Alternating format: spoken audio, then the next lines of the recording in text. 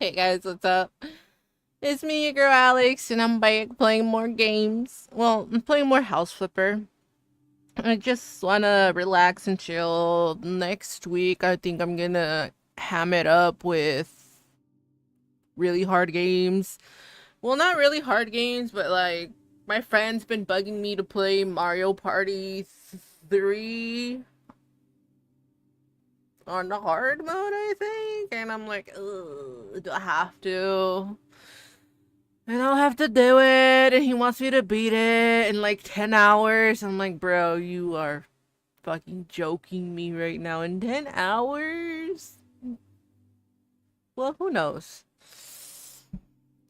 This fucking challenge he set for me. And I'm like, God fucking damn it.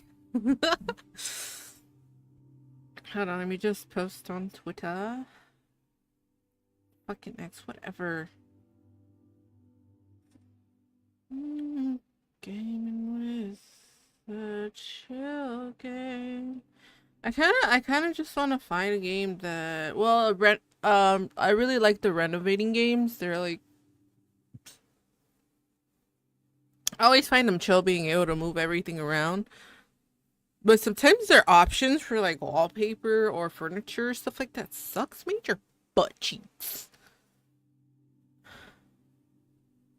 I think,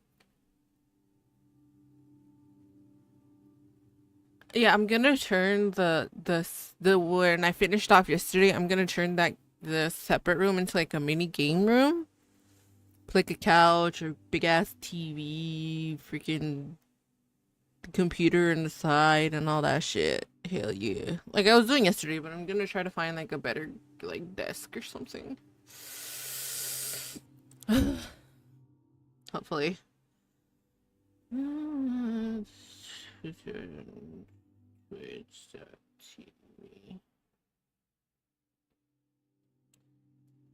Hey, what's up? What's up? How you doing? Thanks for dropping by. I appreciate it.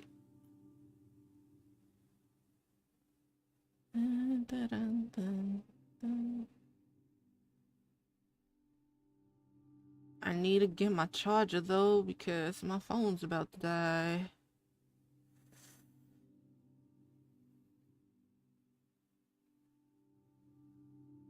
Toys. House flipper. Post. Let me go get my charger.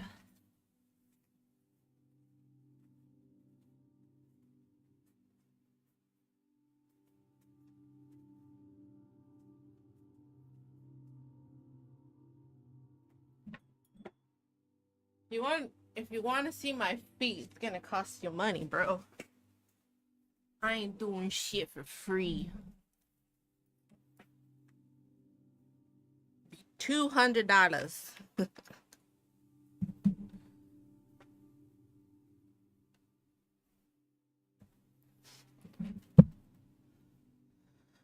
Let me open up the game. Right, I'm gonna be listening to this Bites. I'm on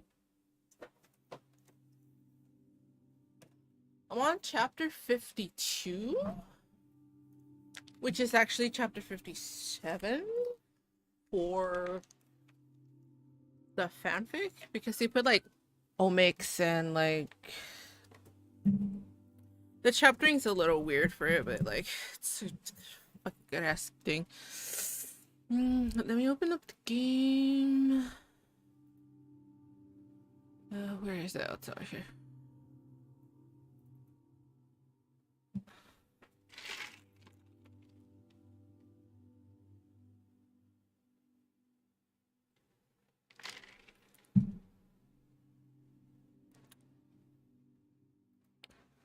Speaking of my feet, I noticed I have tan lines from my sandals. What? I ain't doing stuff for free. If you want to see my feet, you have to pay me.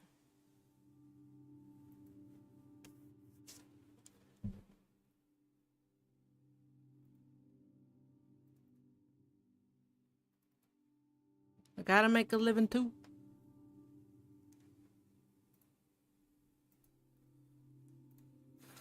Let's go flip houses. I was concentrating on the house I recently bought. I'm trying to like flip it. I'm trying to make it more like a star outer space kind of thing.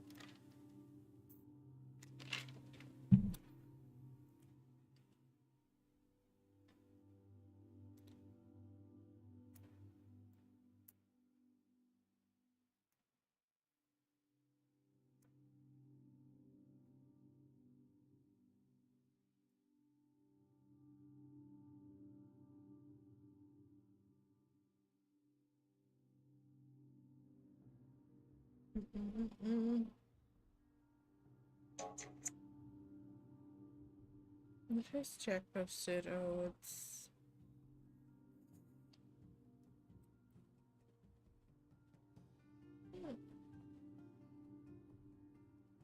wait, what is?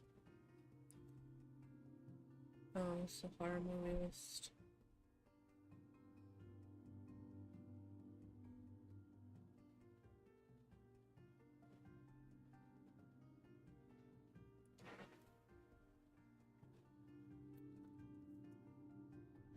Alright, let me put on the fanfic. I have it on Firefox because I think their TTS is a little better. This bites. Kumniak. Kumniak. Chapter 52. Chapter 47, We Are Alive. Anthem of Our Defiance.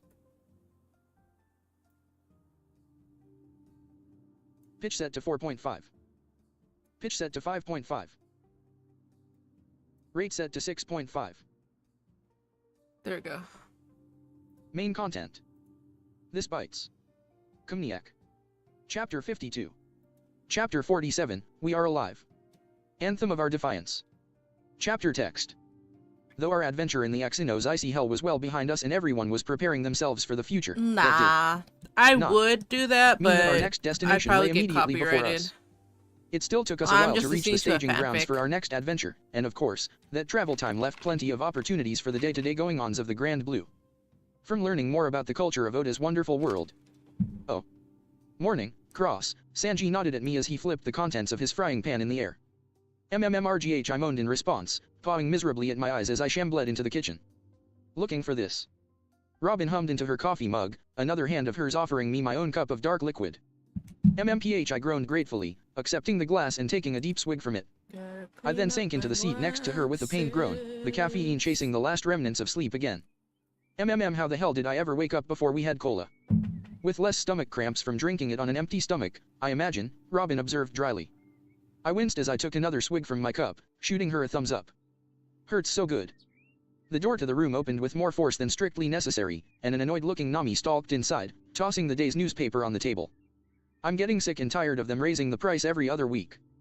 This is the first time that I'm genuinely missing Terry and Isaiah. Next time we recruit a bird who can fly worth a damn, we find a way to get them to mug those thieving bastards en route. Hells yes. Soundbite cackled in agreement. Hells no, I shot back with a flat glare. You touch Ku or any of his flock, you'll suddenly find yourself a dozen maps short, which... Nami snorted derisively, flashing me her own bird before snatching up the plate of food Sanji offered her and stomping right back out. I shook my head as I picked up the newspaper and started scanning the front page. I then did a double take.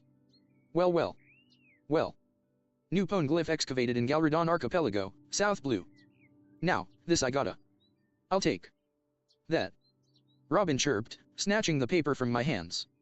Wah. Hey.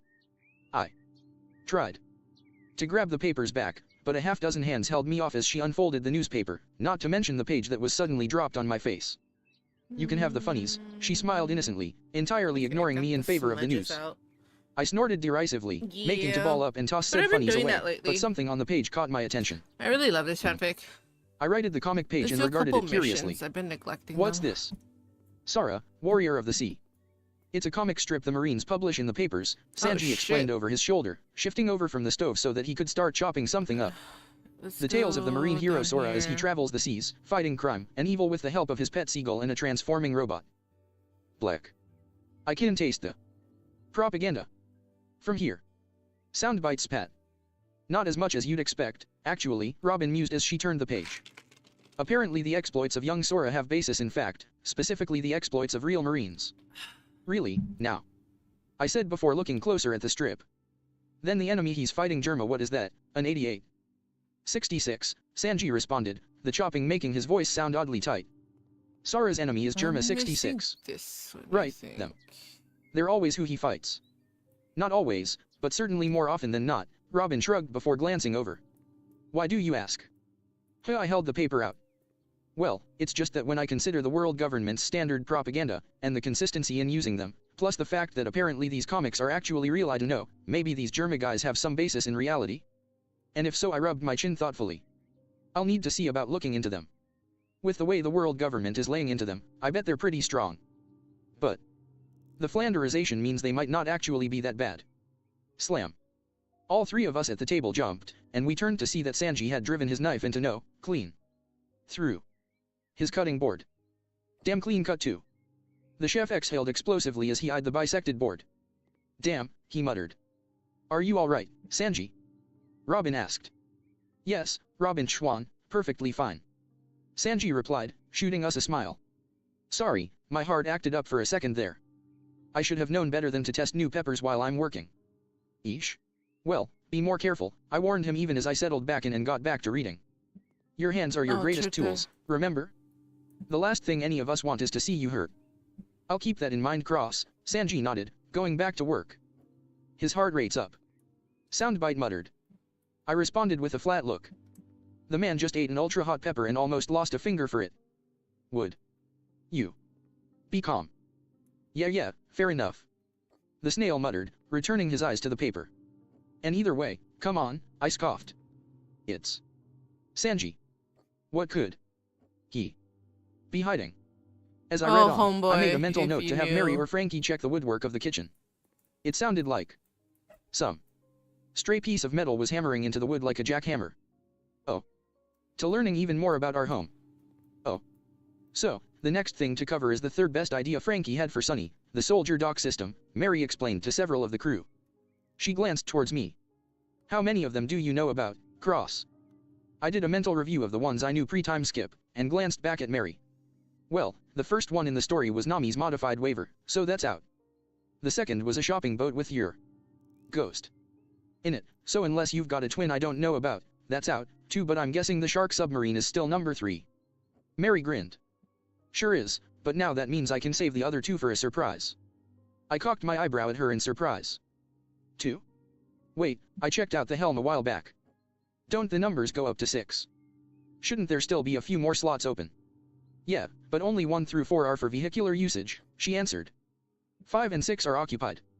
5 is the TDWS bunk, and 6 is boss. And for the record, I love it. Boss laughed, pumping his arms. My own space where I can meditate and develop the full shell style. I couldn't ask for much more. Ah, but boss. Mary spread her arms wide with a laugh of her own. Much more is exactly what Sunny has to offer. Yeah. Luffy got out around the chunk of meat he was chewing on, looking over the side. Yep. Like over here, she elaborated, stamping her foot in the grass. The result was a sliding panel hidden in the lawn sliding open, revealing a chunk of the Sunny's inner workings. From out of the panel rose and unfolded a machine that looked a lot like one of the cranes from back home. This is the contribution I made in case we ever need to run salvage again, she explained eagerly. It's not quite as impressive as Mossira's monkey, but it and the others I've also hidden will do the job for anything smaller than Big Bro. Oh. She snapped her fingers in realization. And they also serve a secondary purpose. That being? I asked, looking over the crane. Mary grinned as she rapped her knuckles on the railing, causing the crane to snap back and forth with more flexibility than it had any right to have. Inspired by Frankie's older inventions, a fishing rod fit for a king. She hid a snicker behind her hand. Sea King, that is. Woo. Luffy shot his arms up gleefully. Oh ho ho ho, this will be fun.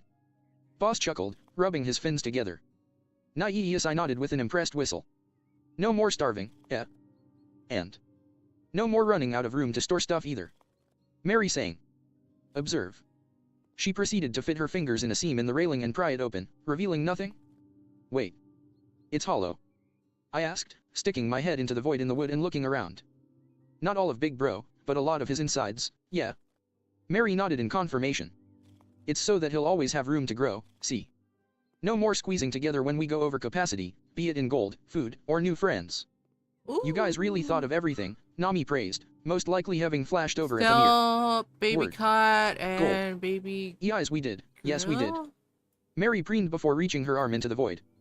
Though for no, What's a baby seeing as we're not girl? actually using the space yet. She withdrew a metal box with a grin. It's a great place for stashing snacks. Oh, bed Mary girl. blinked in confusion at the sudden gagging sound that arose, before giving the empty box she was holding a flat look. Snacks that Luffy just ate. For crying out loud, Luffy, we've been over this 100 times, Chopper moaned in a long-suffering tone, morphing into his heavy point, grabbing our gagging Let's captain find a around his good bit midsection, here. and dragging him over to the nearest non-grassy part of the deck.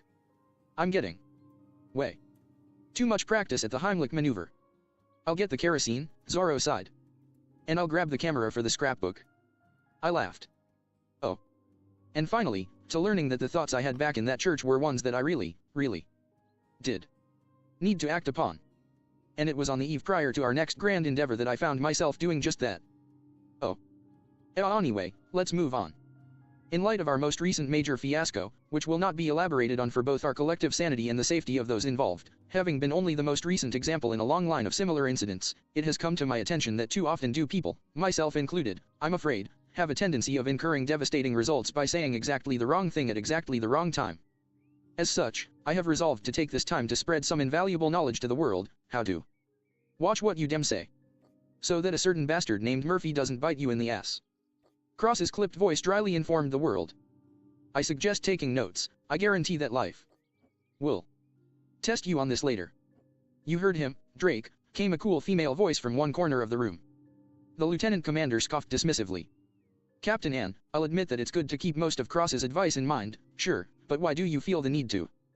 Because according to the base's scuttlebutt, you have a disturbing tendency of, to quote the pirate, saying the wrong thing at the wrong time, the black-haired user of the return fruit observed dryly. Now start taking notes. Life might not test you immediately, but I damn well will. Lieutenant Commander Drake shook his head with a snort as he turned and started to walk away. 39 last month, correct? Anne casually asked, raising her hand and illuminating it with a menacing pink glow. Meaning that there are currently 24 years between you and Let's go. puberty. Never enough time to spare for note-taking. Drake said as he immediately pivoted on his heel, cold sweat cascading down his forehead. All right, lesson number 1, and this is the most important one. Take this to heart, and you will avoid most fate-tempting situations. And it's this, it can always get worse. No matter how bad it is. And one of fate's favorite activities is proving that. A common way of doing so is that it starts raining, but ultimately it's context-sensitive. Soundbite grinned. Not one word about the talking squirrels. But yes, context-sensitive. You heard that, right? He really just said talking squirrels. Drake deadpanned. I gave up attempting to make any sense of their comments months ago, and besides that, talking animals are the norm for them. Now. Right. Anne replied just as flatly. Damn it. Oh. Moving on, lesson number 2. The universe is always listening. I cannot stress this enough. If you think you are safe to tempt fate, you aren't. Even. But I did this thinking. here already. It is a bad idea, and I'm speaking from experience here. See the following entries in our logs. Which by this point read like the ramblings of a madman. The case of the missing brunch. Colors, honey. The Sandbank Inferno incident. And of course, the Great Lobster Blowout. I swear, these waters have more noodles in them than an Olive Gar. Ahehem. Ahehe, never mind that. Pardon, viewers, I was planning to go over some other common temptations, but this was rather spur of the moment, so soundbite, how about a music corner while I get a list going? Ladies and gentlemen. No Conway Twitty. Jesus. Tune Nazi. Suck. Offspring. And Die. Vice Admiral Monkey D. Garp winced as he pushed open the door to his old friend and current superior's office and was greeted by a riff of hard metal. Eesh. I swear, that damn snail's taste in music just never seems to get any better, does it? No, it does not, Sengoku sighed, flexing his hand as a slightly oversized blood pressure cuff was wound around his upper arm. But nothing he could, Sengoku choked off his response, cleared his throat, and spoke again. But it is my personal opinion that whatever ungodly noise he peddles is certainly better than his owner's personal brand of dreck. Though Sengoku grinned and chuckled, prompting his attending physician to smack his clipboard over his head. Ow. Sit still, damn you, Sentomaru ordered testily, his gaze never leaving the cuff's gauge. Otherwise, we will finish this physical on Dr. Vegapunk's operating table, under his supervision. And trust me, his bedside manners are nowhere near as generous as mine are, sir. The last word was tacked on almost as an afterthought. Looks like a Tisk, weird Sengoku scoffed green even as he color. stilled himself. I thought you were a bodyguard. Bodyguard to the best mind in the world, sir, the sumo-esque man grunted as he jotted something down on his clipboard. I'm pretty sure that if I didn't pick up a thing or two, then I'd be the one on the slab. Sengoku harumphed, conceding the point before changing the subject, his attention back on Garp. As I was saying, I actually don't mind this latest broadcast. Hopefully it'll help keep our own men from saying or doing anything that could potentially trigger any compromising experiences. Pseudoscience, Sentomaru stated dismissively. Pseudo-whatsits that's bitten me and my men in the ass more times than I can count, the Vice Admiral countered. Do I yeah, keep the speaking same of colors which, like this? Sentomaru grunted, holding up a pill bottle. I'll try. Delivery from Vega. Gah. Garp snatched and pocketed the bottle, eyeing his superior sidelong. Anyway, just wanna check real quick whether or not Buddha Boy here realizes that this is going to be helping the pirates. Just as much as us, right? There was a brief moment of silence, and then a crunching sound filled the room as the armrests of Sengoku's chair splintered under his fingers. Sentomaru's eyes widened as the readings on his device suddenly spiked, and then he turned a murderous glare on Garp. Take the snail and get out. He spat. Given the fact that the Vice Admiral obeyed immediately, it seemed that Garp actually had some self-preservation instincts. Or not, considering that he immediately poked his head back in. Oh, yeah, now I remember, I came in here because I finally fixed the pagoda. You broke Can I have my snacks now? He asked. Sentimeru heaved a mental groan as the pressure cuff exploded off of his patient.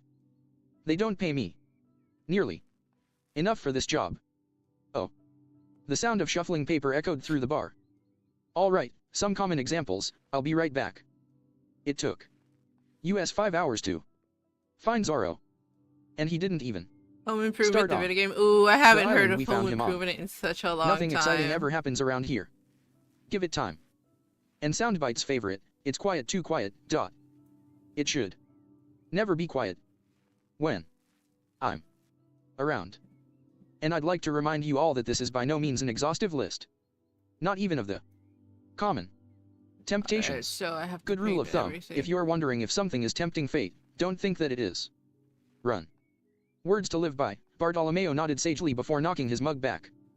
Ah, come on, boss, one of the Barto Club's newer members scoffed, leaning his chair back on its rear legs with his feet on the table. Yeah, don't really believe this Lode hoo-ha, do ya? I mean sure, there's a lot of weird shit on the seas, but this can't possibly be. Snap. Quack, said Mook squawked in shock when his chair suddenly buckled beneath him, sending him tumbling. Miss Valentine and Mr. Five eyed him silently before glancing at one another. 500 says he's stupid enough, Valentine blandly stated. Bet he ain't, Five shrugged back just as blandly. The Mook lay groaning for a moment before shakily raising a finger. That doesn't prove anyth. Crash. Arg. That scream was the last thing the occupants of the bar heard as the floorboards beneath him buckled and dumped him into the basement. Oh, Fine, Why so is he it may like have a this point. red is nice, Damn, but Five it's grunted, like not snapping his good fingers for, in like, frustration as he pizza? held up a bill to Maybe, his like, partner. small pieces? Never bet against the stupid. Ah! Golden Week droned as the older assassin snatched her prize triumphantly. Pues ya She then ves. shot a surprised look at a yet unaffected Le Bartolomeo dije and si Jin. los quiere ver me tienen I'm que pegar surprised that none of you 200 East Bluers are dólares. surprised, though. What happened to being the weakest of the blues? Lived at the mouth of the Grand Line, Barto raised his hand. We might have been weak, but we still saw enough to get smart. Not to mention you don't run a criminal gang anywhere and expect to live long by being that stupid. Krieg declared that nothing can stop us now. Once we reached the peak of Reverse Mountain, Jin drawled. Then we ran headfirst into a dam. Warlord. Out for a walk at Reverse Mountain. What Cross is saying isn't stupid, it's fact. Straw hats for us, Valentine toasted with a sigh. 1 second we're saying we're in for an easy mission, the next we're picking ourselves up and out of the dam. Rebel. You know, it's not too late for me to give you a tune-up, Golden Week hummed, her spinning brush causing her fellow ex-agents to scoot away. No emotional castration, Golden Week, Jin flatly ordered. Fine, the artist sighed in an almost wistful tone. Suddenly, the SBS broadcast was interrupted by the ... of a caller, accompanied soon after by the ... colic of the dynamic duo answering. Hello and welcome to the SBS. You're live. Hello, Mr. Cross. I wanted to share something I said, see if it's tempting fate. Of course, I'm not going to discourage more awareness. So, what was the situation and what did you say? Well, I might have, swapped my dad's hair gel for my mom's hair dye, and when I saw the result I might have, said that they'd never figure out it was me. The silence from the SBS was positively deafening. Well, let me put it like this. Cross finally said. There's a difference between tempting fate and running up to fate, punching him in the nose, and yelling, come and have a go if you think you're hard enough. You get 3 guesses which category that falls into, and the first 2 don't count. Also, putting that out here, on the super public SBS, without blurring your voice. Not smart. Barto let himself snicker a bit at both his crew's interactions and the sound of the poor kid suddenly freaking out before sobering up. Alright, enough fun and games, let's get to it. He withdrew a notepad and pen from his jacket and held them at the ready. Watcha managed to pick up. He then scowled as he noticed his crewmates staring blankly at the pen and paper. Hey, I might be a bastard, but that sure as shit don't make me stupid. Now come on. Local intel, Watcha got. The rest of the officers coughed abashedly before Jin raised his hand. I've gotten word of 3 different pirate crews working in the local waters, the White Foam Pirates, led by Breaker Bronson, 50 million, the Meat Shop Pirates, led by Delgado the Fridge, 22 million, that is and, so Hyperforce bright. Go, led by Prism Champion, 7 Force, worth 77 million, Natch. That's his actual name, by the way, apparently he got it changed or something. So what did these guys do to earn their ink? Bartolomeo questioned. Well, for starters, Jin started counting down on his fingers. The white foams and the meat shops aren't actually that bad, in spite of the latter's name. The white foams are surfers, you see, always looking for the next big wave or whatever. They got that big of a bounty slapped on them because they're kind of reckless about it, and they've capsized a few ships by using their own ship as a surfboard or something. The meat shops, meanwhile, are poachers who essentially run themselves as an exotic butcher, though from what I hear, they've discovered quite a few new species in their travels. Barto nodded thoughtfully as he jotted his notes down. And I take it from the way you put it, the Hyperforce mooks are total bastards, Jin deadpanned. An example would be how once, Lyson Island had a thriving mining industry based around silver, iron, and copper. Now they don't, because Hyperforce Go showed up one day, looted the mines, the warehouses, and the homes, and then just to be dicks, collapsed the mines behind them. Think a Super Sentai team, I think it's called? Only bloodthirsty and evil. TCH, Barto bit out darkly. Right, we'll swing around and kick the shit out of them while we're in the area. What about the white hats? The people in the markets are loose-lipped around kids, Miss Goldenweek hummed around her frothing mug. The bases in the local waters are G77 Alpha and G77 Omega.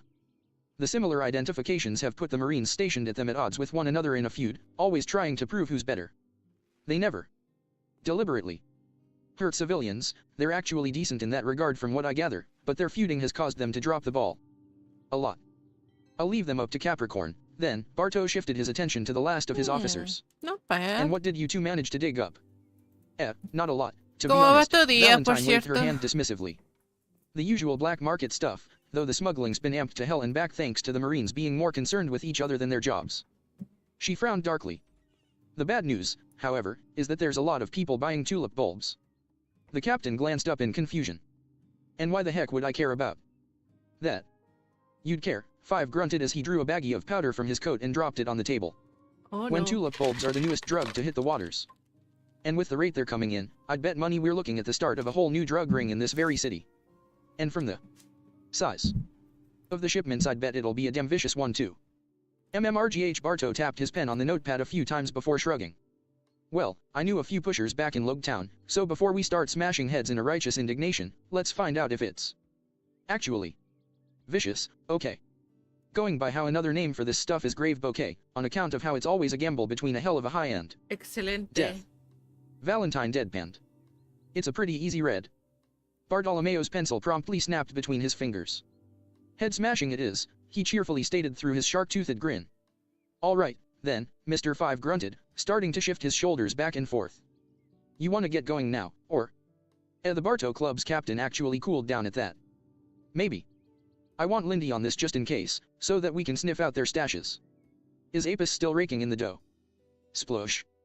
The unmistakable sound of something displacing a few hundred gallons of water in a round of cheers and applause sounded from outside.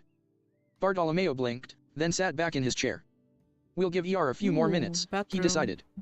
Who'd have thought that putting on a Sea King water show would rake in that much cash? Jin mused. Momo's cuteness is a major factor in the draw, Golden Week deadpanned. Trust me, I know. But didn't she say he's not actually a sea king? Jin grunted. Kaya haha. So he can only swallow fishing boats rather than entire battleships. Not much of a difference there.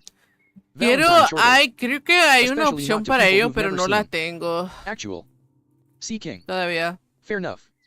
Anyways, Barto leered Hay viciously. un Seeing as we've got simulador time para ahead, Barky, cortar he el hollered at them. zacate, Well, pero no lo Barky, he hecho. we're gonna be cracking a few heads in a few minutes. You got anything for the job? The bartender scratched his chin thoughtfully for a moment before drawing out and dropping a baseball bat onto the countertop. Might I suggest a Winder's softball bat? Mostly oak, but the ash twist offers a most admirable stability. Bartos turned his ear-to-ear grin on his crewmates, and he spread his arms wide. Yeah, just gotta love bars with homey atmospheres. Oh. And that is why you should never wear concentric circles on your shirt, ever, I concluded, nodding my head sagely as I leaned back in my seat, my arms crossed behind my head. Anyway, that brings my seminar on why not to tempt fate to a close.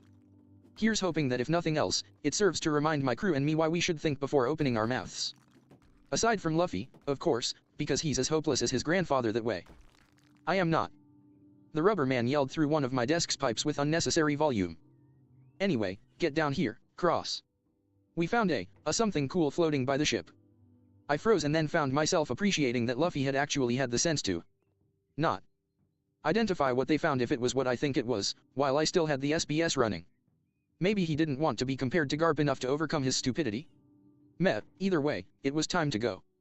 Alright, viewers, that's my cue to call it a day. So, until next time, this is Soundbite. And Jeremiah Crow. Wait. What? Of the SBS, signing off, I continued without missing a beat, hanging up the transceiver in its cradle. That done, I shot a grin at a reluctantly smirking Soundbite before punching the key in my desk that connected to the deck. Let me take a flying guess. You morons just put a shark in the fish tank, and you also found a barrel with a black sail on it. Yeah, we've got it here now. Usopp responded.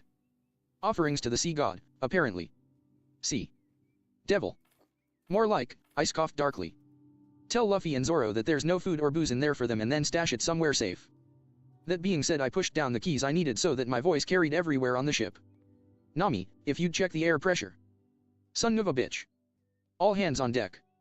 We've got an airborne maelstrom coming down on our heads. On my way, over and out, I saluted, closing my desk up and redonning my bag and snail. Go time. Soundbite queried. Big time, I nodded in solemn confirmation. With that, I exited through the trapdoor and roped down to the deck. Mary was already at the helm and running her hands over the controls, and subsequently preparing the entire Sunny about as fast as the rest of us could working together. I was still looking around when my attention was snagged. Cross. By none other than our resident gunner, prompting me to look at Coney's. She was currently wearing a dark brown duster jacket over a light gray shirt with a silhouette of a double-headed eagle emblazoned on it, as a pair of rust-colored combat shorts. Yeah, what's up? I asked. Well, I'm sorry, I don't mean to doubt you and Nami, but, well, Coney's glanced upward, one hand scratching underneath her beret. What my good partner is trying to ask, so piped up, leaping onto Coney's shoulder and absent-mindedly scratching at her orange bandana-tied neck with her hind leg. Is if you're really sure that a storm's coming. I mean, come on. She waved her paw up at the sky. There isn't a cloud in the, what are you doing? The Cloud Fox asked that question in response to my sliding my hood on. Just for the record, I myself was clad in a dark gray hoodie with a skeleton design spread across my back, the hood itself looking like the top half of a skull. I also had on a pair of black cargo pants, and my equally black shirt had the same crossmolin/crossbones design that I had on my cap. I smiled at the fox through the shadow of my hood and hat. Oh, I'm just relishing in the fact that you seem to have utterly ignored the lecture I just gave the world. The world was kind enough to vindicate me via a bolt of lightning suddenly. Crack. Hang down from the sky next to our ship, and the heavens disgorging all they could on us before the flash had even ended. My smile widened as I regarded the drowned rat currently shivering on our gunner's shoulder. See. SS sometimes, I really love this ocean, a shivering and murderous Sus snarled. Oh, other times, I find myself wishing I had El enough dexterity in my paws to ¿Cuál it off, toilet se ve mejor? like you humans can. If you really want to piss off the ocean, I suggest you do it the same way that every other pirate, marine, or otherwise does it. Funkfried offered as he basked in the gale force winds. So blinked at the elephant sword in Ahí lo confusion. tengo. And that would be Todavía lo tengo ahí. yo. Soundbite Descansito. drawled. So stared flatly at my partner for a second before snapping her attention to me. I'll settle for mauling cross. I blinked in confusion at that. Wait, wha? So leaped off Coney's shoulder at me, snarling the whole clench. Ack.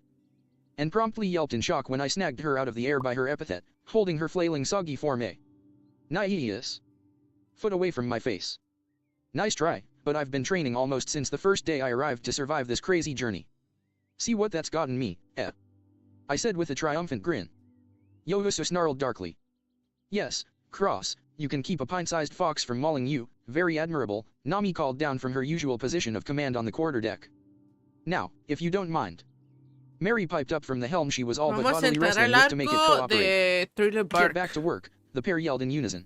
I kind A of like this particularly vicious toilet. swell and angling of the deck prompted me to toss so back to Coney's, and the both of us El set to cuarto de work, arriba grappling with what lines Mary y offered us in an debajo effort to no help está mal. stabilize Sunny and keep the Grand Line from sending us all for an impromptu swim. Despite Mary and Sunny being capable of handling most Grand Line weather on their own, we had all learned our places in case of bigger storms. Granted, for all the spontaneity, it wasn't really that bad for Grand Line standards, se ve mal. especially since the new Toca de Sunny seemed equipped to handle verdecito. everything. Waves taller than the Sunny itself? Yep, rode M like a veteran cowboy. Lightning striking all around us and nearly hitting us. In the process? Absolutely, with only the rubber coverings on the mast tops saving us. Currents hard enough that Mary kinda had to like spin this out the dark soldier dock green. system's pedals.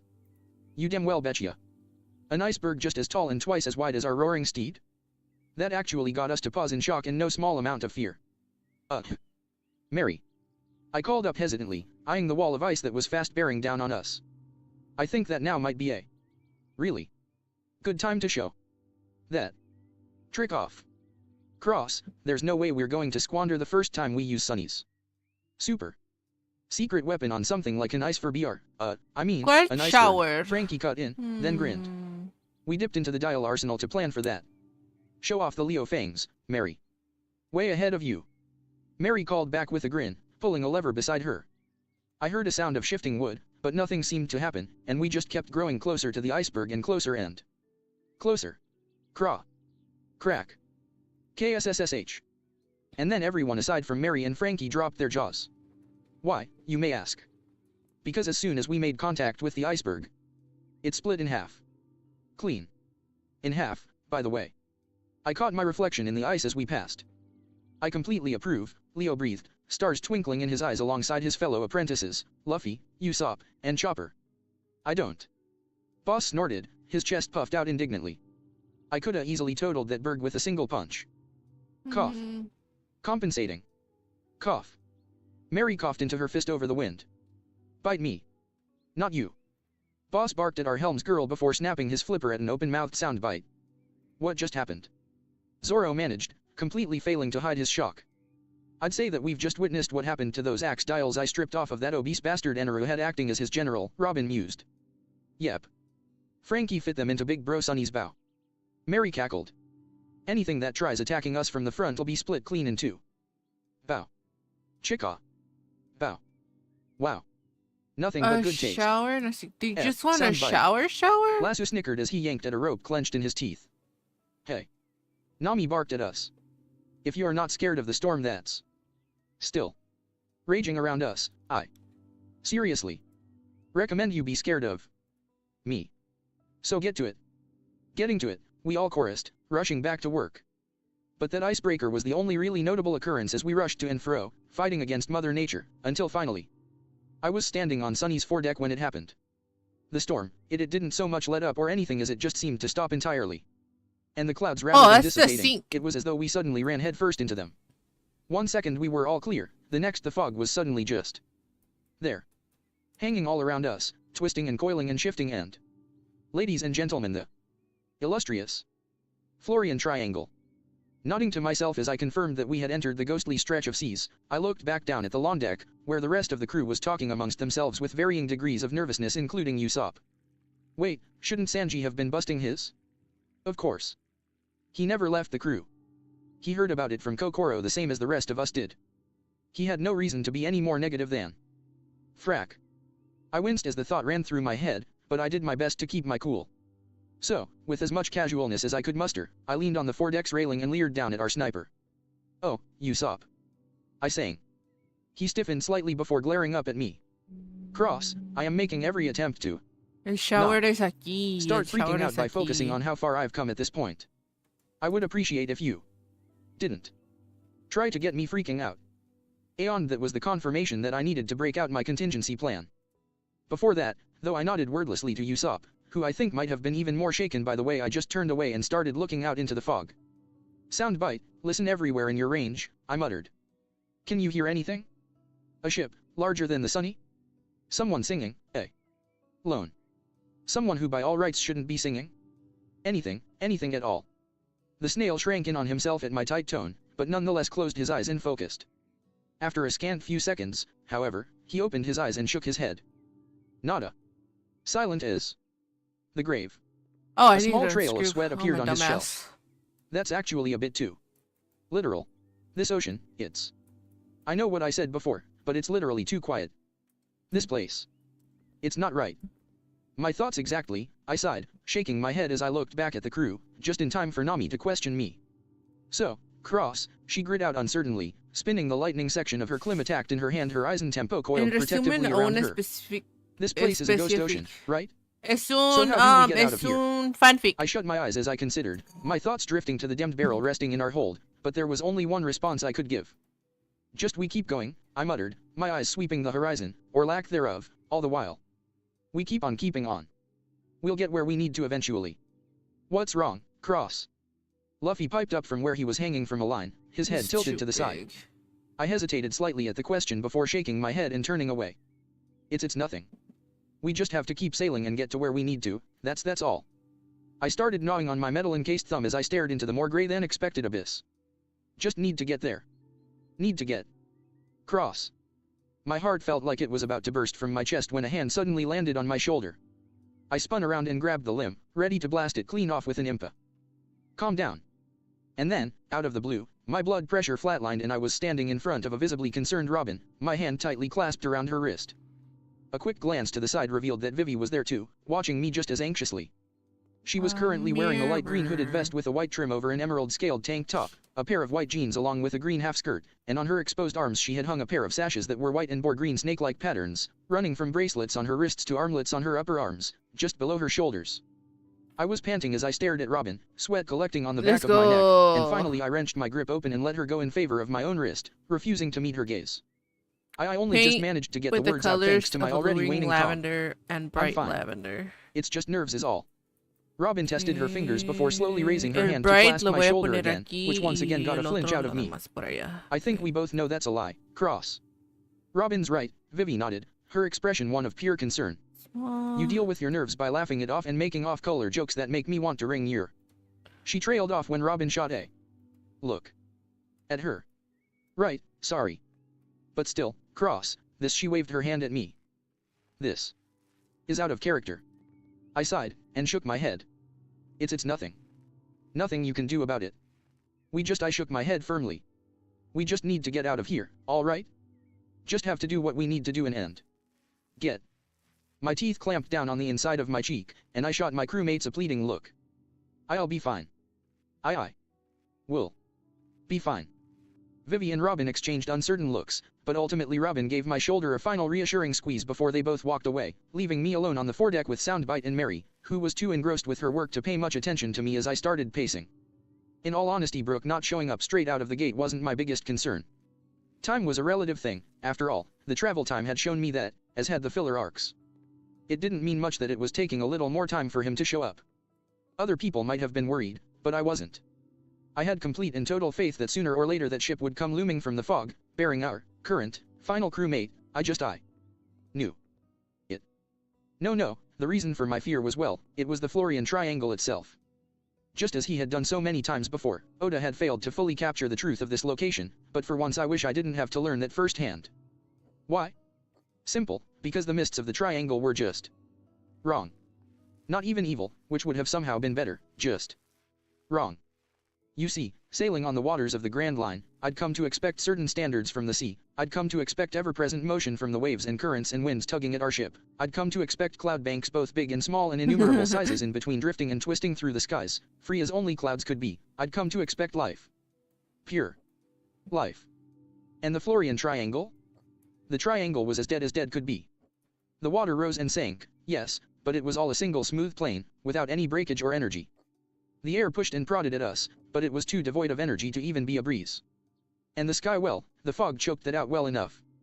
The fog, that damn fog. That was the worst of it, let me tell you.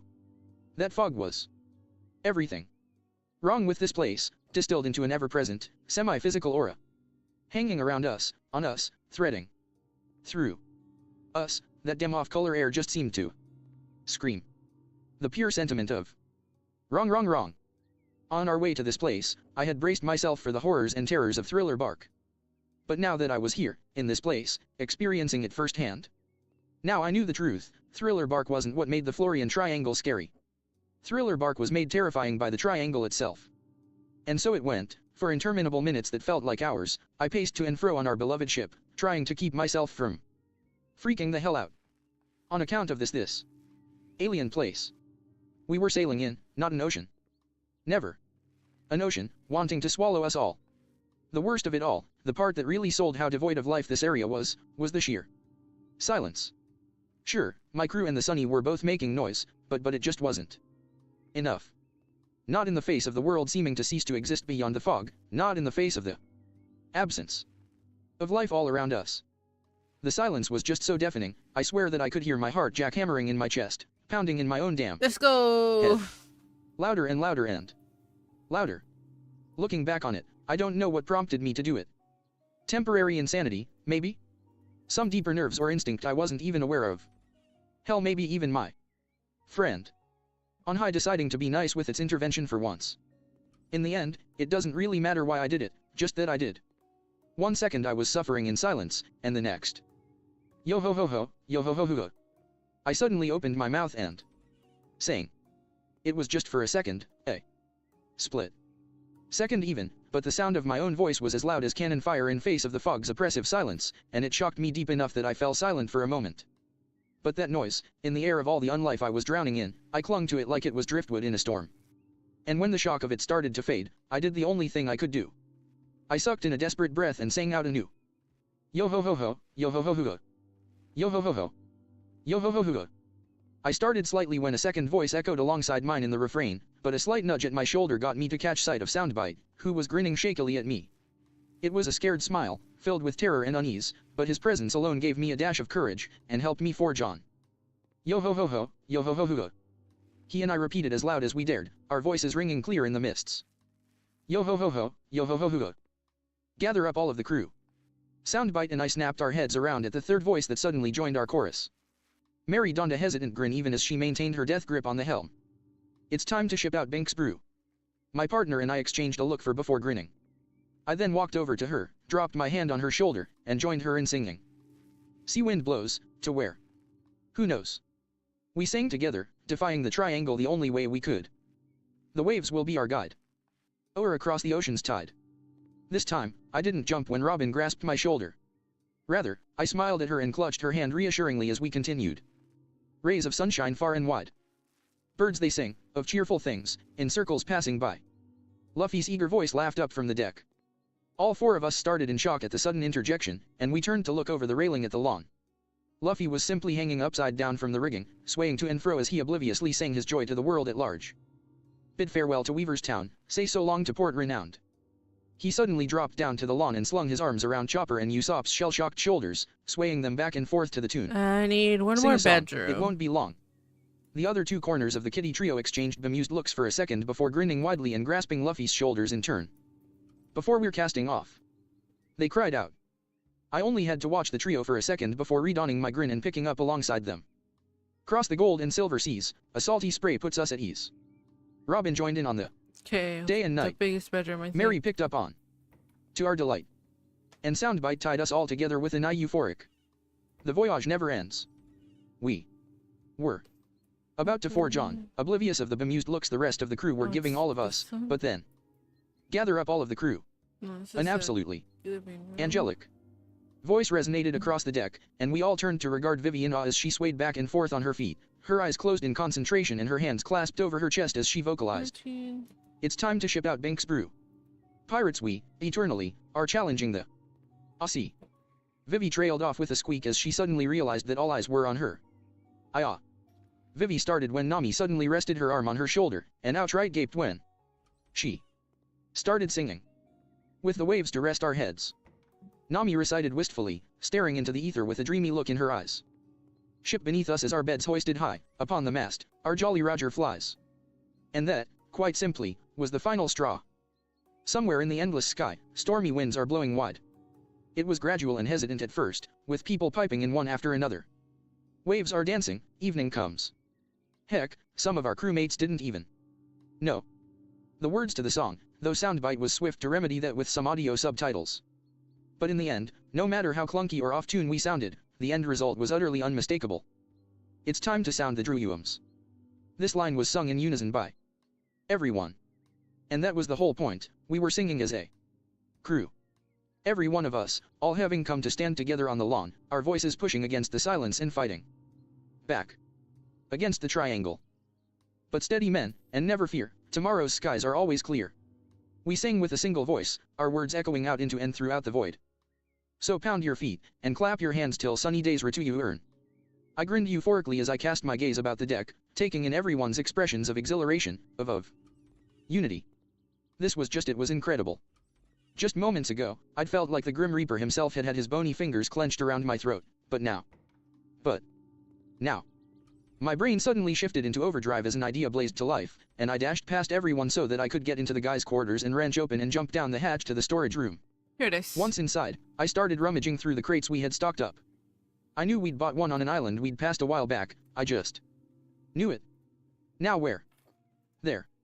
I beamed eagerly before wrenching the crate open, scooping up a few of the contents and running back up and out onto the deck. In response to everyone's confused looks, I tossed one of the items I was holding at Sanji. The second the cook caught the paper lantern, his and everyone else's faces lit up with unrestrained joy. From there were no words exchanged, no orders or instructions. Everyone just moved. Maybe we were acting on pure instinct, maybe we were so in sync with one another that we didn't need them, I don't know. All I know is that the next 5 minutes were filled with motion and mounting excitement. We hung and lit lines of paper lanterns, crate after barrel of provisions and cola and booze were hauled out, Sanji fired up the grill, and someone had the bright idea to haul the piano out of the aquarium lounge. After that, in what felt like no time at all, the Thousand Sunny was as radiant as its name implied, glowing from dozens of paper lanterns fighting back against the oppressive fog around us. Food and drink flowed freely, good times and cheer were held in even the dearest of our crewmates, and above all else, yo-ho-ho-ho, yo-ho-ho-hoo-hoo. The singular song, nay, the anthem, that we were all belting out, that we were displaying as prominently as any army would carry a banner into war. Yo-ho-ho-ho, yo-ho-ho-hoo-hoo. Because that's what our actions really boiled down to, we were fighting for our very lives.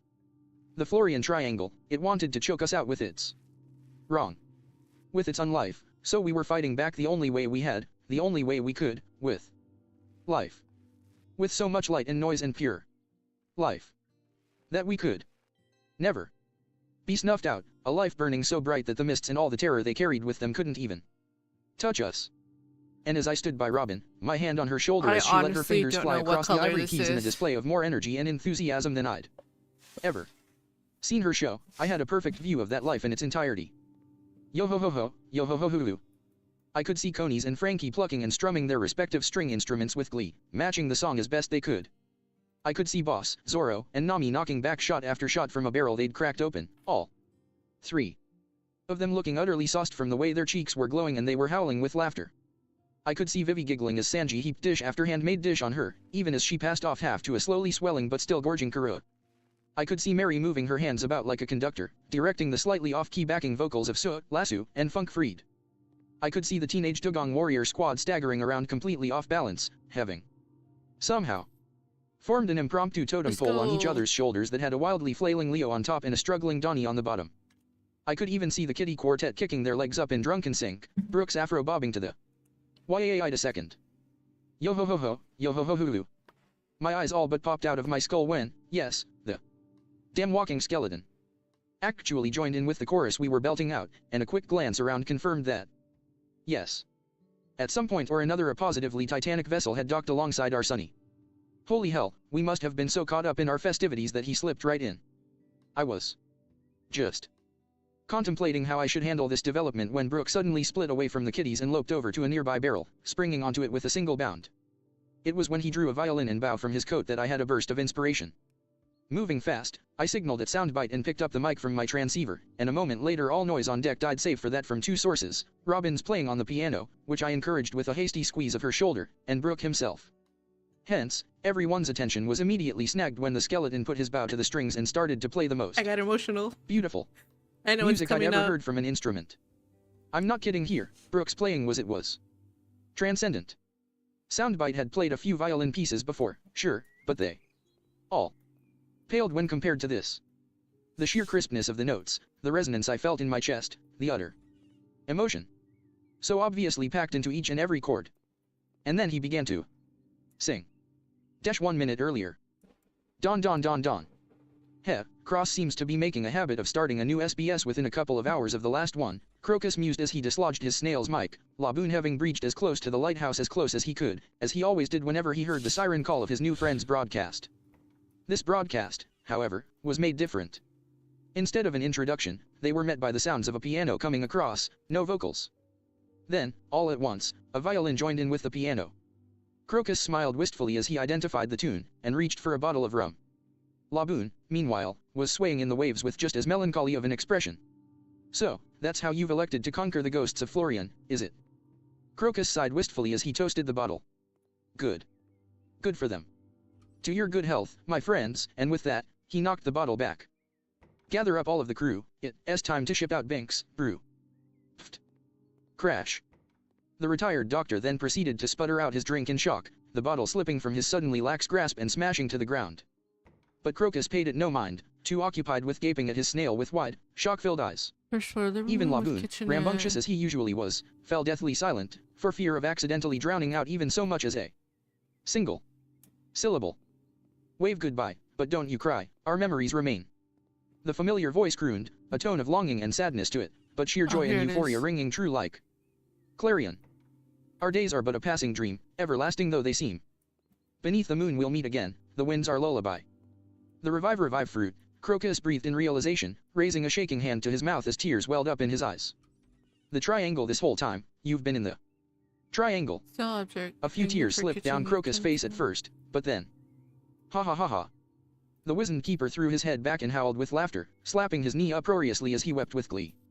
They found him, Laboon. Those kids, those absolutely insane. Wonderful. Kids found him. Ha ha ha ha yeah.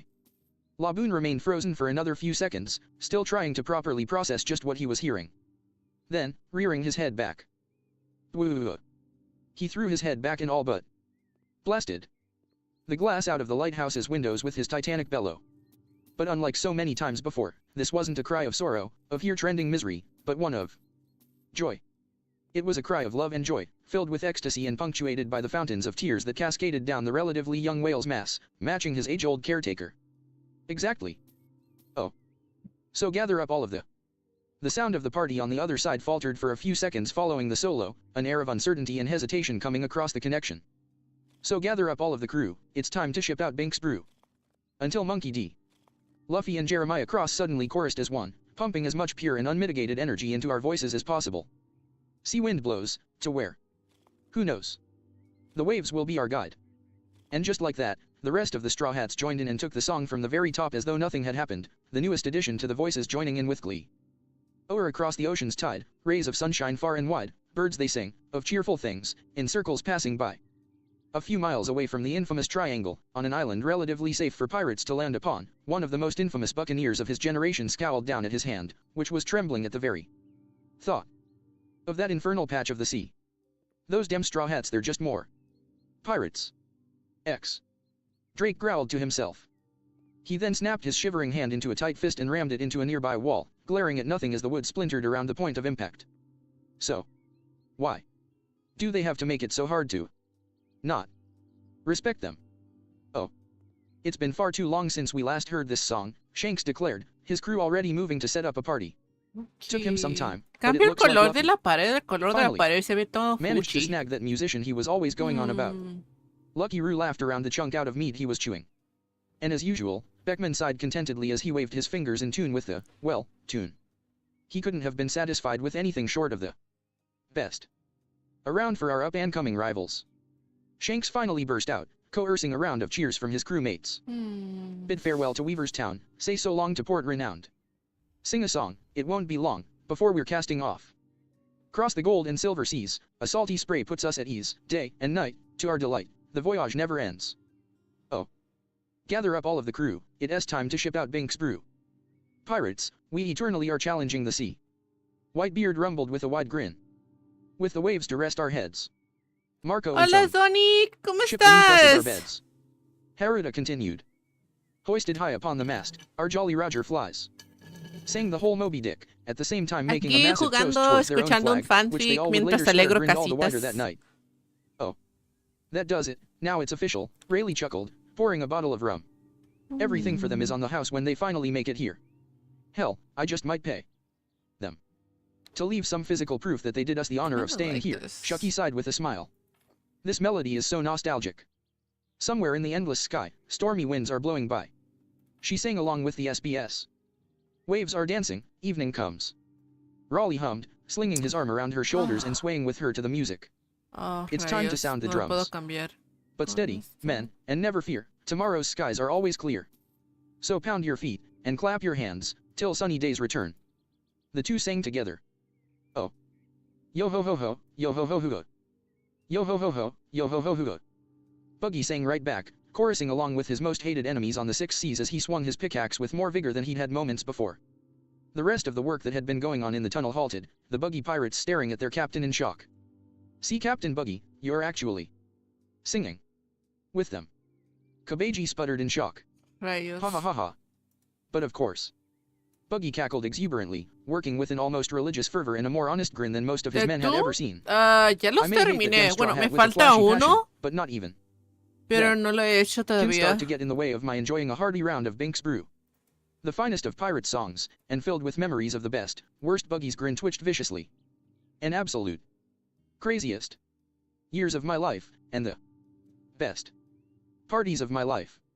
So, Let's go with yes. the blue. Kabeji. The clown-themed pirate suddenly swung around and pointed his pickaxe at his crewmate.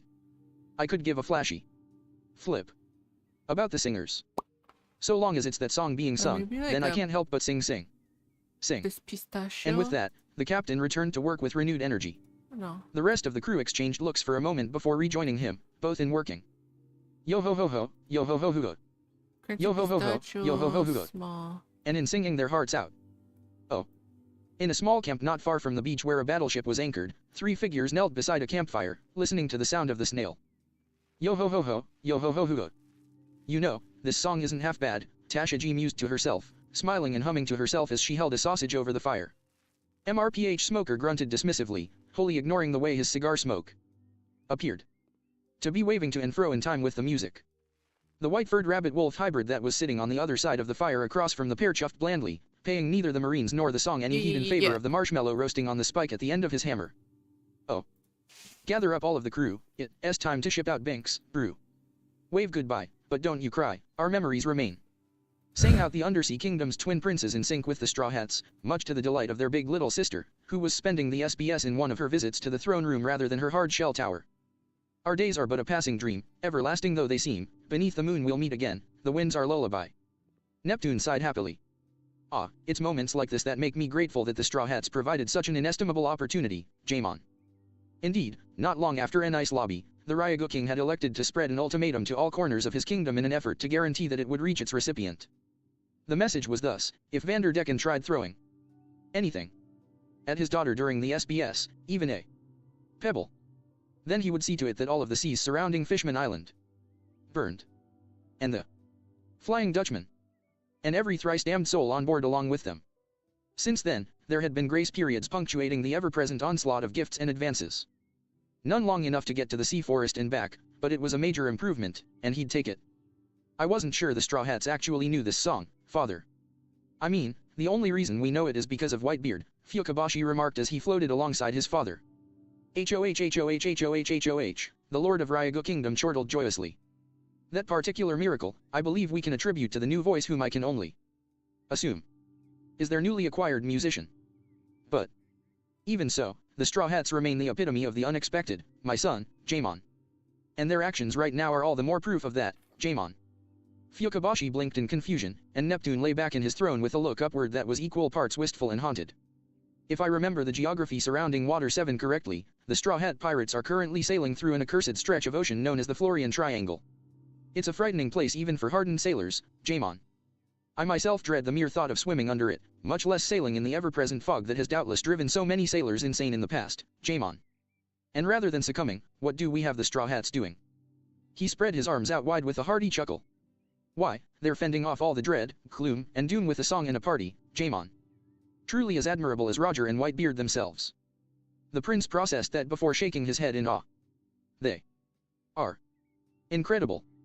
The king nodded, and as he went back to enjoying the music, Fukabashi subtly snatched up a bottle of sake and swam near the outside of the room. He held it out behind his back and smiled lightly as he felt it leave. You're always welcome, you know, the prince whispered before swimming back. The recipient of the drink only responded with a wistful I don't know sigh and a what the smile fuck as he that opened the did, but bottle it and did poured himself a something. cup. Gather up all of the crew, it's time to ship out Bink's Brew. Sing a song, and play along for all the oceans wide. The old former guard of the palace sang along beneath his breath, sipping down the brew as he sat so close to his old patrol. Oh. And around the world, in the handful of cemeteries where Let's the undertakers had taken to go. setting up transponder snails both to listen to the SBS themselves and to provide whatever comfort they could to those that rested, for there were many stranger things that they had learned of. It did happen that as some of them looked out among the tombstones, perhaps it was merely a trick of the light or dark. But those watchers would swear until the day they died that beside certain markers in the north, west, and east blue, along with several in paradise, there appeared translucent figures who danced jovially to the sound of the song. After all is said and done, you'll end up a skeleton, so spread your tail from dawn till dusk upon these foamy seas. Oh. And so the party went, on and on for who knows how long, until we ran out of energy and quite simply couldn't carry on any longer. Sure, we were sore as hell and tired once it was over, and the hangovers would be apocalyptic, but damn it all, it was worth it. Yo ho ho ho, yo ho ho ho ho. But you know, for all that the end of the party was a blank-ass blur, I do remember one thing, the mist. As the party dragged on, the mist came back aboard the Sunny, weaving around us. But it wasn't a sickly purple, it wasn't not alive. Rather it was yellow. A healthy, vibrant yellow that couldn't be anything other than life. Fuck? And as the party ran on and on, I swear to you, that mist, it looked like people, dozens at once, all partying alongside us. And as we sang, I swear that their voices all joined us in chorus, celebrating our victory over the Florian Triangle. Yo ho ho ho, yo ho ho ho ho. Yo ho ho ho, yo ho ho ho ho. This is actually Yo pretty ho ho ho, cute. yo ho ho ho ho. Yo ho ho ho, yo ho ho ho ho ho. Oh. Yo ho ho ho ho ho. My goodness. I do apologize for so rudely intruding upon your ship, but I couldn't quite help myself. I haven't had so much fun in decades. Yeah, fun as the party was, once it came to an end, and the SBS along with it, we still had to address the elephant on the deck, and we'd already handled Funk-Freed. Oh shit. Granted, while everyone was still a little disturbed, they weren't completely freaked out anymore, as evidenced by Usopp not yet wearing his exorcist garb. Kind of understandable, really. I mean, it's not like you can really be that scared of someone after you've celebrated with them like we just had. That was good. Well, for now, best to play things nice and subtle, just to be sure that things didn't. Question. Luffy piped up from where he was sitting cross-legged on the railing, sticking his hand in the air. Are you a real skeleton? I promptly slapped a hand to my face. Really, what had I expected? Damn it. Luffy. There was a ripple of shock throughout the crew, but Vivi was swift to plaster a shaky grin on her face and wave her hand dismissively. And now Luffy, I am certain that's not the case. In spite of the utter bullshit Cross spewed a while back, THTH the dead can't really walk the earth. Why yeah. Donnie nodded frantically, his eyes spinning with panic. It's obviously just a costume. A really good costume. Right. The poor dugong snapped his frantic grin on the subject of the conversation. Right. No, I'm a real live skeleton, Brook responded casually, as though he were discussing the weather. See. And with that he opened his skull up. Thwomp. And down went Donnie and Vivi, foaming at the mouth. Although Brook mused as he clicked his skull shut again. I suppose I'm not actually a live skeleton, seeing as I'm currently dead. Yo ho ho ho ho. He nearly busted a rib as he suddenly doubled over with laughter. Skull joke. Hee hee hee. Ho ho ho ha ha ha. Soundbite joined him in his laughing. Hilarious. There was a brief moment of discussion as everyone huddled. Question. And then, of course, Luffy stuck his hand up like a dumbass. Again. Do you poop? Don't ask him that. Nami roared, her exasperation with the situation apparently hitting an all-time high. Yes, I do poop, Brook answered with the utmost sincerity. And don't answer it either. I'm guessing they hurt like hell, Mikey bowed his head solemnly, before snapping his flippers up so that he was pointing at Brook with a shit-eating grin. Because they're always bone dry. Yo ho ho ho ho. Brook laughed as he pointed right back. Skull joke. Slaw slam. That's worse than the last one. Rayfei roared as she towered above the pair's insensate and smoking forms, then turned towards our captain. And you. Oh, please, Rayfei, allow me, I deadpanned. Hey, Luffy, remember how I told you how being stupid was gonna start to hurt? Luffy tilted his head to the side in confusion. Yeah. Why? By way of response, I raised my right hand and snapped my fingers. Slam. MMMPH. I was then rewarded by the sight of Luffy stumbling around with his head stuck in his chest thanks to a certain elephant slamming his trunk on his head. That'll do. That It'll do. Feels pig. good, I sighed Toilet contentedly. paper holder Wow, and... I like this even more than my usual punches, Nami remarked. I'll keep that in mind, I nodded right back. Yeah, it's all fun and games to see Luffy get his just desserts. Frankie bit out nervously as he kept a wary eye on Brook. But come on, can we? Please. Focus on the undead guy on the deck. Oh, certainly, Konis said calmly. She then walked over to Brook, who'd recovered from Rayfei's disciplining with admirable swiftness, and gave him a politely shallow bow. Welcome to the Thousand Sunny, Mr. Skeleton, ship and home of the Straw Hat Pirates. My name is Konis, the crew's gunner, and this is my partner Suh. Say hello to the nice skeleton, Suh. Oh. Honey. Suh moaned, dragging her paw down her muzzle. Yo ho ho ho. What a polite talking white fox. Brook laughed as he doffed his hat in greeting. I am Brook, gentleman skeleton. Truly, it is a pleasure to meet you all. No, and it's a pleasure to meet you as well, Mr. Brook. Konis smiled beatifically, clasping his hand and shaking it enthusiastically. She was then broken out of her politeness by a tug on her leg, prompting her to glance down. Yes, Mary. Lo encontré the ship girl gratis started uncertainly. en un sitio. You are Yo no puedo comprar las cosas más chingonas, pero aren't tuve suerte de normal comprarlo, or pero no common es down here, right? el busto. Konis stared down at Mary a second longer before. Slowly. Returning her gaze to Puedes Brook, quitar who leaned las forward so that his fleshless face was secadora right y in hers. poner la taza del baño Pardon ahí. me, young lady, No, he no said se with the puede. utmost seriousness. But may I please see your panties? Es lo malo. Intriguingly enough, though Konis' expression remained petrified in a polite smile, her antenna hairstyle actually twitched. Once, twice. Porque ya está Flum. designado aquí. On she just keeled forward and was out Creo. for the count, pushing up the bubbly alongside our princess and intellectual dugong. Lasso cocked his eyebrow as he poked at the angel with his paw. You'd think she'd be used Porque to la the weirdness tubería es after living with talking diferente. animals on a daily basis. Oh, of course. Brook laughed lightheartedly as he slapped a hand on his forehead. I knew. I was forgetting something. If you'll excuse me, good God, your animals are talking, the gentleman skeleton shrieked as he leaped several feet in the air.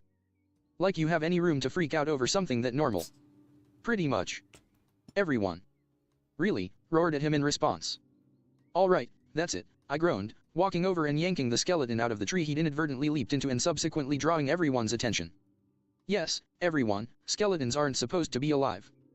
On the other hand, animals aren't supposed to talk, either. Also, reindeer shouldn't be part human, guns shouldn't turn into dachshunds, swords shouldn't turn into elephants, ships shouldn't turn into girls, people shouldn't be able to stretch or grow limbs anywhere and everywhere, and why do I still have to spell this out when we've traveled almost half of the freaking Grand Line? I capped off by roaring my exasperation to the Do high not heavens like- because... Holy hell, how were they still all this thick, especially the two living? Thanks to damn devil. Oh right, one was halfway senile, now I just made myself sad. On the other hand, everyone else on the crew was looking very suitably chastised, especially the erstwhile fainted whom I had apparently woken up, and the other fruit users. Well, most of the other fruit users, at any rate. Luffy's head was still. Pop. Gah. Air. Oh, no, never mind, he'd just reached in and pulled his head out. Kinda freaky. Who, I almost died, Luffy panted with relief before looking around in confusion. Ese... What did I miss? Devil fruit, sí, ese Zoro es mejor. deadpanned, pointing at Brook. Everyone else on this ship being as dim-witted as you, I deadpanned at the same time. All Luffy sagged for a second, at the news about Brook if I had to guess, before perking up with his usual smile. Still pretty cool, though. Hey, I've been trying to find a musician since the start. Wanna join my crew? What? Most of the crew yelled. Why, I'd love to. Brook responded pleasantly. Way-ay-ah. Funk freed. Nami snarled murderously. No, I waved the elephant down. I'm actually gonna let this one slide. Are you? The TDWS formally protests the inclusion of a living skeleton on our crew. Leo barked suddenly, drawing everyone's attention to where the aforementioned quartet of dugongs were all looking with varying degrees of nervousness at Brook. Let's go. Well, that wouldn't do. It's alright. Did I mention he's a swordsman? I posed innocently. Like I was saying, welcome to the crew, Brook. Leo exclaimed, shaking the musician's bony hand Siento while que two of quiero his fellow cambiar el apprentices color de sagged la in defeat, and Mikey seemed to perk up. pared. Wait. The humor of the situation cut off when, of all people, Mary spoke up, her gaze focused on the galleon beside us and filled with sadness. The old man, he's really sad, but he says that Brook can't join because she slowly turned her sorrowful gaze to Brook. Because he's already a captain. Captain Brook of the Rumber Pirates. So. That's how a skeleton can look simultaneously poleaxed and sorrowful. Why yes, I suppose that's I am sorry, it's just that for a moment. Rumber. Rumber. Where have I heard that before? Soundbite muttered on my shoulder. I opened my mouth to tell Soundbite to clam it, but then I actually thought. And then instead, I spoke thusly, Yohoho Inan. Afro. My friend. Soundbite's ashen complexion went straight up. White. And he slowly rotated his eyes talks to stare at me with naked, gaping astonishment. Not possible. A saying from my old world, my friend, whatever. I whispered back reverentially. Oda, the great creator of this world. He never, ever, forgets. Soundbite stared at me a moment longer before slowly looking back at a still babbling Brook. Cross C can I? Should I? Soundbite. The snail snapped his teeth shut. What you see before you is still relatively canon. The words you are thinking of are cannonballs. I grinned viciously. Fire at will. And just like that, Soundbite's grin was back and more savage than ever. Yes, sir. Hey. He then proceeded to bark at full volume, capturing everyone's attention. Hold everything. I just figured something out about our guest. Took this long to realize he's a skeleton? Who makes the obligatory snails are slow joke this time? Sus snarked. Can it, Cottontail? My partner snapped, glaring at So with enough force that she actually recoiled.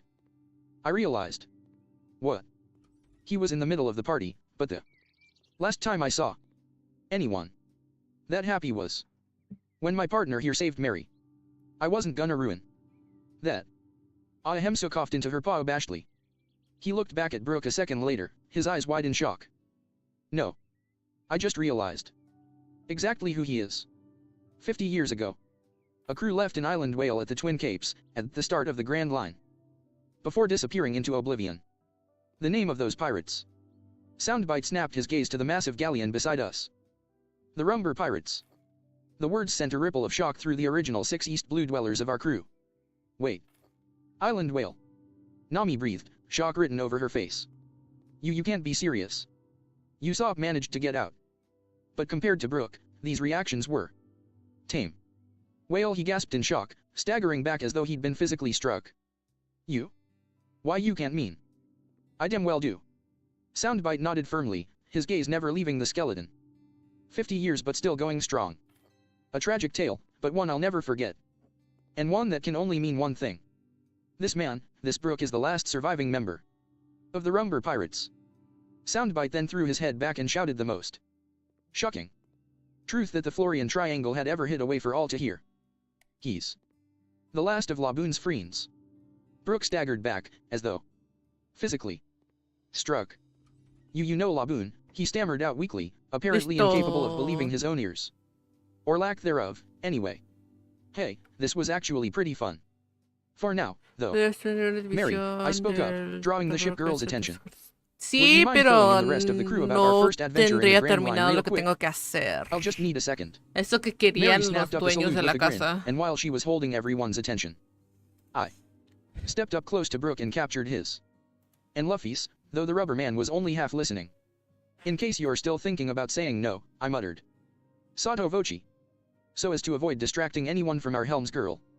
Let me give you a little background on our crew. We've managed to garner something of a reputation for ironclad loyalty. Anytime. Anyone hurts one of ours in any way, they pay for it but good. To date, our scorecard has a grand total of the top 4 names on the East Blue's most wanted list, 1 warlord of the seas and the Blue Spanning criminal organization he created, 1 lightning Logia bastard with a god complex, and most recently, the entire judicial island of Enice Lobby and the 10 battleships that tried to stop us. Along with Cypher Pole number 9, if that means anything to you. Going by how Brook sucked in a breath he didn't need, I'd say it damn well did. Even besides that, most all of us also have a damn decent moral compass that doesn't take much bullshit. Now, we scooped up an offering to the sea gods right before we entered this hell ocean and we still have it in our hold. Tell me, Mr. Skeleton, I shot a grin up at the old man's bony, visage. What the hell do you think this crew is going to do when they find out just how naughty the overgrown shadow lizard's been? Nay, I. Soundbite drawled with a distinctly sadistic overtone. Before I say anything about that, Chijardín todo Laboon. cochino. he's still waiting at the Twin Capes with Crocus. And you wanna know something else? I grinned as I patted the bag beside me, drawing his attention to it. Oh, yeah, The device puedo... in this bag can transmit sound bites broadcast to transponder snails all around the world simultaneously. Sí, ya lo puedo And I had it running quitar. from ¡Let's the go! second you started to sing. Brooke started to tremble. So long as Crocus has a snail. My friend, I breathed kindly as I clapped my hand on his shoulder. Not only is Laboon still waiting for you, but now, for the first time in decades, he and Crocus both know that you're still alive. They know you're coming back. That tore it. Brooke sank to his knees, overcome with emotion, and impossibly, tears started streaming out of his eye sockets. For a few seconds, he shuddered and gasped breathlessly, though he had no lungs to breathe with. So much damn fun. Garnering our whole crew's attention. After those seconds, however, the skeleton let loose a howl of pure emotion, his voice echoing out across the placid waters of the triangle and all but rending the air itself apart. William Friedkin could go and I'm suck it. sniffling. This right here was a real exorcism. Right here, right now, we were witnessing 50 years worth of ghosts and demons and nightmares and the wrong of the Florian Triangle vacating the mind and soul of this poor soul. In a singular wail of pure, undaunted emotion. It drew everyone's attention, and even once it drew to a close, Brooke still sobbed for a few more minutes, though these sobs were distinctly joyful rather than agonized. I honestly don't think that I could imagine how he was feeling, to learn that the entire reason he'd gone through 50 years of purgatorial torture was still there, still waiting for him, justifying the fact that he'd stayed alive. Finally, he straightened, and despite the lack of clarity in his distinctly inflexible face, it was clear that he was smiling. He made to speak, but then glanced down at Mary, who was looking back at the galleon with a bittersweet grin. The old man had a change of heart. Popular vote, apparently, she said softly. Brooke looked back at the galleon, a sad fondness evident in his eye sockets. You've helped me stay alive for so long. But our struggle is over, you can rest now. The galleon seemed to literally sag with relief in the water, a tremulous groan shivering its aged timbers.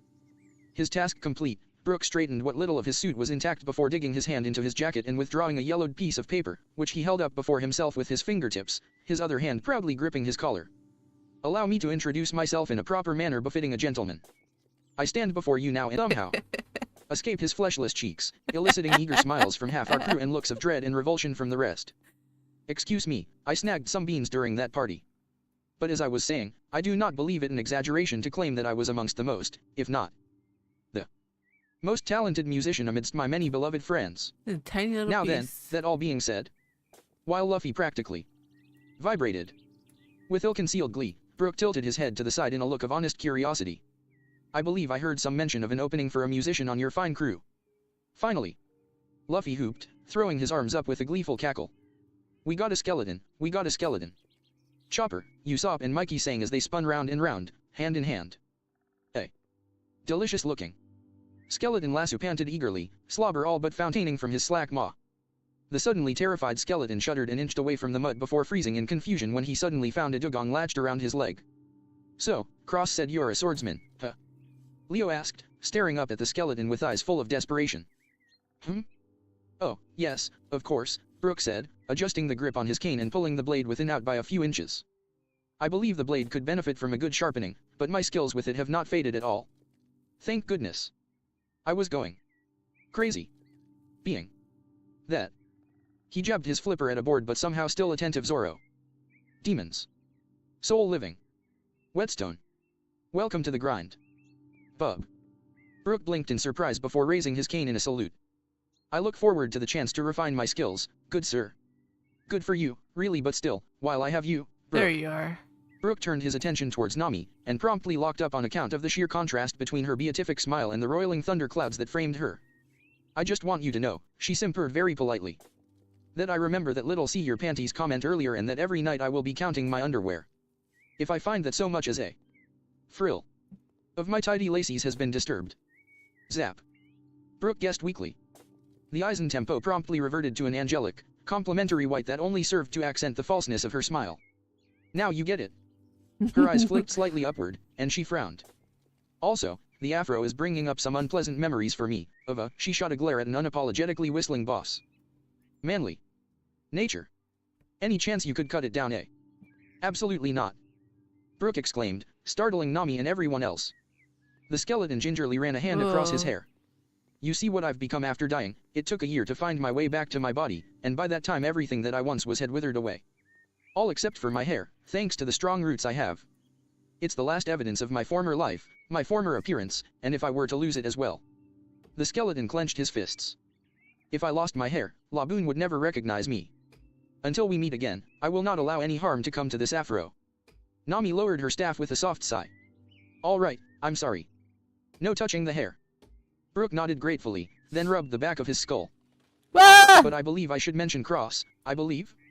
He seems to be aware, but I'm currently missing one other part of me that I need before we leave this cursed sea. And on that note, I stated, if you'll excuse me for a minute, I need to go and grab something real quick. Oh, With I need that, to cut I down wrapped my the fist on tree? the mast and rode up to my radio room. I then moved to the desk, withdrew a piece of tightly rolled paper that I had compiled before we met the Axinos, and returned to the deck before showing it to them.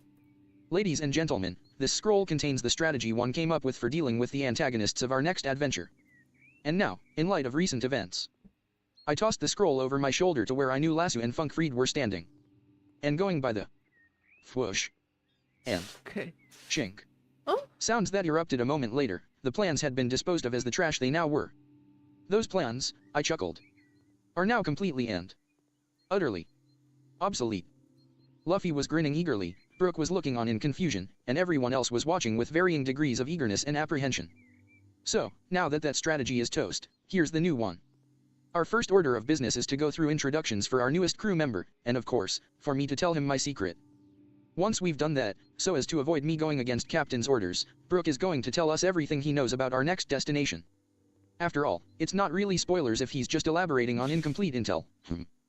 Luffy tilted his head to the side, then shrugged in acceptance. Right.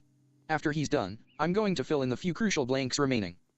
And then, using all of that knowledge, we're going to make a plan for doing something that, up until now, not even I was bold enough to try. I raised my head and showed off a grin that made several members of the crew swallow. We're gonna flip the script. Completely. Utterly. And when all is said and done, I widened my grin to sadistic levels.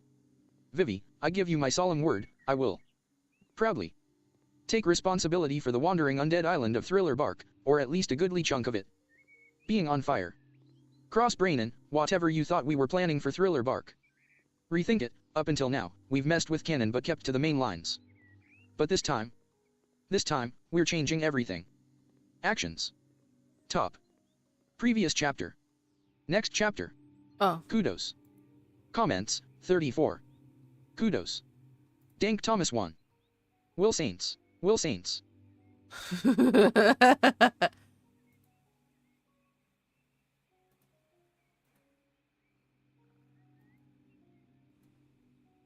This bites. Kumniak. Chapter 53. Chapter 48, A Well-Constructed Plan. Silent mayhem falls on Thriller Bark. Chapter text. Chapter 48. Cross-brainin', just for the record, here's a key for the transitions in this chapter, and all future okay, chapters. so I need to cut down O these equals scene change. trees. O equals entering/exiting flashback. 2 hours of revelations, planning, and preparing later found us standing on the main deck of the Sunny, circled around the barrel we had picked up before we entered the triangle. I looked around at the crew, my mouth turned up into a smirk. So, who wants the honors?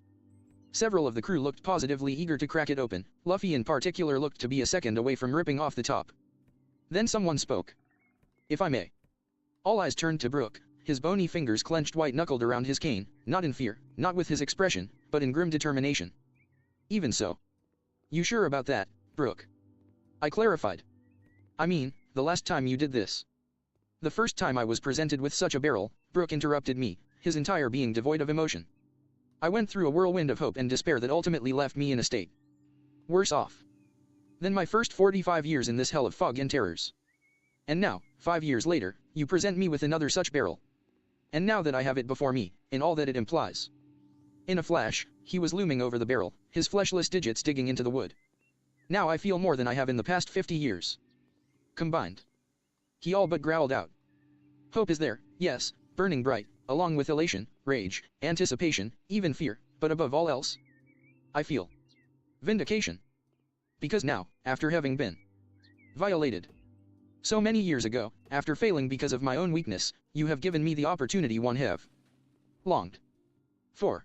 You have given me the opportunity to take it all back. What is these trees? To take back Everything. That has been stolen from me. Brook wrenched his arms up, ripping the top off the barrel. With my own 2 hands, he roared to the world. Not even a second later, the flare held within was loosed and roared into the heavens, burning a gaping hole in the mist. Alia jacta est. Donnie muttered grimly. That doesn't really make sense, Luffy said, digging his pinky up his nostril. Cause we're not betting anything. We're going to win. Okay, I'd expect that kind of confidence from you, an unnerved Vivi said. But since when do you know Latin? That's all I know. I remember Ben saying that every time they played a dice game, Luffy said, still picking his nose. Shanks' first mate, I tossed out in response to everyone's confused looks, which got us of understanding. Still, there's no denying it. You've gotten a lot smarter, Captain. Shishishi. Thanks. Luffy grinned ear to ear before tilting his head to the side. So, now we just wait. Not that long, Captain, Brook grimly answered, his cane briefly spinning before he grabbed the head and planted the tip in the ground. Brief nervous tick aside, he looked ready to go, thanks in no small part to Nami's surprisingly adept needlework restoring his once tattered suit to its full glory. Moria is an insatiable demon. None are safe from his greed and gluttony, he will fall upon any new shadows that enter the triangle with the utmost swiftness. Of that, you can be completely certain. And damn if Brook wasn't right. I suppose that if any credit were due to the Undead Island, it would be to their sharp awareness and strong work ethic. Because not even 15 minutes after we unleashed that artificial star, a shadow loomed on the horizon, steadily approaching us with the details slowly becoming more distinct in the haze. I swallowed heavily as I watched the largest moving object I'd ever seen approach us. An uneasy feeling started to rumble in my stomach as our objective, our opponent, loomed over us, but I snapped my hands into trembling fists, and set my jaw in a scowl, burning determination reducing that fear to ash. Any fear I held, it came from my knowledge of before. Before, Thriller Bark had been one of the closest near misses in Straw Hat history, their victory, and their very lives coming down to the wire. Before, the Straw Hats had stumbled into this hell of darkness and trickery without a clue to what awaited them. Before, the mysterious four had held all the cards and were able to run circles around the Straw Hats before they knew what was what. But this What am I missing? wasn't before. This was now. This was here and now, with a Straw Hat crew that included me and so many others. Now was a Straw Hat crew that was stronger than they'd ever been. Now was a Straw Hat crew that knew precisely what lay before them, in excruciating detail, and knew how to beat every trick, trump, and trap that Moria and his cadre could send at them. Now was a Straw Hat crew with a plan. Oh. 2 hours earlier. After my dramatic announcement, we had proceeded with a brief round of introductions and explanations, including the explanation of how I knew all that I did. Brook took it rather well. Yo ho ho ho ho. That's one of the most outrageous stories I've ever heard. Brook laughed. He then seemed to smile. And it's one that I'm perfectly prepared to believe. I see that the rest of the crew believes you already, and you already know so much that you shouldn't. Besides, why should I doubt when I'm the living proof of how little the word impossible applies in the Grand Line? Good, I nodded. That saves some time explaining things. Now, let's get down to business. Brook, start spilling your guts on Thriller Bark. Oh, wait. Soundbite cackled, and I grinned alongside him as I pointed at the musician. You don't have guts. We chorused. Yo ho ho ho ho. Skull joke. Brook cackled, clapping his hands. Skull joke, echoed the Kitty Trio NTDWS. Really? Cross. Nami groaned, slapping a hand to her forehead, a motion that most of the crew imitated, though I was gratified to see Robin hiding her giggling with her downturned hat. Oh, come off it, Nami. This. I pointed at Brook. This bony bastard's jokes are golden. You should try it sometime. No, wait, let me guess. I smirked as I then pointed at her. Over your dead body, right? Right, Nami nodded in agreement. Over my dead. Thwack. Hoof. I wheezed around the cloud fist that had rammed itself into my gut. You done? She asked dryly, her foot tapping on the deck. I raised a shaky thumbs up. Just about. Good, Zoro said in a bored tone. Now, can we get back to this Thriller Bark place? MRPH, I grunted as I righted myself. Brook, all yours. Ah, yes, of course, Brook nodded in agreement, adjusting his collar slightly before standing up straight. I believe I should start with the most pressing issue at hand. As you'll recall, earlier when I joined the crew, I said that I could not yet leave the Florian Triangle. Trust me when I say that this decision is not one I make of my own free will. His empty sockets somehow gained a far-off, wistful look. Oh, to but see the sun shining once more. He then shook his head with a scowl. But that is not possible. For you see, I am missing an intrinsic necessary, I informed a confused Luffy. Part of my being. He shot a glance at me. Do you have a candle or? Funk freed. I looked over at my sword. Your blade is still pristine from when I polished it earlier today, right? The elephant blade blinked in confusion. Pretty much, yeah. Why? Hang it behind Brook's head and you'll see. If you say so. Funkfried complied, going half and positioning his nose above and behind Brook's skull, taking care to not touch his afro. There was a moment of non-understanding from the crew, until Coney snapped her hands to her mouth with a gasp. B. Brook, you don't have a reflection, she gasped. The skeleton nodded solemnly, raising his cane up, inching out his blade and staring at the blank metal with sorrow. Nor do I appear in any photographs taken of me. But both of these supernatural phenomena are mere symptoms of my greater and far more deadly affliction. An affliction that can kill me as dead as dust, in spite of already being so dead for many years. Nobody even tried to laugh at that. Brook slammed his cane shut and looked up, slowly sweeping his gaze over the crew. I have no shadow. A ripple of shock and, more importantly, confusion ran through the crew. Brook sighed, crossed his arms behind his back, and started to pace across the lawn. Allow me to start at the very beginning. As you all know by now, I've been trapped in the Florian Triangle for 50 years. The first 45 of those were due to a broken rudder and lack of resources with which to fix it. But then, 5 years ago he raised a trembling fist before him. I stumbled onto an island.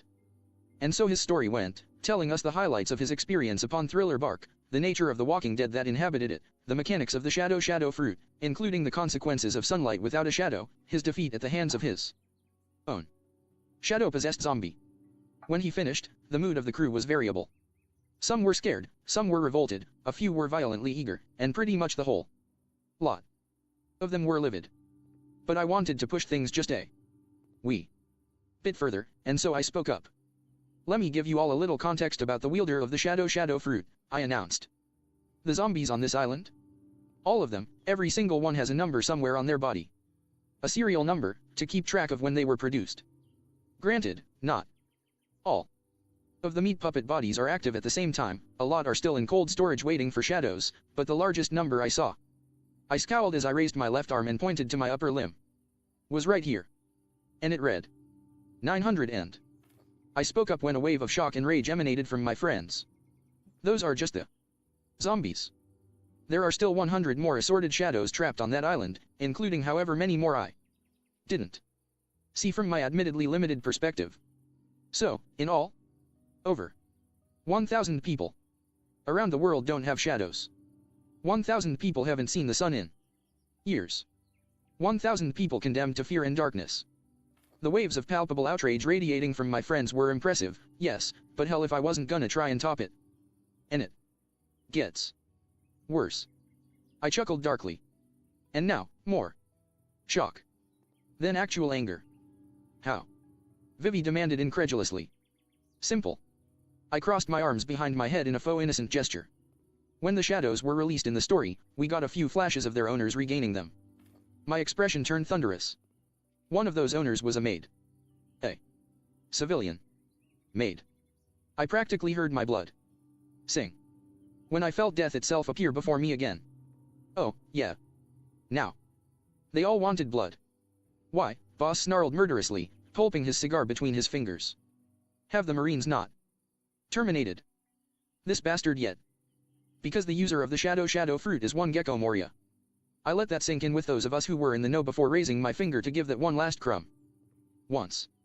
Worth 320,000,000. The penny dropped with everyone else, but it was Luffy who really got the message, his face darkening further as he slammed his fist into his palm. Warlord. He snarled. I nodded solemnly. Which makes the presence of even Marine shadows in his repertoire all the more damning. Pirate, civilian, government, it doesn't who you are or where you're from, Thriller Bark is an equal opportunity hellhole. And the world government is perfectly content to let him go about his business, so long as his primary prey of choice is pirates. I swept my gaze over my friends. Everyone nice and pissed off. Now. Luffy snorted menacingly in response. We were pissed off enough when he only took one of our friend's shadows, Cross. Now. Luffy reached over his back and This is slammed pretty good. his newly Okay, forged that's and the thoroughly reinforced pipe on the deck. dress. Now we're gonna make that gecko bastard pay dearly. Hey, Concurred Legacy, several of the what's crew. up? How you I slowly doing? nodded, smirking. That's exactly what I wanted to hear. Alright, gimme a bit and I'll outline the new and improved plan of attack I've come up with, but while I'm doing that Usopp, Sanji, Chopper. Prepare for sodium chloride warfare. Chopper nodded as he plopped down on the grass and started digging a field lab from his bag.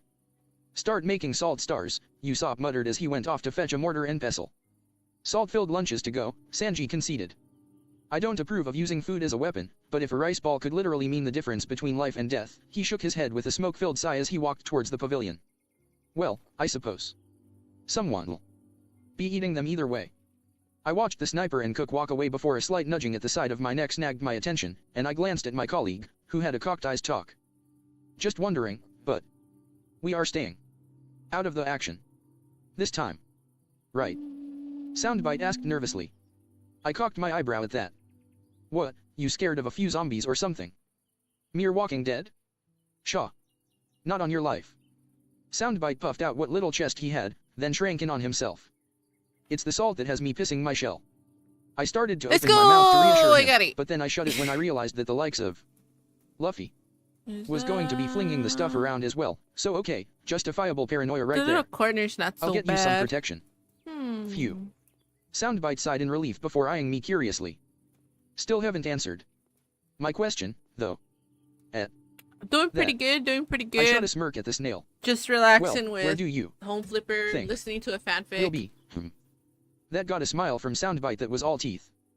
Right in the thick. These types of Of it. games, like, Just the way. I concentrate a I lot get and more I don't like it. talk, so I I chuckled like and held my fist listening up to so that he something could bump and his eyes against my knuckles. listening to music You would damn get well you know it. copyrighted or Oh. banned, so I'm like, Soundbite gave a low Perfect. whistle, most likely deliberately reverberating the noise to play along with the miniature suit of custom-made medieval armor he was clad in, his eyes peeking through his slightly raised visor. Still ready to get into the thick of it. MRGRGH, I grumbled beneath my breath in response as I watched our only escape route slide shut behind us. To be perfectly honest, up until we found ourselves looking at the island itself, I wasn't really worried at all. And it wasn't the island itself that changed that. We were strong enough and can I forearmed add enough that a I wasn't too room? worried. It wasn't the jaw-shaped gate that had just shut us off from the rest of the world, either. Honestly, if you want to make a disembodied mouth intimidating, you don't give it square white teeth, you make them rotted or sharp, or at least add a few red stains. No, the part that got me worrying?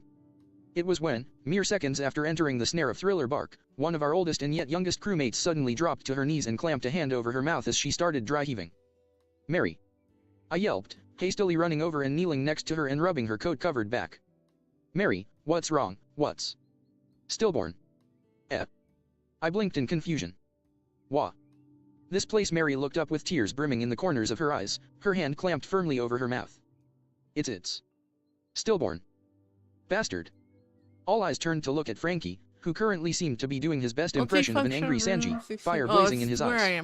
Where I'm It's in. not enough that he makes a mockery it's of the life with all the bathroom. people he curses and the zombies he makes, the cyborg snarled, his fists all but groaning from how tightly they were clenched. But he curses his own ship, too. Yeah. WH, I'll be what right are back. you I'm talking going about? to the bathroom, Karoo and asked after that, I'm nervously. gonna make me something to This drink. place. Mary groaned in response, shuddering and spasming. It's not. Really. A ship. The spirits of ships they reborn of the love and care and compassion of their crews be but this she shook her head miserably. It started as a ship, it was supposed to be one, but once it was done, no one showed it any love. No one cared, no one's seen it as a ship. An island, a hell. Never. A ship.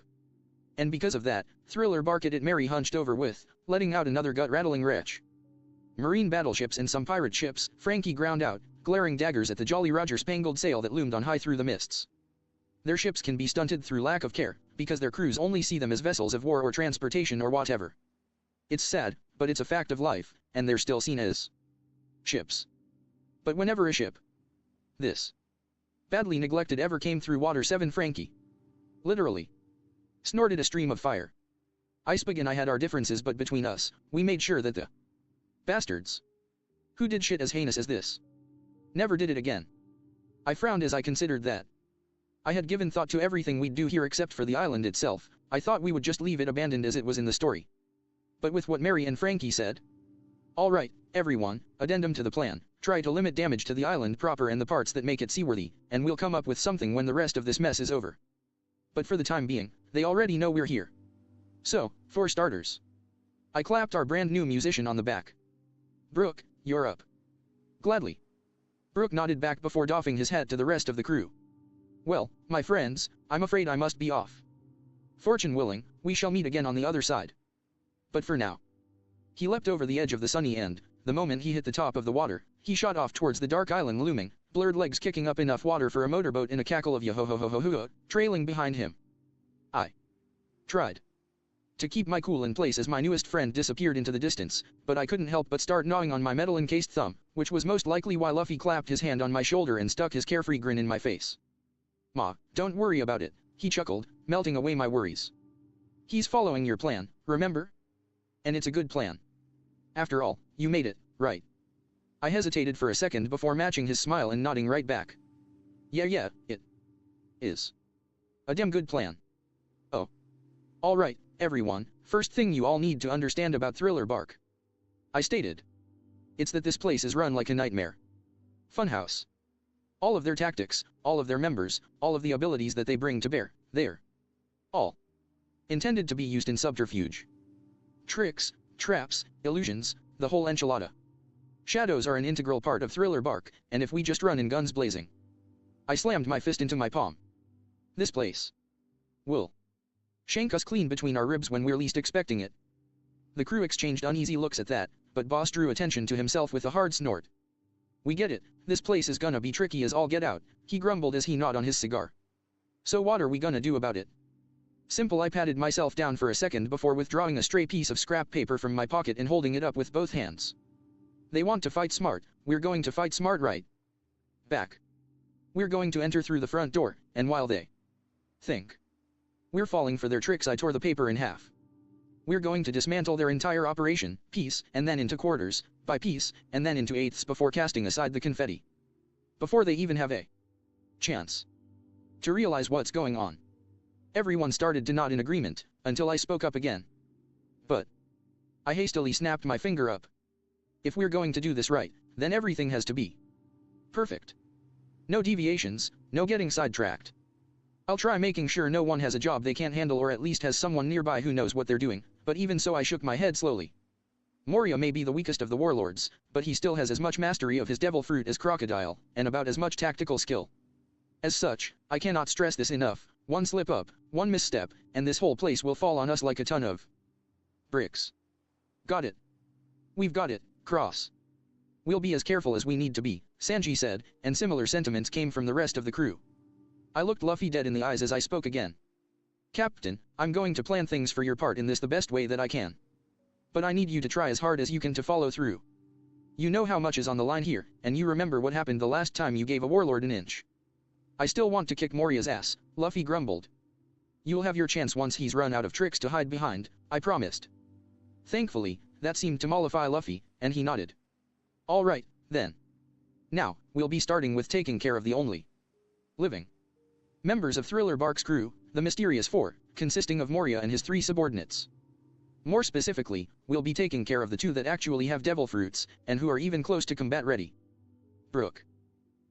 The skeleton replied, cocking his head to the side. Your first job upon us reaching the island will be to bamboozle the ghost princess of Thriller Bark, Perona. I paused for a moment before allowing myself a snicker. I love the fact that I get the chance to use the word bamboozle. Thwop. Focus on the task at hand, got it, I winced apologetically as Robin's hand disintegrated. Oh. Yo ho ho ho, yo ho ho ho. Brook sang as he strolled through the woods, pausing slightly as he came upon a graveyard before bounding clear into the center of it and raising his voice. Yo ho ho ho, yo ho ho ho.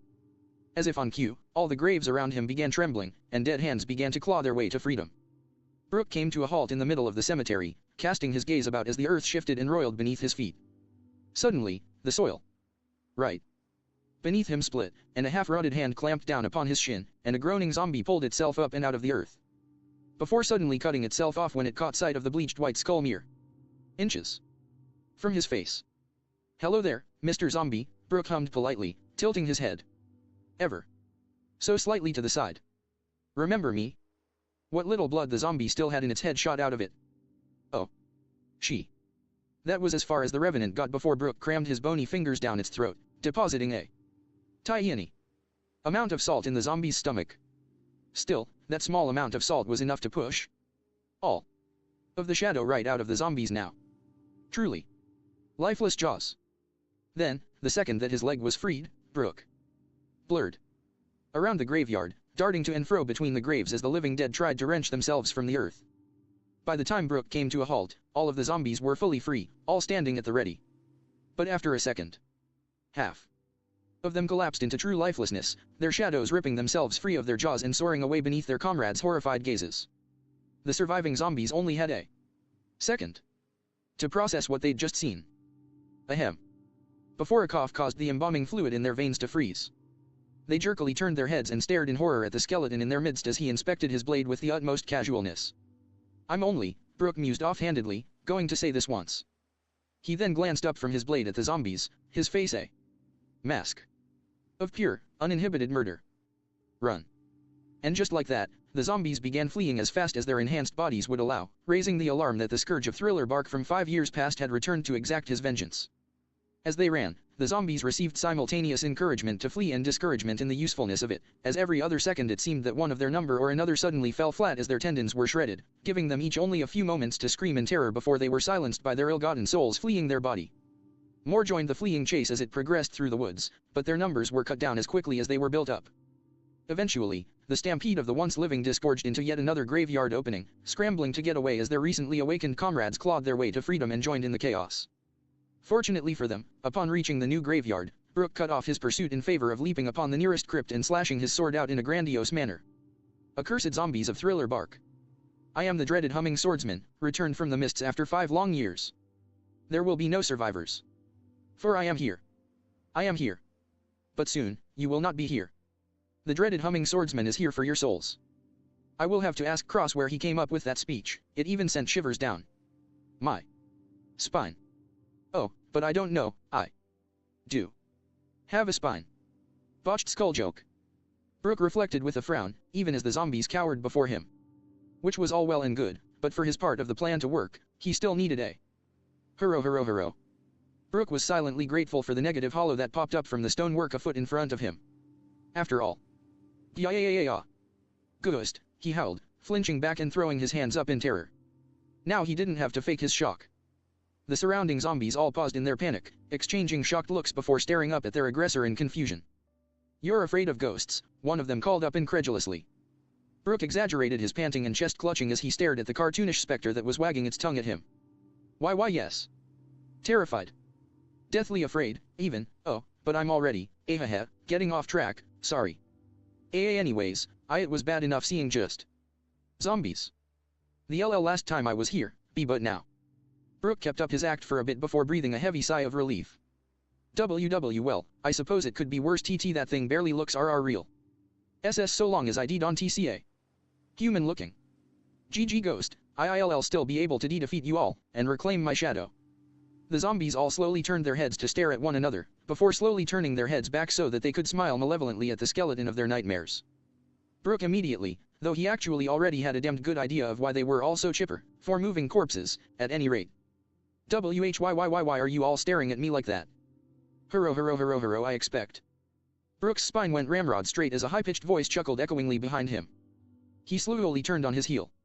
And had to squash the surge of victory he felt when he came face to face with a pink-haired gothic Lolita who was clearly floating upside down in the air. Perona smirked victoriously, entirely unaware of Brook's own sentiments. They're all smiling because of me, she crooned. She then snapped her face forwards with a smile that was all teeth. Boo. Yeah. Brook shot his hands in the air, shooting away from the ghost princess so fast that he actually left a dust trail hanging in his wake. Perona righted herself, cocking an eyebrow after the fleeing skeleton before casting an incredulous look at the zombies. So. That was the humming swordsman that's had you all shitting yourselves over skeletons for the past 5 years? Seriously? Hey, it's not our fault. He's really fast, one of the zombies indignantly protested. Yeah, another piped up. Maybe if you hadn't slept through that shit show 5 years ago, then we wouldn't be down a load of zombies in the first place. They're right. Lazy princess. Why don't ya do something useful?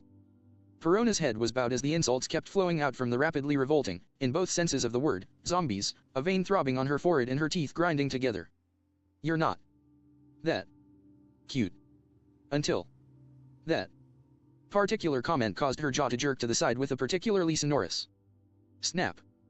Shut it. The suddenly gigantic Perona screeched at the zombies, cowing them all into submission while a few stray negative hollows put several down and out for good measure.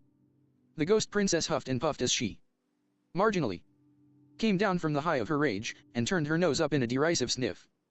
You dim uncut bastards, I was going to have some fun chasing that sissy skeleton all over the woods, but now I think I'll leave him to you clowns. Have fun and thank sucking you on so salt, much. raw I for worked brains. very hard on my model. And with that, ignoring the panicked protests of her underlings, Perona turned to fly back to her room. On second thought, only to spin around and see that the skeleton was back in the midst of the zombies, looking up at her with a blank face. You're actually too cute to be scary, he remarked. Perona blinked, unsure how to react. On the one hand, she didn't like that he wasn't scared, but on the other hand, she could hardly take offense to someone calling her "CU." Would you mind showing me your panties? All movement in the graveyard froze, the zombies staring at Brooke in abject horror while Perona's expression remained blank for all of 10 seconds. Then her eyes slowly rolled up into her head, and a pair of gigantic, orb-shaped hollows appeared hovering at her sides. When you die this time, she hissed malevolently, there won't be enough left for you to come back to.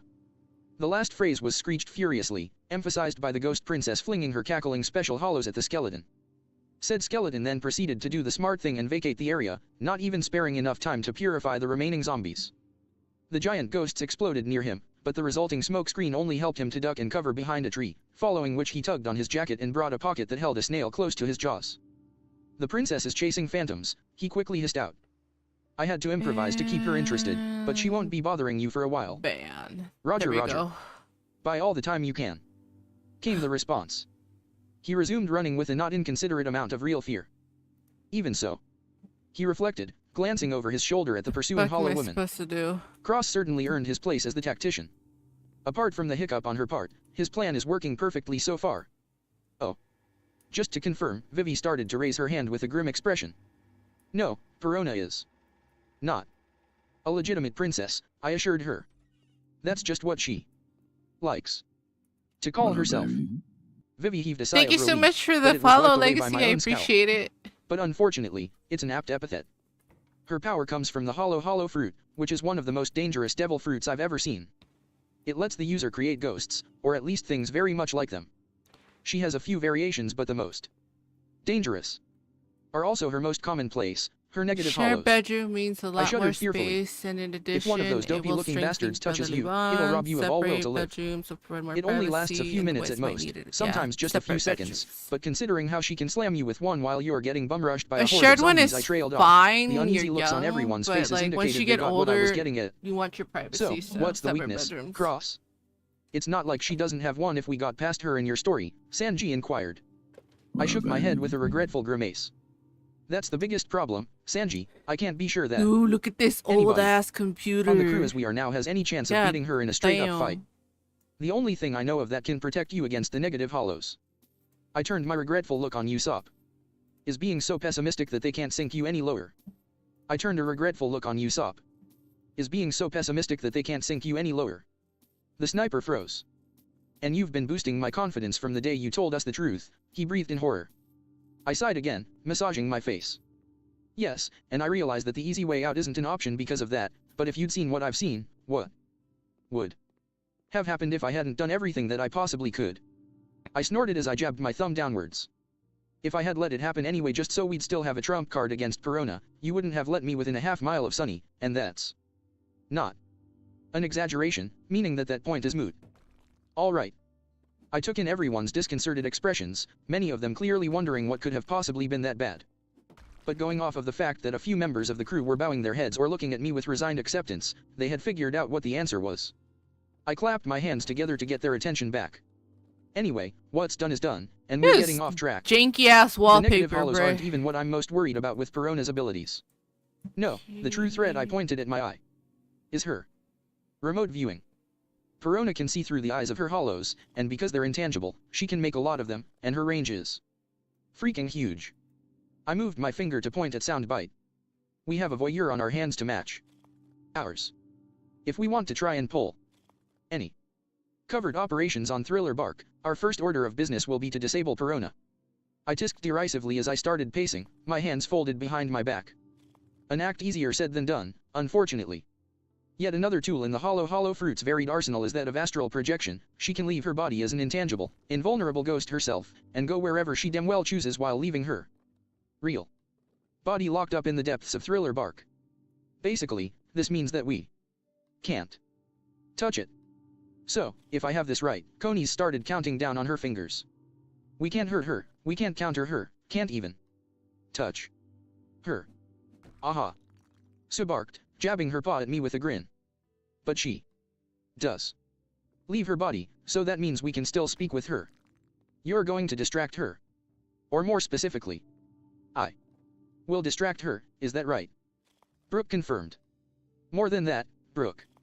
You're going to go ashore ahead of us, garner as much attention as you can, and the second you see a hollow, you cement her attention on you so that she doesn't look anywhere else.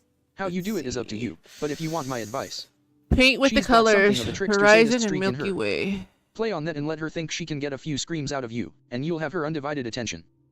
After that I shrugged with a careless smirk. It just comes down to two simple factors: keep ahead of her at all times and don't let the ghosts touch you. I believe I can manage, Cross, Brooke nodded confidently. Because as I'm sure you're aware, I can be very fast. I nodded proudly. Glad to hear it. Shit. Now, the distraction of Thriller Bark's surveillance will be phase 1 of our plan. Phase 2, the infiltration, will begin once we're certain they're in the blind. And for that part I held up a quartet of fingers. The rest of us will be splitting into 4 teams. Oh. I took a calming breath as I prepared myself for what was coming before raising my voice so that everyone could hear. All right. Perona, and by extension, Thriller Bark, is blind. If we're going, then it's now or never. Everyone ready to rumble? Let's go. Luffy cheered eagerly. Thanks for the seat, Zoro, Chopper said gratefully. MMPH, the swordsman grunted, somehow managing to look dangerous despite having what resembled nothing so much as a reindeer plush on his lap. We're all good, Cross. Frankie said. And we're good here, too, I nodded in confirmation. I then proceeded to rap my fist against the wall. Let's roll out. You got it. Mary announced from up top. All right everyone, brace yourselves, because we are doing this for the first time ever. Deploying Soldier Dock System, Channels 1 and 2. I grinned eagerly as the chamber we were in slowly rotated to the left, the gate of the dock sliding open and exposing us to the light. Oh, this is gonna be fun. Soundbite squealed. From Channel 1. Mary boasted. Our covert ops deployment vessel.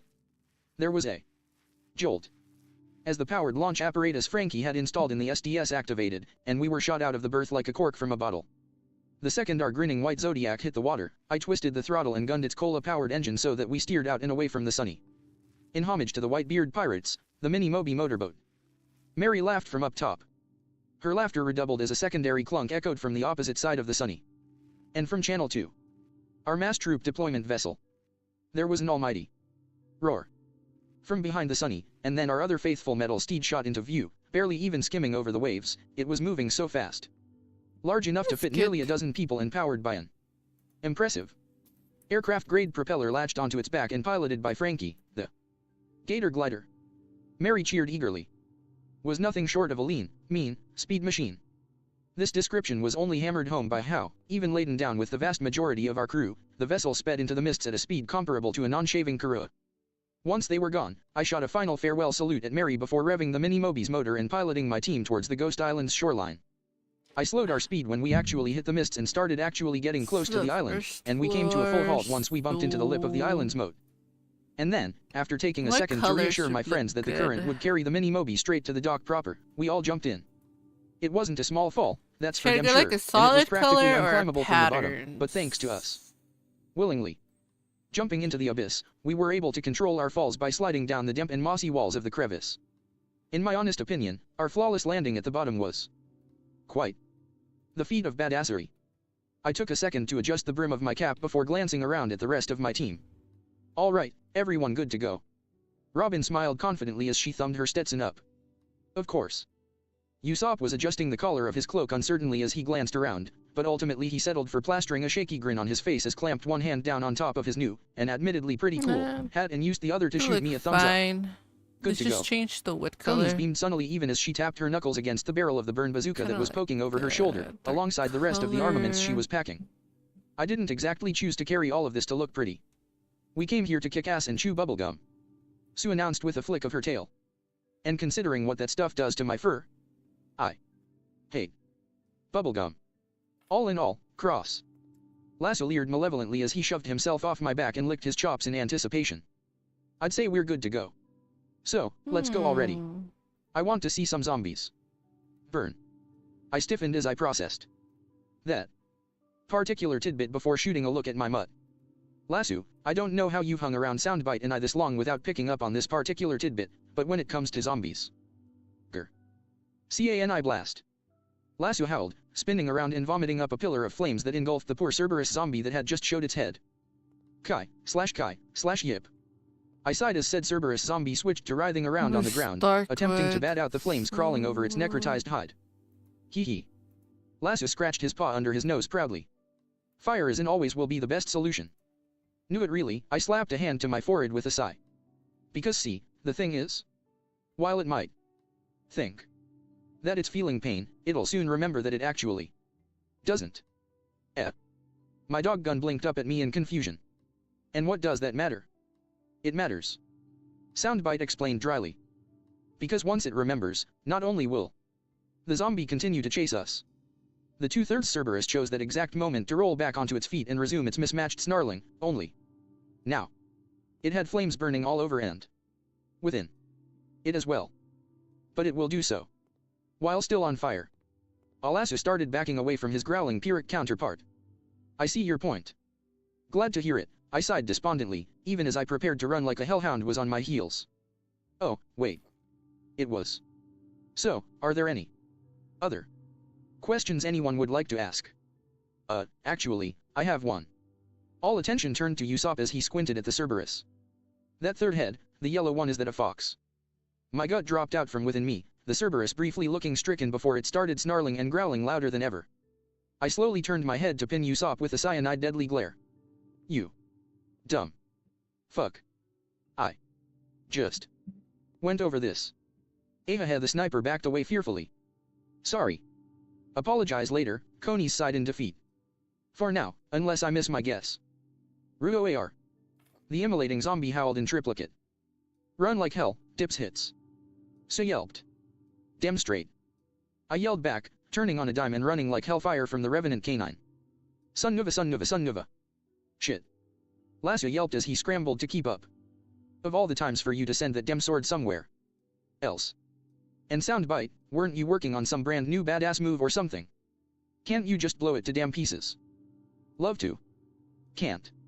Soundbite grimaced, his eyes talks pulling independent 180s. Too many different types of flesh for me to get a common frequency. I'd only be able to blast a bit of the damn thing. Is it just me, or has your awakened devil fruit not been of any help at all since we left N-Ice lobby? So snapped. I can still use gastrophony at a distance. How would you like the biscuit treatment? Soundbite snapped. Conies and Sue reacted only in confusion, but everyone else winced, and then I turned to glare on the snail. And you aren't doing that to the hellhound. Why? Exactly. I demanded. Please hold. Soundbite whistled to the side. Before I could rip a chunk out of the snail's hide, or shell, as it were, the pursuing Cerberus suddenly stumbled in its pursuit, hacking and wheezing.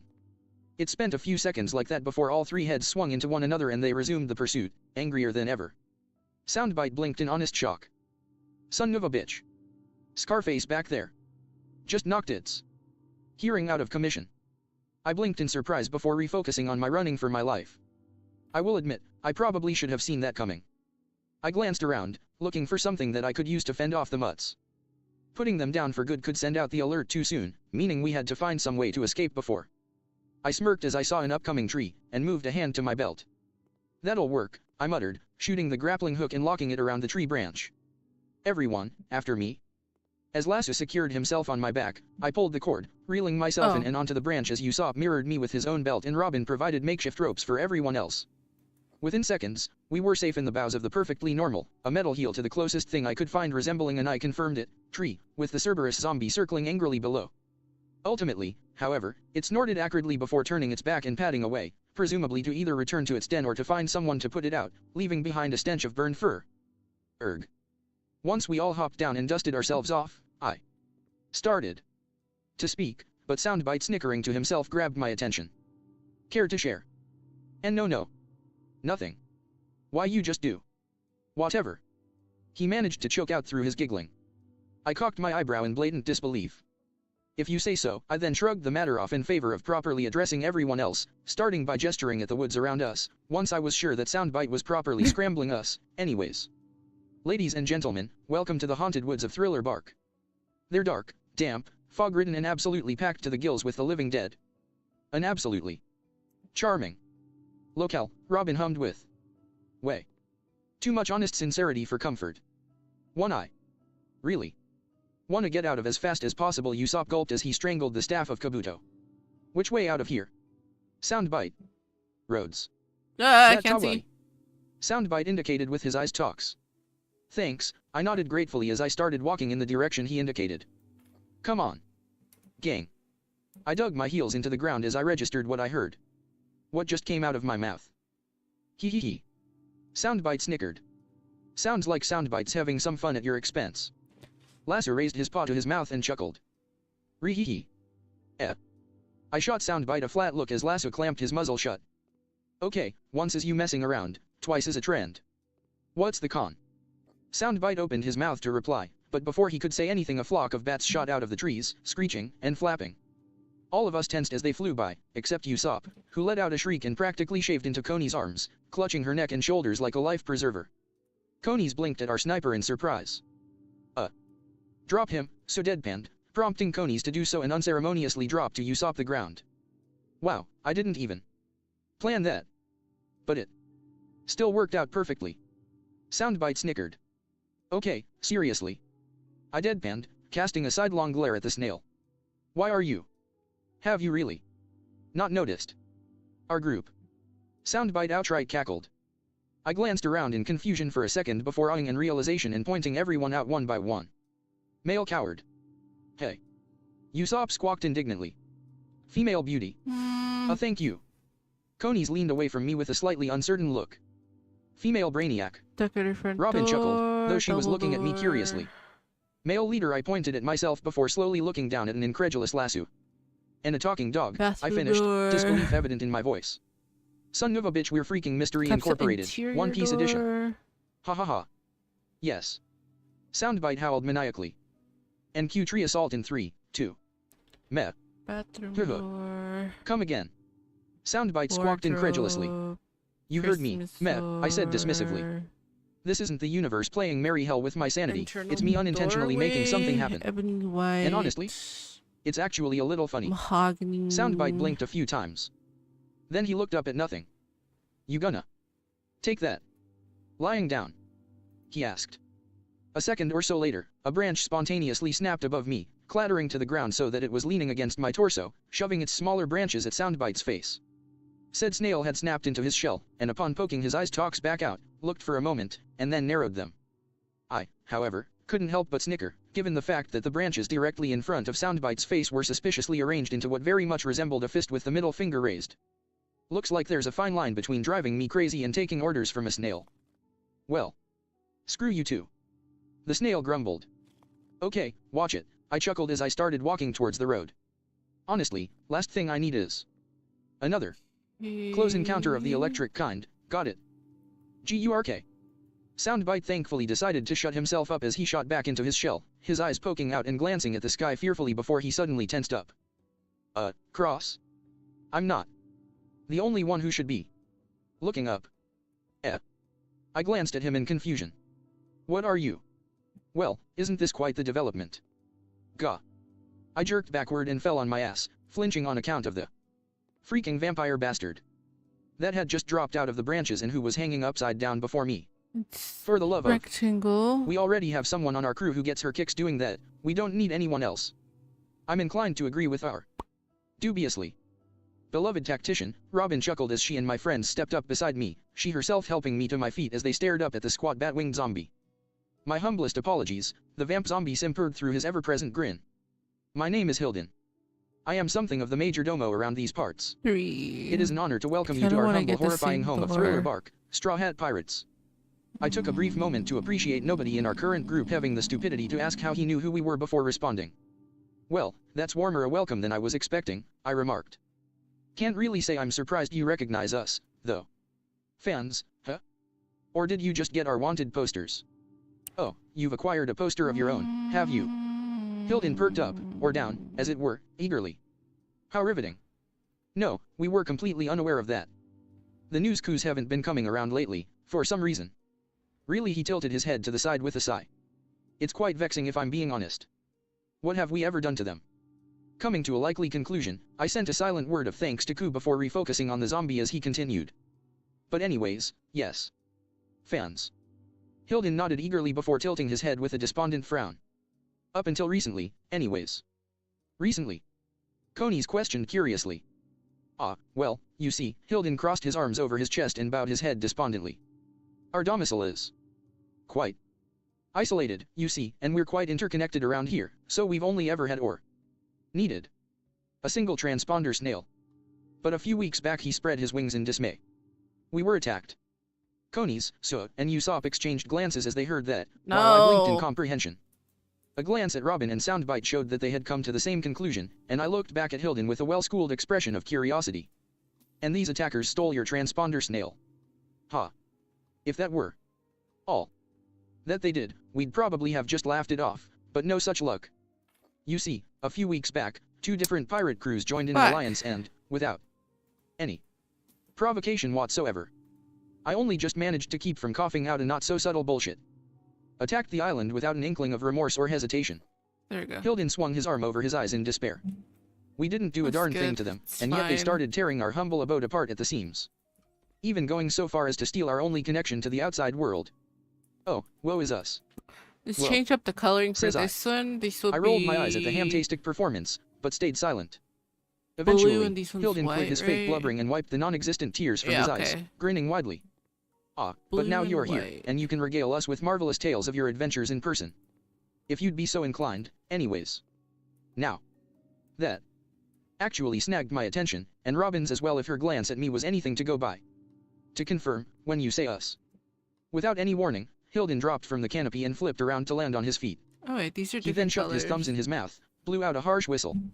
And with a clatter of hooves and grinding of wheels, an old-fashioned but well-designed horse-drawn carriage came rolling towards us, drawn by 2 things that were definitely not traditional horsemen.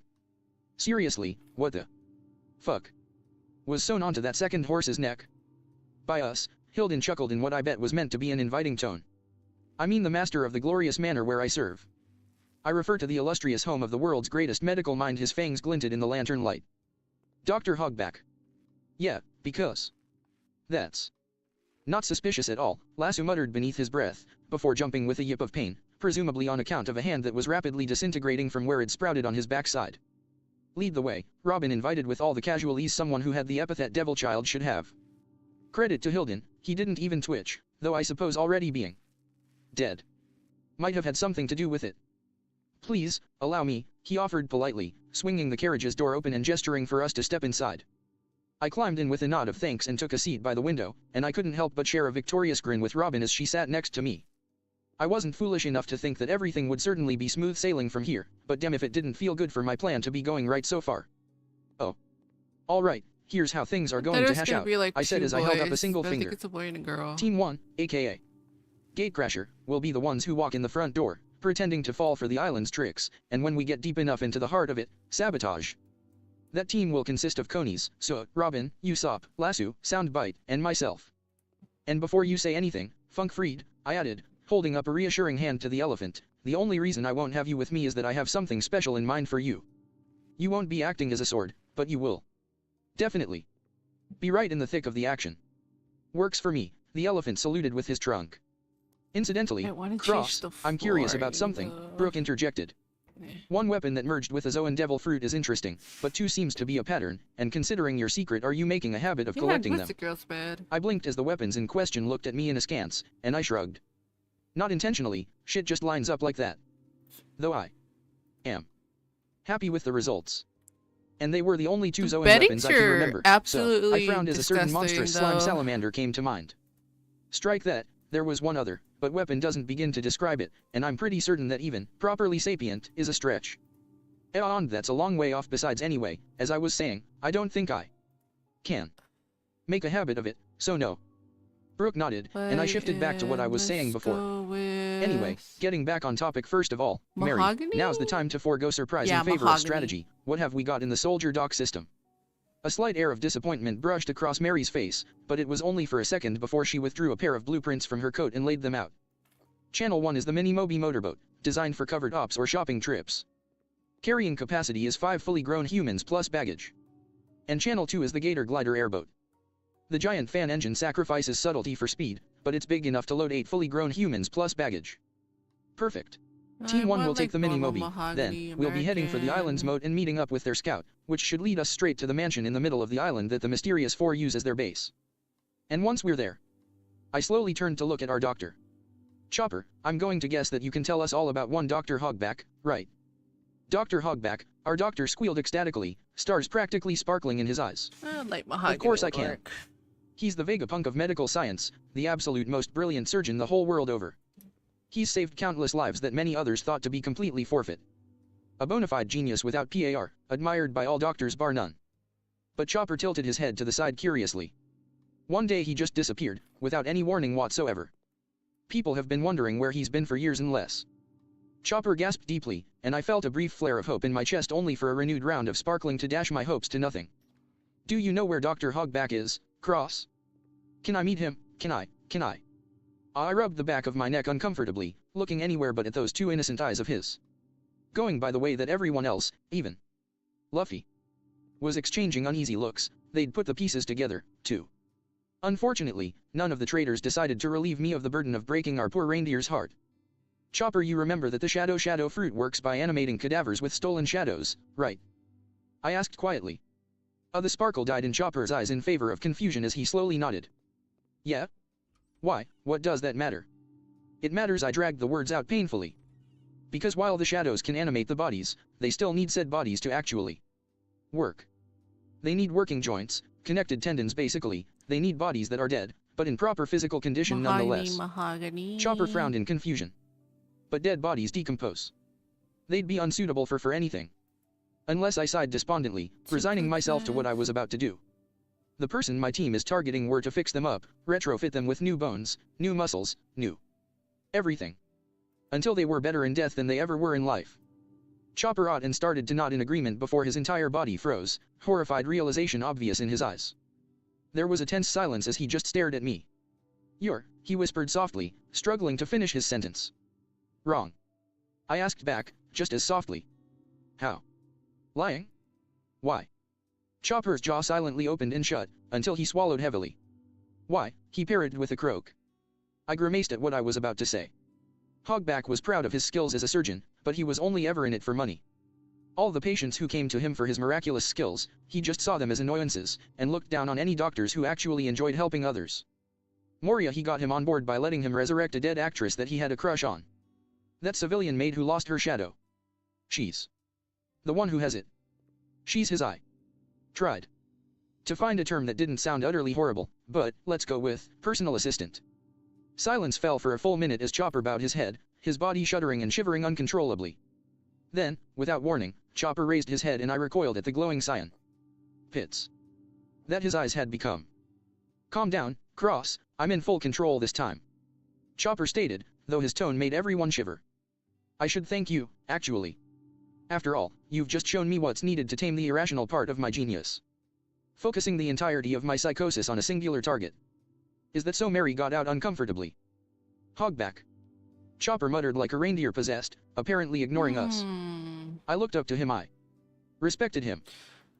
The colors kind of admired. suck. Not gonna lie. Yeah. Chopper's hooves clenched and his eyes blazed with unholy fury.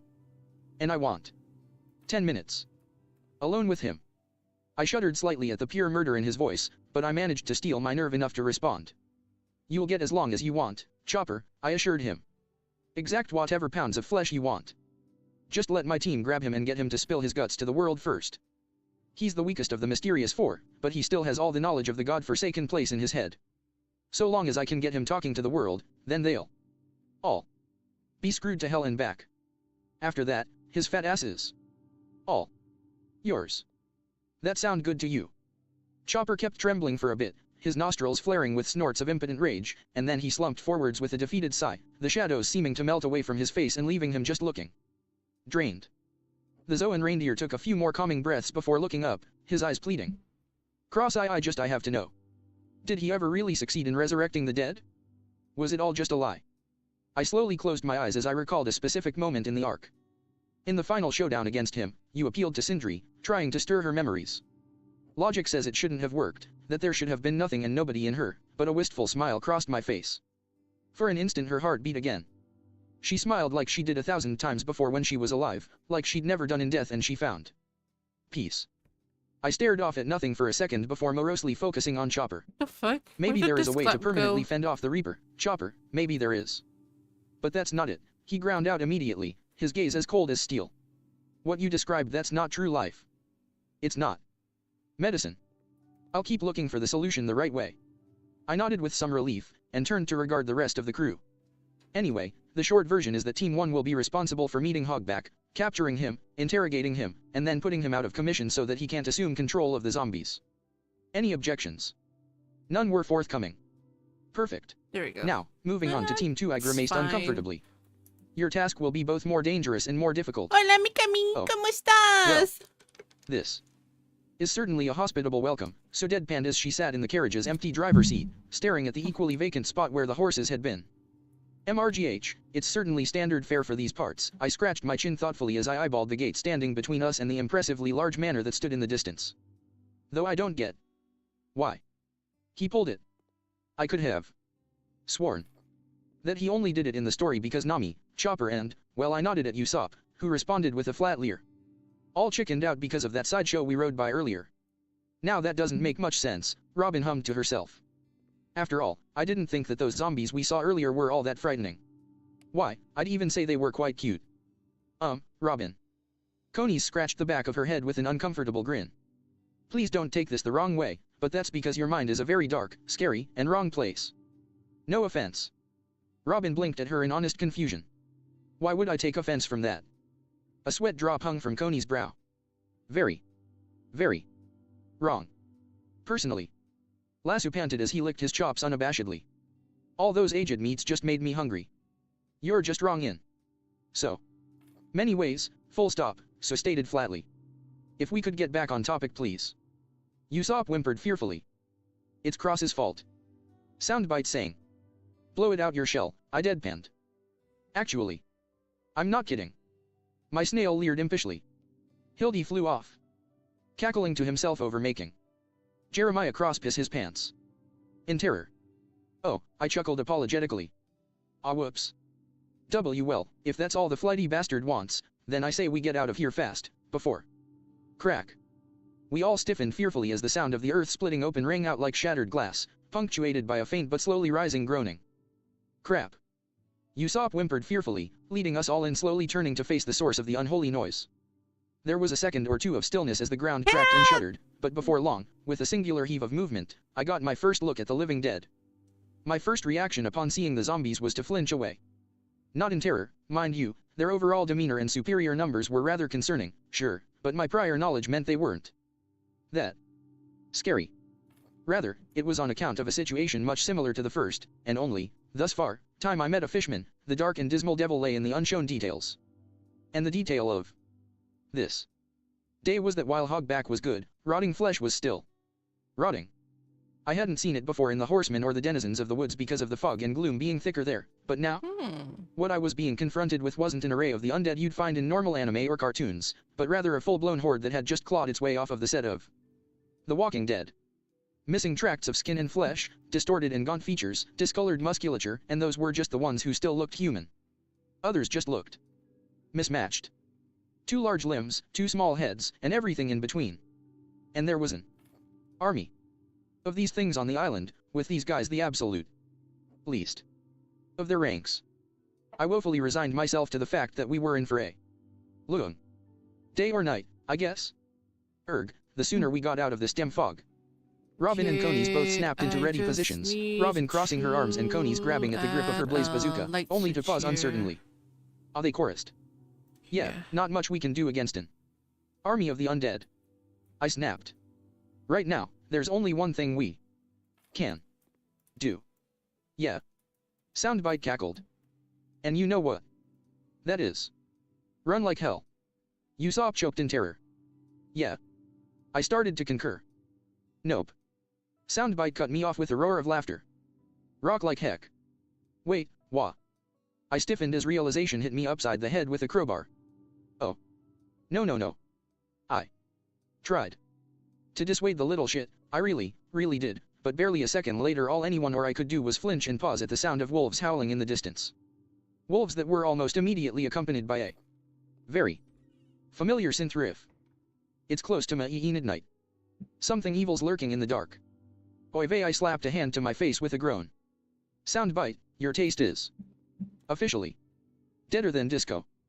Wait until I rickroll your wake. Soundbite chortled without missing so much as a single riff. Another off-color reference, I take it. Robin asked dryly as she warily eyed the yet paused horde of the undead. I wavered my hand in a non-committal manner. Not so much off-color as supremely cheesy, I pegged my snail with a glare. And also, at the worst possible time. If not now, then freaking when. Soundbite sniffed. Preferably at some point when I'm far away from here and we're not all in danger of being torn apart. Usopp snapped irritably. NYEH. Soundbite responded by sticking his tongue out in a very mature manner. Ugh, I rolled my eyes in more exasperation than disgust, really. It wasn't like this was that bad in the grand scheme of things. I don't know the color, so well, I can't do at least jack you've somehow shit managed to baffle the zombies with your bullshit. Complete. Once they snapped out of it, though. Across. I glanced at So curiously. I don't think that that's going to be much of a problem, she stated. What are you? I trailed off as I looked back at the zombies.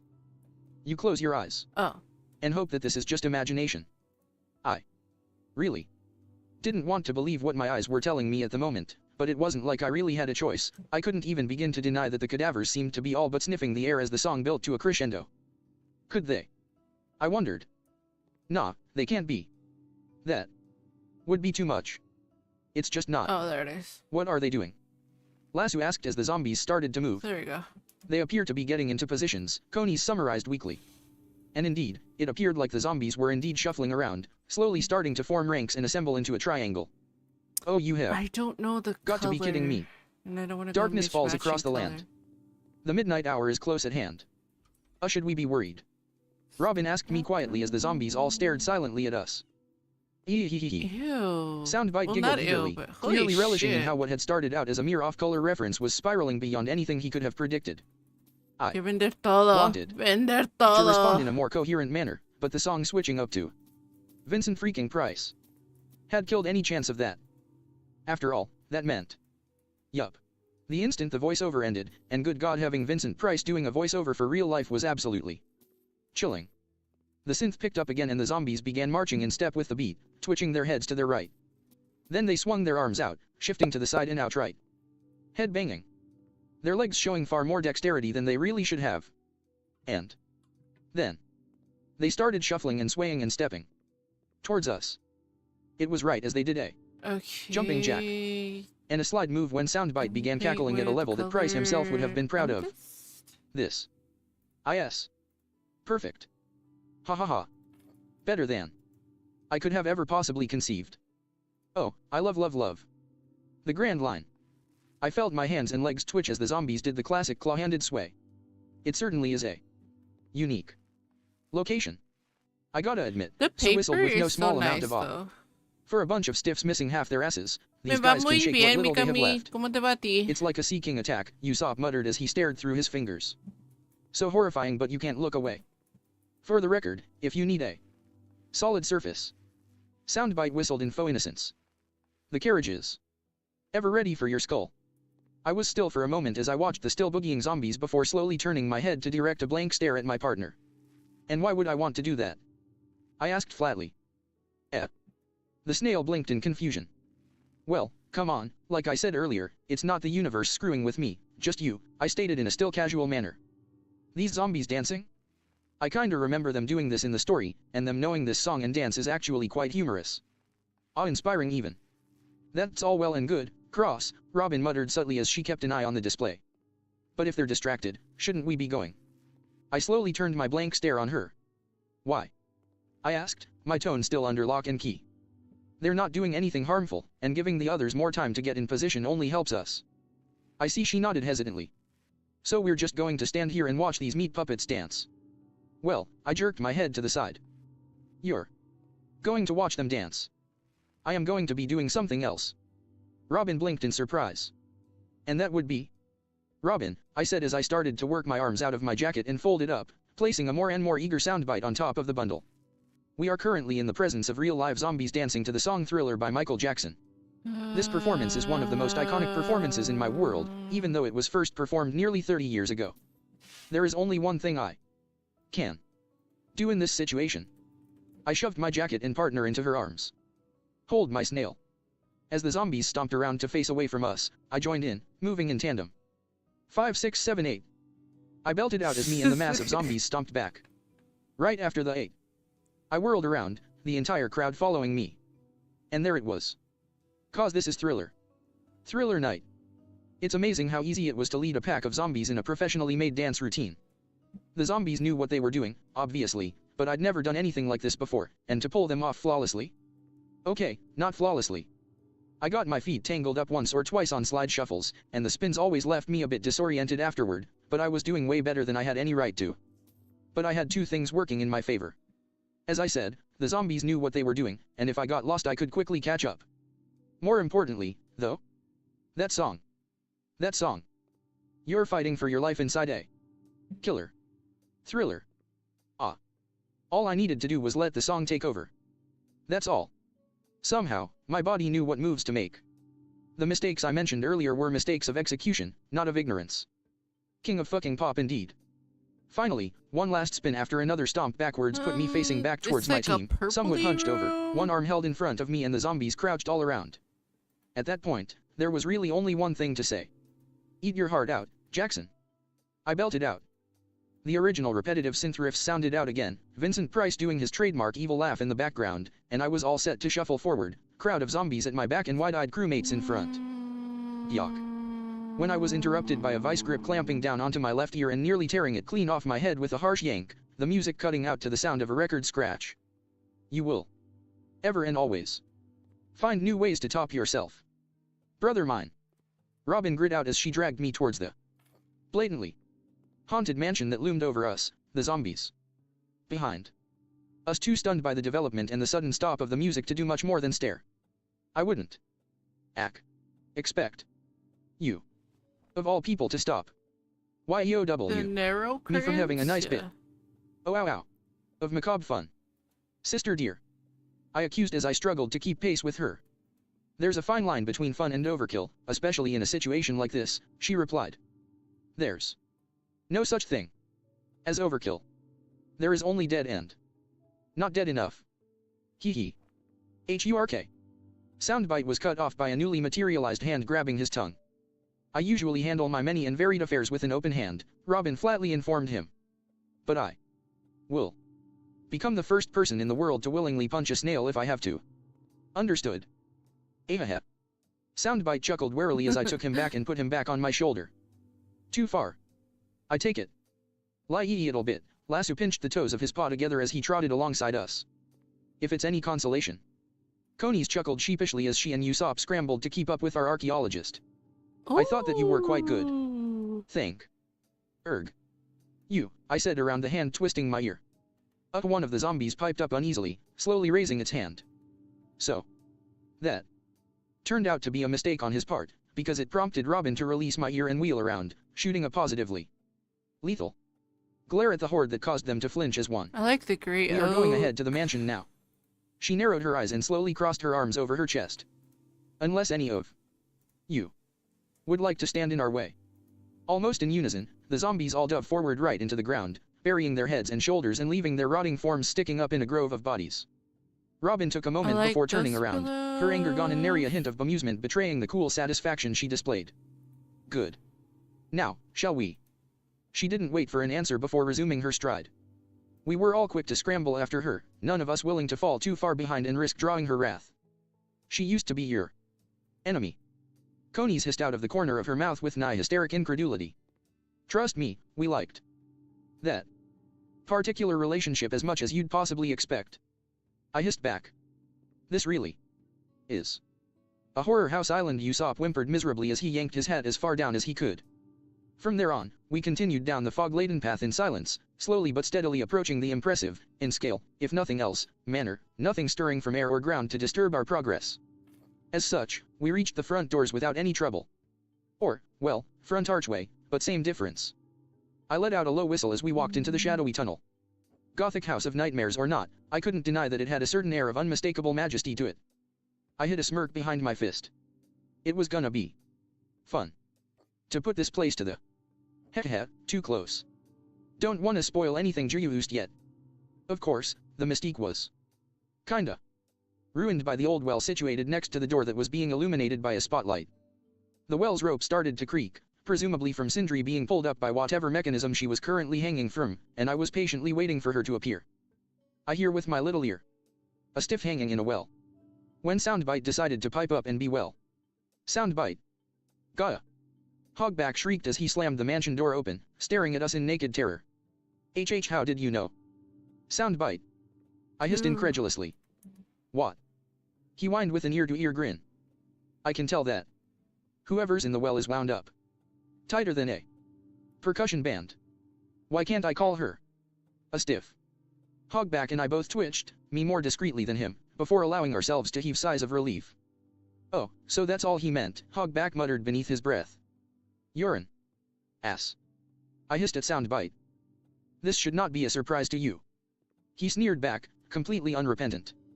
Anyway, after a second, Hogback managed to compose himself and adjusted his face mask a bit before pointing his nose in the air. Anyways. Welcome, Straw Hat Pirates, to my humble abode. He spread his hands out in a grandiose manner. Please allow me to introduce myself. I am the world-famous man renowned as a genius, Dr. Hogback. Robin blithely interrupted him. Hogback's head bounced as a weight slammed down around his neck. Master of medicine, specialist of specialties, most prominently renowned for being a surgeon extraordinaire, our archaeologist continued. And of course, he's also known as the greatest doctor in the world. No, wait, Hogback's hands twitched slightly as he tried to reach out to Robin. That's my introduction, why you can't just... Since the kids are moving out of our Robin forged bedroom on, and getting their hand own in a space so-so manner. instead of do something else say that with he's the only room, the let's change things second up. greatest. Okay.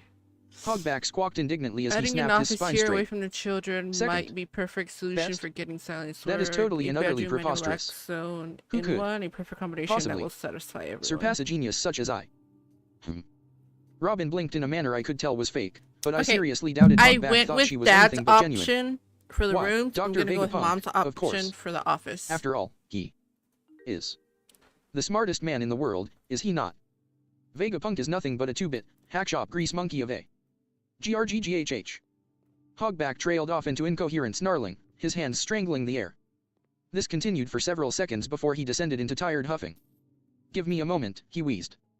He then stepped back inside the manor and slid behind the yet closed half of the doors, out of sight but not so far that we couldn't hear him ranting Oh and shit, snarling wait, under no, his why'd breath. I get rid of the curtains? I cocked an eyebrow at the display before leaning towards Robin. Well played. You may have a natural talent for invective, but I have plenty of experience on my own, Robin chuckled behind a loose fist. I imagine that he'll be too flustered to analyze any further manipulations on your part. Which will be very. I snapped my mouth shut when a profusely sweating Hogback stepped back into sight. I apologize for that little display just now, he choked out bitterly. I acknowledge that you are perfectly entitled to your personal opinions. But anyway, I believe we are off track. He straightened his back with what little dignity he had left. Yes, I am Dr. Hogback, and this is my manor. And you all are the Straw Hat Pirates, correct? We're a few of them, yeah, I nodded in confirmation. We went on ahead to check this place out, but our friends are all back on the sunny waiting to phone back in. which is I made a show of grimacing uncomfortably. Turning out to be a problem. I'd say the fog's playing merry hell with me. But I'd prefer Mary to this. Soundbite gagged, his tongue lolling out of his mouth. I withheld a grin as I saw a glint shine in Hogback's glasses. To move that. Is that so?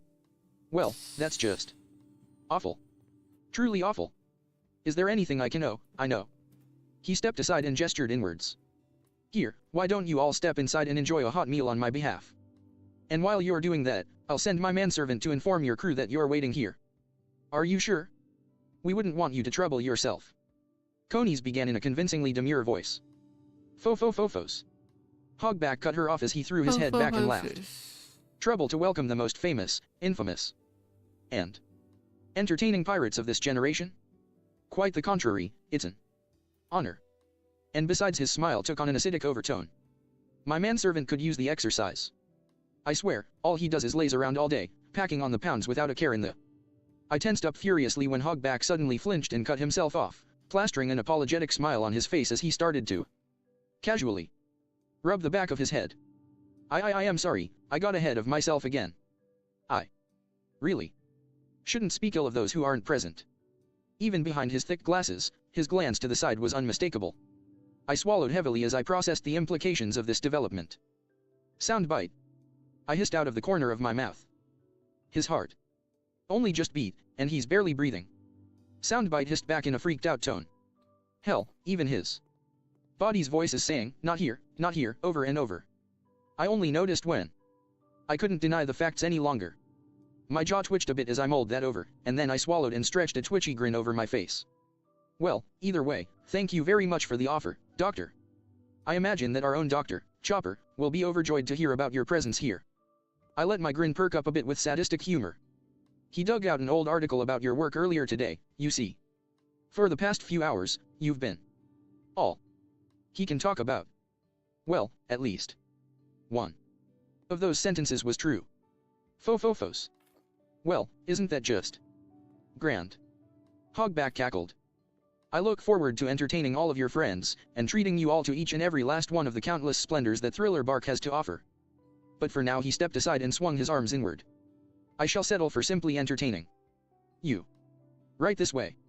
And with that, we all made to file through the door, but we came to a halt when Robin jerked to a stop. Robin? I questioned. Perhaps this island is haunted, because it felt like something just grabbed my backside. Robin bit out. I felt a cold sense of calm come over me as I heard that, and my suspicions were only confirmed when Hogback discreetly slapped his hand to his face. That just reinforced what I was feeling. Let's hope that it is just the haunting, I said darkly. Because if anyone really was stupid enough to do that, then I would have no choice but to find whoever was responsible and utterly fucking destroy them. The uncomfortable silence that arose as a result of my idle musings lasted for a second before it was broken by the distinctly not subtle sound of hastily retreating footfalls from somewhere nearby. Just have to love the spooky environment here. Hogback hummed in a tone of forced calm. I find that the tricks it plays on one's mind are Kind of going with the green, the refreshing. purple. Now come along, we should be going. Greywood. Nice bluff, Usopp muttered nervously as he started walking again, glancing over his shoulder as he went. Who the hell's bluffing? I growled back. We entered the manor in silence, at least, until we were interrupted. Dr. Hogback, a disinterested voice echoed from the well. Should I still come up? My frigid rage lightened up a bit at the sight of Hogback starting to squabble with the well, balancing over the edge as he shouted at the zombie within.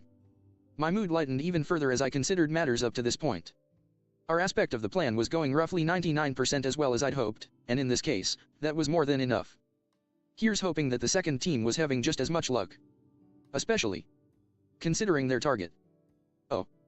Team 2, aka Honey Pot, will be the guard force that remains here on the Sunny, I said as I pointed down at the deck. Their objective will be to deal with the fourth and final member of the mysterious four who will inevitably swing by while we're all away. There was a wave of confusion before Mary raised her hand. And how exactly is dealing with an enemy on our home turf more difficult? Or dangerous than traipsing straight into enemy territory, she asked. I crossed my arms and scowled. Because while Spondum is a scumbag unmatched by anyone short of a world noble, Absalom is a close second who actually has the brawn to back up his inner bile. I took in the rest of the crew's incredulous and disgusted looks before starting to tick off on my fingers. In straight-up combat ability, Absalom is probably the strongest fighter on Thriller Bark. He's the only one who doesn't need devil fruit-based trickery to win, and the fact that he's an ability user anyway only heightens his threat level. He's been willingly subjected to countless surgeries under Hogback, giving him skin as thick as an elephant's, present company excluded, for extreme durability as well as a few hundred pounds of gorilla and bear muscle for crazy strength, and not only does he, to reiterate, have a devil fruit, he's wily in manipulating it, so while he can come off as an idiot I'll at times, fix that in a he can minute. be smart when it counts. Oh, and by the by, that devil fruit I just mentioned? It's known as the Clear fruit. The tip of Sanji's cigarette burst into flames. What? He snarled darkly. I nodded regretfully at him before continuing. For those of you who are unaware, the Clear fruit grants the power of invisibility to both the user and anything that they're touching, which Absalom usually uses in conjunction with a pair of wrist-mounted bazookas. Boss ground his teeth in grim thought. So, basically, not only is there going to be a juggernaut of ruthless strength and implacable resilience on board, but he's an invisible juggernaut too. And it's somehow accentuated by what he's like on the inside. Funkfried breathed, his eyes wide in sickened realization. I've been with Spondum for pretty much my entire life, so you know I speak from experience when I ask how anyone, not a noble, could come close. I scowled murderously as several images flashed through my head. By being a pervert actually, no, I corrected myself at the incredulous looks I was getting. That's not really accurate. He's not a pervert. My hand slowly curled into shaking fists. He's a predator. Konis gasped, her and Vivi's eyes widening in horror, while Rei-Fei, Robin, and Nami's faces contorted murderously. Care to elaborate on that? Said Navigator growled. Yeah, because I'm pretty sure I'm missing something here, an obliviously confused Mary added. What do predators and perverts have to do with each other? Go figure, she does still have some innocence, Leo muttered. Well, I mean, I know about, the ship girl made a circle with one hand, and jabbed her index finger in, pulling it back and forth. But not the whole predator thing. I grimaced at Mary's comment, but deadpanned, if I told you guys what I saw him do in the story, Nami's subconscious would electrocute everyone, and I'm pretty sure Sanji would blow the roof off of the pavilion. Cross, I built that thing. Super tough. A million berries says it'll hold up, Frankie scoffed as Nami grudgingly handed Konis her Klimatact. I shrugged, and not so discreetly moved as far away from Nami as I could. He molested Robin on board while invisible, spied on Nami in the bath, molested her there, and eventually kidnapped her, put her in a chemical coma, and then had her fitted in a wedding dress and attempted to marry her while she was still knocked out. Boom. Clatter. Oh. That's what you meant by predator, Mary nodded, before her face twisted into a murderous snarl. Can I punch him in the coconuts? I'd really like to punch him in the coconuts. Repeatedly. That can be arranged. Also, I win, Frankie, I deadpanned as I watched Boss and Zoro wrestle a flaming demon to the lawn, only just managing to keep him from smashing our entry ticket to the land of the unliving wide open before we were ready. Above him, a blazing hole smoldered in the pavilion's roof, which was just elevated and crooked enough to show that it had been blown off. Shave off a million berries from my debt, Nami, I added, looking back at the navigator who, along with Rei-Fei, was currently making the same attempt to break open the barrel despite being bound in place by several disembodied arms. I'll add 10 million more if your plan doesn't involve me pulling a Nimbus tempo on that patchwork. Bastard. She snarled murderously. That can also be arranged, but it may not do him much damage on its own, I warned. What about 20 in a row? More plausible, I admitted. So, any further questions before I tell you all what I have in mind? Just the one, Mary sighed, staring at the broken pavilion with regret. When is Frankie ever going to learn not to challenge you on shit like this? Since when have you known me to be that smart? Frankie grumbled back. Oh. Alongside the main entrance of Thriller Bark, a long and tall set of stairs stretched down to a pier. Ooh. A pier that was very close to a gigantic spider's web.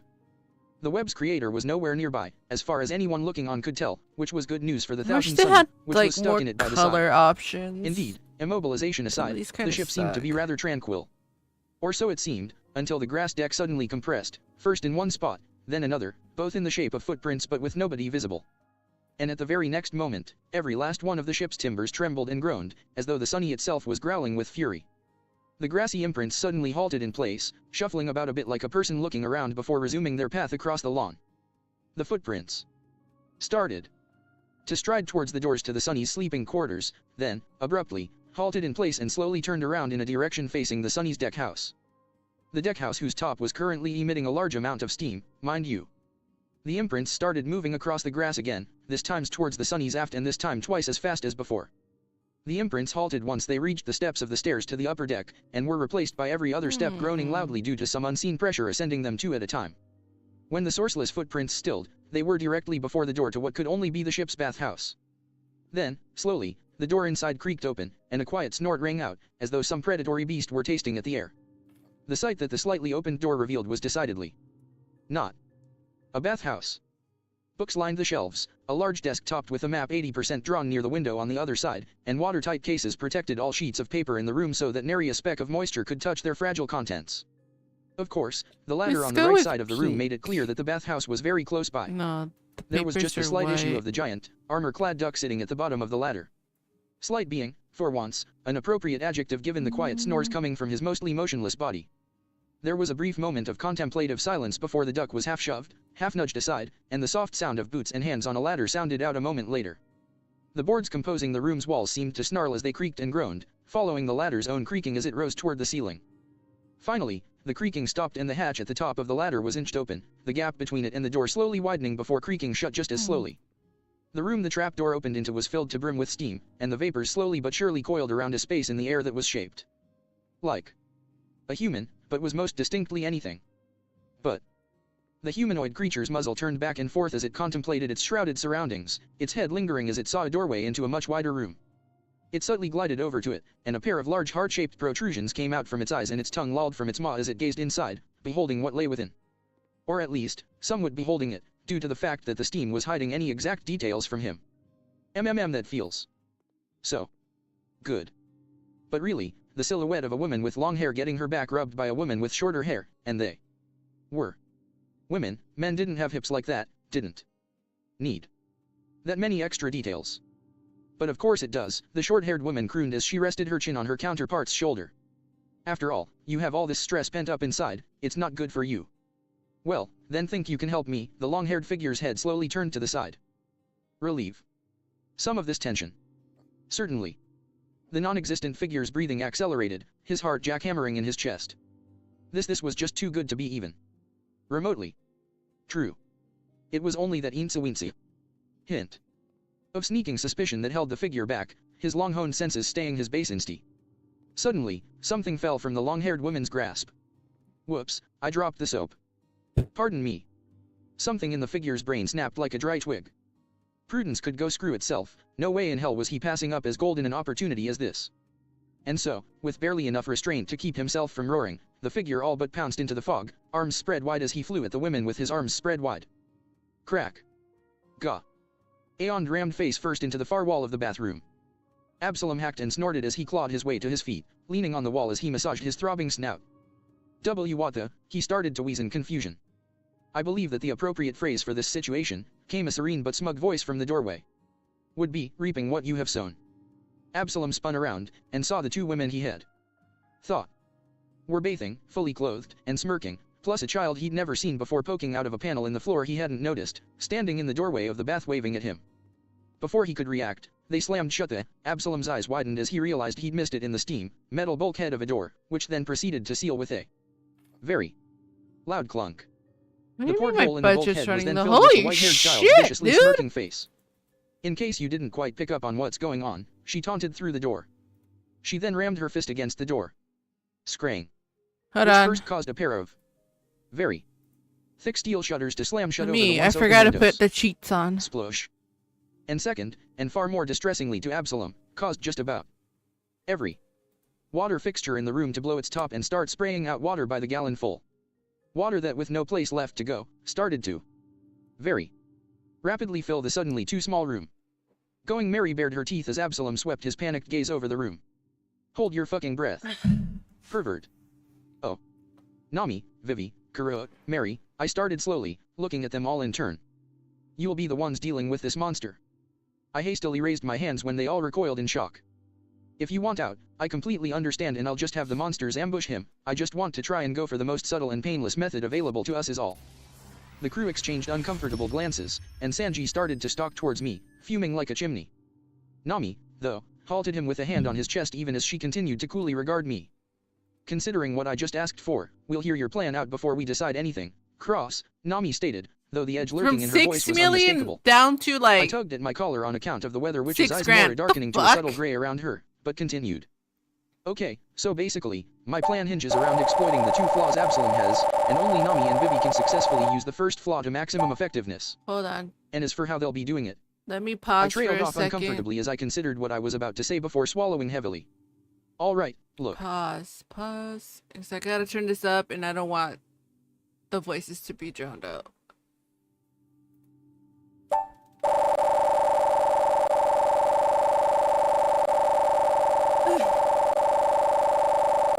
Sorry for the annoying sound.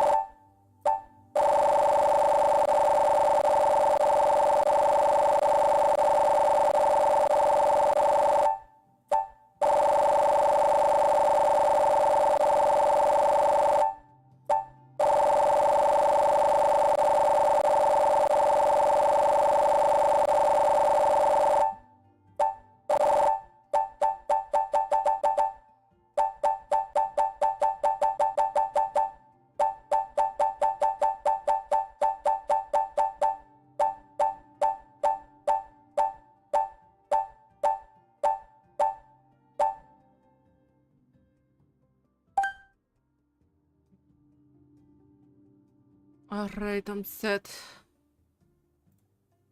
There's no right way to say this delicately, so I'll have to be blunt, but I swear to the both of you, in no way, shape, or form will you be in actual, physical danger for even a moment. Got it. Our negotiator and navigator exchanged uneasy looks before nodding as one. I sucked in a stilling breath and then I whooshed out the only word applicable. Bait. I all but panicked at the looks of betrayal that flashed across their faces, and I hastily scrambled to specify. Or at least, the general forms of your bodies will be the bait, while your actual, corporeal forms will be well away from Absalom. Vivi's heartbroken look broke in favor of confusion, but Nami slapped her hand to her face. Mirage. You could have just opened with Mirage. Damn it, you asshole. You nearly gave me a heart attack. I grimaced and nodded in acceptance even as my crewmates all relaxed from the tension that had beset us. Yeah, you're right, sorry.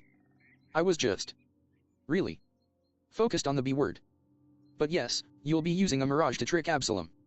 And Vivi, I nodded at the princess, you'll be involved for the dual reasons of your sovereigns will probably being of some use in controlling him if anything goes wrong, and well, I shook my head with a sigh. Absalom has a hard enough time controlling himself around one woman at a time. So I figure 2 women at once in a compromising situation. His caution goes straight out the window and he'll charge headfirst into whatever trap we lay out for him. Blah blah blah, I get the picture, Vivi finished for me, grimacing. Don't worry, Cross, I did way worse while I was Miss Wednesday. So long as I stay fully clothed around that monster, I'll do what I need to see him get his comeuppance. So, what's my part in this? Mary asked as she raised her hand with a not unfearful look. I am not going to be in. I neither know nor want to know if Absalom is willing to or has ever sunk to those levels of inhumanity, so. No. Preceded by a hell-fucking. I growled, before allowing myself to smirk at her. But I do have a couple of questions for you, Mary. Concerning good ol' Sonny, actually. Mary's face morphed into a mask of confusion. Yeah, sure. Fire away.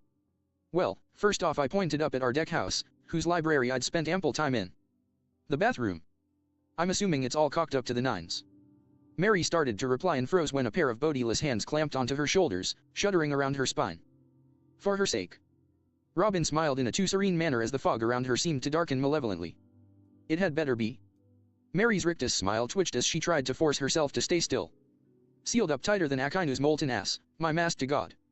So, please don't kill me. The darkness around Robin evaporated as swiftly as her hands. For now. I shook my head at our archaeologists. Some would. Teasing tone before continuing. Anyway, next question, how long would it take for you to replace the bathroom's door with a metal bulkhead that, I don't know, even Luffy would have trouble punching through? I grinned as I saw the beginnings of a spark form in Mary's eyes. Not that long. And I'm once again assuming that you could install a few armored covers over the windows. And then rig the pump to go into overdrive when I say so and flood the place, turning the entire room into a watery grave fit to drown Franken pervert. Brilliant. Mary cackled in realization, jumping and clapping her hands gleefully at the prospect. You're an absolute genius. Cross. I'll go get the preparations started right away. And with that, she popped a trapdoor in the deck and dropped into it, laughing all the way. I nodded contentedly as I turned back to Nami and Vivi. You two will project a mirage of yourselves in a compromising position into the bathroom once it's been filled to the rafters with steam, and once Absalom leaps in, you'll lock him in and take advantage of his second fatal flaw. The one thing that he can't possibly fight. His own powers, Vivi breathed in realization. Hell, that'd even take care of a normal person, Nami muttered into her knuckle before slowly nodding. This is a really good plan, Cross. No need to sound so surprised, I grumbled, turning to Karua. And just for the record, you can contribute by pretending to sleep at the foot of the ladder, help sell that we're lax and off our guard. I know it's not much, but well, given the situation, it's not like you'll be anywhere else but a room away from Vivi, right? Damn straight. Karua confirmed. Perfect. I said, clapping my hands together. Alright, I realize this might be hypocritical given what I said earlier, but still, it's worth saying, so long as we follow this plan and line things up right, with any luck we'll be able to remove Absalom of the graveyard from play without any real trouble. Oh. I am so glad that this thing is holding up, Nami sighed in relief, staring through the porthole at the ferocious lion-faced man who was pounding at the steel door, even as the room continued filling with water.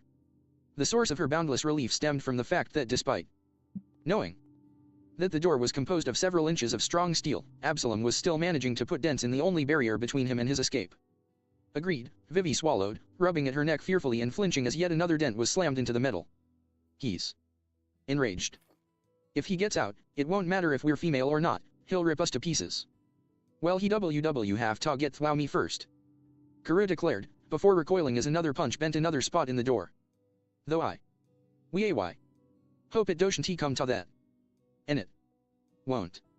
Don't worry, Mary assured him, utterly relaxed. I dug into some of the wood steel Frankie splurged on to reinforce that door. Even Luffy would take at least 5 minutes to break through, and this guy doesn't even have to, if my calculations are correct, and considering how they involve Big Bro Sunny, they are. Then the water will be reaching his knees in 5, 4, 3, 2.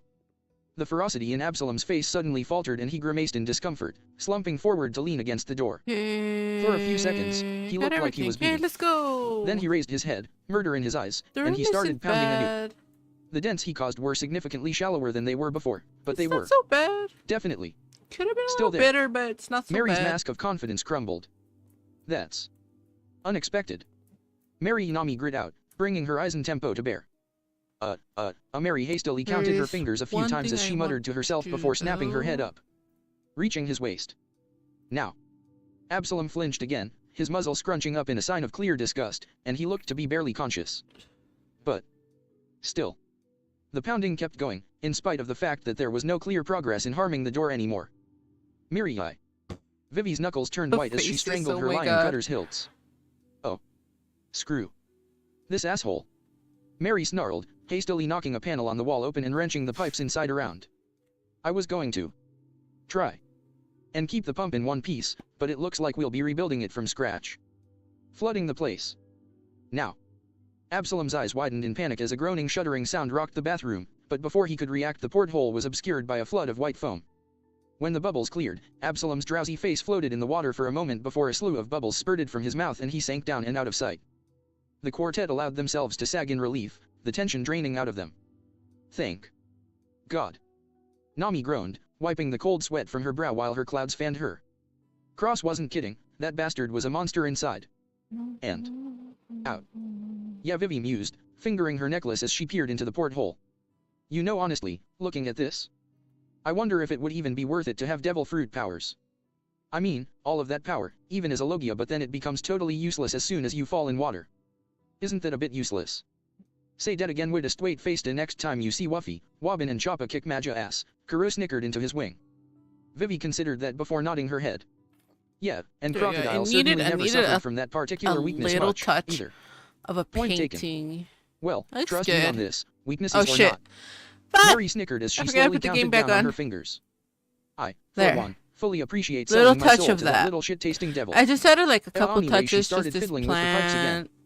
The room should be full up by now. This one. I'm gonna shut the water down so that the whole place doesn't burst. And this. then I we had can let this that as a patchwork little punk stew until he's extra because you naive and needed dead to like the a world. little something Then on I'll the just drain the walls. place and we can dip into the stash of sea prism cuffs and collars that Nice Lobby and the Axinos so graciously donated to our worthy cause, and boom.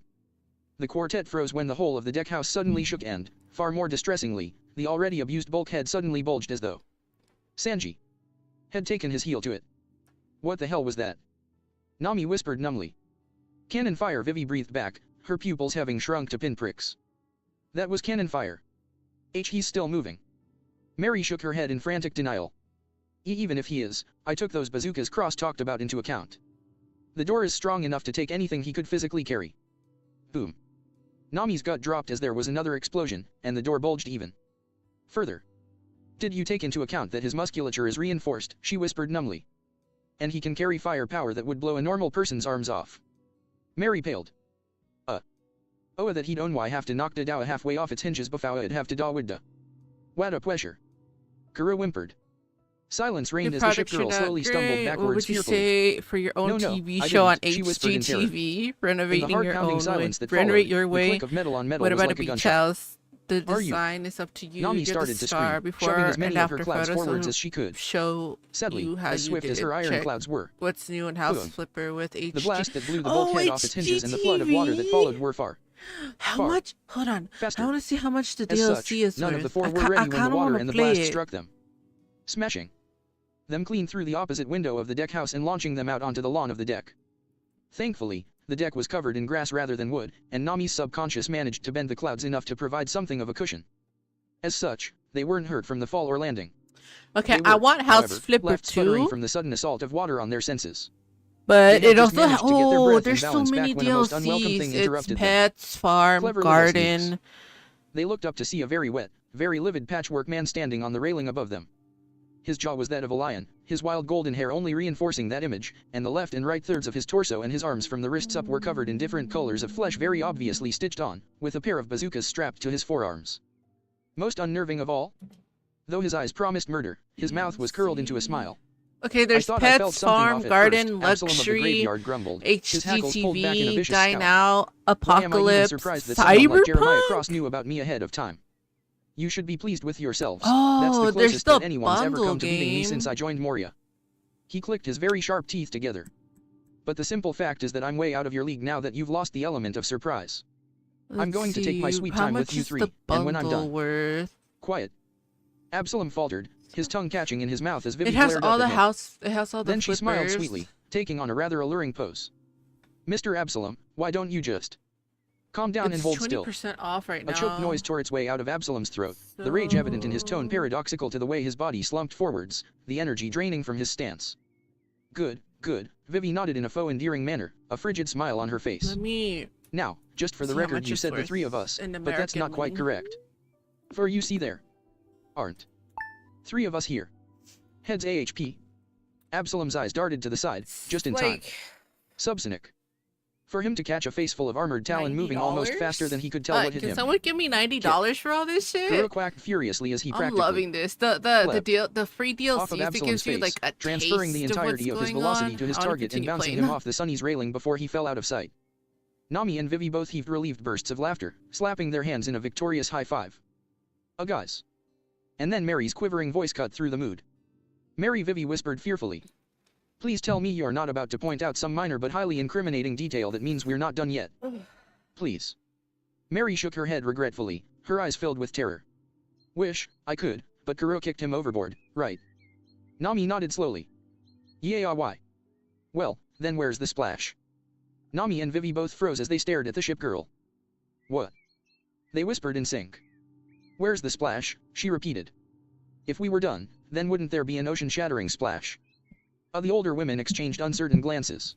Someone, So you someone want to give splash, me like you little brat. $90 so I can buy Before this they all shit. stiffened as a by now. I want all the Far. DLCs and the second Too game familiar of voice it. growled out, accompanied by a hand clamping onto the edge of the railing. I'll give you a splash, bellowed the positively deranged Oh, I wanna Absalom, cut the forcefully shoving his grass. torso Looks back into so view as he clawed his way back onto the Sunny. gross. Boom. Oh wait, I can cut the grass in my WAAAC. house now since I got that. And then firing one of his Unlocked, since I bazookas at got the Gorilla, unlocked causing the already. unfortunate flash-cooked waterfowl to keel over, If I'm out like cold and leaning smoking, over, it's and leaving the three because women alone with the madman. It's like Said I have my madman then mic turned to his the guns on them. side and my Who's voice next? gets softer. But in contrast to the fear that he had been eagerly and viciously expecting, they had prepared themselves to fight before he'd even finished with Kurua. Nami had surrounded herself in clouds, Vivi had started spinning her lion cutter, and Mary had hitched a rope ride straight to the helm. As such, Absalom paused near the railing, scanning over his targets, Nami, wrapped up in her iron cloud, Mary, halfway across the ship, and Vivi, in striking range and protected by much more flimsy weapons. You, Absalom decided, pointing a clawed digit at Vivi. You're next. Before the former princess could in any way deny that, Absalom vanished from sight. Vivi pivoted in place, her eyes wide and shooting to every rustle of grass. I can't see him. She mentally wailed. How am I supposed to fight him? Right, I'm an idiot. Stop and show yourself. She barked, and was rewarded by Absalom face-planting a few feet behind her. A low thudding whip sound drew her attention to the lines, right as a whole mess of rope and pulleys fell on top of the Franken bastard. Gotcha. Mary crowed as she yanked the lines up, Absalom tangled up in as many hooks and snares as she could manage. Not so tough when you're hanging up in the air, are ya? Absalom's answer was to shoot a snarl and a glare at the helm before jerking his arm, which brought about the click. Boom. Of the bazooka firing, followed milliseconds later by Vivi just barely ducking under the suddenly visible cannonball. Boom. Ah! A cannonball that, unfortunately, landed immediately behind Vivi before exploding, the blast and shrapnel knocking her off her feet and peppering her with metal shards. Though Vivi groaned into the dirt, her world still a blur of blaze and pain. Vivi. Nami and Mary howled as she went down, the navigator swinging out her climatact so that two chunks of black, crackling Eisencloud were flanking the strung-up Absalom. Nimbus tempo. Lightning tore through the struggling chimera suspended between the two clouds, loosing a bevy of both electrical crackles in a symphony of sizzling meat. The rope, due to the considerable heat drawn from the metal hooks, gave up the ghost about a minute in, dumping their charbroiled assailant on the grass with another loud thump. The sight of a torrent of smoke curling up from his form was a veritable font of hope for the women. Did we get him? Mary wondered as she peeked over the railing of the foredeck. Seemingly in response, the exact source of the smoke became indistinct as Absalom's body faded from sight. Gonna take that as a no, Vivi grunted as she hauled herself to her feet, wincing as she picked out slivers of metal from her arms. In my experience, paramecia powers that rely on conscious activation don't persist after their users lost consciousness in a violent manner. So still kicking, got it, Nami said, spinning up her climatact again. Let's fix that.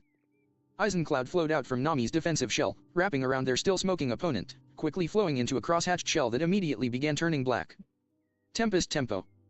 Said crosshatches promptly came alive with lightning, jumping between the lattices to strike and charge every inch of space outlined by the shell. Once again, crackling lightning competed with sizzling on the target, and was also accompanied by a burning smell. Eventually, though, the lightning came to an end, and when Nami withdrew her clouds all that was left was a black form smoking on the circle of dead grass. To everyone's surprise and, far more pressingly, horror. That form was not Absalom's body, but instead his bazookas in a pile of ash, bits of blue cloth still visible. How? Vivi began, but was cut off by an invisible fist slamming into the right side of her torso, reaching under her ribs. She immediately hunched over, groaning loudly in pain as she clutched at where her liver was. Nami tried to respond to the sudden Absalom on her six, she really did, but with most of her Eisencloud still wrapped up where the Tempest tempo had hit she was unable to stop an iron-hard grip from grasping her neck and slamming her into the mainmast. I crawled, Absalom growled as he faded back into view, somewhat scorched and now shirtless, but still fully functional. Had to leave my bazookas behind so you wouldn't notice, and that's one more thing I need to pay you bitches back for. Reaching up with his other hand, he brandished his claws. I'd say it'd be a shame to mess up that pretty face, but I'd be lying. Dynamic entry. Wah, Absalom began, before a pair of rain boots slammed into the side of his head and sent him careening into the pavilion's counter. Growling, he shook his head, looked up, and saw Mary let go of the rope she had swung down to land on his torso. Mary punch, the ship girl announced, rearing back a fist and then slamming it into his crotch, the impact shaking the Sunny from keel to crow's nest. For a moment, there was silence which a freaked Mary broke first. SS shouldn't you be screaming in pain right now, she nervously asked. Absalom's lips pulled back into a murderous leer. You don't think that I chose to look like this for shits and giggles, do you? I've been very thoroughly retrofitted. Among those improvements. He snapped his hand up to grab Mary's face, lifted her clean off the ground and then slammed her into the lawn with as much force as he could manage. A mental switch, Absalom growled. For my sense of pain. Looks like something you could really use right now, huh? Mary let out a hacking cough, blood spurting from a squashed nose, cut lips, and a nasty scrape on her forehead. Mary. Vivi and Nami screamed, lashing out at Absalom with clouds and blades respectively, which Absalom was quick to roll out of the way of. Nami hastily ran to cradle Mary, while Vivi interposed herself between them and Absalom, though she was swaying on her feet and barely managing to stay upright. Still, the princess tried to take a few swings at the abomination with her cutters, but she could only growl in frustration as they were easily dodged. Vivi concentrated for a bit before lashing out again. Hold still. Before she could finish her command, however, Absalom grabbed the chain of her weapon and gave it a firm tug, nearly taking her off her feet. Improvement the second, Absalom snorted, ramming his palm into the side of his head before grabbing the chain with both hands and giving it an almighty yank, dragging Vivi into melee range before she could react. No no no no. Stop stop. Stow. Thwack. Hurk. A mouthful of blood forced its way through Vivi's teeth as Absalom buried his fist in almost the same exact spot Sharing Guru had not too long ago. Still, even through her renewed haze of pain, she was conscious enough to be aware as the beast hybrid grabbed the back of her head and forced her to look into his face. Detachable eardrums, he growled menacingly. That done, he lashed his arm out and cast Vivi aside like a ragdoll, her uncontrolled tumble terminating when she bodily slammed into the railing, where she lay still with only shuddering breaths to show that she was still kicking. Absalom turned to face the last of the pirates, who was nowhere to be seen. Guess what, asshole? Absalom spun around, just catching sight of Nami standing behind him. Thunk. GRK.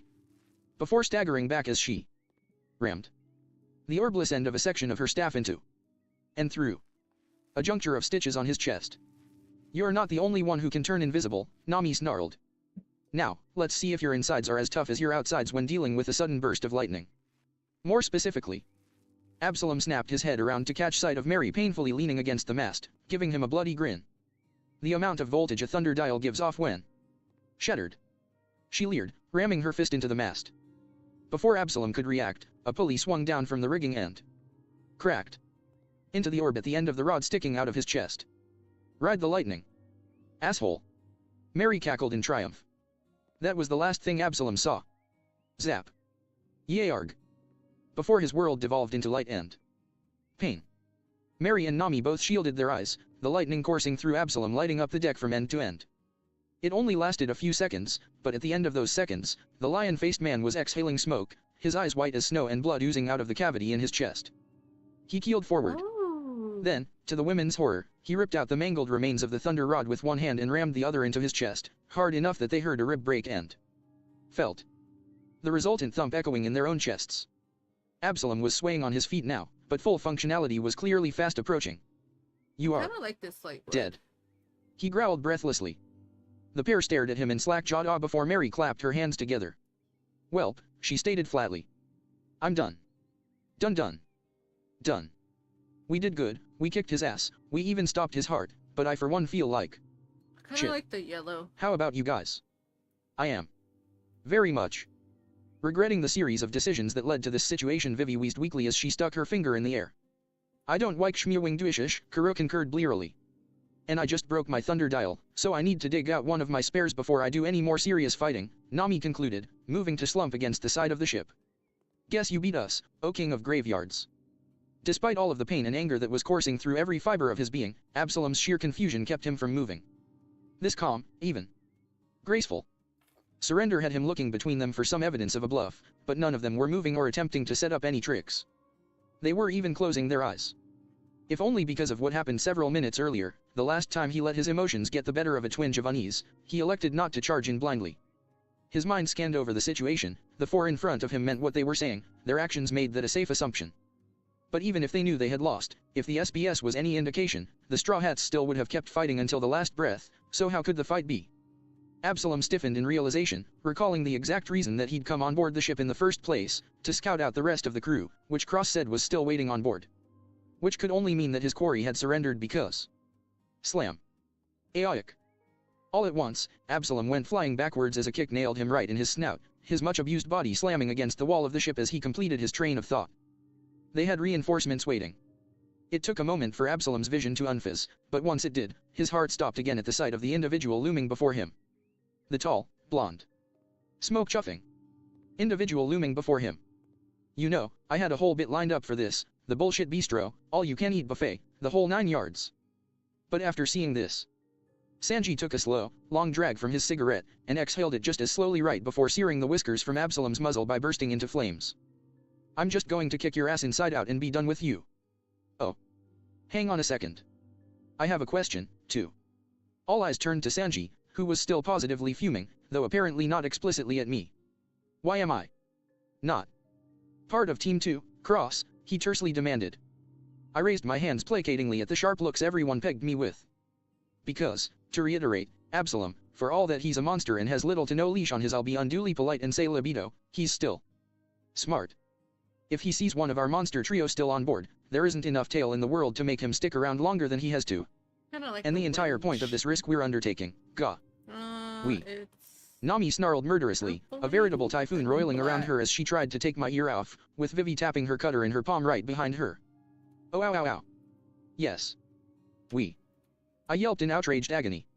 For Roger's sake, if anything happens to you on the plan that I concocted, how the hell much do you think my life will be worth? Nami's storm deflated with a sound akin to a balloon and Vivi's lion cutter vanished behind her back as the two exchanged uncertain looks before Nami released my ear with a sheepish grin. Stress from the oncoming ordeal. I pinned the both of them with a glare and a growl as I massaged my aching ear. In full cognizance of the demon on my shoulder, I bid the both of you to kindly bite me. You know you've screwed up when even I give him a pass on using that. Soundbite snorted. I maintained my glare on the penitent women for a minute or two longer before continuing. As I was saying, the point of all this is to make sure that once Absalom comes on board the Sunny, he doesn't get back onto Thriller bark before it falls. And for that, we need to make sure that there isn't a single loose thread for him to unravel. Sanji snorted darkly, and shot me a harsh look. Answer me this, Cross, am I vital anywhere else in your plan? Truly irreplaceable? Well, I started to answer before reconsidering. Well, when he put it that way. Because if that's not the case, Cross, Sanji forged on, then I'm not setting a foot off this ship. Because unless you can give me a damn good reason, I'm not willing to take the risk that that monster could turn things against even one more woman in the world. I glanced away uncertainly as I scratched behind my ear. Sanji. The both of us snapped our attention to Vivi with equal incredulity, as much due to her calm authority as the fact that she'd spoken up at all. I know you're angry, Vivi assured him in a tone of barely restrained calm. But I believe it's safe to say that she gestured at the fuming females of the crew, are far angrier. If the bath trap does somehow fail, I doubt he'll be able to handle all of our collective skill sets at once. With all due respect, dear Vivi? You just said doubt, Sanji growled. And that means that there's still a chance that he could actually seriously hurt you all. Or worse. Before Vivi could respond, Sanji swept his arms out and addressed the crew. Can I have a show of hands for anyone on this ship who's willing to take the risk of our friends being left to the mercies of someone like that? With no backup plan. I hate to say it, but I have to agree with the cook, Cross, Zoro admitted after a tense moment. When you look at our track record, our traps work maybe half the time. And if things land on the don't, no offense, but I don't know if I'd bet on these four to win against what you just described. They'd have a good chance, sure, he added nonchalantly in response to a few glares. But speaking as someone who's actually fought a warlord's top subordinate before, he has a good chance, too. And I'm not willing to take the risk of letting someone like that loose against our crew. I honestly couldn't find it in myself to argue against that. So I didn't. All right, I conceded with a slow nod. But even so, that doesn't change the fact that you need to stay out of sight. Hell, more than out of sight, out of scent due to his enhancements. One whiff of you and Absalom will pull a runner, and then we'll go. all be Hi, in trouble. Kakashi, what's up? You'll need somewhere to hide. Sanji's dour mood finally broke in favor of a victorious smirk. Already got that handled. He then jabbed his thumb off the side. I'm sure Thriller Bark has derelicts drifting all the time, right? I followed the digit to the battered wreck of the Rumber Pirate's old ship. With its higher sides, it would definitely allow good sight lines from its decks while also concealing Sanji from view. And considering how the old thing reeked to high heaven of mildew, salt and, well, death. In general. I slowly nodded in agreement. Yeah, that ought to do the trick. Alright, you've sold me, go ahead and act as backup if you want, but I hope you'll forgive me for hoping that it doesn't actually come to that. considering how it's our Oh, necks Dia on the de line. los Nami concurred dryly. Muertos. I will second that sentiment with gusto. Well, you'll just have to deal with your Prince Charming being an overbearing protector either way, Sanji nodded. For now, seeing as I doubt you'll need me for much else. I felt a chill run down my spine as Sanji smiled with a sadistic glee that should only have ever been directed at a certain Giga Giant. I'm going to step away for a bit so that I can, he hissed in a short breath before snarling out the next word. Practice. Nothing but the finest. For our customers here at the Crap CAF, you understand. I chuckled uneasily as I leaned back from the semi-demented chef. First step of any practice. Soundbite deadpanned in a nonplussed tone. New material. That bit's gotten moldy. The menace siphoned out of Sanji as he considered that. Yeah, fair enough. Anyway, carry on without me.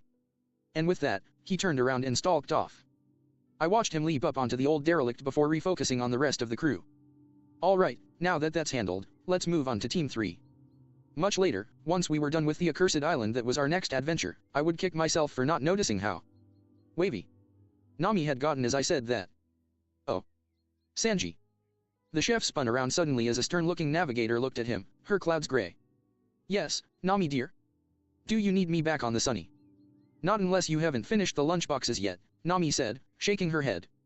I want you to make me a promise. Anything for you, sweet Nami, the chef sang exuberantly. Let us fight. The chef froze, and Nami moved so that she was directly in front of him, darkening clouds and all, before he could say anything. You heard what Cross said, if he sees you too soon, he'll run away and spill everything to the rest of Thriller Bark, and that'll spell pandemonium for the rest of us. And knowing you, you'd jump in as soon as he managed to land one hit on us. Which is why I'm here, not just for me, but with Vivi and Mary's support too. She looked him dead in the eye as she jabbed him in the chest. Promise us, Sanji, no matter how much we get hurt, no matter what Absalom does to us. Do not intervene unless we acknowledge that he's beaten us, that we need your help. Even if he wasn't the worst kind of pervert, we've been training specifically so that we won't need to rely on the stronger members of the crew to be able to survive every opponent we meet, and this is our chance to find out whether it's been enough. Promise us that you'll let us have that chance. The chef visibly warred with himself, and it took a full minute before he bowed his head with a weak sigh. You have my word, Nami Swan. Yeah. The navigator nodded before returning to the ship.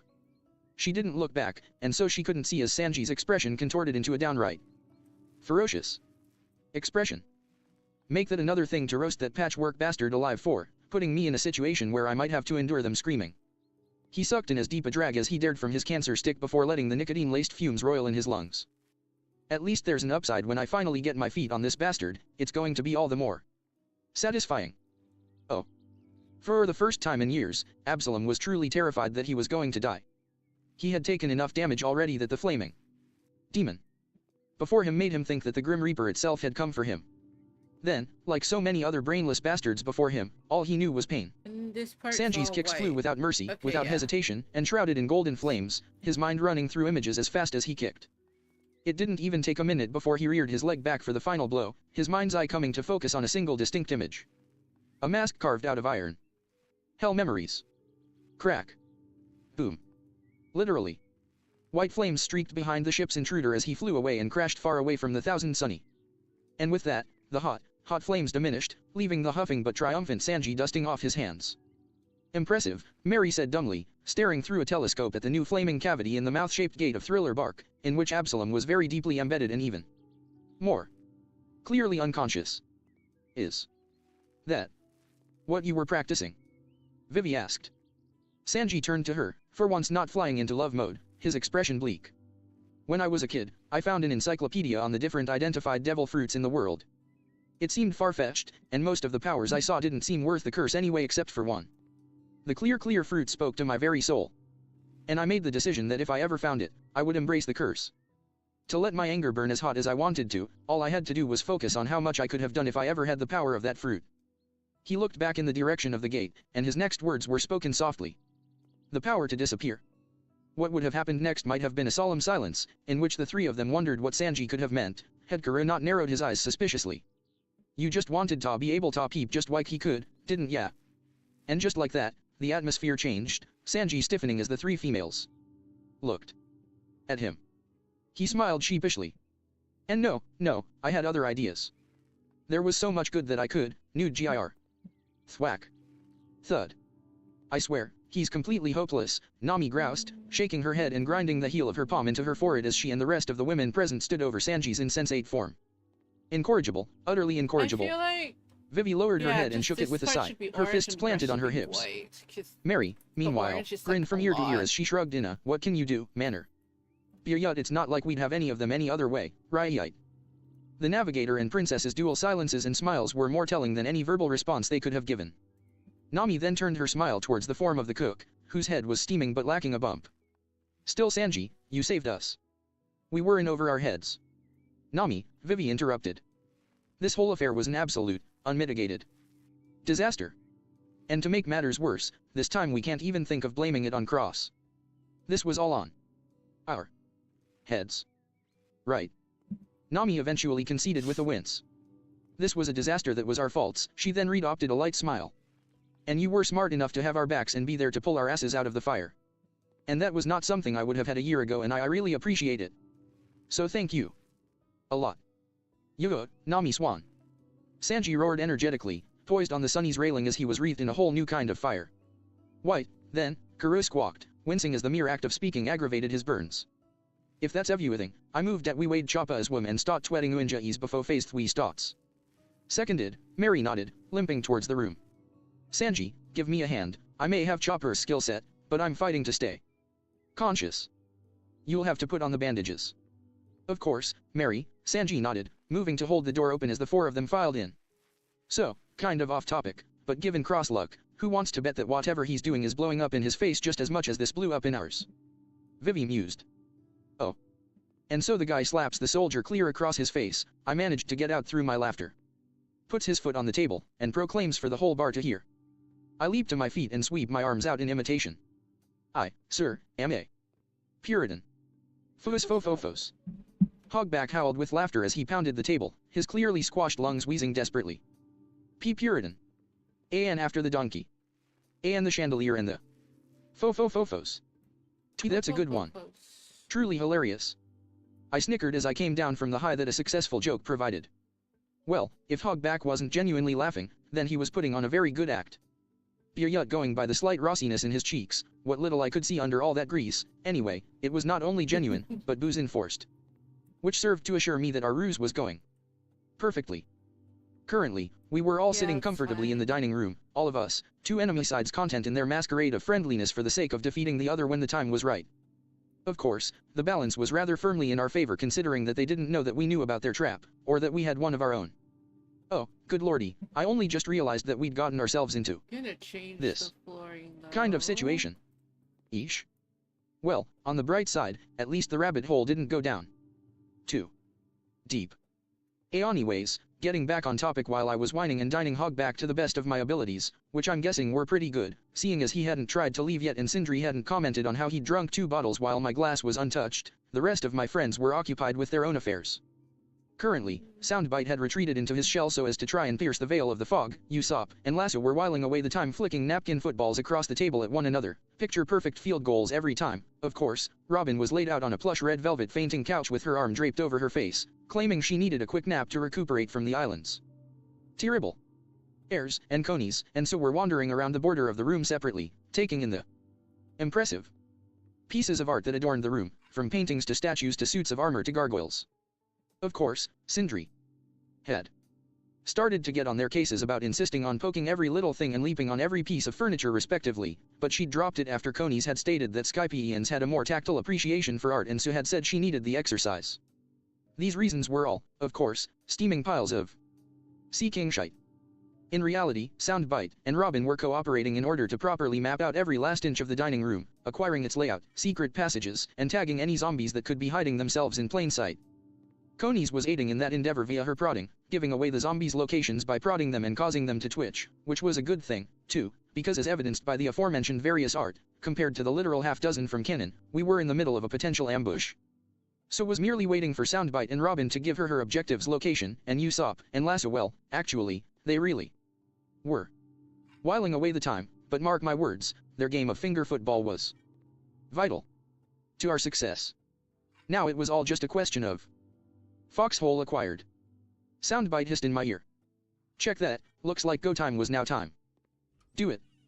I hissed right back, though it wasn't soundbite I was aiming it completely.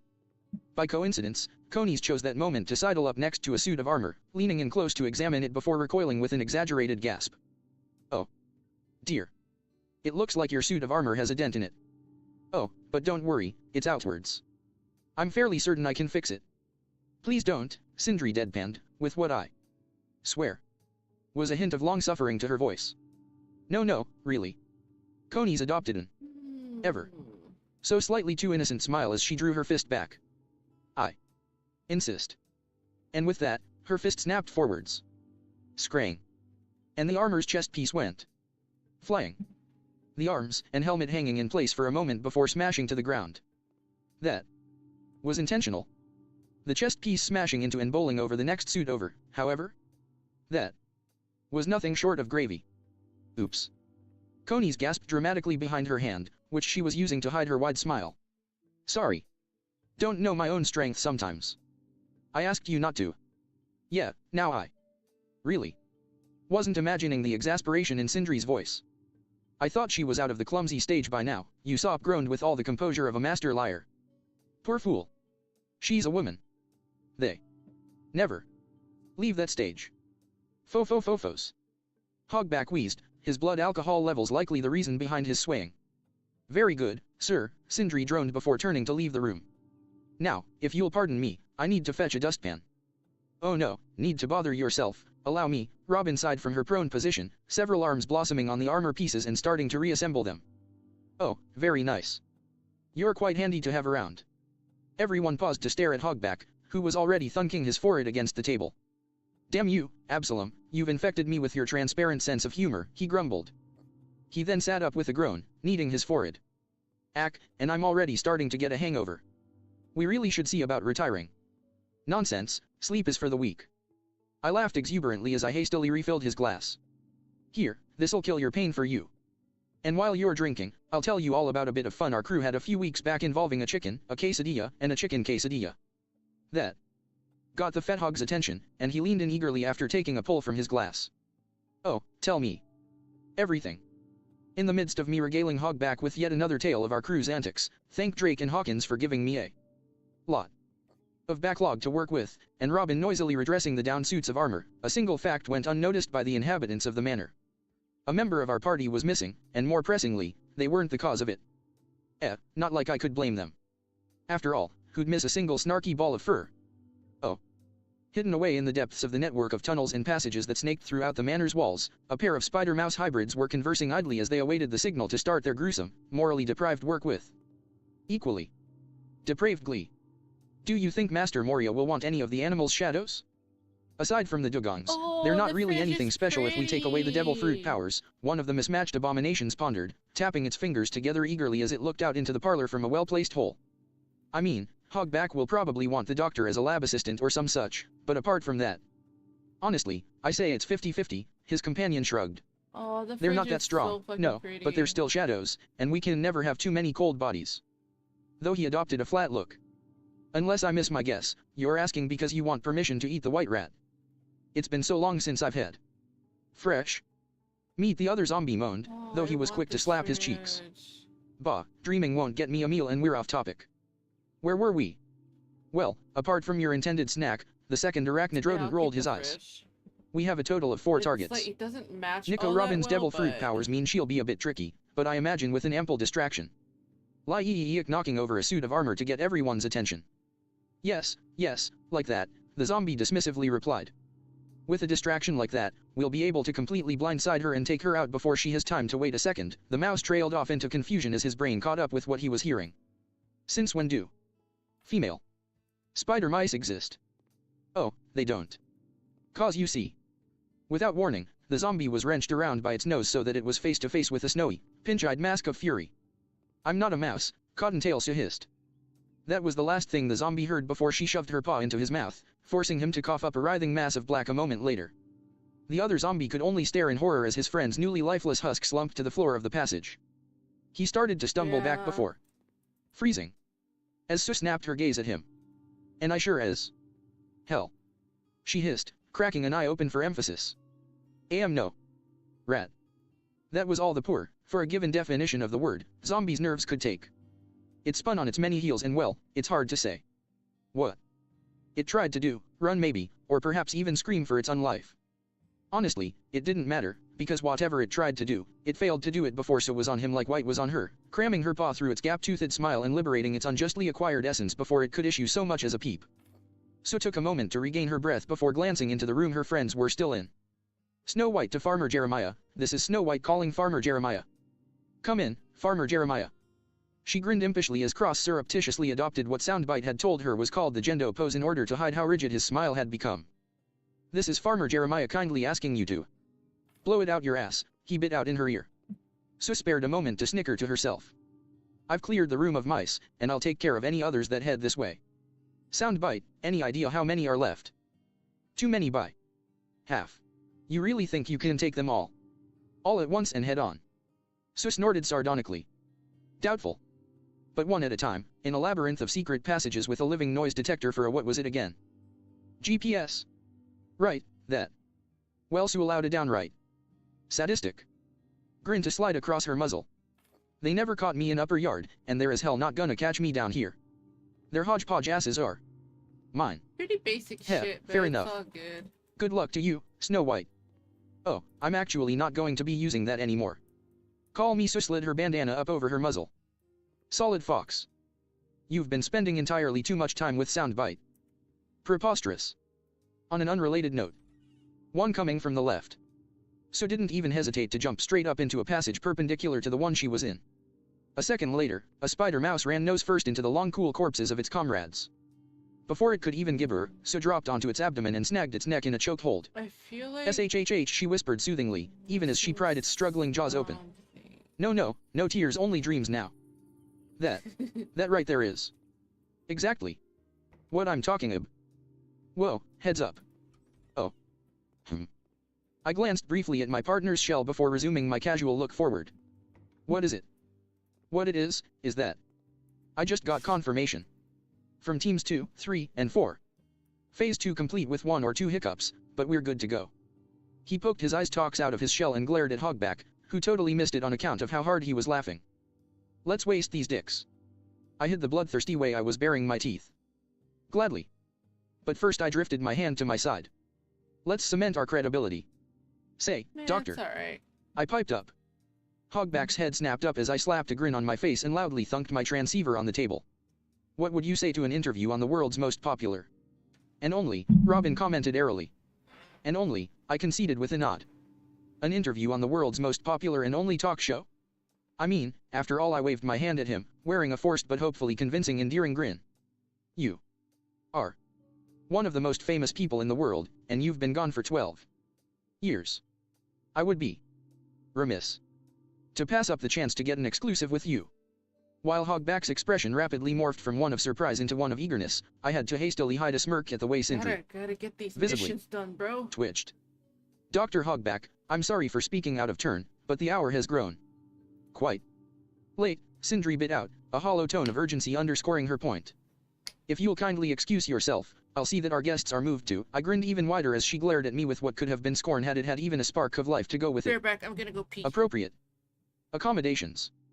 Oh, now, no need for that. Hogback waved her off, bubbling with energy as he kept his eyes latched on my gateway to the world. Don't be so stuffy, Sindri. It's just one little interview. And besides, I barely kept my disgust off my face as his drunken stupor was suddenly replaced by a smirk of barely hidden malevolence. What reason has a genius such as I for holding my anonymity?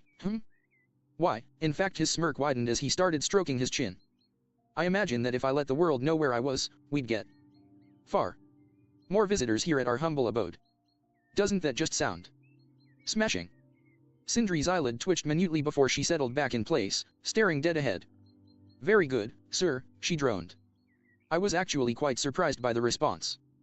Thanks to my association with Soundbite, I was a bit more familiar with the nuances of the human voice than most.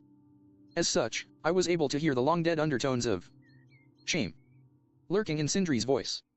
Well, looks like either Sindri actually was present in what remained of herself, or Margarita, I believe, was present in more than just her scorn for dinnerware. Well, whatever it was, it wouldn't matter for much longer. Well, glad to hear it. I bared my teeth at Hogback. Just gimme. Second, I hastily patted myself down for a pen and scribbled something down on a napkin, which I pocketed before grabbing at the box's mic, causing my friends in the room to tense in anticipation. And let's get this party started. Oh. So, bringing this meeting to order, stated a Marine who looked like he hadn't gotten much sleep over the past couple of weeks. We'll begin with the status reports. Rear Admiral Branyo blinked blearily as he shuffled through his papers. He had received his promotion to the recently created Straw Hat Anti-Fallout Task Force the day that the new bounties had been released into the Grand Line, for his years of faithful service. He had come to realize over the past several weeks that in reality, it was just an excuse so that they could heap more work on his head. He knew. He should have checked that bounty confirmation order with Sengoku, he just knew it. But still, he understood the higher UPS reasoning. With Jeremiah Cross responsible for so much damage already, they needed as much manpower as they could get to catalog it. But that didn't make slogging through report after tedious report any more respectable or enjoyable. In fact, it was bad enough that he was finding a lot more comfort in the SBS broadcasts, which by unspoken agreement usually resulted in a pause to listen, and half the time, a bigger headache than he started with. But either way, he had a meeting to provide answers for. According to compiled reports from the Four Blues in Paradise, Branyo sighed wearily. Latest numbers say that approximately 1/3 of our bases have been left completely untouched since the N-Ice lobby debacle due to the positive reputations that they've garnered in their nearest civilizations, and are in fact reporting a slow but constant growth in volunteer Marines enlisting into the Navy. Admittedly, we've had more than a few reports of. He glanced to the side and he coughed into his fist. Discipline issues. With them, particularly in Paradise, but fortunately, the new training grounds in Navarone are fully established and molding those recruits into proper Marines. In fact, washout rates and discipline issues have halved compared to Black Calm Island's old statistics. Spring Island climates leading to calmer temperaments and all that. Branyo then allowed himself to sag slightly, an action that he would never have performed while handling his duties as a Commodore. That's the extent of the good news, however. With the number of resignations over the last several weeks combined with combat losses, we've lost 15% of our forces in the Blues, and 20% of our Grand Line forces, and that means the entire line. 10% of the Blue bases have been overthrown, destroyed, or have defected, along with 8% of the Grand Line bases. A small percentage have even reported that they've ceded their affairs to. He was silent for a bit before sighing wearily. Pirate governments. He waited for the groans that always arose from the news of pirate islands erecting themselves to die down before continuing. More problematic than the losses in manpower and bases, though both are severe and will take considerable time to make good, is the loss in warships. Between the attack on N-Ice Lobby, the actions of the rookies recently dubbed supernovas, the concurrent actions in the New World, and far too many mutinies, latest numbers say that we've lost 37 of our 258 battleships, with another 11 requiring full rebuilds before they can be made seaworthy again. We have suffered similar loss rates in cruisers and unrated warships, though we haven't been able to account for all of them. A wave of mutterings, before one officer spoke up. That doesn't sound so bad. Branyo glared down the offending officer, annoyed at both the interruption and the ignorance displayed. Those losses represent a tremendous loss in our ability to directly control the sea. More importantly, Water 7's decidedly hostile. Independence has cost us a full fifth of our global shipbuilding capacity. While our ability to build battleships has not diminished, thanks to the decision to build them at government-run shipyards only, this dramatically hurts our construction of smaller warships that are, if anything, even more vital for sea control. Not to mention it costs us a major source of munitions and maritime supplies. I haven't run the numbers yet on how our reduced capacity will affect replacement of all those ships, but suffice to say that my preliminary estimates are grim. The glare was extended to the rest of the room. And before anyone suggests simply building more shipyards, I have here, reaching down, Branyo grabbed a massive stack of papers and slammed it onto the podium with a satisfying thud. Every proposal from existing shipbuilders to expand their yards, including our own. Edging out a clipped sheaf from the stack, he gave it a waggle. This is the proposal from the government yards. It would take 6 years. He then tossed it behind him. It would also cost the government over 10 billion, all of which would have to come out of the World Noble's discretionary fund thanks to that. Thrice damned big. So, that's a non-starter. The next set comprised almost half the stack. These are most of the private proposals. They would take anywhere from 7 to 15 years to complete, come with mutually exclusive building rights contracts attached, and we'd need to sign multiple to get the capacity we need. The only point in their favor is that they won't cost us any money we wouldn't be spending anyway. The papers were stacked off to the side. Reaching down, he pulled out another, thinner sheaf, holding it in its large font first page up for everyone to see. Here's the response we received from the Jordan & Sons shipyards, situated in the New World, when we sent them a contract proposal. One of the officers squinted at the paper before straightening in his seat, his eyes wide in disbelief. Ah, sir, is this even anatomically possible? It is if you're a long arm. But there aren't any long arms in the Navy, sir. Branyo scowled as he crumpled up the paper. Trust me, they're fully aware of that.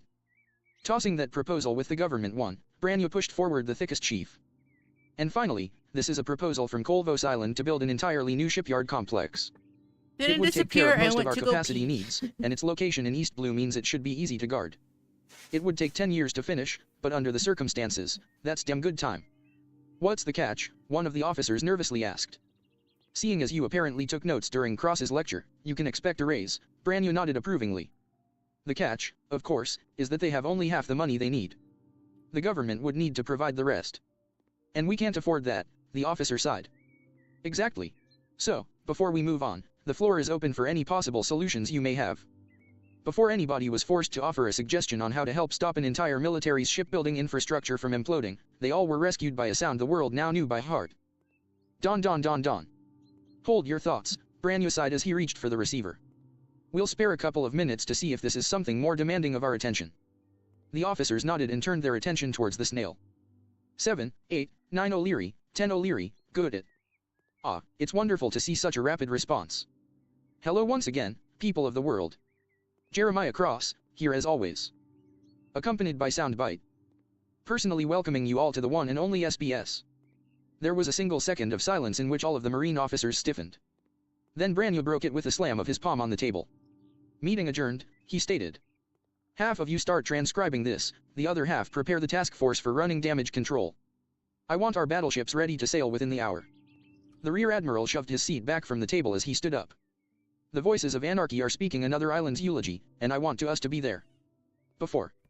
There's nothing left of the place but ashes. The other officers all rushed to obey. Branyo stared after them for a moment before hanging his head and groaning. Just another wonderful day in the Grand Line. Oh. Today's show is going to be quite the spectacle, I promised my viewers, eagerness roiling in my gut like a live serpent. And considering our track record, you know, that's saying something. To kick off our lineup, we have an interview with an individual whom I'm told the global scientific and medical community is very interested in. I held my mic out to my eagerly awaiting guest. Care to introduce yourself? Oh, yes, I very much would, the good doctor declared as he leaned forward into the receiver. Ah, to imagine that I would be given access to such a wondrous pulpit firsthand, rather than merely calling in. Ah, but enough digression. He drew himself up to what height he had, his chin raised proudly. People of the world, I am Dr. Huberto P. Hogback. For those of you who are of less, he took a moment to think about it before shrugging dismissively. Educated upbringings, I am, to what little credit he had, Hogback barely even twitched, and he certainly didn't miss a beat. One of the most acclaimed doctors the world over. It is an absolute pleasure to be here with you all today. I nodded in agreement as he sat back down.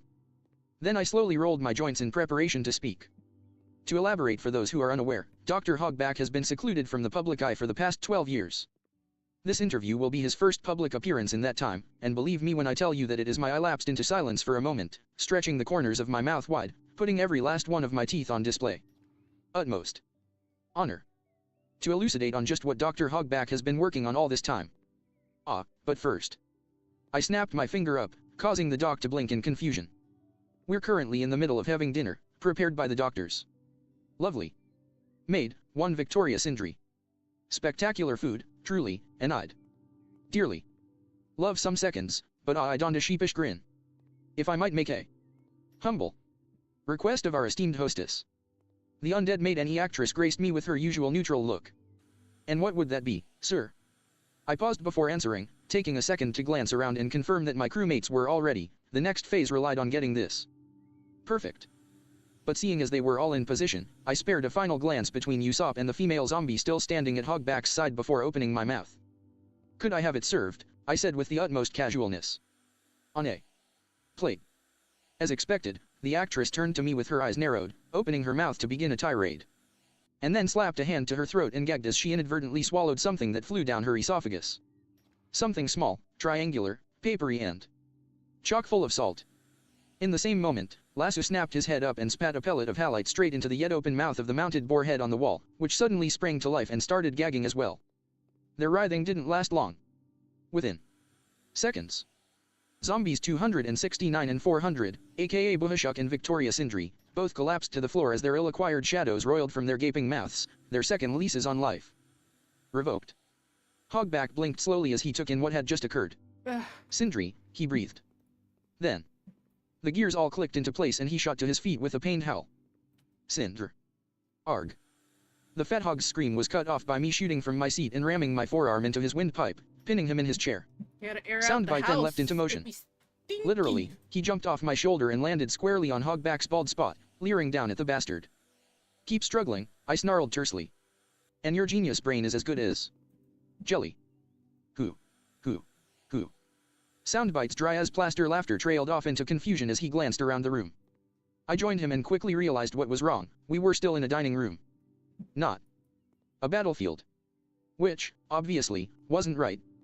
Seriously, I knew that cutting off the heads of their chain of command in the room would be effective, but this was a bit much.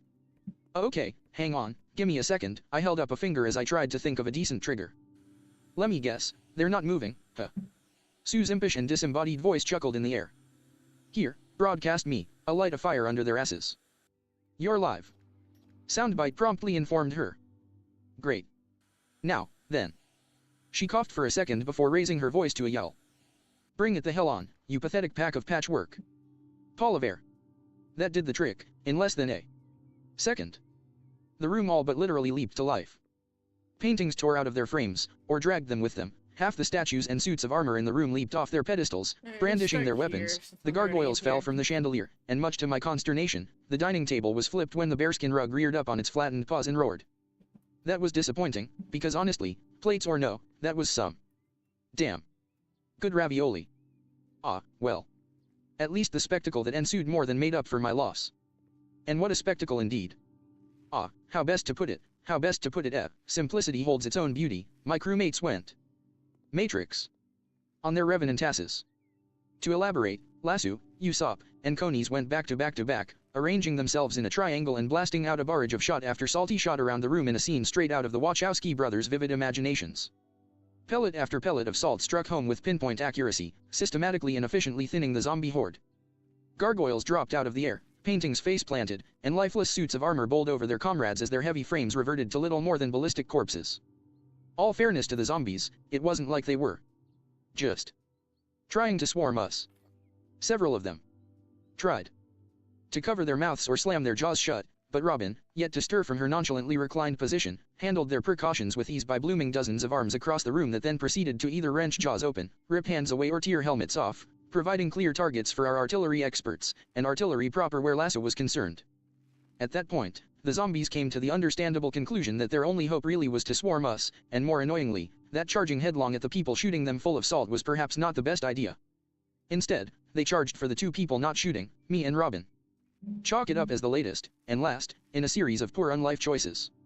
More hands sprouting from the floor immediately immobilized the zombies going for Robin, which was most of them, and wrenched their heads around so their mouths were facing Konis and Lasso's artillery. Wham, bam, salted. Several, though, were going for me. Thankfully, in order to get to me they had to run by Usopp, and if they thought presenting their sides to him would help, well, they clearly hadn't met Usopp.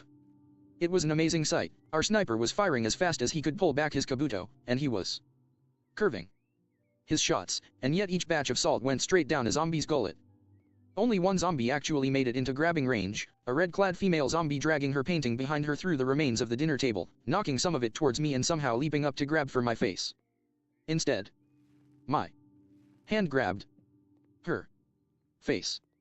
Impact, I said around my smirk as the zombie flailed. With its usual bang, the impact dial blew the entire top half of the zombie's head off. Erg, I groaned, flailing my gauntlet to try and get some of the gunk off of it before tossing a salt pellet down the thankfully still intact throat. Probably should have seen that coming. Also, I feel like we're missing something. Soundbite added thoughtfully. Grow AAR. Right. That. Despite the giant zombie bear rug looming over me, I didn't panic. See, I knew something it didn't. Leaning over, I picked up a little something that had been knocked my way when that painting zombie had come at me. Hey, conies. I called out, winding back my arm. Catch. The bear rug zombie paused in its attack to watch the salt shaker fly through the air, leaving it wide open when conies caught, loaded, and fired the shaker from her grenade launcher in one smooth motion. The rug collapsed back into a rug as she put said shaker clean down his The maw, rosewood accompanied by a looks shadow nice. wafting up into the sky. And just like that, the room went silent, the newly freed shadows swirling and roiling about the ceiling in a mass of writhing black before seeming to squeeze their ways out of through cracks. It felt like a full minute before the silence broke. Is that all of them? Usopp asked uneasily, strangling the shaft of his kabuto. Let me check. Soundbite leered eagerly before addressing the room. Bring out your dead. There was a moment of silence, and then a painting zombie pinned under a suit of armor's mass weakly raised its arm. I am not dead yet. Off the helmet I yawned. I called, tossing out a pellet I was carrying. Said pellet bounced off the headgear I was aiming for as intended. And GRK. Nailed it. I pumped my fist victoriously. Yukike touchdown. Soundbite crowed. Yes, all very well and good, Robin sighed as she sat up on her couch, stretching her arms above her head while a different set of the limbs grew along the seam of the door in linked grips, effectively sealing the only way out shut. In other news, I can confirm that the room is secure. No way in, no way out. And nobody heard jack shit of what just went on either. Soundbite informed me with a cackle. We're free and clear. Glad to hear it. I smirked, flashing them all a thumbs up. What? I turned my attention back to Hogback, who was rapidly starting to purple, and not from how hard I was pressing down on his throat. What in the name of the bleeding sticks is going on? He more squeaked than yelled. I blinked at him before grinning pleasantly and sitting back down in my seat, which Robin had been kind enough to write for me. Oh, just a little bit of crowd control, that's all. Couldn't have your goons jumping us and interrupting our fun, after all. 'Cause you see. Doctor. Hogback, I spat the name like the insult it was as I leaned my grin on my fist. We're still going to have that interview, and it is going to be about the work you've been doing while you've been missing, but it's going to be the truth. I jabbed my finger in his face. The whole truth, the honest truth, the only truth. And sure as heck not the two-bit bullshit you were planning on feeding the world. And just like that, Hogback's attitude totally reversed, his indignant outrage draining away to pure, bowel-dropping terror. What? He breathed. You heard him. Doctor.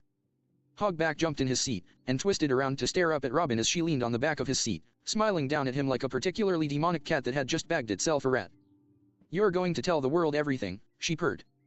About this island, your endeavors here, and more importantly, about the involvement of your master. Hogback was sweating like a stuck pig now, but I noticed that he was somewhat calmer. I could tell what he was planning, and that certainly wouldn't do, so I subsequently withdrew the napkin that I'd written on beforehand and held it up for him to read.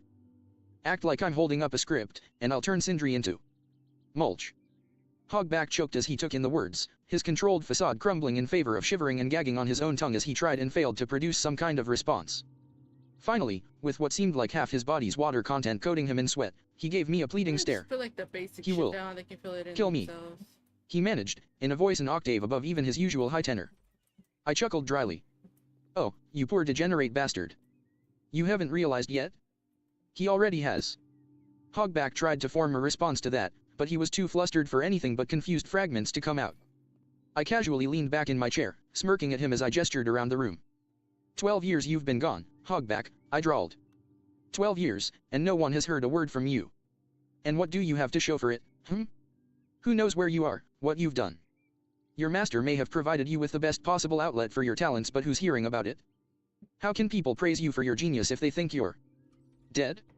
You're alone here in the darkness, and if he has his way, that's all you'll ever be. Nobody will ever know about your so-called greatest accomplishments. The surgeon froze, even his fear stilling as my words sunk into his brain.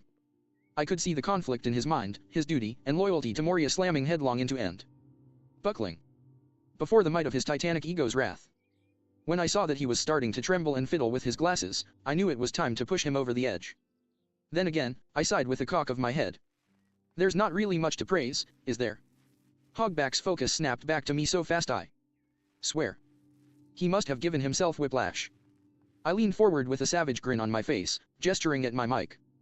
Go on, Hogback, tell them. Tell the world about what you consider the crowning achievement of your career. The mockery of life you've created. And as the lens of Hogback's sunglasses fractured. Under his fingers, I knew that I had won. Mockery. The depraved physician bellowed as he tore out of his seat, somehow managing to make himself look imposing. How dare you? I am the Hola, greatest Yummy, medical mind ¿cómo in all the world. estás? Greater than your mangy rug of a pet, better than that dragon-brained hack Vegapunk, better than that butcher of a Brad Trafalgar, or any two-bit back alley. Claro, claro. Whack. Whoever Ese tipo slithered de out of juego Drum me Island. concentro mucho y no I am. hablo. Say it. Necesito algo en el fondo y I no puedo roared, escuchar shooting to my música. feet and shoving my face in his. Say it, you pompous hack. Say it. I am the greatest doctor who ever lived, he screamed back. I am the doctor that conquered death itself. Oh. Yes, you heard me right, I conquered. No, I'm fixing other Death. people's rooms. Hogback laughed hysterically. No, Other no, people's more than that, houses. I gotta earn money, cured even though I have like a bajillion death. dollars with me. I revealed it as the worthless disease that it is, and has always been. It is. Truly. Amazing just how far a few choice words can push someone, Marigold breathed as she clenched and unclenched her grip on her naginata. I have to agree with that Kokoro woman, I am very glad that Cross is on our side. Nidhogg only knows what he'd have done to us if he wasn't, Sandersonia muttered back, uneasily twisting her hair through her fingers. But resurrecting the dead. Marguerite protested, disbelief coloring her voice. I realize that I've been sheltered living on Amazon Lily all my life, but, she shook her head in denial. Even by Grand Line standards, even with what you've told me of devil fruits, this sounds utterly insane. Which is exactly why Cross had to ambush him. Nyan. Elder Nyan sighed grimly. Marguerite and the Gorgon sisters snapped confused looks at the recently accepted those advisor of the piggies? Empress No, of they're Amazon sheep, they're Lily, sheep. a title which here meant that Hancock had stopped throwing Elder Nyan out the windows. Care to explain yourself, Granny? The resident warlord sniffed imperiously. Quite as often, at any rate. The elder set her jaw with a dismissive tisk.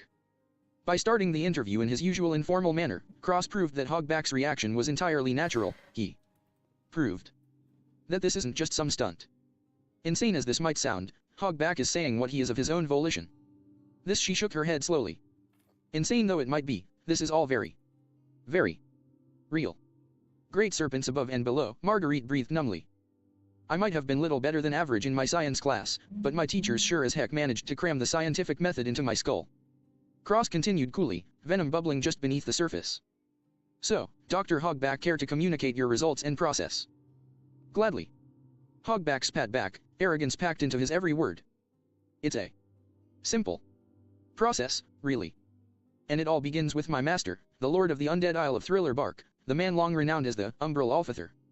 The greatest wielder of the shadow fruit to ever live, Gecko Moria himself.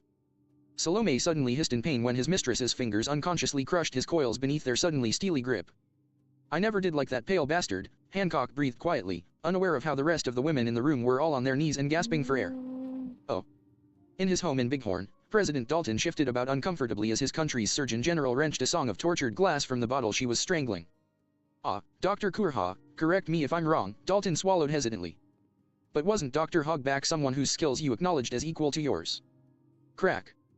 The bison human flinched as Kurha's thumb snapped the neck of the bottle clean off. Yes, the witch doctor bit out tersely. He was. I respected him for his abilities as a medical expert, and Chopper looked up to him as a hero of our practice. She then held her hand out, snatched the cup her Lepevin assistant offered her and poured a glass, snarling all the while. But I have the distinct impression that his idealized image of the man has been shattered, and that language of his means that mine isn't far from doing the exact same thing. Before anything further could be said, Cross piped up. Devil fruit involvement. He sighed heavily. To know what else I could have been expecting. Fofos. Ease, the abilities granted by the devils of the sea are quite incredible, aren't they? Hogback all but giggled. His temperament lightening as he delved into a topic of passion. But I do believe that this is truly an application of abilities to trump all others. For you see, Master Moria has discovered many ways through which he can manipulate the shade, but his most innovative is to liberate others of their umbral selves. Kurha and Dalton both tensed as they parsed the meaning of the words. He steals people's shadows, Dalton breathed.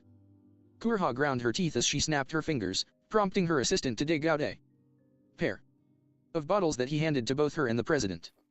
And it somehow ties into this resurrection business. Lovely. What you must understand is that shadows are with us our entire lives. Hogback ranted, buried in the depths of his own genius. Our entire lives are imprinted into them, our personalities, our mindsets, our abilities. They are, in essence, an external copy of our very beings. Astral projections of the soul. And Master Moria, he can coalesce that projection into a corporeal form. On their own, shadows can be implanted into living beings and thus impart the knowledge they've acquired upon the subject, but sooner or later the subject's Wait, so actual the blue soul rejects the implanted shadow, and forces them out. radiator, Ah, but what of subjects without radiator. souls of their own? What of those who are empty inside? When a shadow is implanted into those devoid of the spark of life, that void is filled, and they return to life anew. Smash. Dalton ignored both the liquor dripping through his fingers and the glass embedded in his palm. He's stealing shadows, the normally calm man bit out, and putting them in corpses. That bastard's not resurrecting the dead, Kurha snarled, shooting to her feet, grabbing the snail and punching in the numbers of as many doctors as she knew. He's animating dead bodies. Oh. You're making zombies. Cross stated, his voice as dry as a desert. Heh. Hogback scoffed dismissively. Zombies, revenants, the walking bloody dead. Whatever you want to call them, the fact remains that I have accomplished what countless other inferior doctors have utterly failed to do. I've breathed life into the unliving. Fascinating, truly fascinating. Caesar Clown breathed, furiously scribbling in a notebook as he kept his attention cemented on the snail before him.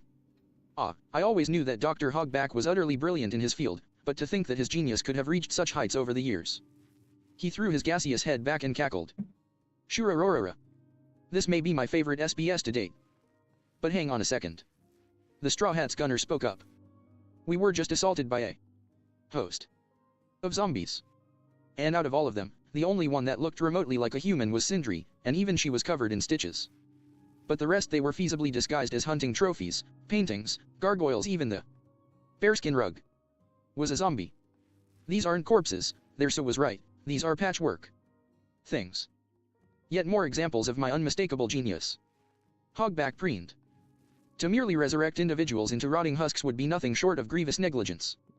As such, before Master Moria imparts a new shadow unto a corpse, I perform my due diligence by crafting their bodies into the best states for them to perform their duties. They are truly exemplary samples of creation. Perfection incarnate. Brilliant, brilliant, brilliant. Caesar repeated extravagantly, pen all but tearing the paper with how fast he was writing. Ah, it's tragic that he doesn't stand a chance against the Straw Hats, but at least in his final moments as an esteemed doctor, he's imparting some fragments of his genius. Fare thee well, Hogback. The world knows thee too much. Shurarorara. Oh. Wait, there. Beauties. Cross's gun lasso piped up, a snarl slowly seeping into his voice.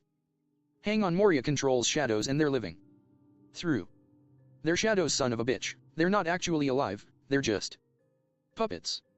Slaves to Moria, slaves to you. Fe. You act as though free will is some prerequisite for animation. They walk on their own 2 feet, they speak their minds, they even have their own personalities. They are perfectly alive. An existence without the ability to make one's own choices. Living a life you have no choice but to live. Nico Robin's voice dripped with icy contempt. Trust me, Hogback. I have the authority here to tell you that that is not living. TCH. Hogback glanced away with a harsh scoff. One person's opinion, corroborated by the actions of another. Cross hissed coolly. I read magazines, Hogback, I've seen pictures, I know the truth. Let's go with I Wenge know again. who Sindri really was before you got your hands on her. You leave her out of this. Hogback hissed back, his expression a mask of scorn. Here we go, Trafalgar Law chuckled grimly, his fingers tapping out a staccato beat on his blade's hilt. Shachi glanced at his captain in confusion. What do you mean, boss? Cross is done building him up, now he's actively winding him up, Law smirked. And once he's done, I like the Wenge. Hogback's going to blow his shit, and he's going to do it in front of the whole damn world. The rest of the Heart Pirates all blinked at him in surprise before slowly turning grins ranging from savage to eager on their slightly freaked snail. I really love these guys, Penguin chuckled. Oh. This has everything to do with her. Cross snapped back at the doctor. You stole her corpse from her grave. You forced a shadow into her, made her body move against her will. I saw pictures of her, saw her smile. But while she was still moving, I never saw her smile even once. Has she smiled even once in the past 12 years? Shut the hell up. Hogback snarled. Like hell. No Jaiko cheered, pumping her fist in the air. Come on, Cross, you haven't shut up even once in the past few months, no matter how much anyone's tried to make you. Don't stop now. Make that monster regret every instant of his disgraceful life. Genzo bellowed in outrage. Then what about the shadows, huh? Koni's broke in, her scowl showing her to be angrier than the world had ever seen her. You yourself said that they're integral parts of our beings. There have to be consequences to stealing them. And these zombies, they have serial numbers on them. And the highest I can see is Sindri's. 400. 400. People's shadows, unjustly stolen from them. How many more are there? Ooh, Who did you take them from? Looks nice. Criminals, of course. The doctor scoffed, but the tension in his voice was still steadily mounting. Master Moria is a warlord, it's his job to hunt the scum of the seas.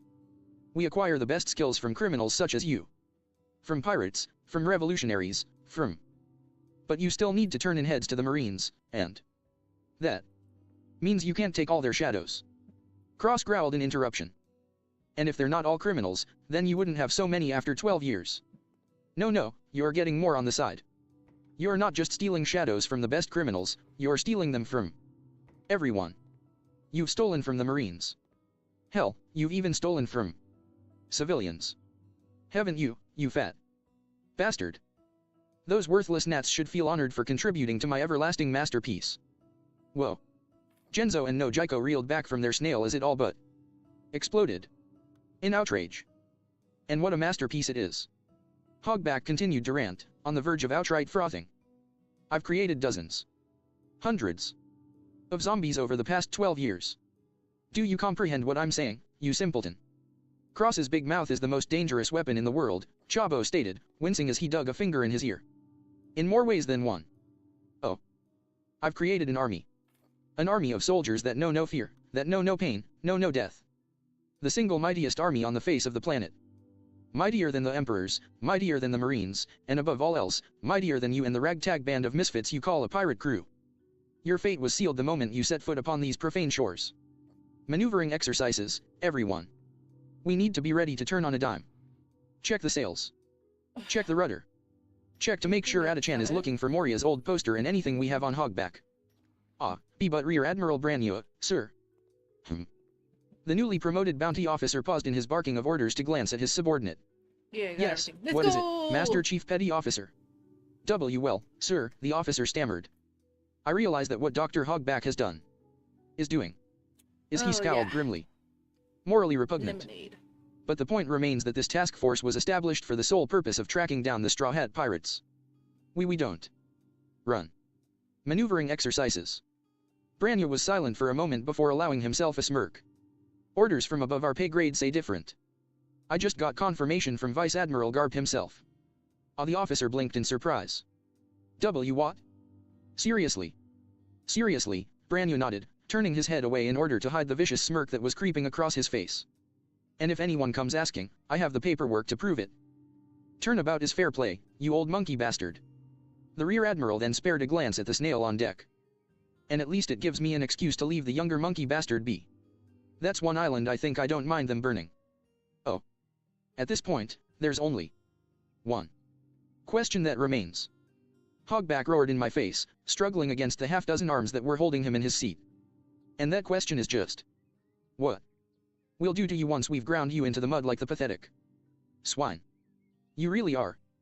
Whether you'll be forced to cower in darkness for the rest of your life while your shadow returns my Sindri to me, or if I'll have the honor of laying you down on my slab so that I can rip out your tongue and stuff it down the gullet of your pet pest. I blinked slowly, still reeling from the sheer force of the outburst. Holy shit. Dude. Props to Hogback, I had not seen that rant coming. That rant. I mean, I expected It's always exquisite. rant, but this? I'd had to both fight back a smirk to keep from giving the game away too early. And ensure I didn't have a minor loss of bowel control. Still, we'd already won, he'd dug his own grave and all I'd had to do was hand him a shovel. Hogback took a minute his breath back before glancing around at us, his face twisted in a rictus snarl. Now, I believe it's time that you met Master Moria. I can only imagine that your assorted shadows and corpses will be among the most valuable new additions to our Why Are You All Looking at Me Like That He trailed off.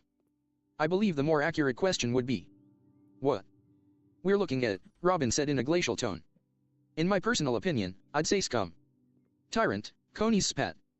Moron, Lasso contributed. Oh, I forgot Monster, to clean the windows. Usopp bit out. And the one that's Royally that little screwed. percent off. I offered thoughtfully. Yeah, start getting some. Dead man walking, concurred. Theot wasn't one of us.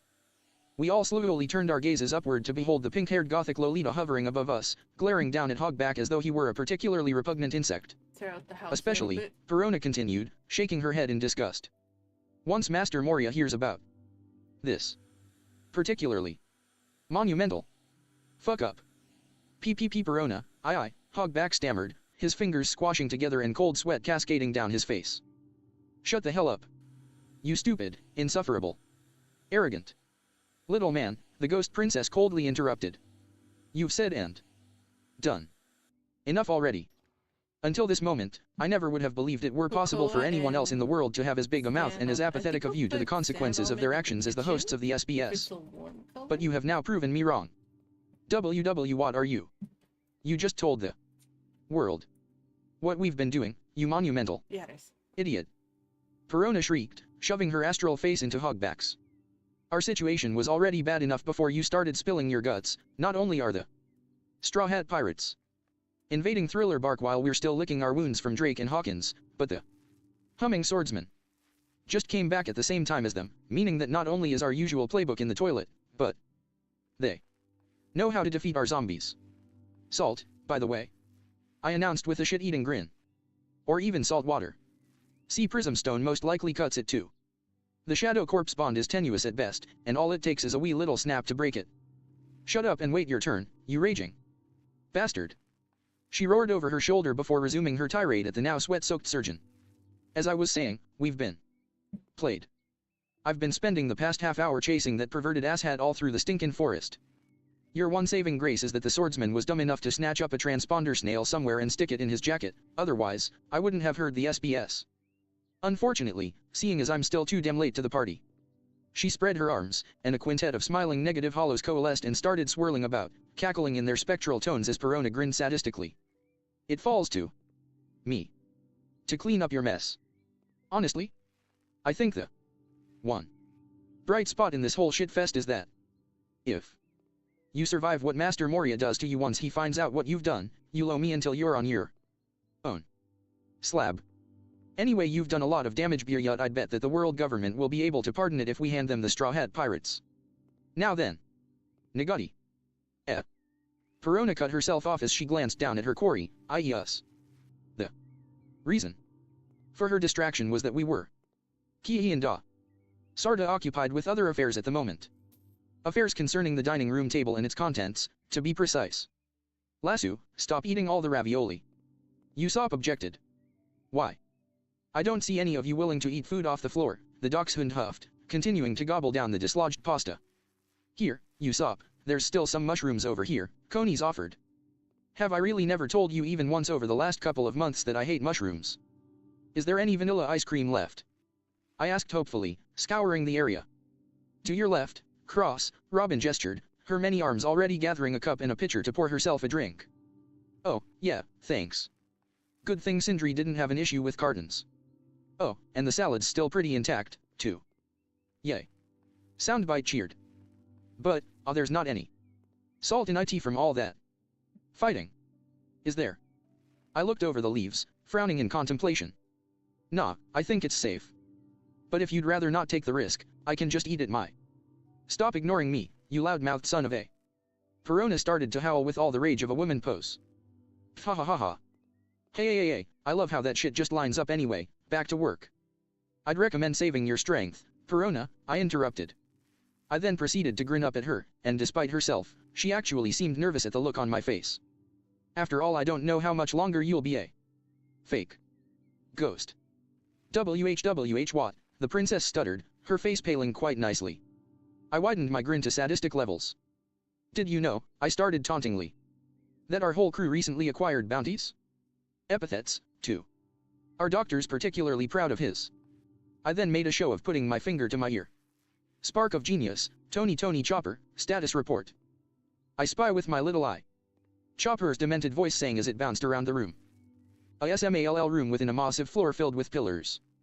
And in the bed that's in that room, a gothic Lolita lies, utterly dead to the world. My initial diagnosis. Soundbite's grin practically split his face in half, and his eyes shone with cyan insanity. This should be fun. I had just enough time to see Perona's face completely drain of color before she shot through the walls, shrieking like a positively unearthly banshee. Oh. Oh no no no no no. No. Perona capped off her panicked shrieking as she tore into her room like a bat out of hell, slamming herself through and into her body as fast as she could manage. The impact was forceful enough that she actually tumbled backward on her bed, slamming her back into and plastering herself against the headboard. She panted frantically, darting her gaze to and fro to spot any mad-eyed reindeer preparing to do hell knows what to her body. In her mind, Hogback could go hang for all she cared on account of her panic being wholly justified. After all, she was the only female on the island, with Apples, anyway, whose location was common knowledge to the likes of Hogback and Absalom. That is, a demented death-obsessed, and she suspected necrophiliac. Ugh. Surgeon doctor and a superhumanly strong and invisible pervert. Her room was the best hidden and most reinforced, to the point that it would take a barrage of explosives Let's go! to breach it. So the idea that an enemy psycho doctor could be looming over her feeble, innocent body and ready to do who knows what to it. The irony was not lost on the ghost princess that the whole situation was her worst nightmare come to life. Or, then again, her adrenaline-addled mind slowly conceded as she looked around and fully took stock of her room, maybe not. Because as she looked around at her pink and plush-filled room, she slowly came to accept that, at first blush, nothing of hers was disturbed. Not a sheet, not a doll, nothing. It was totally. Hurro Perona allowed a relieved chuckle to whoosh out of her, the panicked energy draining from her body. For good measure, she pulled up the nearest plushie she could grab and buried her face in its fluffy top hat with an ecstatic giggle. It was just a trick, oh, thank God. It was just a trick. I'm going to make that big-mouthed bastard pay for almost making me piss myself. But oh my God, I'm so happy it was just a try. In that instant, two separate things hit Perona at once. First, she didn't own any plus highs that wore top hats. And second, a sharp prick in her neck, and a numbing sensation to go with it that killed her nascent panic cold. Night-night, princess, taunted Tony Chopper. As darkness invaded Perona's perception of reality, a final thought managed to run through her head before Morpheus claimed her. Why did it have to be the straw? Oh. I chuckled grimly as I made a show of examining my armored fingertips. Remind me, Soundbite, what was it you said back in Alabasta, when I tricked Miss Friday into thinking that a simple mug was a grenade? That would be. You are de bluff master. Soundbite chuckled. What are you talking about? What did you just do? Hogback demanded incredulously. Oh, once she gets her hands on your friend. Status update, Cross, sedative injected. Perona is dead to the world. Exactly as you planned. Chopper's voice said, causing Hogback to fall into a wordless wheeze. I love hearing those words, I nodded before looking back at Hogback. We couldn't guarantee that the hollow fruit wouldn't actually turn her into a real ghost, and besides that, we don't like killing, period. Much more reliable to trick her into returning to her corporeal form and then locking her inside her own flesh, any. Vrgrghi. Think. Hoggy's brain was kinda sorta fried by this point. Good thing we had a way of snapping him back to reality. Now, then. I said, eagerly clapping my hands together. Real quick tangent here, Chopper, Hogback is directly in front of me. Anything that you'd like to say to him? Chopper didn't answer at first, and the silence stretched on, to the point where it actually became kinda sorta uncomfortable. Astoundingly, Hogback actually had the audacity to swallow heavily and speak up. This is Dr. Chopper, yes?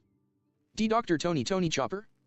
I've listened to segments on the SBS before. I really must say, why your work on handling the short-term effects of CC concussions is revolutionary. Might I offer you some advice, about? I will remember. Hogback choked off when Chopper suddenly spoke up, his voice utterly devoid of emotion. That there is art to medicine as well as science, and that warmth, sympathy, and understanding may outweigh the surgeon's knife or the chemist's drug. That's only a piece of the oath, Hogback. Only a fragment of the oath that you and I both swore, but I feel like it's particularly pertinent in this specific instance. That's. Hogback tried to stammer out. That oath is long and winding, and it has a lot of sections and specifics to it, but in the end, it all boils down to 3 simple words: do no harm. That actually got a snarl out of Hogback, bristling like a startled boar. Oh, and you're innocent of breaching medical ethics, you literal Rugrat, he's Pat. I tested out a few of your formulae. Your explosives aren't exactly what I'd call traditional medicine, and that alter ego of yours isn't very conducive to an appropriate bedside manner, either. Wrong, Hogback. Chopper frigidly countered. I didn't forget my oath, I found one that takes precedence, my flag. Out here on the sea, we doctors can't afford to be so lax. We need to put preventing harm coming to our friends before undoing it.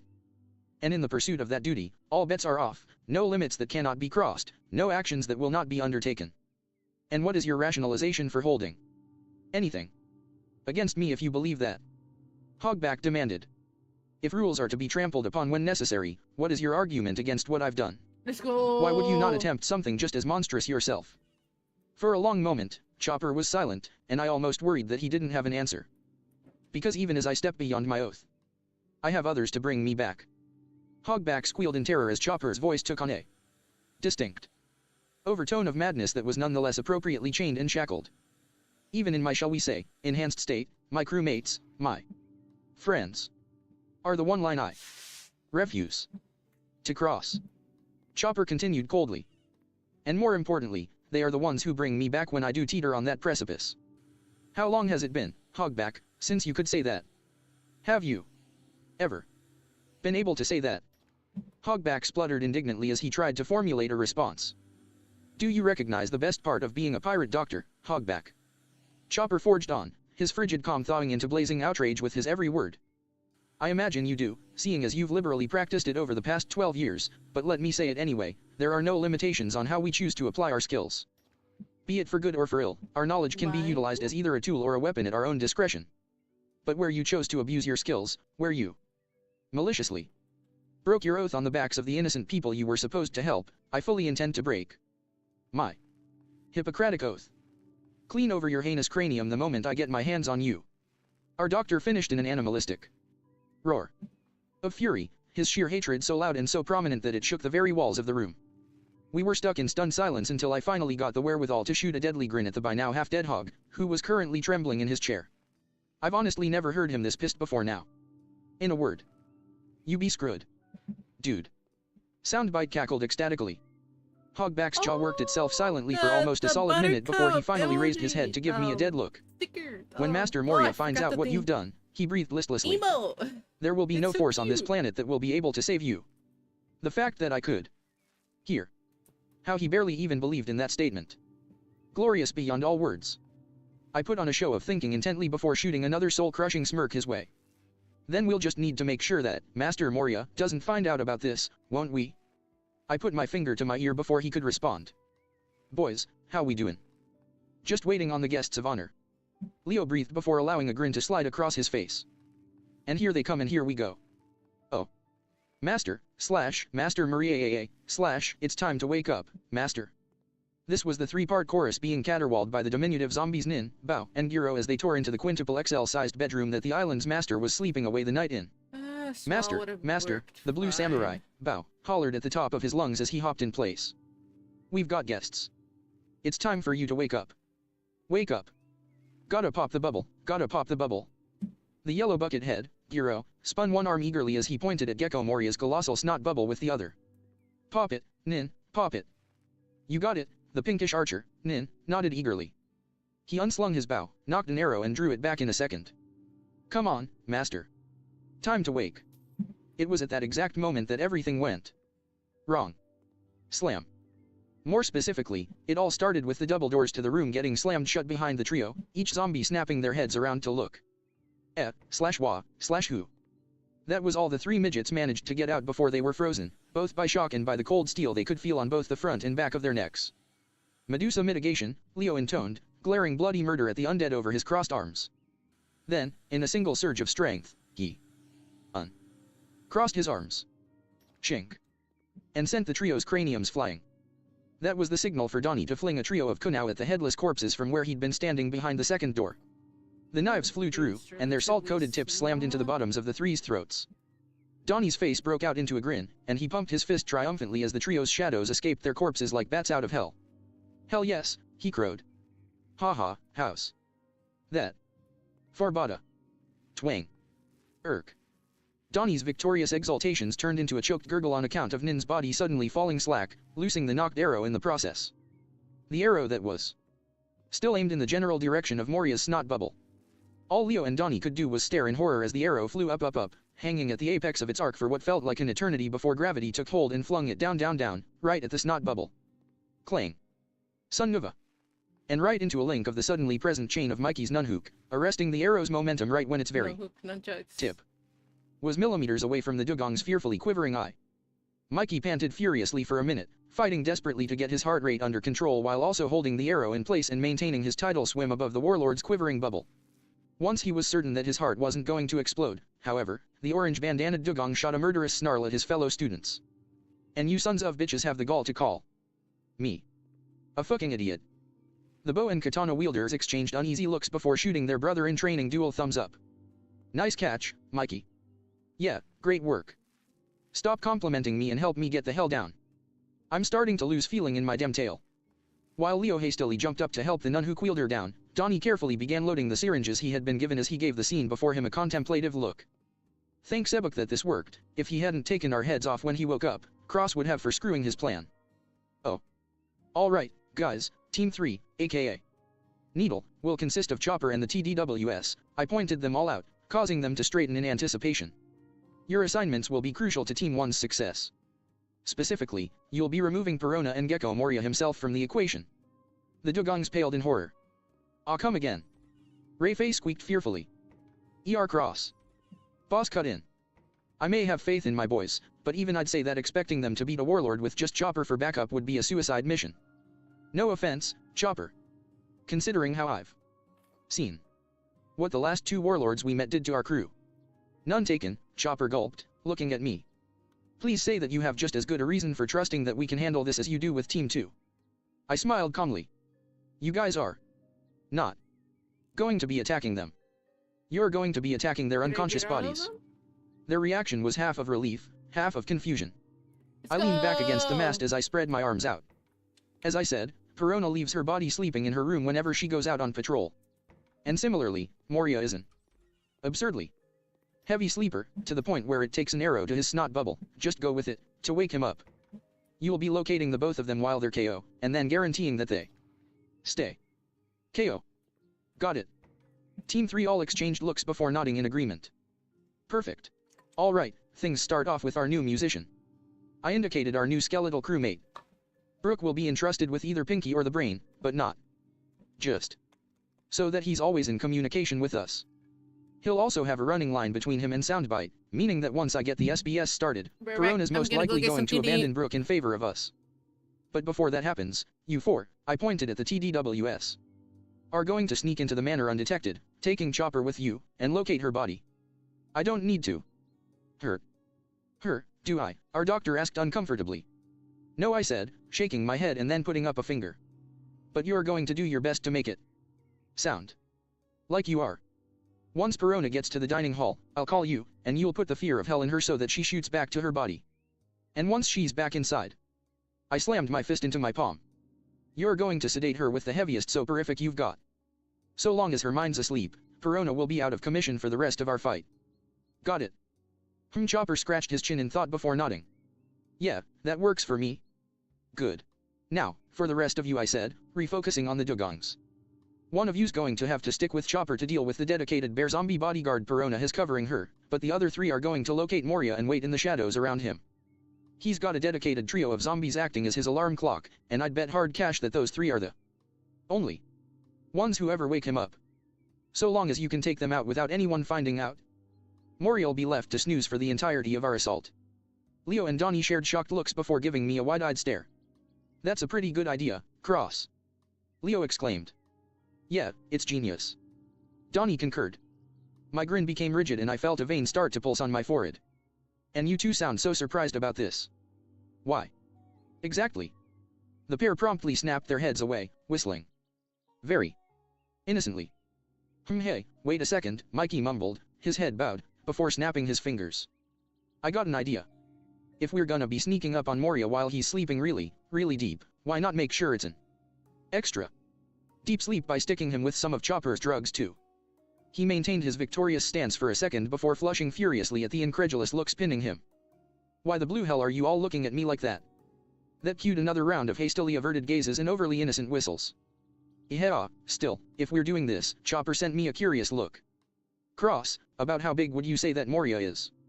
I need it for the dosage. 25 feet, maybe? And I have no idea if he's a huge human or a weird giant or what, so I shrugged uncertainly. Chopper's skin promptly paled beneath his fur. I'll just go and prepare the Luffy amount then. Once the Zoan reindeer wandered off, I regarded the last of our crew, meaning Luffy, Zoro, Frankie, Boss and Funk Freed. Anyways, you guys are Team 4. And trust me, your job's entirely appropriate for your skill set. Oh. Disciple Purple reporting in, Cross. Donnie informed me. The 3 undead alarm clocks have been silenced before they could rouse the warlord, and credit where it's due, that's thanks to Orange catching the arrow, and the Luffy grade sedative is applied. I don't know what the hell Moria is, but there's no way he's waking up short of a mortar shell going off in his ear. And with confirmation from Team 2, that makes us 3 for 3 on the fighters of the Mysterious Four. I confidently declared. Thriller Bark has fallen in all but name and army. I then shot a sidelong glance at the Four's barely twitching remainder. Anything you'd like to say? Hogback. For a minute, the man couldn't bring himself to do more than sputter in horror. Then, finally, he looked at me with a pleading expression. Why are you doing this? He wheezed. What did we ever do to you? What did we do to deserve this? I stared impassively at him for a second before scratching my cheek and chuckling. What did you do? Oh, where to even start? I made a show of snapping my fingers in realization. The beginning. That works. And the beginning here would be a fact Coney's pegged onto earlier, shadows. 'Cause she's right, see. Shadows are integral to a human being. And losing one, the consequences of it, the symptoms. I shook my head. They are deadly. Not immediately, but long term. I was silent for a bit before continuing. I could tell them to the world but I won't. Rather I pinned Hogback with a cold glare. I'll let your victims handle that. And yes, you heard me right. I addressed that at my mic. Right here, right now, I'm inviting victims of Thriller Bark the world over to share their plight with the world. Just to remind you all, the number to call is 432-782-762. Punch it in now and let the world know of how unjustly you've been treated all these years. The room fell silent for the next 30 seconds. During those 30 seconds, I had complete faith that this part of the plan would work. And at the end of those 30 seconds. My faith and hopes were vindicated, while what little hopes Hogback had left crumbled. Colic. Hello. Came a somewhat nervous female voice. You're live on the SBS, I said with a smirk. No filter, then. Aye. The voice's face faltered briefly before she steeled herself quite admirably. No, absolutely not. I've spent too long hiding in the shadows, and I won't stay silent for even 1 second longer. My name is Margarita, and I am a maid serving in Egina Manor on Torodana Island in the Grand Line. 10 years ago, the ship I was on was attacked by the Moria pirates, and that monster, Gecko Moria, he stole my shadow. I lost consciousness from it, and I didn't wake up until a few days after, but once I did. The maid's expression grew grim. My life was a living hell. Cross is right, the effects of losing a shadow are horrific. To go without a shadow is unnatural, and there are a lot of consequences. You can't be seen in mirrors, your image doesn't appear in photographs, but worst of all without a shadow. Margarita drew in a shuddering breath before forging on. After the attack, a friend of mine who was with me, she stepped out into the morning sun, and before I knew what was happening, before she could even scream, The maid pinched her eyes shut, her face twisted in misery. She burst into flames and was gone from this world without a trace. There was a moment of tense silence punctuated only by Margarita's pained sobbing, until finally I chose to speak up. If you want, I can. No. She protested, even as more tears shone in her eyes. They stole my life from me. I need to see this through. I need to tell the world of the hell they forced me into. A hell of shadows, of darkness. For 10 years, I haven't been able to step into the light for fear of death. For 10 years, all I've known is cold and terror. For 10 years I haven't even been able to see the sun. She paused, audibly panting, and then her angry facade broke into a wide, tearful smile. I'm gonna Until eat today. real quick. Until a few scant minutes ago, So I'm when I gonna saw go to my reflection in the intermission. mirror. When I chose to stand I'm by a just gonna candle, listen and I in saw for a that my little bit. shadow had returned. As soon as I realized it, T, the master of the house, he threw a party, and I can't wait for the dawn, because for the first time in years, I can finally see the sun rise on a new day, and it's all thanks to you. Good for you. Coney smiled pleasantly. Robin, meanwhile, was scratching her chin. Margarita, you said you're a maid, yes? You wouldn't happen to have a pathological hatred for dishware, would you? I got over that long time ago. Why do you ask? Simply confirming the identity of the zombie who had your shadow, Robin smiled. She was acting quite psychotic. I imagine you must have been in quite a state back then. I'm glad to hear you've regained some measure of sanity. Thank you. Among the first we actually took down, in fact. I confirmed. If it's any consolation, either your shadow or what little remained of Sindri's spirit were fighting tooth and nail. Oh, thank you, but concerning Sindri, why, you said her serial number was 400, right? And that bastard Hogback, he said that he'd made even more than that, right? Yes. Usopp answered. Margarita's eyes hardened like steel. Nobody, not a marine, not a revolutionary, not even other pirates, deserve the kind of purgatory that I've been forced to endure for the last decade. Straw Hats, please, free them all. Lift Moria's curse. End the evil that is Thriller Bark, once and for all. Mark my words, Margarita, by daybreak, Thriller Bark won't even exist anymore, I stated menacingly, my blood thundering through my veins. She smiled, tears coming down her face. Thank you for everything. Colic. Well, I think that about covers it, I said, preparing to stow my transceiver away again. If any of you other Shadowless would like to add anything more, I'll be broadcasting again for the Straw Hats' traditional victory party in a few hours. Until then, however, we'll be going anonymous. Can't have the Marines ambushing us and all that. But for now, light a candle, pull up a mirror, and wait with bated breath. Because at last, your long night has come to an end. And with that triumphant note, I hung up the transceiver and returned it to hanging at my side. I then turned towards Hogback, who was staring at me in horror. I know that look, I said with a smirk. I've seen that look more times than I can count. That, how the hell could you possibly know about that look?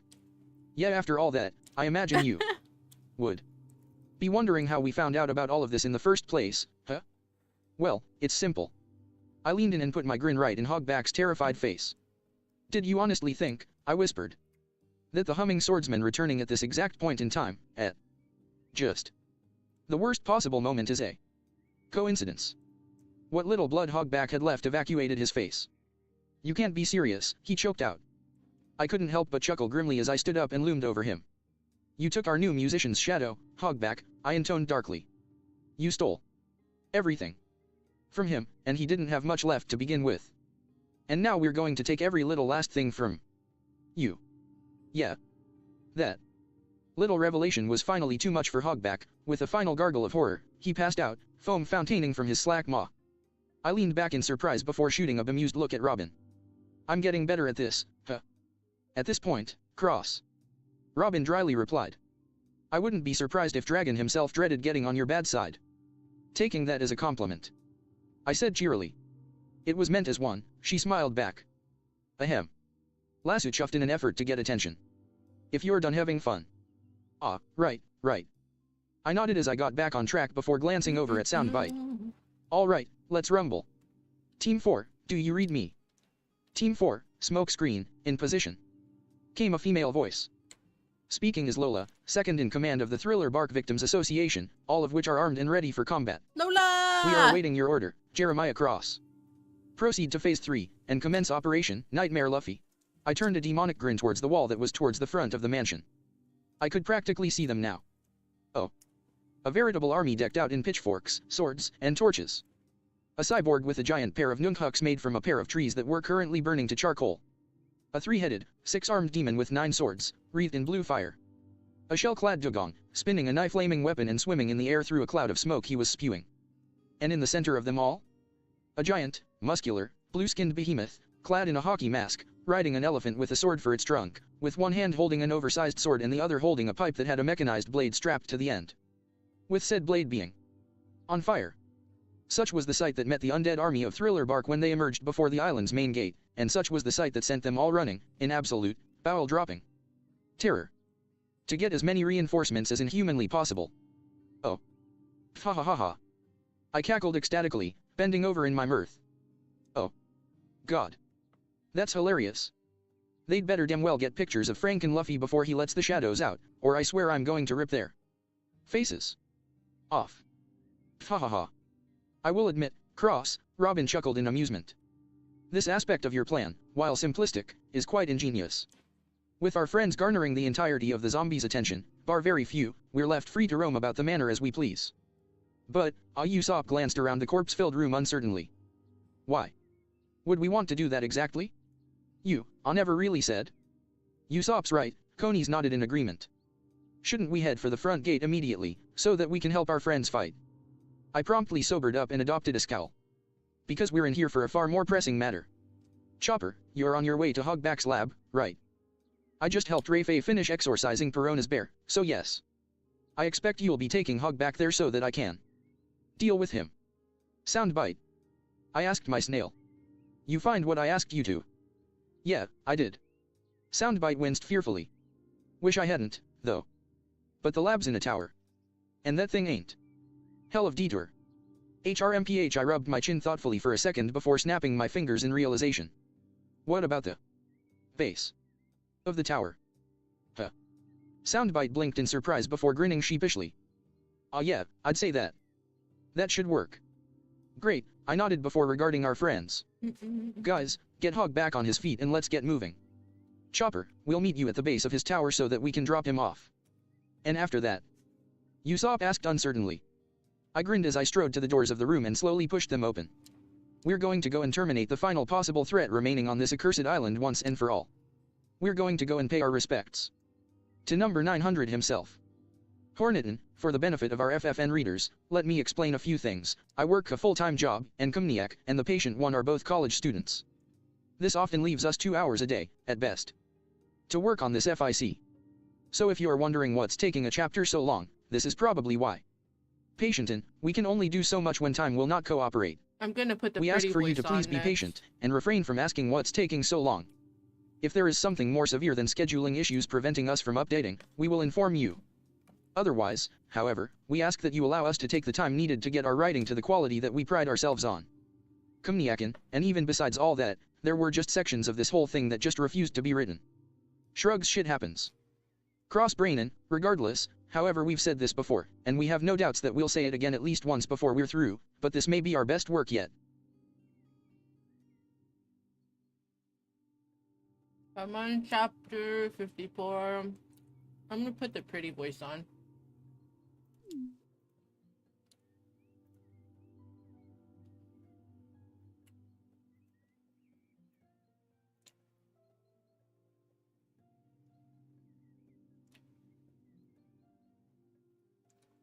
Let's see.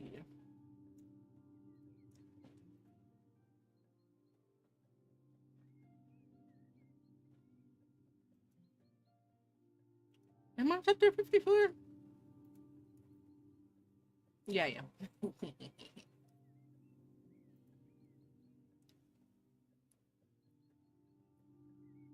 Oh, excuse me. This bites. Zomniac. That's Chapter gross. 54. Chapter 49. The Generals Come Forth. The Grand Battle for Thriller Bark. Cross-brain and loyal fans. The good news is that this chapter has several fight scenes that should satisfy those of you who are unhappy about things going perfectly so far. And the bad news is that this is most likely the only update you'll get until April. Zomniac, and, unfortunately, this chapter is shorter than we'd hoped. A mere 17k, and while it overjoys me that we consider a literal essay mere, the fact remains that we just couldn't hold off any longer. But hey, you're still getting some action, Tilda. Enjoy. Patient, and also, I suppose it's overdue that I got to add something to your rare sentence page. In writing this chapter, I found myself saying, Zom, you're comparing a giant warthog to a former master swordsman. The goings-on at Thriller Bark were always unnatural. It was only natural, ironically enough, seeing as the island was populated by sentient paintings and trophies. There were creepers in the crypt. Laughing ghosts flitting through the air, and said air was absolutely thick with eldritch fog. Unnatural was synonymous with normal on the island. But even as relatively unnatural as Thriller Bark was, the sight of a speedo-clad cyborg swinging around a giant pair of flaming oaks linked by a chain to bash down the Walking Dead as though he were playing a macabre, jumbo-sized Fucking game love of this whack-a-mole was fanfic. a whole new level of weird for the island's ghastly inhabitants. Come on, you rotten ass, ats! Frankie cackled, hoisting his flaming makeshift nunchaku. I got loads more where that came from. Hey. One of the zombies protested indignantly as it poked its head out from behind the Excel-sized I'm gonna headstone go finish up it my had been hiding leftovers. behind. I'm gonna go get You're more not food. allowed to be I'm freakier hungry. than US. This is our turf. That's alright, you big metal bastard. Huh. Is that so? Frankie blinked in surprise. Well then, if that's the case. Slam. Gah. The zombie howled in shock as both he and the gravestone were smashed into the ground. I don't really give a damn. The cyborg roared at the top of his lungs. Currently, the Straw Hat-led war against the unnatural inhabitants of Thriller Bark was going apace. For all that the zombies outnumbered the living pirates nearly a dozen revenants to a man. The warm-blooded faction of the war vastly outskilled and outpowered most of the zombies. The gap was big enough on average to take out the zombies a handful at a time. However, you bastard! The smashed zombie roared, peeling himself off of the soil, lumps of stone falling from flesh ignited in several places. Frankie frowned grimly as he was forced to take a step back on account of the flattened undead and a half-dozen others surging forward. A veritable tide of dead flesh rushing at him. The fact remained that for all that the Straw Hats were holding their own against the zombies, neither were they making any progress. After all, the zombies might have been without any noteworthy skills, but they were also without any pain. And without pain, that meant that they had no reason to stop attacking. And not just personally either. Every minute, more and more zombies of all shapes and sizes were arriving from all over the manor and the rest of the island, adding to the bulk of the brawl. Sure, they were salting them all. Ratag! Luffy bellowed, his voice echoing 100 times over with righteous fury. This fury was thoroughly reinforced by the reverberating roar of the flaming chainsaw that topped his pipe, complemented by the hockey mask he wore, and accentuated by the fact that he was a hulking blue Muslim almost as tall as Moria. The icing on the cake was the screams of the zombies and their desiccated flesh as they were both rent asunder by the swings of Luffy's nightmarish weapon. Frankie held back a bark of laughter as he watched the zombies literally fall to pieces. And sure, they were managing to incapacitate the zombies in a variety of other ways. Charge! Frankie's grin died as a fresh crowd of zombies literally threw themselves into fray. But the unfortunate fact was that for each one they put down, 3 more and counting took their place. It was just a dozen to 1 now, but sooner or later it'd be 2 dozen, then 3. Then however many more until either Moria ran out of zombies or they started losing people, whichever came first. And not even Luffy was stupid enough to bet on the zombies running out first. Still, one thought cheered Frankie and prompted him to heft his nunchucks again. And that thought was that the zombies weren't the only ones with reinforcements coming. The Straw Hats had their own people waiting in the manor's wings, and once they were all good and ready they'd be getting reinforcements of their own. This is gonna take all night, Frankie grumbled. Snorting, he readjusted his nunchucks. Whatever, Cross and the rest will be here soon enough. Oh, this is taking forever, I groused. Unfortunately for us all. The process of getting from point A the dining room to point B the base of Hogback's tower was proving to be leagues more complicated than it had any right to be. Seriously, all we had to do was drop off Hogback, who wasn't even struggling due to Conus dragging his unconscious carcass along by the ankle. But there was an obstacle in the way of that particular endeavor. Right up ahead, Soundbite informed us, his voice burning with exasperation. We took the turn he indicated. Son of a bitch. And our hit and miss guide expressed what we were all feeling as we were greeted once again with a dead-end hallway. 5th in as many minutes, Lasso chuffed dryly. Easy to navigate, you said. Know your way around this place like the back of your shell, you said. Usopp commented with a sidelong glance at my partner. What happened to our self-proclaimed god of noise? And while I'm on it, have you ever even seen the back of your shell? Bite me. The snail exploded. I can't hear shit when there's nothing to hear. These assets have ghosts walking down to an art form. My map is hit and miss at best. And besides that, I need to be careful to make sure. Hey, what's going on here? Soundbite's eye twitched furiously. That doesn't happen. We all turned around to behold a quartet of shambling horrors staring at us from the intersection. 3 of the patchwork wad brains were wearing metal buckets on their head, and the 4th was sporting, orange rubber traffic cone. Morbid curiosity here, where the heck did you dig that little piece of headgear up? I wondered. The zombies' response to my wholly innocent query was quite rude. Namely, they all roared and attempted to charge us. Attempted being the key word here, seeing as Conus, Usopp, and Lasso promptly dispatched them all with an air of ease bordering on, well, boredom. Come on! Lasso yipped. Isn't there anybody more nope? Nope. Not saying it. At this point, I'm bored enough that I'd be willing to risk saying it, Robin muttered before speaking up. But before we stumble into another dead-end passage, I'd like to try something else. With that, hand sprouted from the floor, propping up the unconscious Hogback, and then repeatedly bitch-slapping him. Seriously. There was no other way to describe it. And in fairness, it did the trick. Hogback's head jerked off the floor. Wheezing against the napkin gag we'd thought to stuff in his mouth on our way out of the dining room. His expression as he froze under our combined gazes was priceless, too. Do try to face this with some dignity, Robin drawled, sprouting another hand on his neck that clamped onto a very specific part of his throat. Now I trust you'll recognize that is your carotid artery I'm holding, yes. Let me be blunt. If we deliver you to Chopper, there's a good possibility you will not survive the encounter with him. However, if we remain in these labyrinthine corridors for 5 more minutes. Hogback did his name proud when he squealed at Robin, twisting the flesh she was holding. I can guarantee that you will not survive me. So, all of that being said, Robin's hand sprouted all around the doctor and both shoved and pulled him to his feet, so that she could smile frigidly in his face. Which way to your laboratory, Mr. Hogback? Hogback shivered in place for a few seconds before hesitantly shuffling past her and back down the way we'd come. I cocked an eyebrow and leaned in close to Robin as we followed. Do you think he realizes that anything you could possibly do to him would be a fair sight kinder than whatever it is Chopper's got up his sleeves? I whispered. Robin's response was to chuckle beneath her breath. Whoa, I'm certain he'll figure it out in due time. Well, seeing as we've got time to burn, Lasso hummed thoughtfully. Anybody up for a spy? Any other day, maybe, Con aside with a despondent look as she reloaded her guns with fresh shots of salt. Right now, I'm too preoccupied worrying about how Sue is doing. For whatever reason, that set Soundbite off, sniggering like a loon. Oh. Hey, wake up! Thwack! Wah! Painting Zombie snorted awake as a hefty weight was slammed into its jaw. That done, it glared bloody murder at its equally lopsided compatriot as it readjusted its top hat. What was that for? Get pissed at me later, you lethargic loitering louts. The bodybuilder like zombie snarled, swinging its head back and forth to address the entire hallway and the dozen or so paintings that had just been roused. Right now, you need to get off your dim wall and get moving quick. Another of the paintings blinked in confusion, sleep still clouding its mind. The heck are you talking about? What's... Kaboom! Almost as if in response, a catastrophic explosion rang out in the distance. We're being attacked, flat faces. The bodybuilder snapped, glancing fearfully towards the site of the explosion. Full frontal assault on the manor. It's all hands on deck, even surprises like you. So get your flat asses in motion already. Gah, alright. The painting yelped, the lot of them hastily hopping their frames off the wall before dragging themselves away. So what, we've got an attack on the front doors. Is it really that bad? Asked one of them. It's worse, damn it. The bipedal brawler ranted as he led the way. We've got no chain of command. Nin Bao and Jaora went to wake Master Moria forever ago, but we haven't heard anything from any of them. And from what I've heard, Hogback's insisting that we all steer the hell clear of his dining room so that he can keep the guests he has fooled. Perona and Absalom both just up and disappeared into thin air, and no laughing. Wasn't gonna. The painting hastily coughed out. Anyway, the muzzle builder shook his head grimly. Room is trying to take command, but he's also itching to fight, so that's no help. None of the other generals had anywhere near as much clout as him. Hilden's never had to command so many of us at once. And there's the fact that there's somebody in the damn manor slaughtering us wholesale. Really? How are they doing it? Nobody freaking knows. The Revenant threw his arms up in frustration. They don't leave any survivors. All we know is that they're hitting them faster than they can react, and that for some reason they always leave one zombie standing so that they can realize they're screwed before salting them too. It's totally frustrating. How would you know that if they're all purified? Because every site I've been to, most of the zombies look like they just fell in place, but there's always the one zombie that looks terrified.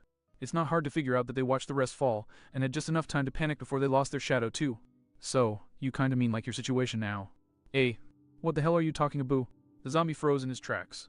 Then, very slowly, he turned around, and what little blood was in his face left it as he took in the surprised zombies he had roused, one and all, lying on the ground, truly lifeless. He started frantically looking around, one muzzle-bound hand over his mouth and the other clenched into a fist, ready to deck whoever tried to. Ahem. A quiet cough came from beneath him, and he looked down to see a frankly adorable little white fox sitting at his feet, looking up at him with its head tilted. He blinked in confusion. I'm a little over a foot long, tiny, and I'm far faster than you could ever hope to be, Sue flatly stated. Run. If there was one good thing to be said about the situation, it was that that particular zombie wouldn't have to live with the shame of being terrified out of his wits by something smaller than one of his fists.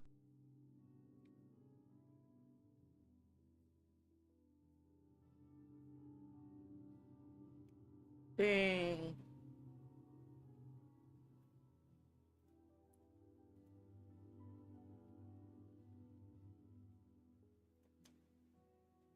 Continue.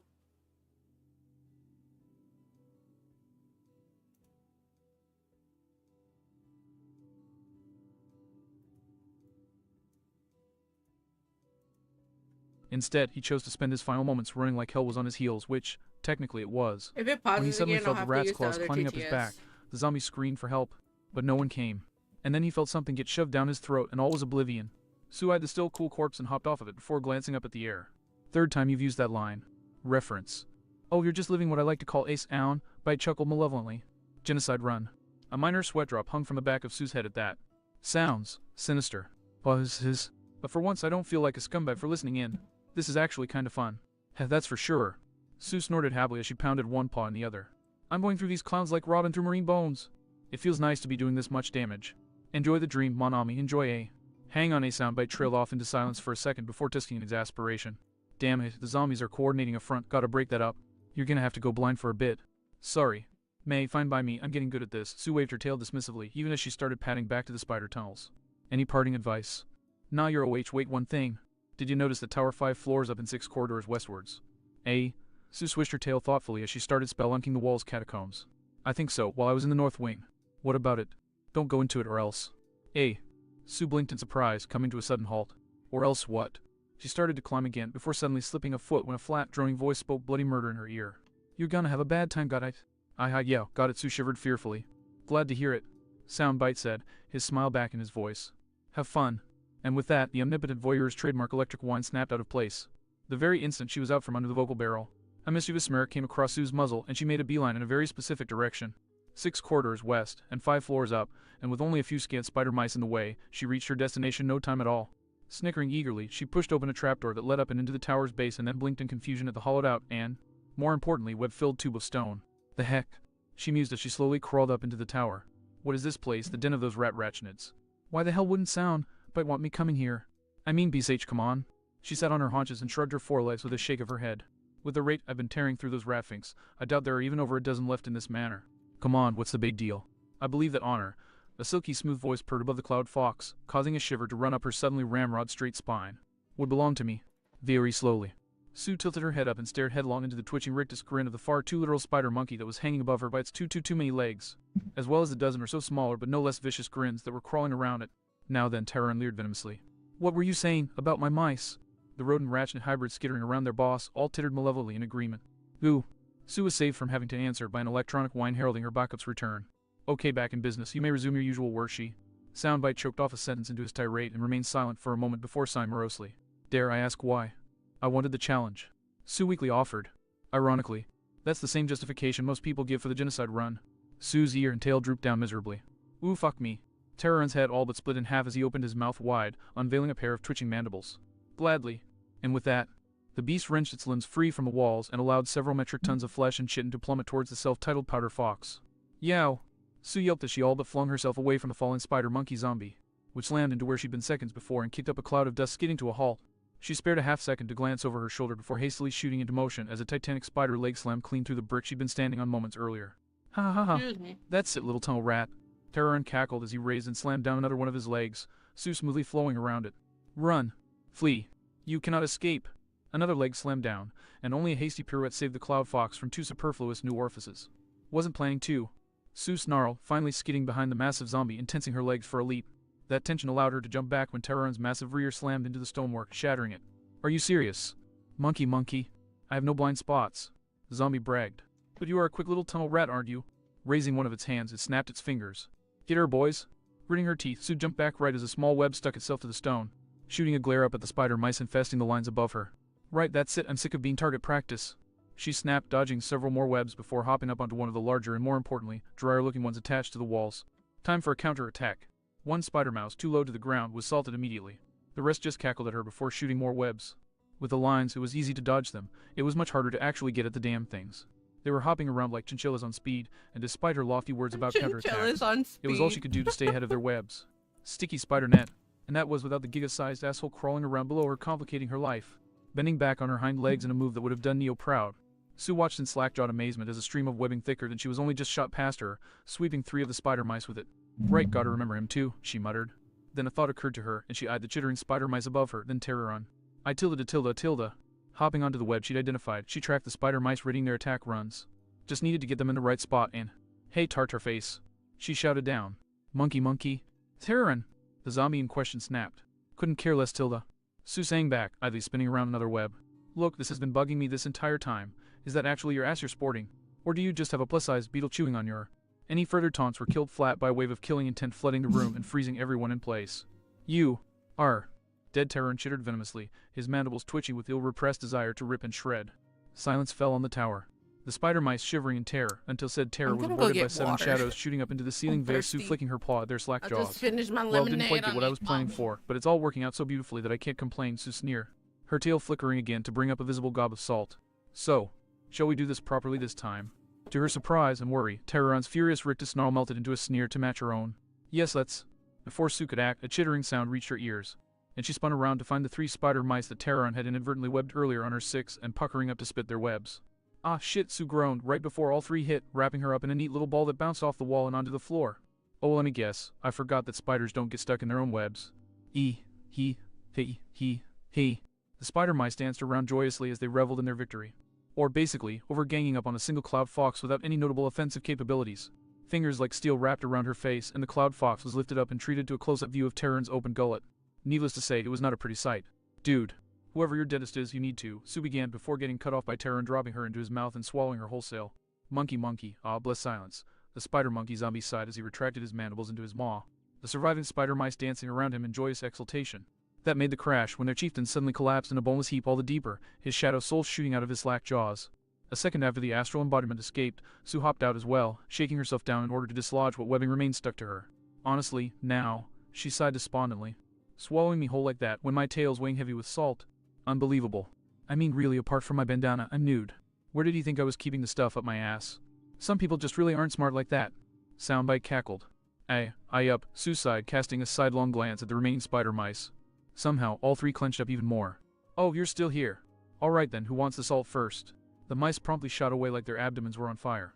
Sue gave them a little time to run before allowing a smirk to cross her muzzle. I might be the first fox anywhere in the history of ever to say this. She then shot after the mice in a blur of white.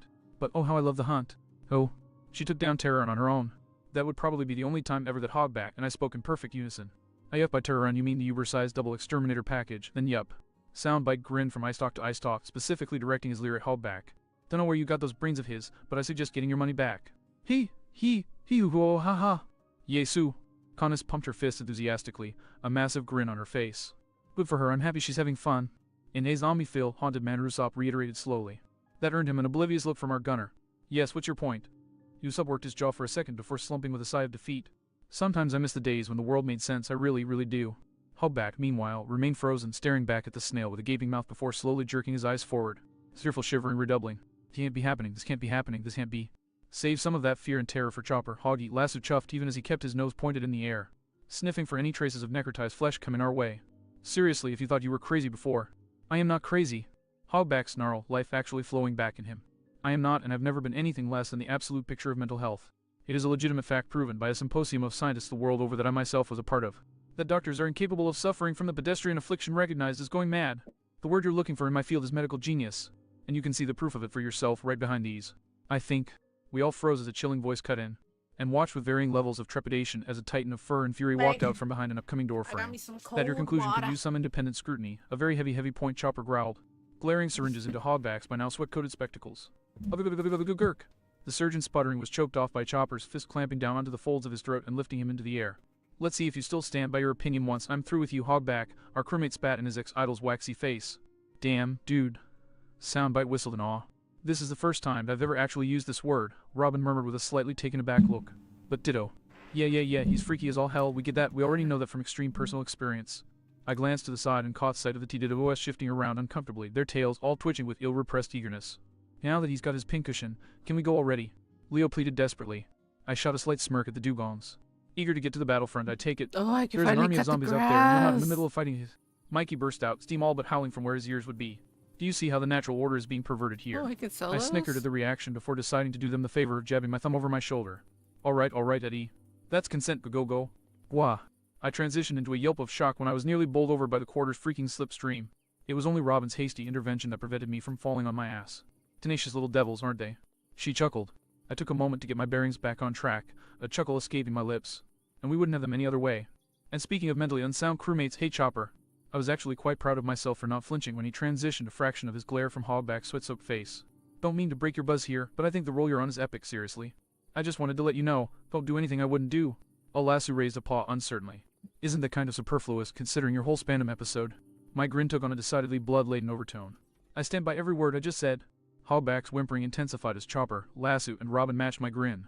And that was the last I saw before our doctor started dragging him away by his Right, neck. let's continue. The doors to the lab stairwell ominously slamming shut behind him. There was a moment of silence before, naturally. Alright then. Soundbite broke it with a bang. Rig out your parkas, kiddies, because our next destination is none other than Freezer 900. Oh. The events that would one day be published as the first and final war of Thriller Bark continued to rage before the mansion where the masters of the island dwelled. No zombie on Thriller Bark was inactive now. The generals were being roused. And every other cadaver was assembling to fend off the infamous Straw Hat Pirates. The fight seemed even as it was, for all that the invaders knew the zombies' weakness. The ones who weren't smart enough to guard their mouths were long since purified, cut and the my remainder grass were putting up a yet. decent fight. It's a little annoying. On the other hand, for all that the zombies were impervious to pain, they were quite simply only able to stand against the pirates because of their superior numbers. Yet for all of the warring, two Bro, figures what moved through the did you crowd, not attempting to do? strike any combatants. This Likewise, place none of the is combatants attempted to strike them. nasty. They moved unimpeded, side by side, towards the dead center of the fight, a point where another similarly uninvolved figure was approaching, walking at a perfectly leisurely stroll. The reason that nobody was attempting to attack either of the non-combatants was simple. Neither pirate nor zombie had any desire whatsoever to interfere with three of the most infamous swordsmen known to Thriller Bark, whether they were on the same side or not. Zoro stayed a few steps back as Brook stood across from the zombie who bore his shadow, regarding him with the most polite of impassiveness. Yuma, in turn, did nothing besides granting the skeleton the honor of his full attention. For an endless minute, all they did was stare at each other, their lack of eyes doing nothing to ease the tension that was driving all of their allies and enemies alike away from them. Finally, Ruma broke the scene when he tilted his head ever so slightly to the side. Yo-ho-ho, one more time then, old boy. The past and present samurai breathed quietly. Brook stood still for a few seconds longer before slowly reaching up and drawing the brim of his top hat down over his eyes. When we last met, my mind was awhirl with emotion. I let my grief and my desperation cloud my intuition as a swordsman. I see now what I could not then. That while you might hold my skills in spirit and flesh, you far surpass me. and so I concede any battles I might fight with you. The gentleman skeleton raised his head and glared at the samurai with defiant resolve. But I refuse to end my fight here, he growled, heat flaring in his every word. Rather, I choose to take the option that was robbed of me so many years ago. I started this fight, and I have done all that I can. Meaning that now, Zoro spoke up solemnly, stepping forward as he tied his bandana around his head. It's my turn. Brook's demeanor promptly lightened up, and he gave the closest approximation to a sunny smile he could. Ah yes, and for the record, while I appreciate your help, the fact remains that you're my very last hope in the whole wide world for escaping this hell with my pride as a swordsman, so if you lose, I'm going to haunt you until well after you die. Zoro scoffed as he drew both kites, Roman 3 and the seriously old, yet equally ready katana he'd found on the Rumbar's ship. So, no pressure then. Exactly. Zoro rolled his eyes a final time before turning them on Ruma. His swords remained at his side, relaxed, and yet his guard was ironclad. Ryuma, for his part, betrayed nothing, and after several tense seconds under Zoro's gaze, he tilted his head back and chuckled. Oh, I feel like some tremendous predator is sizing me up. It feels almost. The cadaver tilted his head to his side. Familiar. Drawing his sword, Ruma threw his head back and outright laughed. Oh, I accept this battle. The samurai had scarcely finished speaking before Kaitsu and the old katana swung in, held at just the right length to bisect him at the neck and just below the breastbone, Wado sneaking in at the shoulder level. A black blade, a wavy water pattern decorating it, flashed up, halting the swords. It could not, however, halt the momentum of Zoro's swing. Despite bracing, Ruma was sent skidding to the side, though his guard remained raised. This was a good thing, as Zoro crossed his arms, blades pointed outward with their points nearly touching. Bull, he growled before sprinting forward. Needles. To an outside observer, the sudden flip the swordsman went through as his blades met Ruma's would have seemed like magic. Zoro, though, saw the truth, the zombie's black blade slipping between his milliseconds before they would have stabbed him and spinning. It was, essentially, a judo move with a sword, and as he landed, Zoro felt his respect for both the opponent in front of him and the owner of the shadow fueling said opponent go up a notch. He had no time to think more on that though, for Ruma was on him, black blade thrusting forward to be caught on his cross swords. Zoro made to counterattack, but the zombie withdrew himself, planting his other hand on the hilt and then double tapping both Kaitsu and the old blade in a move that was both soft and delicate, and yet brought all the force of a hammer. Damn, a sword-breaking technique. He realized just a second too late. Kaitsu rang from the abuse, but held the uppity old-timer in his other hand. However, well, suffice to say he went out with a bang. Oh, Ruma chuckled at the look on Zoro's face. I'm terribly sorry, I know it's not sporting, but I just have this feeling, you see. My instincts, they're telling me that if I hold anything back against you, then I shall surely perish. Yo-ho, Tilda. Neither of the combatants noticed Brook clamping his hands on his jawbone to refrain from saying, but you're already dead. The inattentiveness on Zoro's part was due to him recalling the cross mentioned that this zombie came from a new world. Which meant, does that mean you're going to be using, what was it called, haki? Zoro asked with a grimace. Haki. Ryuma parroted, his head tilting to the side. I've heard rumors, but I'm afraid I cannot use it myself. Zoro spared a glance over his shoulder at the fight's observer before heaving a sigh. I see, he mused, reaching up to Wado. Well, in that case. Catch. Acting on instinct, Zoro snapped his hand out and easily snatched a sword with a very familiar pair of tusks on its hilt out of the air. Sorry to butt in like this, Funkfried vibrated in his palm. And I know I'm not exactly the katana you're used to, which is why you're not using Brook's, but I've got a strong will and come on. This is a fight between two master swordsmen. A once-in-a-wielder's lifetime opportunity. I couldn't resist. Please let me fight. My word, that sword is talking. Ruma exclaimed. Ignoring the zombie's outburst, Zoro silently hefted Funk, freed a few times before slipping back into his original relaxed stance. Don't transform, or I'll throw you away even if it kills me. Wouldn't even if you paid me, the zone blade breathed euphorically. I wouldn't miss this for all the peanuts in the world. That done, Zoro turned his gaze back to Ruma. Alright, thanks for letting me sort this out. Shall we get back to it? Hold a moment, the samurai said, holding out a hand. After that display, I believe I owe you. He reached up to grip the collar of his scarf. A courtesy of my own. There was an immediate reaction to the samurai grabbing his neckwear, but it wasn't from him, and it wasn't from Zoro or Brook either. Rather, oh crap, run! It was from his fellow zombies, who, content up until now with merely keeping their distance and observing as they fought the enemy pirates, were running away from the fight as though their undead asses were on fire. Out of the way, out of the way. Watch your heads. Ruma's going all out. Head for the fucking hills. Brook whipped his head to and fro, watching in confusion as the zombies retreated with extreme prejudice. The rest of the Straw Hats and the rolling pirates hot on their tails, leaving nobody else around to witness the fight. What on earth? You'll have to forgive them, Ruma hummed as he tugged his scarf down. The action drew the undivided attention of his opponent, as it unveiled a knot of surgical thread that was taut against his throat. More than a few of them have been the victims of unfortunate mishaps whenever I do this. Zoro tensed as his instincts screamed. This being, he grit out. Ruma still, his lipless grin turning feral. Why, whenever I go all out, of course. And without further ado, Ruma grabbed the thread of the knot and yanked, pulling it undone and letting the lines loose. For a moment, nothing happened. Then, streams of dark ooze began seeping out of his body. Arms, legs, torso, all bled profusely with something that was clearly not healthy and just as clearly not organic. The flow lasted less than a minute, but it made the display no less disturbing. Brooks Howard bounced fearfully as he took in the desecration of his shadow's vessel. What on earth? Ha ha ha! Ah yes. Brook jumped in shock when Ruma suddenly barked with laughter, swinging his torso left and right in obvious stretching motions. Ooh, this feels so good. I haven't felt this light in a long time. Now then. He eagerly held his blade up. Just to be sure, the zombie samurai swung his blade out, and all three of the Straw Hats stiffened in shock, and even a little bit on Zoro's part fear as their battlefield suddenly became devoid of all traces of fog. Arumasai, as he leaned his forehead against the back of his blade, was almost euphoric. Much better. The Straw Hats all stared at the display before them. Then Fongfried whispered a single word in a whisper that was equal parts terrified and exhilarated. Lead. Indedaruma chuckled grimly, cracking his neck back and forth. A precautionary measure Dr. Hogback implemented in me after the third, I think. The third time I sliced a tower in half while practicing. Everyone was tired of cleaning up after me, so they decided that I'd be better off weighted down. I'm only ever allowed to truly let loose when I have the need, and for once. A glint entered Ruma's socket as he fell into a positively masterful ready position. I have it, the Revenant breathed. As Brooke's already bone-white complexion grew even paler, Zoro's already eager grin became downright feral, easily matching Ruma's. Interesting. This time, Zoro waited for the attack to come. He wasn't disappointed. Ruma blurred out of existence. Spinning around, he planted Fongfried in the ground, black blade slamming into him an instant later. Rearing back, Zoro stabbed forward with Kaitsu, only for Ruma to vanish again, blurring back into existence behind his opponent. So, that was as far as Brooke got before Zoro leaned his head back, catching the black blade on Wado Ikamanji. With his opponent at least briefly locked, he pulled Fongfried out of the dirt and spun Kaitsu, joining the zone blade. Hawk wave. Ruma jumped over the sweeping steel, and the razor-sharp wind they created, his sword sliding off of Zoro's and carving a thin line on his cheek. The zombie landed, Zoro swung back upright, and then they charged, blades clashing and locking like a pair of bull elephants in full must, the shockwave kicking up dirt and dust around them. Incredible, Brooke breathed. Impressive, Zoro grunted, before glancing at the sword in Ruma's hands. Now I recognize that sword. That's the Black Blade, the Dragon Slayer Shusuas. His eyes narrowed, seeming to come to a decision. You're holding my sword. Ham. Ruma's socket blinked, and then he stiffened in realization, narrowing it as he angled his Shusuas so that it glinted in the battle light. Oh, so this is your sword, is it? The shadows of Zoro's bandana seemed to tint pitch black, and his eyes shone like hot coals in the gloom. Damn right it is. Beast. Well, if that's the case, breaking the lock, Ruma leaped back, holding his blade in a basic kendo stance. Come and take it. With that, some sort of energy, in the kind of light blue of tropical seas and the hottest of flames, flared to life around the zombie. For a moment, the energy was just that, energy wild and untamed, but then it started to take form. And the form it took. Brooke's jaw nearly dislocated with how low it dropped. I don't believe my eyes, he whispered. Was that of a dragon? A mere shade of one, perhaps, but a dragon nonetheless.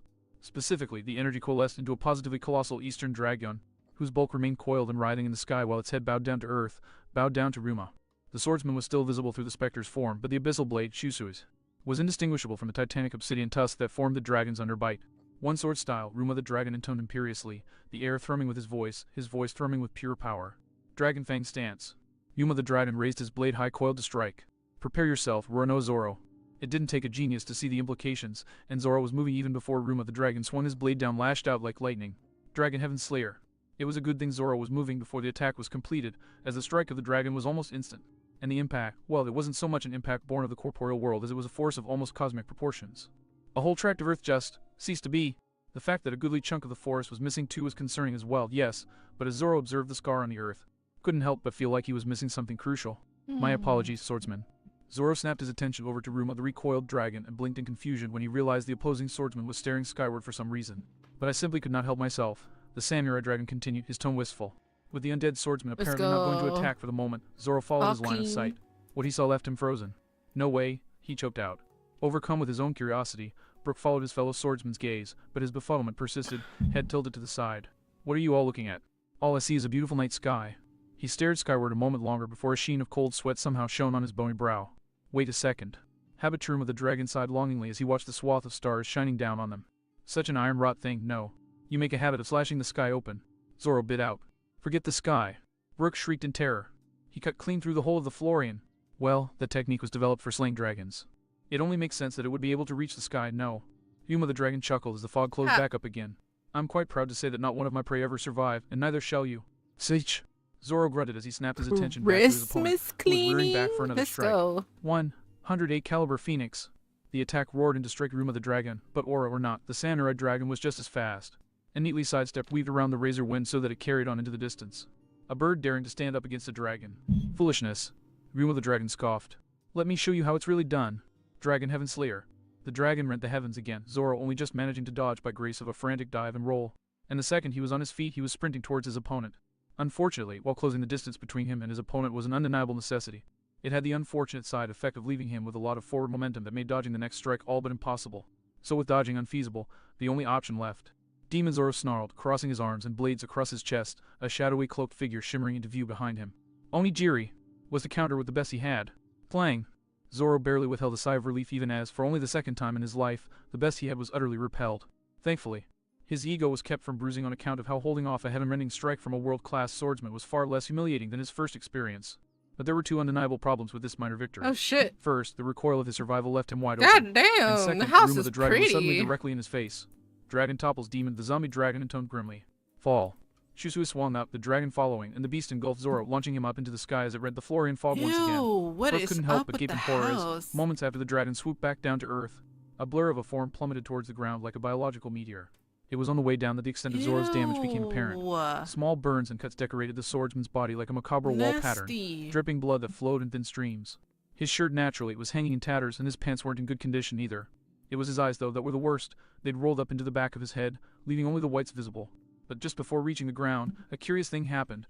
Zoro's eyes suddenly snapped back into focus, and he flipped in midair, managing to stick a three-point landing before painfully pulling himself to his full height. "I'm getting," Zoro growled out painfully. "Fucking tired of losing my damn shirts." "Oh," my Brooke gaped in awe. "They were quite impressive," Ruma the dragon snorted with no small amount of respect. "And you're annoying," Zoro snarled. "I beg your pardon." Yuma the dragon cocked his brow in confusion. "You're holding back," Fufri called out. "You can say what you want, but Shusui is too proud to lie. He's only holding back because you're not letting him go all out. Is it wrong to want a good battle to last as long as possible?" Rima dragon intoned softly. "It is," Zoro grunted as he slowly fell into his ready stance, his arms crossed over his chest again. "When I can take it." Rima the dragon stared silently at him before slowly sheathing his blade, drawing back, flames roiling in his maw. "On your head be it." And with that, he slowly slid his left foot forward, leaning forward onto it while his other shoulder faced his opponent. His hand hovering inches from the hilt, coils writhed and snapped in the sky, muscles and tendons tensing and untensing like a wave of flesh. All Brooke could do was hold his breath as the tension slowly, but steadily ramped into an almost tangible howl, the wind thrashing and clashing between the two swordsmen. Until finally, Ruma the dragon moved first. Dragon Heaven, Diode Slayer. This time Brooke couldn't see the attack at all, it was so fast. All he saw was a flash of light. And then, when the spots cleared from his vision, the manse of Thriller Bark was illuminated by the veil of moonlight that shone upon it. This feat was made possible by the fact that an entire hemisphere of Florian mist had been Jesus. eviscerated in the strike, Somebody even was taking the puking topmost all parts over of the manor's place. tallest towers along with it. Brooke was not quite as distressed from this development as he would normally be, though, on account of how the manor had been behind Ruma for the duration of the fight. As Brooke parsed this development, the dust settled and the two fighters became visible again. There was just an instant of Zoro possessing 6 arms and 3 faces, so brief Brooke almost believed he'd imagined it. That faded into him, merely holding one sword pointed out. And Ruma. Well, there was simply no way to sugarcoat matters. The zombie was currently missing about, half his torso. The Revenant was barely standing, and Shusui's was only just hanging in his remaining outstretched hand. Unimpressive, Ruma wheezed, swaying on his feet as he slowly adopted a more at ease stance. His breath was no doubt scarce due to his lacking one of his lungs. To turn my own attack on me, with interest no less. Masterful, but that form, yes sir, yes. I thought they were creatures of destruction. Zoro chuckled, tinged with his own pain as he removed Wado from his mouth and started sheathing both it and Kaitsu, as well as dropping Funk Freed so he could stand on his own legs. Common mistake. 2 casts of Asura, 1 good and 1 bad. Breacher's stance is for offense, while what you just experienced was Varuna's stance. Counterattacks and defense. Impressive, Ruma chuckled breathlessly. If you have not named that attack yet, might I request you utilize the term Samsara? I believe, his empty gaze grew slightly fond. I have just experienced the truth of it. Zoro nodded solemnly. I will. Glad to hear it. Ah yes, he held up Shusui's. He is yours, of course. But if I may, say my goodbyes. Pirate Hunter didn't even hesitate to nod solemnly. Ruma nodded back before slowly turning his gaze to Brooke. I apologize, he breathed somberly, for my transgressions against you. My actions when last we met were inexcusable. Brooke stared at him for a second before gripping his top hat and bowing his head. And yet, I forgive you anyway, Brooke whispered. In spite of the circumstances, he slowly raised his head and looked Ruma in his empty eyes. I am proud that of all the bodies on this island, my shadow was granted the honor of giving the greatest samurai in the history of Wano, if not the world, a second lease on life. The humming swordsman drew his blade and raised it in salute. Sir, it has been a privilege. Ruma nodded shakily, then turned his gaze away and upward towards the moon.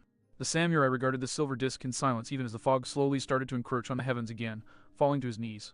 Twin streams of tears welled from the corpse's empty eyes, glinting in the moonlight. After 5 long years of darkness, to see the heavens one last time, he whispered. After a minute more of contemplation, Ruma slowly turned his attention downward and traced Shusui's blade in the dirt, running it through the by now salt-laden soil of the battlefield. And then, once he was satisfied, he held his grim blade out at arm's length and flipped it in his palm so that Shusui's tip rested on his stomach. Hear my last request, Ruma spoke up a final time, his voice unwavering and full of strength. When you reach the shores of Wano and they see your black blade, tell them this. Both times. Ruma tilted his head back and sucked in a deep breath before bellowing to the heavens. I, Ruma of Wano, lived a good life. And with his last vestiges of strength, he shoved his blade up to the hilt in his stomach and jerked it to the side. Almost exactly as the Florian devoured the final slivers of moonlight, Brooke's shadow silently slid cleanly from the corpse's side. An aged hand fell from a hilt it had been gripping, and so Ruma of Wano died for the second time. Oh. I stayed frozen at the dance hall's window a moment longer, staring outside in numb shock before slowly turning to face an equally astounded Robin. We both continued to gape before I got my wits about me and snapped my fingers before Soundbite, which shook him out of his own shock and got him to do his duty. So I choked out, hesitantly. Anyone want to explain to me how the hell I just caught sight of a beam of flipping moonlight when this island is supposed to be perpetually covered in fog? Oh, I can answer that, Cross. I blinked in befuddlement as I processed the voice I just heard. It sounded half like Disney's mascot Mouse and half like what I had heard the one time I let morbid curiosity overcome my good sense, and I asked Soundbite to play what he heard of Nama's candlelit dinner with her gold. Both the combination and the latter were deeply disturbing, and the answer would be, I trailed off in dread. I was actually a part of it. Suffice to say that Zoro's duel with Ruma and the conclusion were supremely epic. Fong Fried blinked in realization. We won, by the way, just in case I wasn't clear on that. Yes. I pumped my fist in triumphant relief. That's 2 major birds with 1 big-ass stone, one of the strongest zombies on the island's back at peace, and Brook has a shadow back now. I clarified to my confused companions, eliciting grins from them. Then I returned my attention to my conversation. And going by your euphoric tone, I'm guessing you had fun. Literally the most fun I've had in my entire life. Fong Fried laughed ecstatically.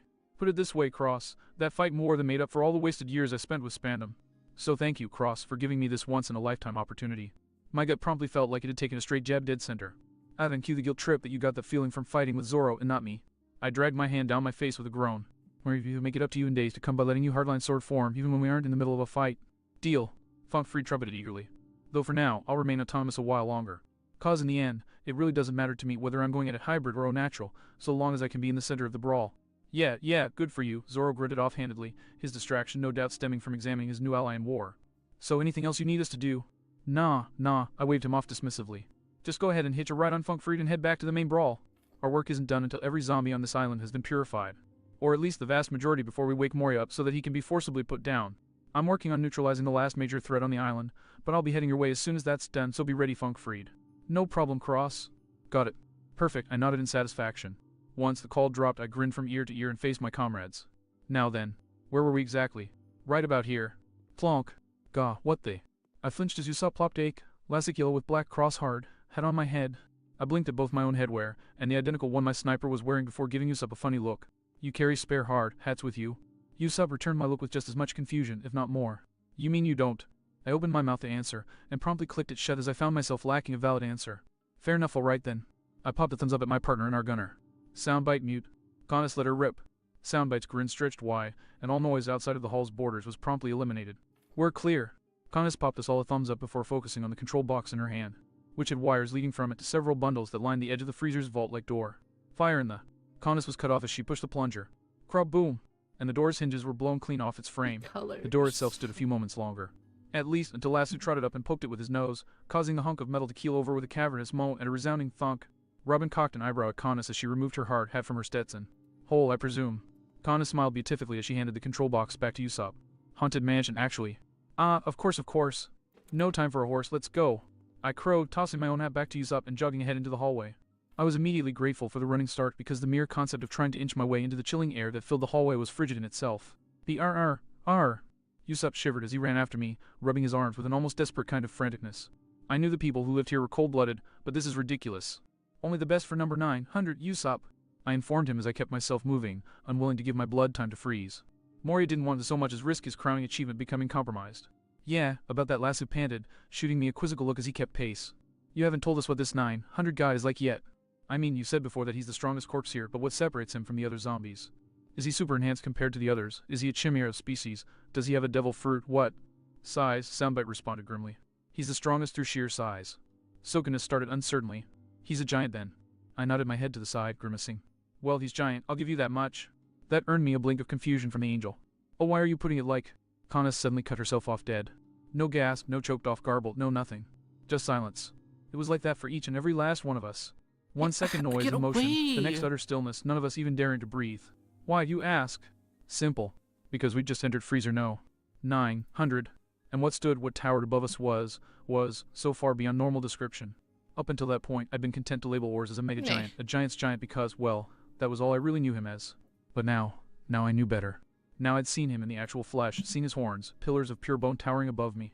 Now I'd seen his bulk, this wall of patchwork flesh stretching out before me and disappearing below. Now I'd seen something once living whose size could only be measured in units applicable to maps. Honestly, it was the freezer that really told the true story. It was just a pit of darkness and cold and death. There has only ever been one name for any creature that has dwelled in such a pit. Titan, I breathed, my voice equal parts terrified and reverential. He was going to fight Kaido, Robin whispered numbly. With this, Thugal, I had to shake my head. Other way around. He needed this to fight Kaido. Lesu licked his chops nervously before raising his hackles. Existential crises later, making sure that this thing never has the chance to wake up now. Only one problem with that, Lesu Usopp swallowed heavily. How the hell do we kill something that's already dead? Allow me to elucidate. I jerked out of my stupefaction, as for once I was actually grateful to hear the sound of madness.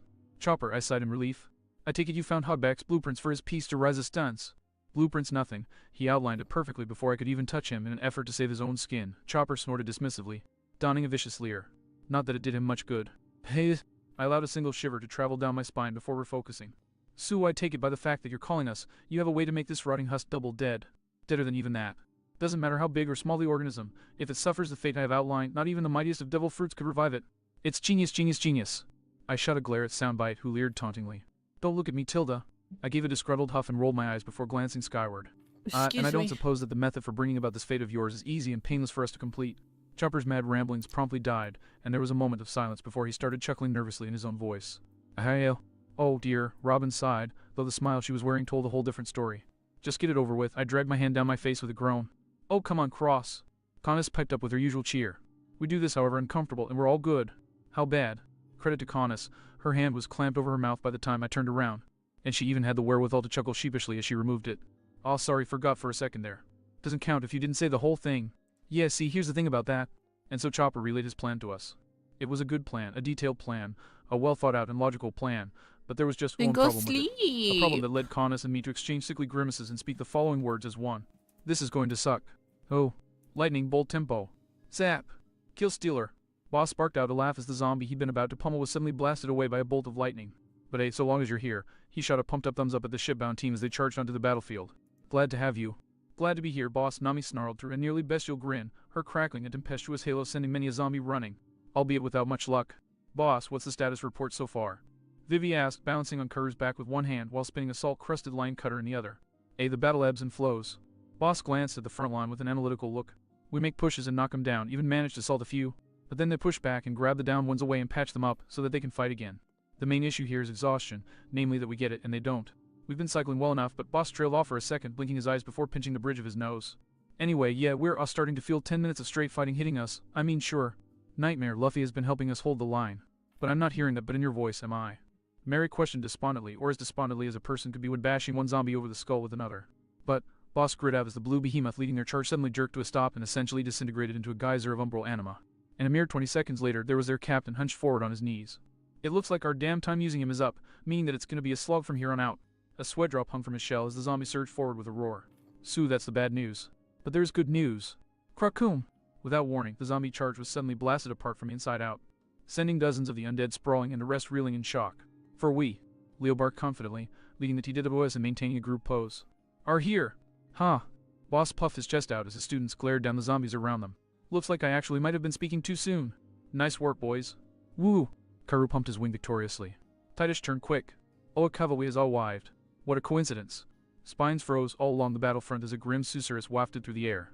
The teenage Dugong warrior squad were particularly petrified, on account of how the voice came from a knight with a three-eyed mask and animalistic gauntlet claws who'd somehow appeared directly in their midst. For you see, the knight hissed menacingly, we, the general zombies of Thriller Bark, have also arrived. Acting fast, the TWS tried to lash out at their ghastly assailant. Gah. GRK. Ack. Sanova. And failed when said assailant's arms both split in half and bodily snatched them out of the air by their throats. Allow me, the cadaver rasped with a shuddering breath, to introduce you. And with that ominous statement, the knight's torso suddenly spun around like a rotor, whipping the TWS about like ragdolls and flinging them to separate parts of the battlefield before they could react. Boss's eye twitched, and it had nothing to do with the renewed surge of heavily armed and even more heavily skilled zombies that was pushing back the rolling pirates. So, I'll be taking 4 arms and no brains. Fine by me, Sandy huffed, waving his hand dismissively as he walked away, casually smacking down It's any everything. zombies that tried Let's to get in his go. way. I'll go and find Mosshead, dig him out of the flood of bodies he's no doubt going to bury his dumb green ass in. Let's see if Cross's advice about my thieving skills can be applied to my mass pickpocketing routine. Nami mused as she faded into thin air. Triage for me. Mary cackled as she jogged away as fast as her minor limp allowed. Time to play Mad Doctor. Let them eat salt, Vivi proclaimed with an imperious wave of her hand before smiling sheepishly at Karu. How does that sound to you? Karu waved his wing with a wince. Good, but I can't help but feel shown such a foreboding of vomit. Bah, I'll work on it, Vivi waved her hand dismissively. For now, Oh, though, the Hiya. Paris- And with a kick of her Oh, heels, she and the her duck house is shot into the fray. pretty. Or at least, over it The from the way Karu was kicking off the undead's Honest heads. opinions, I'm Boss, not a big meanwhile, fan stayed of where like he was, staring the at the house approaching being three-eyed knight in basically silence before covered taking a in cigar from his windows. lips. A few months back, he sighed, smoke whooshing from his muzzle. I wouldn't have even given you the time of day for hurting my students. But what's seeing is I'm now certain that they can handle themselves and nothing you clowns can throw at them will actually do jack shit. He upgraded his dart's motion from pendulum-like swinging to full-blown rotation. Man of the Sea boss Dugong, captain of the Straw Hat Pirates, ship guard. You! The knight snorted derisively. The dead have no need for names. His forearm split anew into an octet of bladed limbs. Die with the title Juragumo etched in your heart. Boss eyes fell into a deadpan glare. Charming. And with that, any further words were foregone in favor of leaping at one another with the utmost of fury. Oh, hey, Connus, I grunted as I reaffirmed my grip. You ever get asked as a kid what you wanted to be when you grew up? On and off for several years, though not in a time recently. Welcome. She responded offhandedly, more focused on her footing than me. There's Not many on trash Angel out Island wanted to here. give thought to the future once Enru took over. And after that the angel nodded her head to the side with a shrug. Well, I found my calling with this crew, so not much reason to think of anything else, you know. Fair enough, I mused. Me, I got asked that constantly. Go to for school counselors and parents, really? The answer varied over the years. At first there were the classic answers. Which for your world would beacon us trailed off expectantly? Firefighters and police officers, both due to the heroism, and the odd construction worker. Cool job, see? Ah, I see, Connus nodded in agreement. Makes sense, I always thought the cloud workers looked cool myself.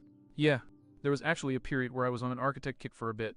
Seemed easy enough, I liked geometry. Then I learned how much art was involved and I dropped it like a hot potato. I draw like Luffy, see, I bit out, wiping the sweat from my brow. Naturally. Anyway, I glanced downward before continuing. After that, there was a bit of a wandering period, but right before I came here, I was actually studying to be an English major. That actually drew a blink of surprise from Connus. Oh, you right. Not anymore. Not much point, you know. She asked. Anyway, I pushed on. The point I was trying to get at is that at no point did I ever envision myself a world-infamous famous pirate, out having the wildest of adventures on the high seas. Look out above. Sanova. I hastily whipped my gauntlet above my head. Smash! And winced as a frozen bat shattered on my forearm before sending a glare into the darkness above. And I sure as hell, I concluded. Never saw myself rappelling down the gullet of a titan's frozen corpse so that I can preemptively kill its brain. Connus chuckled in dry amusement as she shifted her bazooka's footing on her back before giving herself more slack with which to keep descending the wall of frozen flesh. Cross, she scoffed. I think it's safe to assume that nobody has ever envisioned themselves in any of the situations we've been involved in the history of ever. You mean besides every super-obsessed fanboy and fangirl ever? Soundbite interjected. I felt a snort and a shift on my back. Less meta, Lassa grumbled irritably. More moving. I'm freezing my tail off back here. On it, I waved my mud off. And with that, we resumed climbing down War's throat. I suppose that whole bit deserves, if not outright requires, some context, doesn't it? See, the primary issue with trying to harm Wars. It wasn't just his sheer size, it was the fact that he was literally built for not just combat, but all-out New World warfare. And apparently that necessitated a hide that was not only several meters thick, but also as hard as a damn battleship. Not No a wonder Zoro band. could barely cut the bastard Sorry. Mahawk himself would. I've all right. He'd probably be able to chop Wars in half lengthwise without even looking up from his morning papers. But my point about Wars being thick in more ways than just his head still stands. I told Chopper how we'd incapacitated the Titan in the story, and he was extremely impressed with his original self's genius. But unfortunately, War's stupidly massive and quite literal dead weight and our lack of means meant that we couldn't exactly replicate the circumstances. Still, he was able to identify one viable weakness in the corpse's biological blueprint. Speaking of which, hey Chopper, I called mouthwords. We're about, 25, 30 feet down the throat from the mouth. Connus offered. Yeah, that. We there yet? Oh, let me see, what is that in inches? Damn chart doesn't have a legend, alright. Alright, give it another 5 feet to be safe, and then you should be good. Do we really need to go this far down, Chopper? I groaned even as I kept giving myself slack to descend. I mean, we're already inside his throat, what does it matter how deep we go? It matters because you need to be in precisely the exact spot to have a chance of hitting Or's spinal column anytime soon, Chopper explained with strained patience. I don't know what Mori was expecting Ors to fight in the New World, but whatever it was, he had Hogback deck him out to hell and back. Even his throat is reinforced for several meters. Oh, there's And you said he needed this to fight Kaido. Kana swallowed heavily. Ah, We're going up against him ourselves. we were hidden. Fun, no. I responded dryly. What you're looking for is a form of sweet spot, Chopper continued. An area of the esophagus after Hogback was given the go-ahead to stop reinforcing. But before the esophagus turns away from spine in favor of the stomach cur command setter, you get my point. Anyway, dig too soon and you'll hit reinforced muscle to match his epidermis. Too late, not exactly reinforced muscle, but still a lot of it. Yeah, because we wouldn't want any more trouble than we've already had. Mute. Soundbite grumbled. Like the zipline from hell wasn't fun Oh, enough. that bathroom You was do better with limited supplies, dirty, S-Spider. bro. Usopp snapped indignantly. Forgive me for not exactly having a steady grip on the free-hanging weight of 2 adults plus baggage, Robin concurred much more calmly, but also far more dryly. Thank you for not letting us plummet to our doom. The 4 of us chorused with no small amount of desperation. Anyway, I'm fairly certain we're where you want us, Connus coughed uneasily, glancing, up as it were, at the opposite wall of the cavernous flesh tube we were in. I suppose it looks softer than what we were going down before. So I suppose now. We start digging. I huffed, hefting a fully gun lasso from my back and pointing him upwards. Congratulations are in order, Conness. We're about to perform the most rough-shot and unique lobotomy in the history of medicine. I'll alert the folks at Guinness. Forgive me if I don't exactly seem eager, Conness snorted in an unladylike manner, hefting her own bazooka before knocking her cannon's muzzle against my own. Cheers, Cross. Right back at ya, I grit out as I brace myself. All right, firing in 3, 2. Kenny blast. Burn bazooka. F womb. Conness and I both sighed in relief as our guns blasted out twin pillars of flame that combined into an inferno. While the position was more than a bit awkward, at least the heat from the flames did something to alleviate the sub-zero temperatures. Still though, Chopper, how long do you think it'll take us to dig through? I asked. Well, seeing as there's still several meters of flesh between you and the bone, I'd suggest you all get as comfortable as you can manage. Sorry. Conness and I both froze in place before we slowly turned our heads to glance at one another. I then opened my mouth to say something. If you suggest I spy in this place, she whispered solemnly, I will punch your head from your scrawny shoulders. Wasn't gonna say nothing. I hedged hastily, glancing away with a whistle. Yeah, the hell you. Thwack. Yo. Shut up, soundbite, we chorused as one. Bastards. Oh. Tidal swim, damn it. Oh, there we go. Leo blinked in honest surprise as he flipped himself over in midair and actually managed to kill his downward momentum. Huh, so that's how it's done, surprisingly easy once you get used to it. Bro. Leo blinked and glanced down to a veritable legion of zombies. Drawing attention to yourselves like that. The dugong smirked, drawing his blades. Test, not smart. That briefly drew the zombies up short, each looking at each other in confusion. And that opening was enough for Leo to cut his tidal swim, dropping to the ground, his blades whirling out and finding the necks of 2 zombies. Both promptly collapsed like they'd been turned to jelly, shadows flying into the sky. All right, Leo said as he straightened. Who wants some? Not waiting for an answer, he jabbed one of his swords at a random zombie. You want some? Before the poor zombie could in any way deny that it wanted any, Leo was up in his personal space, sword shooting up and through his throat. That was enough for the rest of the zombies, who to a cadaver decided that discretion was indeed the better part of valor. Or, to put it another way, they ran like children. Leo naturally gave pursuit.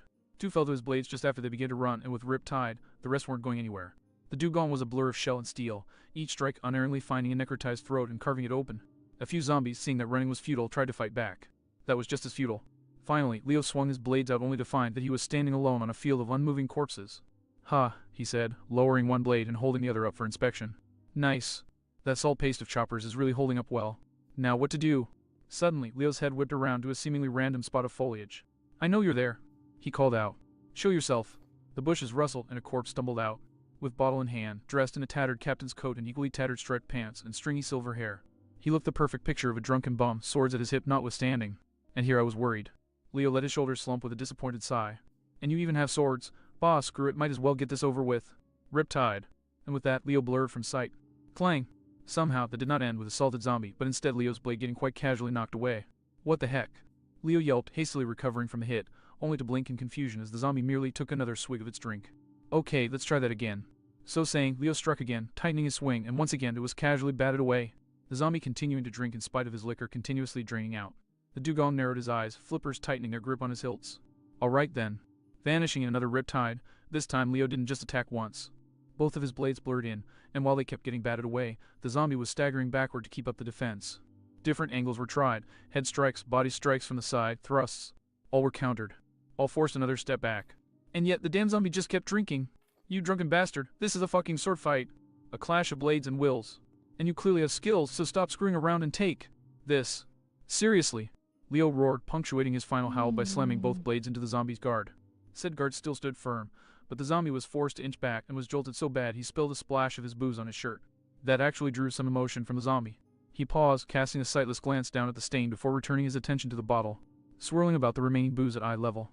Without missing a beat, the zombie took another pull of his drink, and then out of nowhere hurled the bottle at Leo with all the force his necrotized muscles could muster. The surprised dugong had the wits to cross his blades in a guard. Blam. Smash. Gah. Leo flinched in shock and terror as the bottle suddenly exploded in midair for no apparent reason, spraying him with lead and glass and leaving him reeling. He tried to recover to properly maintain his guard. Thwack. Gah. But all he could do was grunt as the air was literally punted from his gut by the pirate, sending him rolling across the field of bodies. Once Leo's momentum stopped, he flipped himself to his stomach and hung his head with a groan. Son of a bitch, I need to get Shellbody down to S.A.P., he wheezed. Yar har har, you have me thanks, bucko. Leo snapped his head up and beheld the fact that his opponent's entire demeanor had pulled a complete 180. Where one moment had stood a lazy and slouched drunkard, there was now an actual pirate, holding his head high with a confident leer and wielding a cutlass in one hand and a smoking pistol in the other. Your harsh tone and your impressive skills with the blade have served tough finally roused me from this accursed stupor of mine. The zombie chuckled menacingly. Finally, for the first time since I woke anew, I actually feel alive. And it's with this very feeling The zombie snapped his blade up and jabbed the tip at Leo. That I intend to send your shell ar straight to Davy Jones' locker. He roared eagerly. Prepare yourself, enemy mine, for ye face the age-old scourge of the Six E's, the most infamous Lord o' Piracy in all o' Paradise's history. I be he. The one, the only Captain Long John Silverteeth. Yar har har. Leo stared at the pirate in awe, his mouth agape, until he realized that something didn't quite add up. Ooh. He trailed off uncomfortably as he gestured at his own teeth. Me corpse was desecrated by the salty dogs I call the crew he ijid. John roared indignantly. Trust me, way back when, I had teeth o' silver, and everyone in these waters feared them as though they belonged to Davy Jones himself. Yeah, whatever you say. Leo pulled himself to his tail, swords at the ready, before slowly donning a smirk. Gramps. John still, his expression sinking into one of murderous rage. Allow me to educate ye salty cur, he growled. About how a true pirate fights. And in a blur of movement, the clash was on. Oh. Crash. You title swims cool and all, but now I need to figure out how to get rid of the damn cramp, Mikey groaned, working himself out of the ground. Of course, I already know how boss is gonna suggest I do it. Tail lifts and a lot of them. That's gonna suck. Bam. Neither Not his expression bad. nor his position changed as he drew one of his pistols and fired it to his left, right into the belly of a zombie that had been reaching for him. His other flipper snapped out one of his nunchucks, and effectively kneecapped another undead assailant that had been winding up to stamp on his head. Because He flung out his nunchucks to his other side, neatly bisecting a zombie in a cloud of dust and sending both halves flying. Hate. Charging straight at a line of zombies trying to rush him, he swung his nunchucks like they were made of air, 6 blows sending 6 zombies flying. Embalming fluid flying. Tail lifts. The last zombie in the line tried to run. All that meant was that he was hit in his back instead of chest. He still went flying. Heaving out a deep sigh, Mikey holstered his pistol and relaxed a bit. Woo, I feel better now. If this is why Raffi hits things when she gets mad, I can see why. Yaha. Mikey frowned and looked up at the strange cry. Up above was a zombie, but not just any zombie. This one had large bat-like wings stretched over its arms, which were presumably how it was circling overhead. Kek. I see you down there, little dugong. Hilden cackled, continuing to circle. Soon, I shall return with an army of zombies. Yeah, about that, Mickey slowly drawled, unable to hide the grin that stretched across his face as he realized that the throbbing in a certain area had gone down. Tidal swim. With 2 powerful kicks of his tail, the dugong shot up into the air, Jesus. pistol coming out to take a shot at the zombie's mouth once he matched altitude. He never got the chance. Huge. Hilden yelped and turned around the second Mikey launched the first tidal swim, fleeing for his own life. Hey, get back here. Mikey snapped, pushing off the air after the zombie. What ensued was one of the more bizarre chase scenes ever. A zombie in a bat costume that somehow allowed him to fly being chased by a manatee sea turtle hybrid jumping off the air. Of course, as focused as Mikey was on the chase, even he couldn't miss that they were heading for the central mansion of Thriller Bark. Any thoughts of cutting off the chase, though, were dashed when Hilden dove for the ground. Gokcha! Mikey shouted, following in a dive of his own. Both fighters promptly bounced off the ground and into the brush, one after another. As Mikey did so, he grabbed his nunchucks and reared them back, ready for whatever counterattack was coming. Oh wait, that's a lie. He certainly wasn't ready for Hilden to jam a machine gun in his face, though any claims that he screamed like a little girl were also lies. Riptide. Mikey yelped, flinging himself back, just as the zombie pulled the trigger. The bullets passed harmlessly to the side of the dugong as he skidded into the nearest clearing, glaring daggers at Hilden as he stepped out of the bush. He would have launched himself at the zombie, but a rustling from the shrubbery caught his attention.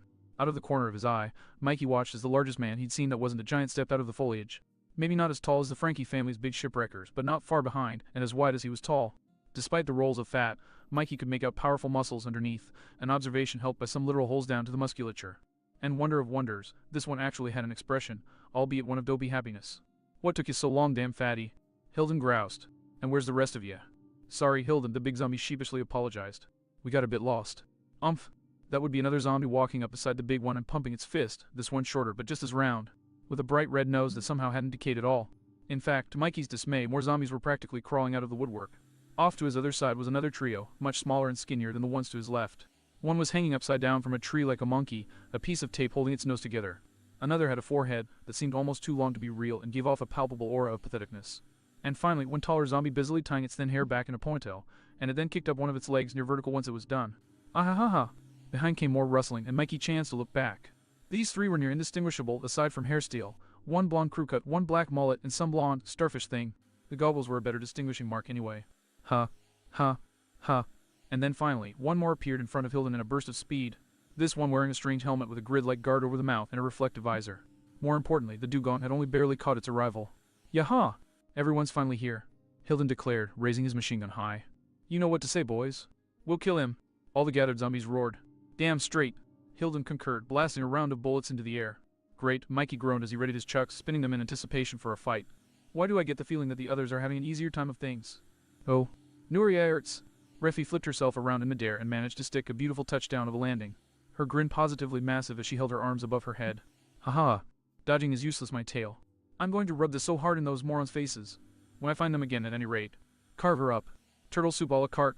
Raffi snapped around at the sound of the bellow and caught sight of a tattered butcher's outfit and a massive cleaver heading for her suddenly raised sigh. Clang!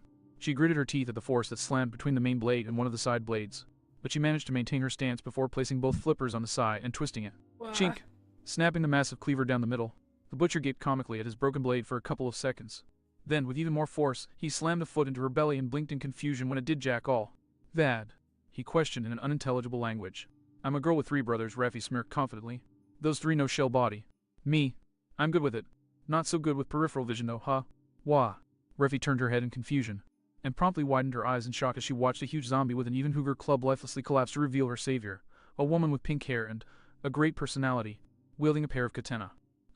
Yeah, Raffi chuckled sheepishly, even as she stabbed her size into the butcher's leg and flipped him onto the ground, shoving a wad of salt down his throat. Even with good shell body, that would have been bad. Thanks a lot, Lola. The woman greeted amicably, even as she offhandedly decapitated a zombie that tried to jump I'm her. not gonna add too Marriage much proposal, Lola, to begin captain of the with. Rolling I don't Pirates, really and really decorate grateful much for you for Straw Hats Christmas. helping us. Raffi, disciple of the sea and Straw Hat Ship's guard. Raffi greeted back with a smile as she crushed a zombie's knee. Really nice to meet you, and may I say, I love your makeup. Brings out your eyes. Lola gasped and smiled eagerly as she removed the arms from a tree like Revenant. Why, thank you. And personally, I find that your headband really complements your shell. Just my opinion. What, this old thing? Raffi waved her off with one flipper while holding a struggling zombie at flipper's length with the other. I've had it for years. Appreciate the compliment. Oh, no trouble, no trouble. Oh, hey, real quick. Lola asked eagerly. Are you busy right now by any chance? I mean, besides, she gestured at the newly dead bodies at her feet. No, not really. Raffi shrugged dismissively as she wiped some embalming fluid from her sides. My bros can handle themselves, no sweat. What'd you need? Lola scratched the back of her head uncomfortably. I've been trying to find my zombie in all this mess, but I haven't been having any luck. My crewmates are all looking for their own and I don't want to distract them, so I was hoping. Sure thing. Raffi popped her an eager thumbs up. So, what does your deader half look like? Me. The 2 females looked to the source of the voice, which turned out to be. No, even the narrators aren't willing to touch this. Giant bipedal. Pink warthog in a wedding dress with 2 swords is all you're getting for the zombie leader of the mob of beast zombies that emerged to challenge Lola and Raffi. At this point, I couldn't care less who you are, the zombie Lola breathed murderously. You allied with the ones who defeated my precious Absalom and put him out of my reach. Lola nervously tensed and untensed her grip on her blades as she turned to face her counterpart. And you really think that you can take on both of us at once? Zombie Lola Zola, for brevity's sake, snorted darkly, brandishing. Good point. She glanced over her shoulder at the crowd of animalian zombies. Hippo. Front and center, ma'am. A sharply dressed hippo barked, jogging towards with his shield over his chest as he raised his sword in salute. An honor to serve with you, General. To strike down the curs who dare to invade our noble home. Noble nothing, you half-cooked leatherneck, Raffi growled, scraping her sides together in anticipation. We're taking each and every last one of you freaks down. And fucking guard. And so the quartet fell into battle-ready positions, glaring daggers at one another as they waited for anyone to snap the tension and kick things off. Finally, Raffi slumped forward with a defeated sigh. Actually, on second thought, I know I can't be the first one to say it, so I'm gonna be up front here and get it off my chest, lipstick on a pig. The effect was instantaneous. The entire surrounding battlefield froze, all the zombies staring at the dugong in shock. And then all of them, save for Zola and Gallant Hippo, ran off screaming in mortal terror. Hell, even Hippo looked to be seconds away from doing just that, inching away from his partner in zombiehood with a terrified expression. Now you've gone and done it, he whimpered. Raffi blinked in confusion. What's wrong? Why are you all acting so? Ururu. Raffi and Lola both recoiled in shock, the reason being the utterly evil aura that was radiating from Zola. Uu bast, Aerds, the hog zombie rumbled, her teeth grinding and her tusks glinting with menace. This was accompanied by a glare at the 2, her eyes all but literally glowing with bloody murder. I don't even care if I die from it, I'll kill you, Aval. And with that final roar, she charged the pair with all the power and rage of a runaway sea train. Gah. Hippo yelped in shock, hastily running after her. So, wait. Raffi swallowed heavily as she steeled herself, the skin on her flippers slowly turning white around her grip on her size. Ready to face yourself? She asked her partner. Lola barked out a laugh, even as her own knuckles turned white on her blades. When is anyone? There's only one answer to that question. Scrang! Lola grinned eagerly as she locked blades with her knuckle-off, the pair butting heads and neither giving ground. Right, she yelled at the top of her lungs. And find out. Oh. Note to self, Donnie rubbed his head shell with a groan as he shoved his way back onto his tail. After I get title swim down pat. Start training with Robin to deal with opponents who have more than 2 arms. Donnie trailed off slowly before slapping his flipper to his face with a renewed sigh. And suddenly that is a threat that is valid in my life. Unbe freaking leavable. One day my usual opponents are other dugongs, and now it's like I'm living in a dream. Might want to make that a nightmare, pin size. One of the zombies surrounding the dugong leered smugly, pounding his fist as he approached. Now enough of the small talk, let's get to the part where we pound your SKURK. The zombie cut himself off in a fit of gagging, on account of the end of Donnie's bow staff lodging itself in his throat, and then failed to say anything further due to his own shadow blocking his throat. Theen again. Donnie slowly let an eager grin spread across his face. I suppose that dreams are meant to be enjoyed. And with that, he ripped his staff out of the zombie's throat and spun it into a ready position. Bring it on, you rotting husk-brained bastards! I can kick your decrepit behinds blindfolded. The crowd of zombies all snarled and growled viciously at the blatant challenge. You little. Come on, guys. One of them raised his voice to rally the rest. There's one of him and an army of us. And the best of our best are on their way too. Let's beat his shell into the damn ground. Donnie's eyes narrowed in concentration as the zombies began to charge him, already positioning his staff to prepare for his kinda newly like revamped and that. rebranded arrows of sin. George taking aim at the frontmost zombies and tensing his lower body for the following movements. Ha ha ha ha ha ha. Now wait just a moment. All of the zombies promptly paused, the expressions on their rotting faces, one and all screaming sheer terror, which, given the fact that Donnie did not know the voice in question, made him nervous in turn. So little dugong. The voice laughed over the din of fighting. You think you can just waddle on down here with your fancy stick-a-mod jig, and whack all your enemies into oblivion and then be home in time for soaps and cigars, eh? I don't smoke. Donnie began awkwardly. Wrong. The battlefield is a very, very violent and deadly place, rife with danger. Let me show you something. Run! Screamed several of the zombies, separating like the Red Sea before scattering everywhere that wasn't close to Donnie. All save for one. He was of average height for a full-grown man, his lips were pulled back in a way that perpetually showed the rotting top row of his teeth, and where his left eye was squinting, his right was wide open, or more likely lidless. His skin was blackened in places, clearly from burns, and his outfit was a tattered cross between a business suit and a fireman's uniform, with a husk of a helmet hanging on his head and a fireman's axe on his back. No, wait in. Donnie realized with no small amount of horror that the axe was lodged in the zombie's back, the blade buried right beside his spinal column. So, the zombie bellowed, strutting forward in an exaggerated saunter. You're waddling along, swinging your sticky mob bob to and fro, not a care in the world as you slap the shadows out of zombies here and there. When suddenly, he yelled at the top of his lungs as he came to a stop a few feet before the dugong, jabbing his finger at him, though the effect was somewhat ruined by him taking a lighter out of his pocket and flicking it open, producing a flame on top. He had come upon a simple general zombie tack and a breaking out the old Zippo to have himself a smoke on the old puff. You're going to smack him silly too easy as peaches when suddenly someone yells, "Look!" He pointed to the side. There's Big Mom doing cartwheels.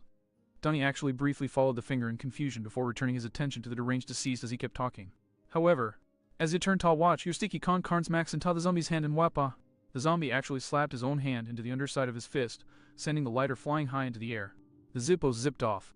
But the zombie's overbite-ridden grin widened as he popped the finger. What you don't know is that zombie who smokes you just smacked. The zombie flung his arms wide, was embalmed using lighter fluid. The blood fled down his face as he heard the little tidbit. Wait, why, you don't mean? At almost that exact moment, the lighter chose that moment to land. Fortunately, it didn't hit the zombie but rather the ground in front of him. Unfortunately, it somehow managed to bounce off said ground and shoot down the zombie's gaping mouth. With an audible gulp, no less. Both Donnie and the zombie were paralyzed for a moment until the zombie cocked his head to the side. Oh, shit. Donnie cursed furiously, diving away in panic. Kaboom. It was at moments like these that the smartest of the TDWS seriously regretted evolution deciding to steal his species' capacity to retreat into their shells, because the feeling of flames licking off his tail was way too close a call for his comfort. Once he landed, Donnie took a moment to pant and catch his breath, and for that moment he allowed himself to dare to hope that maybe, just maybe, the crazy-ass zombie had been dumb enough to blow himself to kingdom come. The second that moment passed, however, ha ha ha ha ha ha, it was violently shattered. With horror and terror coursing through his veins, Donnie flipped himself to his tail and turned around to behold the flaming husk of a corpse that was slowly but surely shambling towards him, cackling madly all the while. As you can see, the psychotic revenant's voice barked with undeserved authority. The battlefield is a very dangerous environment, but worry not. He struck a confident pose, his fist placed firmly over where his heart was or would have been if it weren't probably already charcoal. I, Fire Zombie Bill, shall be the one to show you to safety. The zombie's ashen smile widened clean across his face as he reached over his shoulder and grasped the handle of the axe buried in him. Let me show you something. And with that, the zombie wrenched. Crack!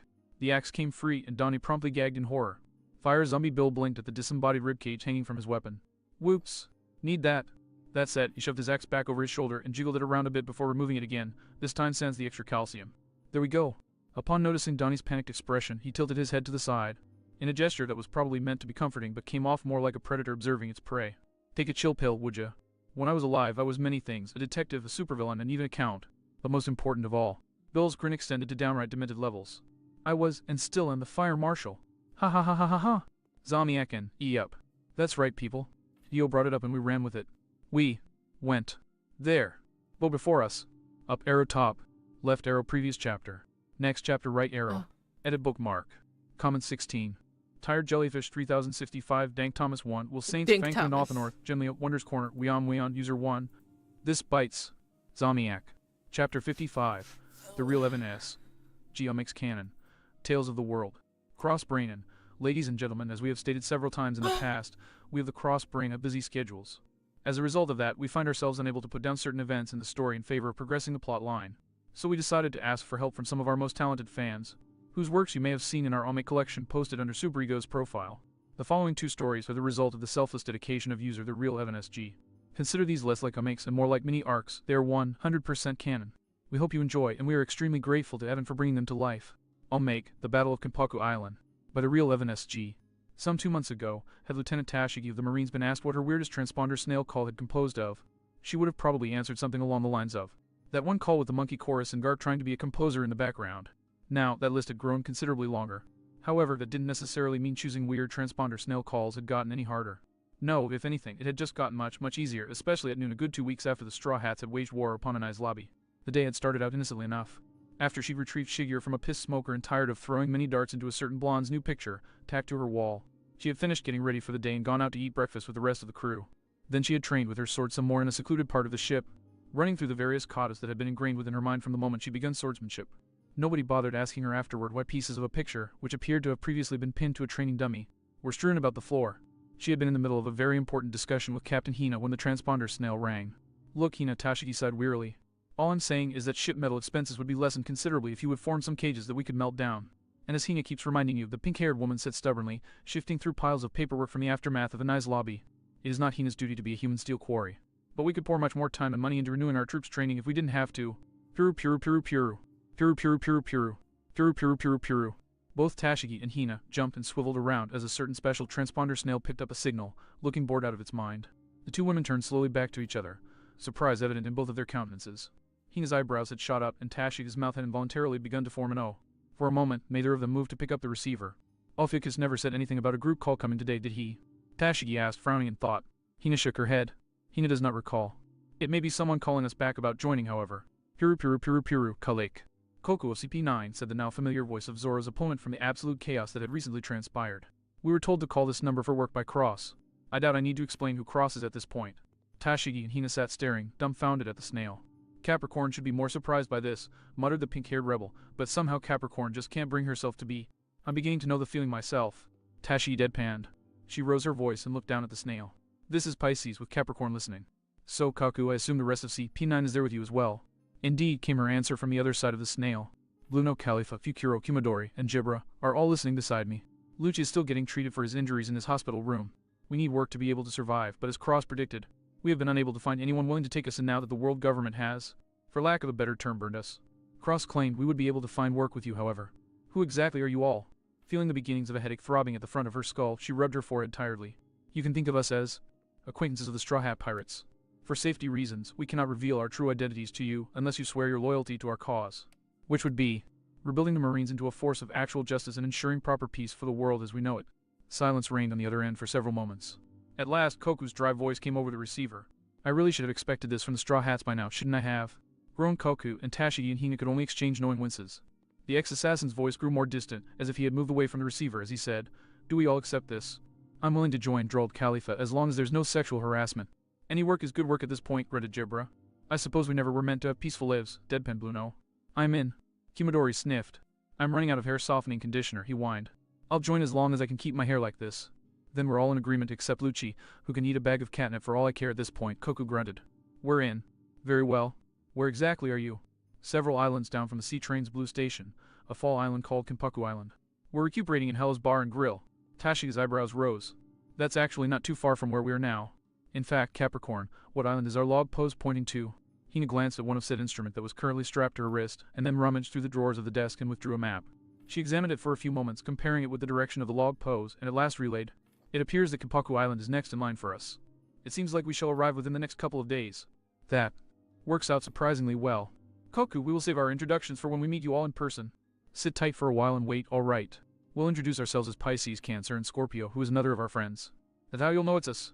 Sounds fine to us, Koku said, the transponder snail nodding its head. We have to wait for Lucci to heal up some more anyway. Doctor's order says he still can't move. Very well then. We'll meet up in about 2 days. Goodbye. Sayonara. Kalik. The cabin was so soundless a pin drop would have seemed like an elephant's stomp. Tashigi and Hina stared at the transponder snail, through which they had just signed off on the newest piece of insanity in their lives. When she could at last stand the silence no longer, Tashigi groaned and leaned back in her chair. Did we actually just include CP9 in our group? Hina's expression was completely flat. Hina blames it all on you. The mooks of the ship didn't bother questioning why the sound of a certain lieutenant's head repeatedly slamming against a wall suddenly started echoing throughout the ship. At this point, it had become such a frequent occurrence that they didn't even have to stock up on aspirin anymore. Tilde 0 tilde.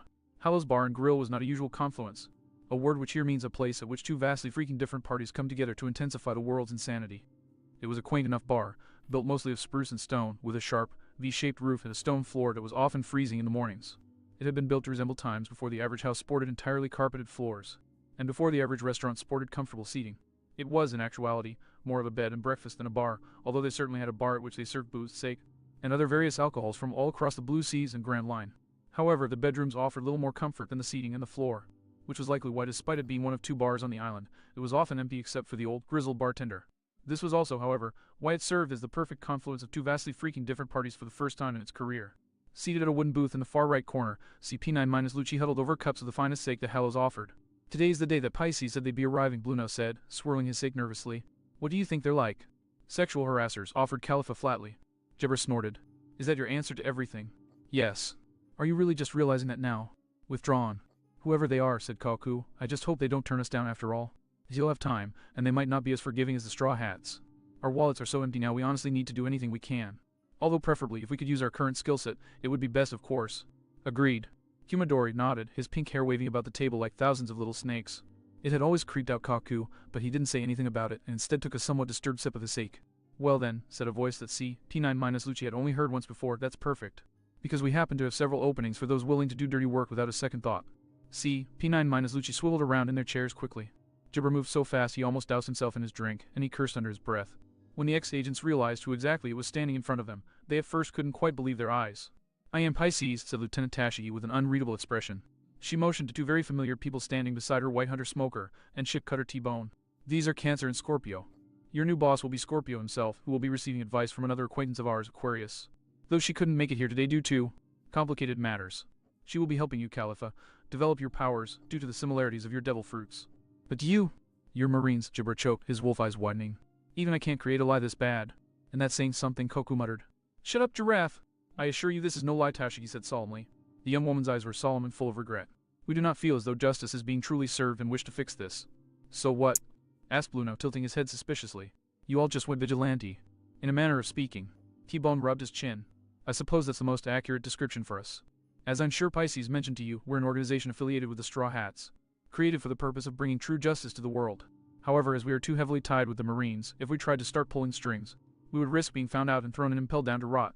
Khalifa narrowed her eyes. "And that's where we come in." "That's right," agreed Smoker, who put two cigars in his mouth and started puffing at them carelessly. "You, who have been completely thrown into the trash by the Marines, have no connections, which is crucial to our plans. Add to that your superb skills as assassins, and it's quite obvious how useful you'd be to us. We would be willing to pay quite handsomely for your services, of course." He blinked. "I never thought I'd be saying those words to assassins," he said under his breath, only loud enough for Tashi and T-Bone to hear. For a few seconds, CP9-Lucci glanced at themselves, discussing it with just their eyes. They had undergone so many fragile missions together that doing so had become a necessary skill. "Very well," agreed Kaku. "We'll do your dirty work for you in exchange for reliable sleeping quarters and pay." The Zodiac of the Divine all unintentionally released relieved breaths. "Thank you, CP9," said T-Bone gratefully. "The entire world thanks you. If you like, we already have a list of things we need you to do here," Smoker said, withdrawing a folded piece of paper from his white coat. He laid it on the table in the middle of P9-Lucci and smoothed it out for them. Kaku quickly picked it up. I love how they skimmed over always its say contents, minus and failed to Lucci. hold back a breath of surprise. He then handed it to a curious Kumadori, whose actions were much the same.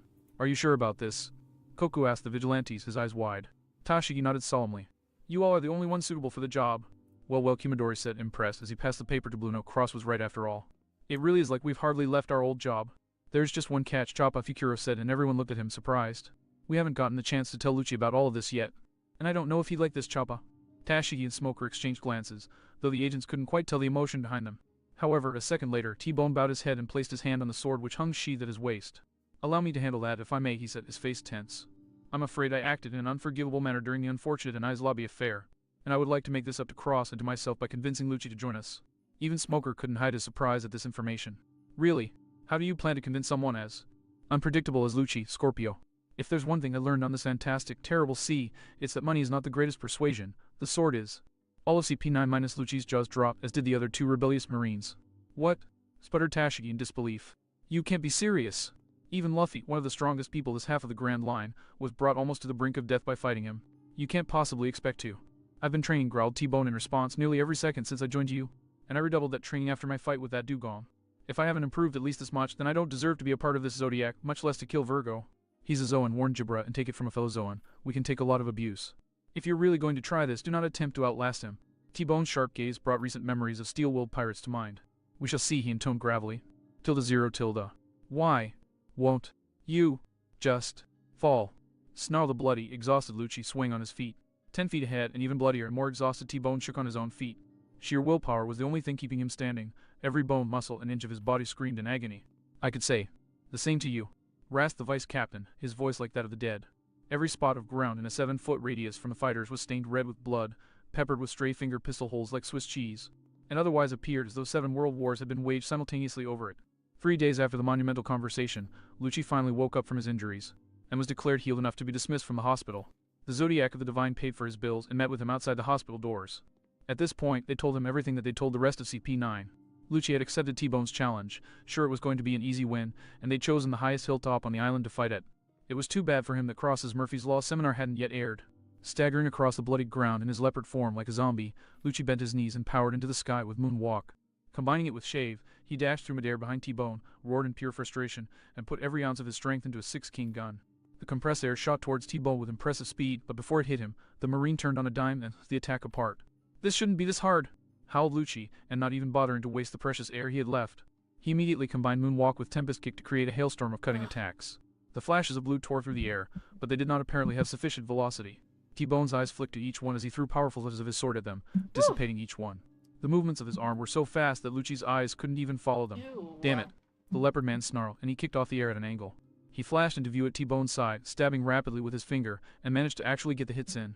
10, 20, 30-finger pistols slammed into T-Bone's pale skin, bloody and cold, in the space of only 4 seconds. The force of the brutal attack invoked a heavy dose of Newton's first law, and T-Bone didn't hit the ground until he was more than 50 feet away. Even then, he bounced hard and rolled several more feet, before finally losing momentum. Lucci stood, panting, glaring down at the lying form so far away from him. Have you finally had enough, T-Bone? He said, his eyes narrowed. The question hung in the breeze, the wind whistling across the hilltop being the only sound save for Lucci's extremely heavy, ragged breathing. Despite the fact that his senses increased fivefold in leopard form, he could not hear anything from T-Bone. Lucci drew in deep, precious breaths. Was the man dead? Had his body finally been pushed past the brink? There was only one fight in Lucci's entire life that had been quite as tough as this one, and even then, it nearly surpassed it. Proud opponent to claim that fight was one Monkey D. Luffy, whose strength was simply undeniable. The toughness from that fight had been trying to overpower Luffy, however. Lucci was quite sure if that had come to a battle of endurance, Luffy would have fallen. But that wasn't the case with T-Bone. 2 full days and almost 2 full nights, that was how long they'd been locked in combat.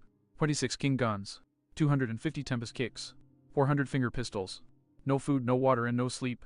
All of this had T-Bone endured so far, and it was only this last attack that had finally brought him to his knees. The man had simply refused to give up.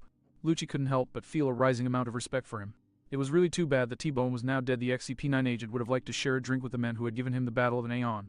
Lucci turned around, making to set off down the hillside and preferably fall unconscious in a bed, when his animal ears picked up an unbelievable sound. The crunch of blood-soaked leaves as T-Bone staggered to his feet. You, he rasped, his voice almost too weak to make out. How are you still alive? T-Bone's voice, strained so badly one would have believed it to be the voice of a zombie. I have a duty to uphold. He choked out, slumping into a fighting stance, holding his sword straight out at Lucci. A good man will never bow on his word. I promised my friends that I would defeat you in that. You would enter our group, and that is not something that any simple physical pain can stop me from accomplishing. Lucci knew he might not remain conscious himself for another attack. As it was, his vision was starting to swim before his eyes. He had left the hospital the same as he had been before he had ever crossed fists with Monkey D. Luffy, but now he was in 10 times more agony than he had been after that fight. Very well, croaked Lucci. He drew in a shaky breath, lifted his arms so they were perpendicular to him but parallel to each other, and pointed them directly at T-Bone. Scorpio, we're both on our last ill legs. What do you say to ending this in one final blow? That is more than fine. With me, said T-Bone. Whole wind picked up a little as the opponents allowed a moment's pause. It howled in their ears, the sheer power of their fight filling the countryside with awe, and then the men opened their mouths and shouted in unison. Go! Ultimate 6-king gun!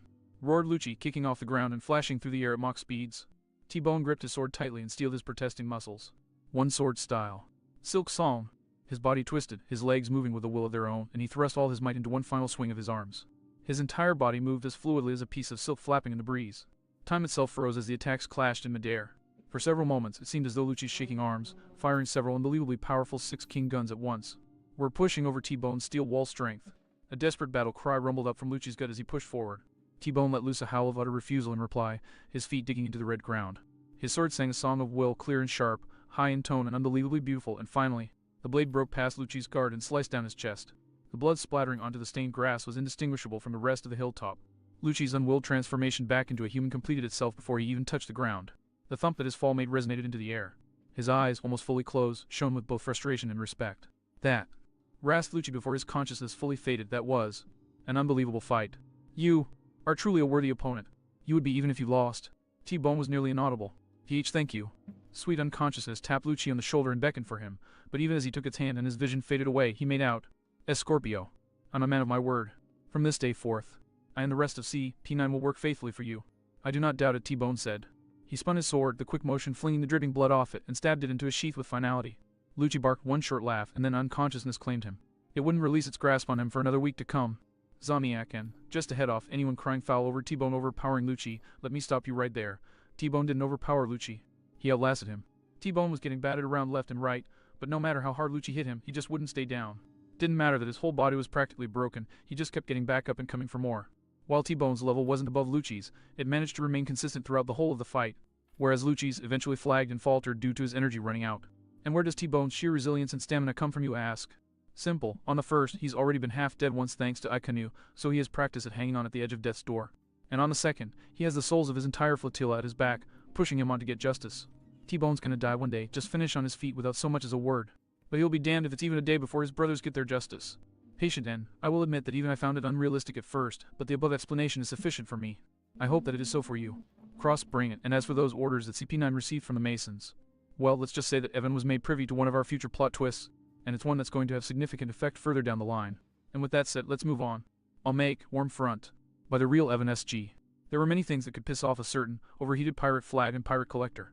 Included in this list were such items as cross-talking, the Harunos, messing with his children, and those annoying little Brussels sprouts that always seemed to unravel in his throat.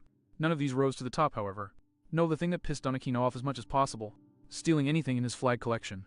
To say that Don Aquino was steaming while he looked at his notably emptier trophy room was like saying that Nagasaki and Hiroshima had only a little radiation after the war. To be fair though, the patriarch was literally steaming. Literally being a term which here means steam rose from his skin and escaped into the atmosphere due to the pure rage incensing his body. His children had done the best they could to distract him from entering the trophy room since the Straw Hats had left with their and many other crews' flags. This proved to be a task impossible to uphold longer than a couple days. Now the very floor was threatening to melt into a gooey mess under the enraged Don's feet. Why did my children agree to give a quarter of my collection away? He hissed venomously, steam whistling in the hellishly hot atmosphere around him. Lil, the sole Aquino child brave enough to currently be in the same room as him, observed the molten chaos from her safe perch on a chandelier which hung from the top of the room. How she'd gotten up there in the first place was anyone's guess. Because the Straw Hats agreed to royally screw up the wedding, she reminded him. Also because Princess Vivi offered you an endless stream of pirates to capture. The petite girl slurped loudly on a cherry-flavored lollipop as she watched her father's budding temper tantrum with something between amusement and concern for their house. Don staggered backward, blinking like Madame Haruno had slammed her AC palm into his face at Kaziru-worthy speeds. Vivi's deal, he murmured, his eyes widening. His growing temper had almost caused him to forget about that little detail altogether. The air grew noticeably cooler, as if an Antarctica-sized refrigerator had been opened in a volcano. The floor's bubbling slowed to a stop as the patriarch of the Aquinos considered the idea. Ah, yes, that. I still haven't decided whether to accept it, haven't I? Nope, said Lil after taking a slight pause to lick her lollipop. It certainly is true that a lot of pirates in the early islands of Paradise really are quite stupid, and would no doubt wage constant war on Alabasta now that the threat of crocodile retaliating is destroyed, and it is equally true that we've been having a disturbing lack of prey to capture lately. The blue-haired girl raised her hand helpfully and kicked her legs in midair. I've heard that Alabastas make really good candy, she added. Don considered, and considered, and considered some more. This is going to take a lot of Haruno antagonizing, he decided, shrugging his broad shoulders and starting to make his way out of the room.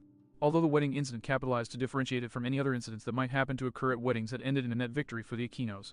Relations between the two bounty hunter families had devolved back into their normal state of affairs, with the one notable difference being that Barato Haruno had become the Aquinos' friend. In any case, Don always found that messing with the Harunos helped calm his mind when it overheated. That's great and all, said Lil casually, taking another lick of her lollipop, but if you're done thinking, can you get me down from here? My apathy is only going to hold my universal little kid fear of heights back for so long. Don froze shit, he used that word, halted in his tracks, and slowly turned around to glare up at Lil. And just how did you get up there in the first place anyway? He growled in exasperation. Well, tilde. Man! Laughed Skipper, cracking open a large bottle of West Blue Sake and roughly slapping the freezing surface of the iceberg the four penguins sat on. I don't know how Lil always finds out where Don keeps moving the booze around to, but I am not going to question it. and also keep doing whatever she tells you in exchange for the new locations. Kowalski deadpanned. Even if it involves tossing us up into the air in a straw hats at Alabasta-style chain to get her to the top of the highest chandelier in the collection room. Skipper took a long swig of the bottle. And that too, he said, his voice twinging with a hint of drunkenness. Atusta Lil, suggested a flat-out hammered Rico, his head swimming. Sure thing, dude. Cheered Private, thoroughly drunk despite having barely gotten a fourth of the way through his bottle. To Lil. Penguins clinked their bottles of sake against each other. Can't pay. Tilde 0 tilde. The Don's eye twitched. For one moment, he was disturbingly silent, glaring up at his youngest daughter with trembling fists. Damn it, Lil, if you weren't my favorite, I'd melt you. Roared Don.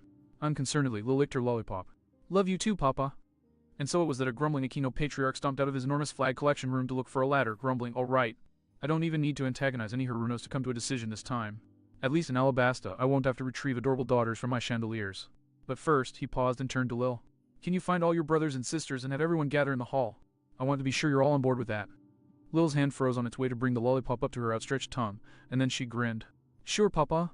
She chirped and dashed away in a flash. Don Aquino watched her run off with a proud smile. She was a beautiful, strong-willed girl. Very respecting of her father and yet not afraid to get everyone back on the right track if they happened to stray off of it. She was going to grow up to make an amazing warrior, he knew, but until then, there were things to discuss and preparations to be made. Once Lil had found where everyone had wandered off to, they all gathered together in the same room where, such a short time ago, Cross and Vivi had stood before the Aquinos and negotiated their crew's freedom. Campesino and Brindo were engaging in some sort of brotherly headlock, with Brindo desperately attempting to pad out, and Arbel and Salcho were casting ceaseless gooey eyes at each other, not that that was a surprise. Hawkero was waxing his hokey stick, and Lil was crunching on what little remained of her lollipop. When Don entered the grand room, they all dropped their current activities and looked up, blinking. Hey Dad, said Salcho, raising an eyebrow, what did you call us all here for? Lil said it was something about a discussion for the future. Campesino raised an eyebrow. Is it about Princess Vivi's deal? And whether we're accepting it? Added Brindo. You kids pick up on things fast, muttered Don with a fond shake of his head. Yes, it is. I called you here to hold a vote on this decision. It is a matter that will change our family for years, and after my horrible mistake in assuming that Lil would be fine with marrying Barato, I want to be sure that every one of you is alright with moving to Alabasta. I personally have decided that it would be far more profitable for our family to hunt in its waters than next to that damn triangle. And the Straw Hats did do us a favor, but that's beside the point. What are your thoughts about it? His children exchanged glances.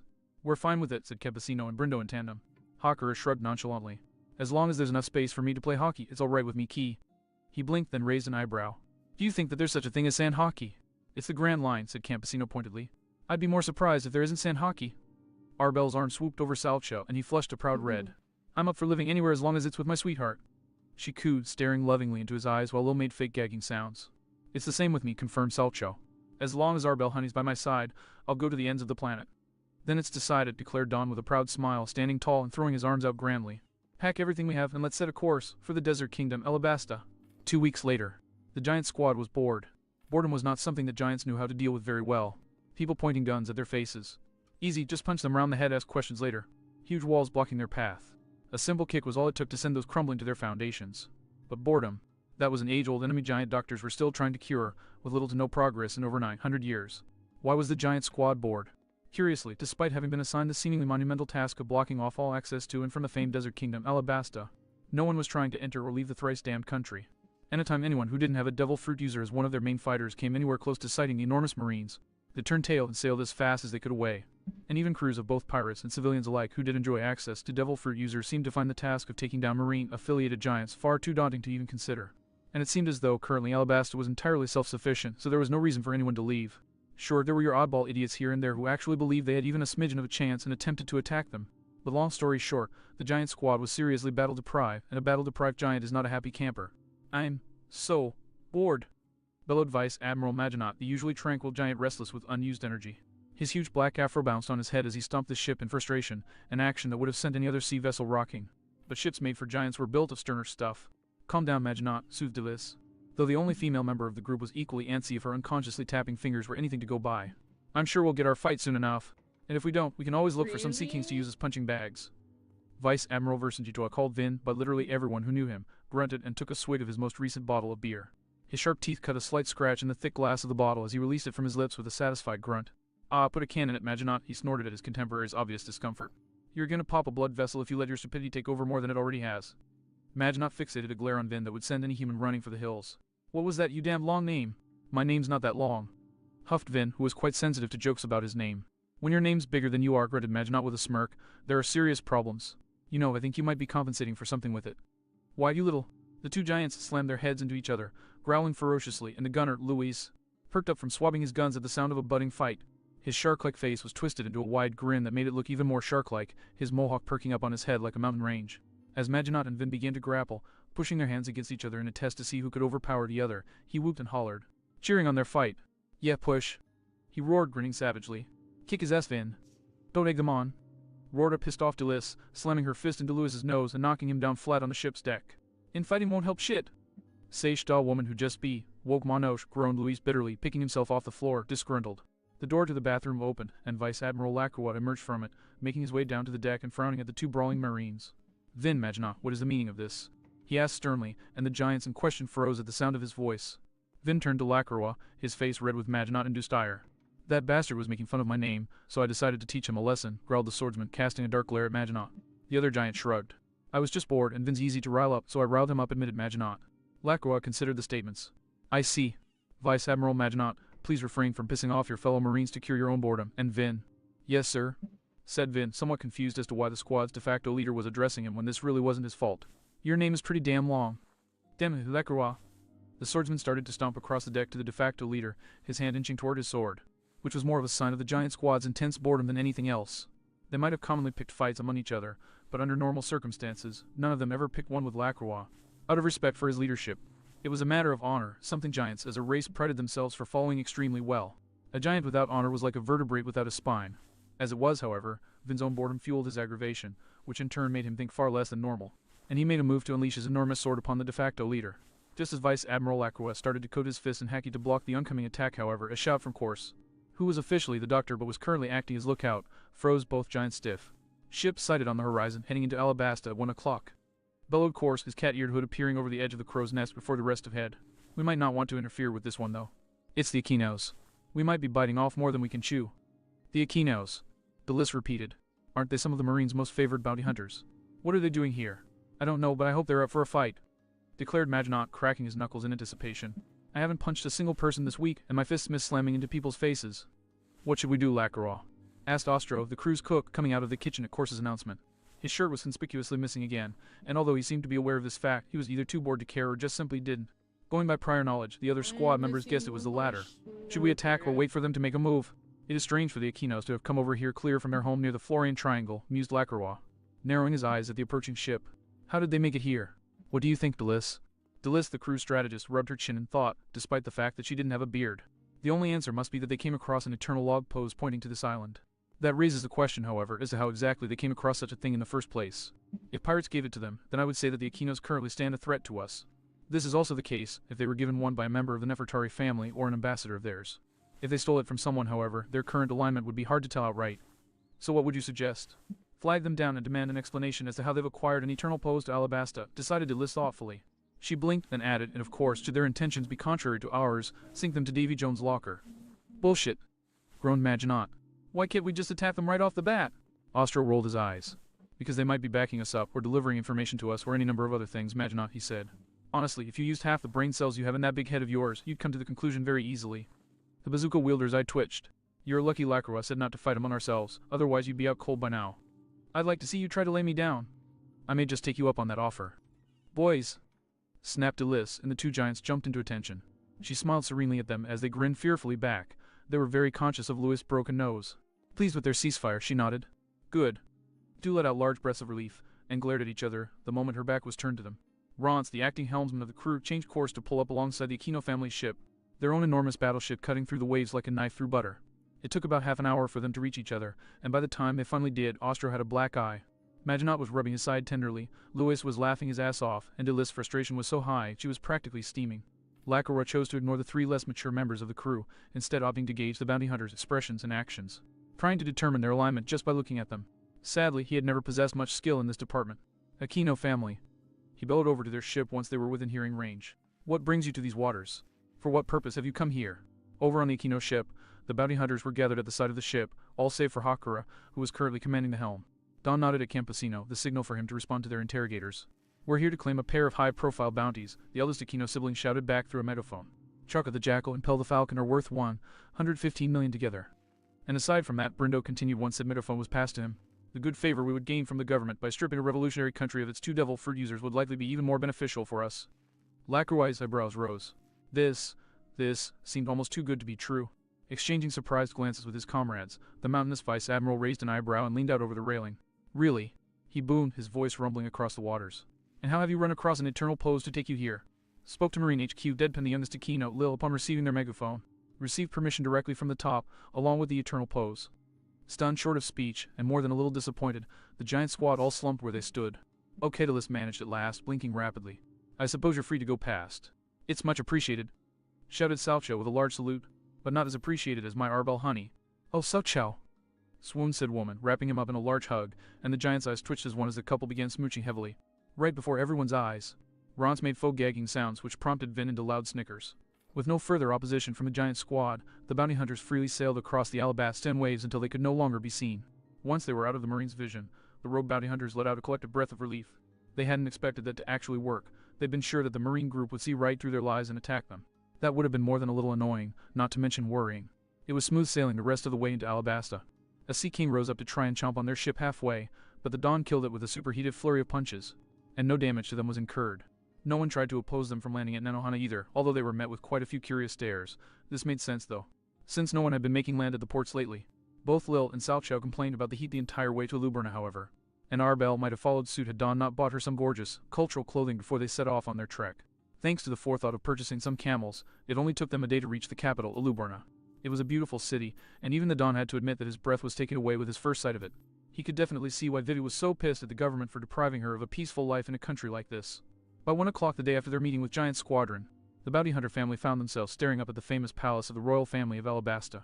By 1:30, they found themselves kneeling in the throne room before the king and his royal guards, Pel and Choka, as well as men whom the SBS informed bounty hunters identified as Igaram and Koza. Your Royal Highness, said Don Aquino respectfully, had bowed before the vaguely amused king. We come by request of Her Highness Nefertari Vivi, seeking to become this country's naval protection. King Cobra snorted and sighed. Koza, he groaned, glancing to the young man standing at attention in line with the royal guards and Igaram. When do you think will people ever learn that they don't have to be formal with me? Probably never, sir, said the ex-rebel, grinning knowingly. The aging man heaved his eyes up to the heavens. That's what I was afraid of, he sighed and shook his head. Stand up, Don Aquino, the Aquino family. Everyone in this country is equal, and the king's no exception. There is no need to bow in my presence. Surprised, but somewhat pleased, the powerful man nodded and rose, his family following suit. Cobra smiled. That's better. Now, if Vivi asked you to come here, I trust her decision full-heartedly. You shall be appointed as Alabasta's official naval forces and paid accordingly. I must ask, though, why exactly did Vivi choose you? Don frowned and sighed. Well, you see, years ago, I ate a certain devil fruit that Vivi was greatly interested in. At this, King Cobra leaned forward, eyes widening. The bounty hunter nodded, sensing the question in the old man's gaze. He lifted his arms out, and the temperature in the room increased greatly.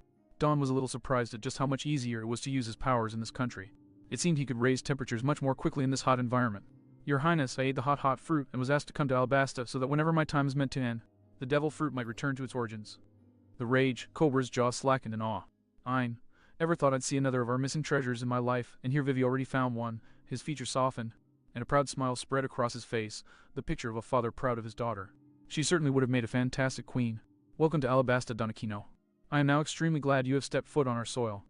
Tilde 0 tilde. 2 days after the meeting between the Aquinos and the giant squad, Kor sat on the railing of their ship near the figurehead. Something itching at the back of his mind. There was something wrong, something he couldn't quite tell. I need to fight something. Roared Maginot, and something hard, knuckle-white, and pointedly fist-like struck the pondering giant round the back of his head. Kors nearly fell off the ship, but he regained his balance, arms wheeling, legs flailing. With a pissed roar, the punched marine swiveled around and leaped to his feet, preparing to fire a punch back, and blinked as that elusive thing suddenly flashed into his mind. Do you think we should call HQ, just in case they might have been lying? At Maginot's questioning look, Kors elaborated. About their reason for coming into Alabasta, I mean. All the other squad members froze on their oversized feet. Damn it.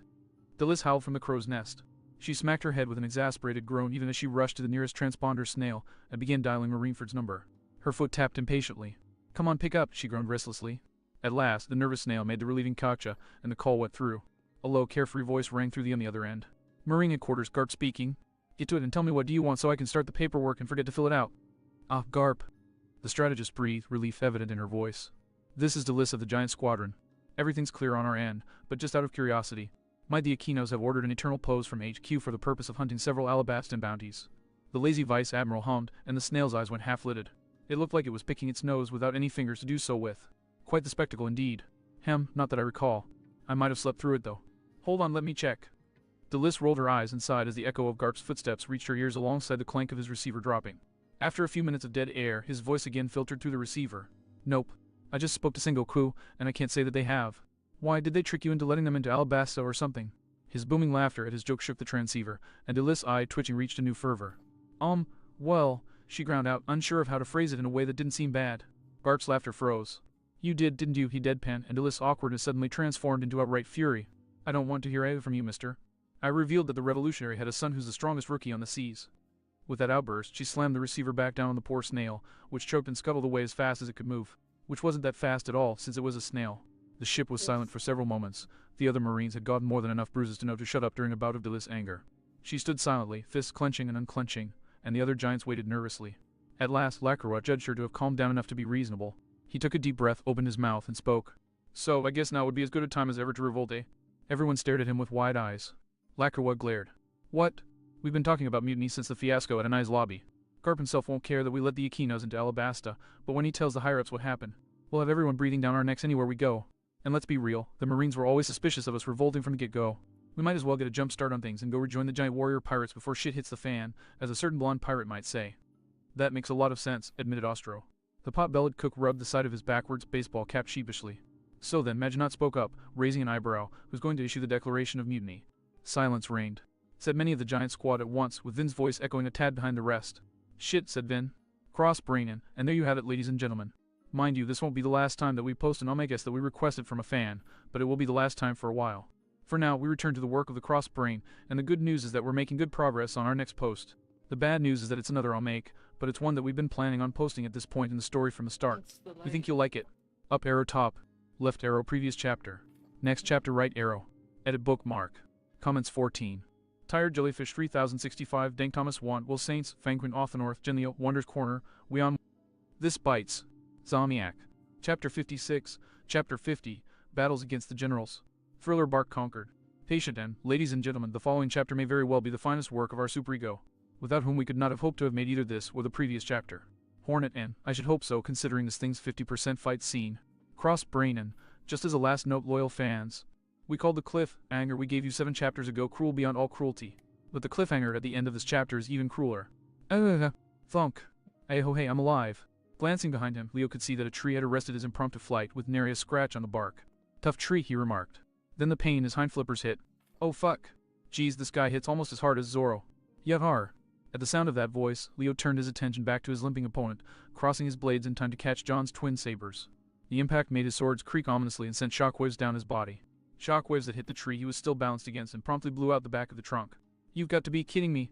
The dugong ground out as he struggled to hold the zombie at bay. Seconds passed, neither fighter gaining an advantage. John was too strong for Leo to push back, but the tree gave him something to brace against. However, can't keep this up forever, Leo thought. Don't know what's going to break first, me, the tree, or my swords, but something's going to break. In the event, the dugong was beaten to the punch by John flexing. Yes, flexing his pectoral muscles, where Leo noted were puncture wounds in the corpse. So someone turned the bastard into a pincushion, he deduced. If they were alive, I'd buy them a drink, and then bury their head in the table. Though, Leo narrowed his eyes as he noticed several other distinctly different scars moving. Looks like he was shot too. I wonder if the bullets are still in the holes. Strangely enough, it appeared that the bullet holes were opening and closing in time to his, flexing. Oh, you can't be serious. Hastily pulling his swords back, Leo dropped to the ground, and none too soon. With one final gargantuan flex, the bullets flew out of their holes to hit the tree. The dugong had no time to process the sheer insanity of what he'd just witnessed, because finally he had at least something of an opening. From his prone position, he stabbed both blades up, aiming for the neck. They didn't reach. Zombie John leaned over, the blades skittering off his voluminous coat with the tears. Okay, that's just not fair. Leo whined at the metal plates now visible under the coat. Further whining was cut off by a frantic roll away from the blades that tore into the soil. Tail catching the ground, he rip-tied it away back into the trees. Leo panted as he leaned around the trunk and watched John come about. So that was probably a one-time thing. I hope. He's still stronger than me, just as fast in melee, and an immortal zombie. With armor. He sighed, hanging his head. Thank God Soundbite isn't here, because the only possible description of the situation is that it bites. The dugong only allowed himself to remain melancholic for a moment before wrapping his hilts over his skull shell. Okay, back in the game. Think, Leo, think. Weaknesses, what are his weaknesses? Turning back to the shambling zombie, he noted with some surprise that it was, in fact, actually shambling. Unlike the rest of the cadavers he'd seen that night. Every step dragged the left leg along the ground, despite the apparent functionality of the limb. So slow to pursue. That's actually pretty useful, Leo noted. With Riptide, I can open the distance easily. Which would be useful if I actually had a ranged attack worth a damn. Suddenly, a peripheral glint of light snapped the dugong out of his outrage, and that allowed a hasty duck to save him from becoming a head shorter. The poor tree that slid off its stump and crashed to the ground in front of him only emphasized the point. This time, though, Leo attacked instead of defended once his opponent was in melee range. To his frustration, this was no more effective than it had been before. Zombie John's defense was ironclad, parries and well-timed sways deflecting the attacks. Damn it! He roared, clashing his blades into a cross formation. Cross of the Ag. The ace attack was aborted by a flap of John's coat slamming into Leo's face. Due to its armored nature, it wasn't unlike being slapped with a 2x4. Or Nami. Stumbling back, Leo tried to rip Tide away again. This time, though, Zombie John reached into his coat and threw several knives that the dugong had to deflect lest he get skewered. Not only did this cut the Riptide short, it also drew his swords into an entirely different guard. I call this attack boot to the face. The zombie cackled as he did just that. Treaded souls met dugong face. The souls won, sending Leo flying again. Not very far, though. John, unslinging his coat with the ease of far too much practice, proceeded to catch his opponent in it and wrap the sleeves around his neck. A fit punishment for a pirate, the zombie general leered down at his opponent. His foot planted on his shell as he started to pull with all his might. Wouldn't you say, matey? Due to his position, all Leo could do was scrabble at the cloth wrapping around his neck, which was constricting his neck in ways that were decidedly uncomfortable. The lack of air, while unnerving, was manageable due to both his species' habitat of choice and Boss's own Spartan training. But far more pressing was the fact that if he didn't know any better, he'd swear he could hear his spine creaking. Unbidden, one of Chopper's more disturbing rants sprang to mind. This one had been concerning various means of execution the Marines used. And from what he remembered, the true cause of death from hanging by the neck wasn't asphyxiation, but rather, Leo hastily slammed all of his strength into maintaining his shell body, but he could already tell that it was but a momentary reprieve, after all. Where his own strength was limited and waning, the Revenant's well of strength was fathomless. As ill bleak as the situation was, Leo didn't panic. Rather, he thought back to his master's lessons and focused on one rule in particular, that even if the enemy seemed invincible, there was always a weak angle to exploit. Leo glanced back and forth along the sleeves that threatened to end his life. The knot itself was impenetrable to his flippers, as was the left sleeve. But the right. Oh, now the right was the ticket to life and liberty, tattered and torn as it was. And all Leo had to do was grab at the most off-kilter patch he could find and rip. The cloth promptly fell apart under his flipper, and a hasty Riptide found him far away again, propped up on his swords and wheezing, even as his mind flew a mile an hour. That sleeve wasn't a coincidence, Leo thought to himself as he glanced at his opponent, looking back at the earlier clashes. Yeah, yet he definitely has a weaker guard on his right side. The dugong grimaced as John slowly and calmly put his jacket back on, tugging at the missing sleeve. Not that that helps me, considering how a cracked Aegis is still an Aegis, damn it all. Hanging his head, he shook it despondently. I gotta do the ranged attack, don't I? For a few seconds, he just wallowed in the self-pity, and then brushed it aside, standing straight again. Another blur of Riptide, and he was positioned to the right of John, who was still as slow as ever. As the zombie shambled towards him again, Leo raised his swords high and to the right, pointing to the sky parallel with each other. More importantly, he shut his eyes and listened. He heard the wind rustling through the trees, John's foot scraping in the dirt and his clothes rustling together, even in the distance. The sounds of fighting. The sounds washed over him, penetrated deep into his very soul. And at the edge of the blades he heard it. The air moving over the blade, making the metal sing. So that's how it works. Opening his eyes, he saw that John was now making a beeline for him. Well, as much of a beeline as a rotting corpse with a limp can pull off. Point is, he wasn't deviating at all. Gulf. He cried out before bringing his blades down. Stream. Air and steel sang in harmony, twin blades of wind sprang into existence, merging into a singular force of destruction. Scrang! Even as before Leo's own horrified gaze, his actual blades shattered like so much fine crystal. Still, as tragic as the turn of fate was, it didn't alter the intensity of his attack. John tried to dodge, he really did, but with a gimpy leg and quite a bit of armor weighing him down, all he managed to evacuate was his torso. His left-hand limbs, however, were hit full force. The arm, while cut to the bone, remained viable. The leg, however... Well, for all that Captain John was a world-renowned pirate, there were very few pirates, be they dead or alive, world-famous or nobody, who could fight with just one leg. Leo stayed wary for a moment, keeping a close eye on the downed pirate for over a minute before finally allowing himself to relax. The tension ebbing out of his being, and with it the adrenaline that was keeping the pain away. Oh, my tail! He yelled, massaging the aching limb. I really need to start building up these muscles, because mine are nowhere near strong enough for this har. Leo tensed up as a laugh wafted through the air, and promptly scrambled for any shards of his blades he could grab. Shit. Ah, cool your flippers, you grubby worrywart, John wheezed, waving his hand dismissively. I'm done. Going back to the lockers soon enough, of that you can be assured. I'm just, he chuckled, his grin widening minutely. Relieved, I suppose you could say. Warily eyeing the immobile corpse, Leo palmed one of the shards and hopped over to the zombie, making sure to hopefully stay out of its reach. What do you mean by relieved? Yard John sighed, tilting his head back to stare into the mists. Have you ever heard of me, lad? Have you ever heard of Long John Silverteeth? Leo winced, glancing to the side. Bah, 'tis no surprise, John shrugged carelessly, his empty gaze staring at nothing. As ye can see, I ain't exactly young. Well, anyway, let me make it simple for ye, in case ye couldn't already tell I was a true pirate's pirate when I was alive.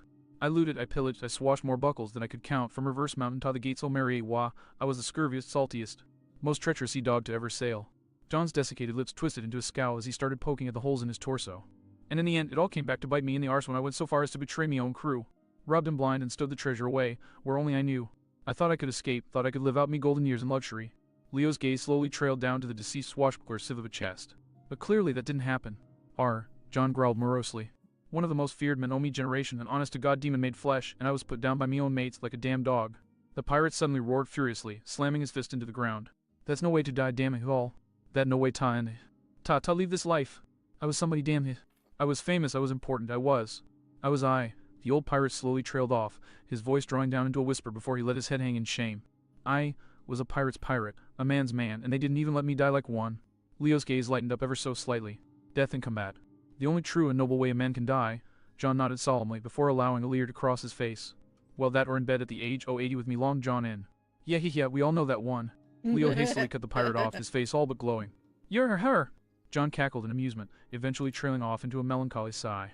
Or anyway, you gave me the second death I never got in life, and for that I thank thee, and I've got a few things I'd like to give ye. Not like I'll be tacking them with me anyways, Leo glanced to the side at the battle raging a little ways off and the zombie that flew screaming into the air before giving the pirate captain a nod. Alright, but make it fast. The zombie inclined his head, then jerked it to the side at where his swords had landed. First off, me blades. They're just a pair of no-name buggers, but they've got spine and spirit. Feel free to use mine until you find some new mates of your own savvy. Leo glanced at the sabers uncertainly. Are you sure they won't? What, mind? Huh. John barked with a dash of honest humor. They're pirate blades, lad. They don't give half a damn about who's swinging them, just that they're in the thick of it. Sides, you've got me blessing, it's fine. And you're in the thick of it as is, do you really have the time to be picky? Fair enough, what else? Leo waved for the zombie to continue. Second, John complied with a grunt, sliding a circlet from his arm and holding it out. Me treasure. This here mark will guide you to it. Learned too late that I can't take it with me, but maybe he can put it to some good use. Better than letting it rot in some cave eye. The Sword of Swords Dugong gave the mark a doubtful look, but still accepted it without a word. After all, best to possibly have a lead on the treasure of the century to appease Nami than to wind up empty-handed at the wrong moment. Alright, that's good. Anyways, last of all, John grunted as he slowly dragged himself into a sitting position, wincing at the phantom pains that were shooting through his dead nerves. A final piece of advice. A true pirate, a true man. With remarkable speed, his good arm reached into his jacket and withdrew a flintlock pistol. Dies fighting, he roared, his voice full of vim and vigor as he squeezed the trigger. Or tried to, at least. The endeavor failed, due to every last inkling of strength leaving the Revenant's body. Leo smiled lightly as he slowly withdrew his extended and empty flipper to his side. Knew that from the second I picked up the blade, sir, he whispered with respect. John wheezed a chuckle around the shard of metal lodged in the back of his throat. Perfect. And with that, the twice-damned silver-toothed pirate departed from the world again, this time with a smile on his face. Leo heaved out a massive breath as he wrestled his frayed nerves back under control. Once that was accomplished, however, he took enough time to glance around and confirm that there were no more immediate threats in the area before regretfully turning his gaze to the hilts of his faithful, nameless katanas. He contemplated them for several seconds, then flipped them around and planted them in the earth. At least, he reflected with a quiet whisper, it was a noble end. He gave the trio of corpses one last glance before waddling off to claim his interim weapons. Leo hefted the sabers, giving them a few test swings to assure himself of their weight before nodding in satisfaction. He then sheathed the sabers on his back. Then a flipper rose to his forehead, and all but tore away the blue cloth wrapped as a headband. Unfolding it, he then tied the entire cloth over his scalp, slightly shadowing his eyes, and looked towards where the rest of the battle was going on. Okay, you two, Leo breathed softly, his eyes hardened into flint and his teeth set in a glower. Let's go and get ourselves acquainted by killing some fucking zombies. And with a flex of his tail, he was gone. Oh. Elsewhere in the forest of Thriller Bark, a battle cry rose above the trees. Thunyaraba. #77. Strong as hell, but slow, Mikey noted as he ducked under a meaty tackle that obliterated an innocent tree. Alright, let's try multitasking. Making use of the straight weeks of practice Boss had hammered through his shell, Mikey swiftly spun his left-hand pair of nunchucks into their holster before, in the same move, he drew his left pistol, aimed and fired at the zombie. The bullet sunk in, and to the dugong's dismay, it did exactly jack to stop the juggernaut from ponderously sweeping around for another charge. Also really tough horseshit. The short, red-nosed zombie, emblazoned with the #55, had, while he was dodging, crept under his guard and was now swinging up a nasty-looking uppercut. Mindful of the rotund behemoth behind him, Mikey frantically attempted to lean back while staying anchored to the ground. To his surprise, for once his spine chose to comply, his vertebrae bending just so that, much like a tongue of seaweed, he swayed back and was left unharmed while an uppercut whooshed harmlessly past his face. So that's how it works. The dugong mused as he turned the sway into a backward handstand and flip that took him under another one of the big #77 swipes. Landing from that, he pushed off from the ground. Heck. Now fucking monkey. Who are you calling a woo? He. And was promptly grabbed by the monkey like #80 in midair. Catch him, X. Let go of me, damn it. Mikey snapped, slamming his head back. Had he tried this even a few days ago, the blow would have met only air. But with his newfound flexibility, it instead found its mark with a resounding and embarrassingly hollow-sounding clonk. The surprisingly strong hands that had gripped him fell away in favor of clutching their owner's skull. and Mikey took the opportunity to tidal swim away from the monkey in search of Hilden. The bat-like Majordomo, however, had decided to hold discretion as the better part of valor because he was nowhere to be seen. Instead, the orange bandana dugong spotted yet another unfamiliar zombie skulking about. This one was solidly built and seemed older than the rest, save Hilden. The black mohawk was pretty distinctive too. Two facts stuck out to Mikey about the Revenant: that his leg was extended for some reason or another, and that there was also some sort of round object flying through the air from him to Mikey. A round, black object that, upon further analysis, once it drew closer, the dugong managed to identify. Huh. That's a bomb. Then the dugong's overworked brain processed that thought. Oh shit, that's a bomb. Tidal swai. Kaboom. It was indeed a bomb, and one that exploded right in his face at that. Luckily, his new innate flexibility did a good job dissipating the shock wave of the explosion. The worst he got was some mild burns and a forceful expulsion from the sky, and the latter was something he was well acquainted with through his training. Another tidal swim killed his momentum, allowing him to touch down in front of the zombie that bore the sigil #47. Ah-ha-ha! The zombie cackled, pirouetting on one leg with the other held vertical in the air. Prepare to be schooled, monsieur. Monsieur, Let's go. Mikey dubiously parroted before letting his expression fall flat. Oh, whatever. Just die again already. A twitch of his Oh my flippers, God. and one of his nunchucks lashed out at the zombie's skull. In response, said Zombie, swayed out of the way with impressive flexibility for healthy flesh, let alone necrotized. Oh, come on. Mikey snapped as he pulled back his I weapon, kinda like pointing an that accusatory finger at his that opponent. corner. That's blatant plagiarism. Look who's talking, monsieur. The zombie snapped Yeah, back, you- still in his raised leg pose. 20% You're a walking oil, plagiarism that's yourself. why I should just At least we have the make guts to admit it. snug You don't have guts, detail. period? Mikey snarled. And what in Sebek's name are you? A blur zipped by him, and the dugong glanced to the side to find his back flipper tied to one of the trees. In a second, arms, weaker than the monkey's, latched onto his other flipper. A glance to that side showed the zombie with the large forehead clinging onto it with all his might. Hey, I think we should teach this punk what happens when someone messes with us on our turf. Yeah, great idea. Just punch them already, fucking brothers. Hilden snapped from a nearby treetop. We're not brothers. The last trio of zombies fired back before turning their glares on the captive dugong. But we can punch him. Now panicking slightly, Mikey tugged at the rope. Solidly attached, it didn't budge. He tried with the zombie clinging to him. That just dragged the zombie on the ground. A rain of punches precluded any further attempts at escape. Kek, Hilden chuckled as the remainder of his zombie coterie joined him in watching the beatdown. Ah, I love a plan well executed. Holding up his hands, over a dozen bat-themed cards appeared in his hands. Too bad I didn't get to use more of my tricks. Yaha! Blam. Blam. Be blam. Don't worry, a battered and bruised Mikey intoned as four bodies dropped away from him, each featuring bullet holes in their necks and shadows soaring into the sky above them. The fun's not done until one of us rolls out a real showstopper. And so far, you've been lacking. Another blur and another bomb was deposited at his feet. Snorting derisively, Mikey gave it a hearty thwack with his tail that punted it into the trees, where it exploded harmlessly in a stream of annoyed bats.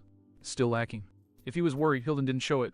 Instead, he just kept chuckling, even as Mikey kept a wary eye on the remaining zombies. Don't worry, Seal. I'm a dugong, damn it. Once again, Hilden threw his hands out, only this time they were loaded with machine guns and bazookas. I've got a few showstoppers ready to go. The vamp zombie roared as he opened fire. Every single weapon fired at once in a hail of bullets and cannonballs. The former were deflected by Mikey's nunchucks, while the latter were simply dodged. Time slowed down as his brain focused solely on evading the projectiles. And it was only due to that he saw the real attack coming. The big #77 zombie lumbering towards him, and the only zombie as yet unaccounted for. Namely #21, the one with the ice shield on its helmet, zipping in at a speed that would have impressed Karu. Classic hammer and anvil. But with the dugong now able to see it coming, he could do something about it. Twisting around and spraying bullets at the anvil of the two, he used his other flipper to snap his nunchucks in just the right way so as to grab the fast zombie around the legs, yanking him to the ground. Another shot from his pistol sufficed to salt the zombie. Yaha! Then, a shadow fell over him. Give him the hammer. Hilden cackled as #77 slammed into the ground, throwing up a massive cloud of dust. For a moment, the zombies waited, watching carefully for any sign of life below #77 Big Belly. When there was nothing, they let out a cheer, joined by several zombie cheerleaders that popped out of the nearby underbrush. Riptide. That cheer was then brutally murdered in a back alley by Mikey's smug declaration. Hilden swung his eyes around to find the dugong smirking at him, even as his tail pumped out tidal swim after tidal swim to keep him airborne. I'll admit, I'm not the sharpest tool in the shed, he noted conversationally. But I've still got enough meat in my noggin to figure some pretty simple things out. And do you know what I just figured out? He began swinging his nunchucks into a nice and menacing blur. I solved you, and this whole set of collapses. Mikey, idly dodging another punted bomb, gave him a 5-second lead before kicking off the air after him. I wonder, he thought as he pursued the fleeing bat zombie. Is it possible to combine Riptide and tidal swim?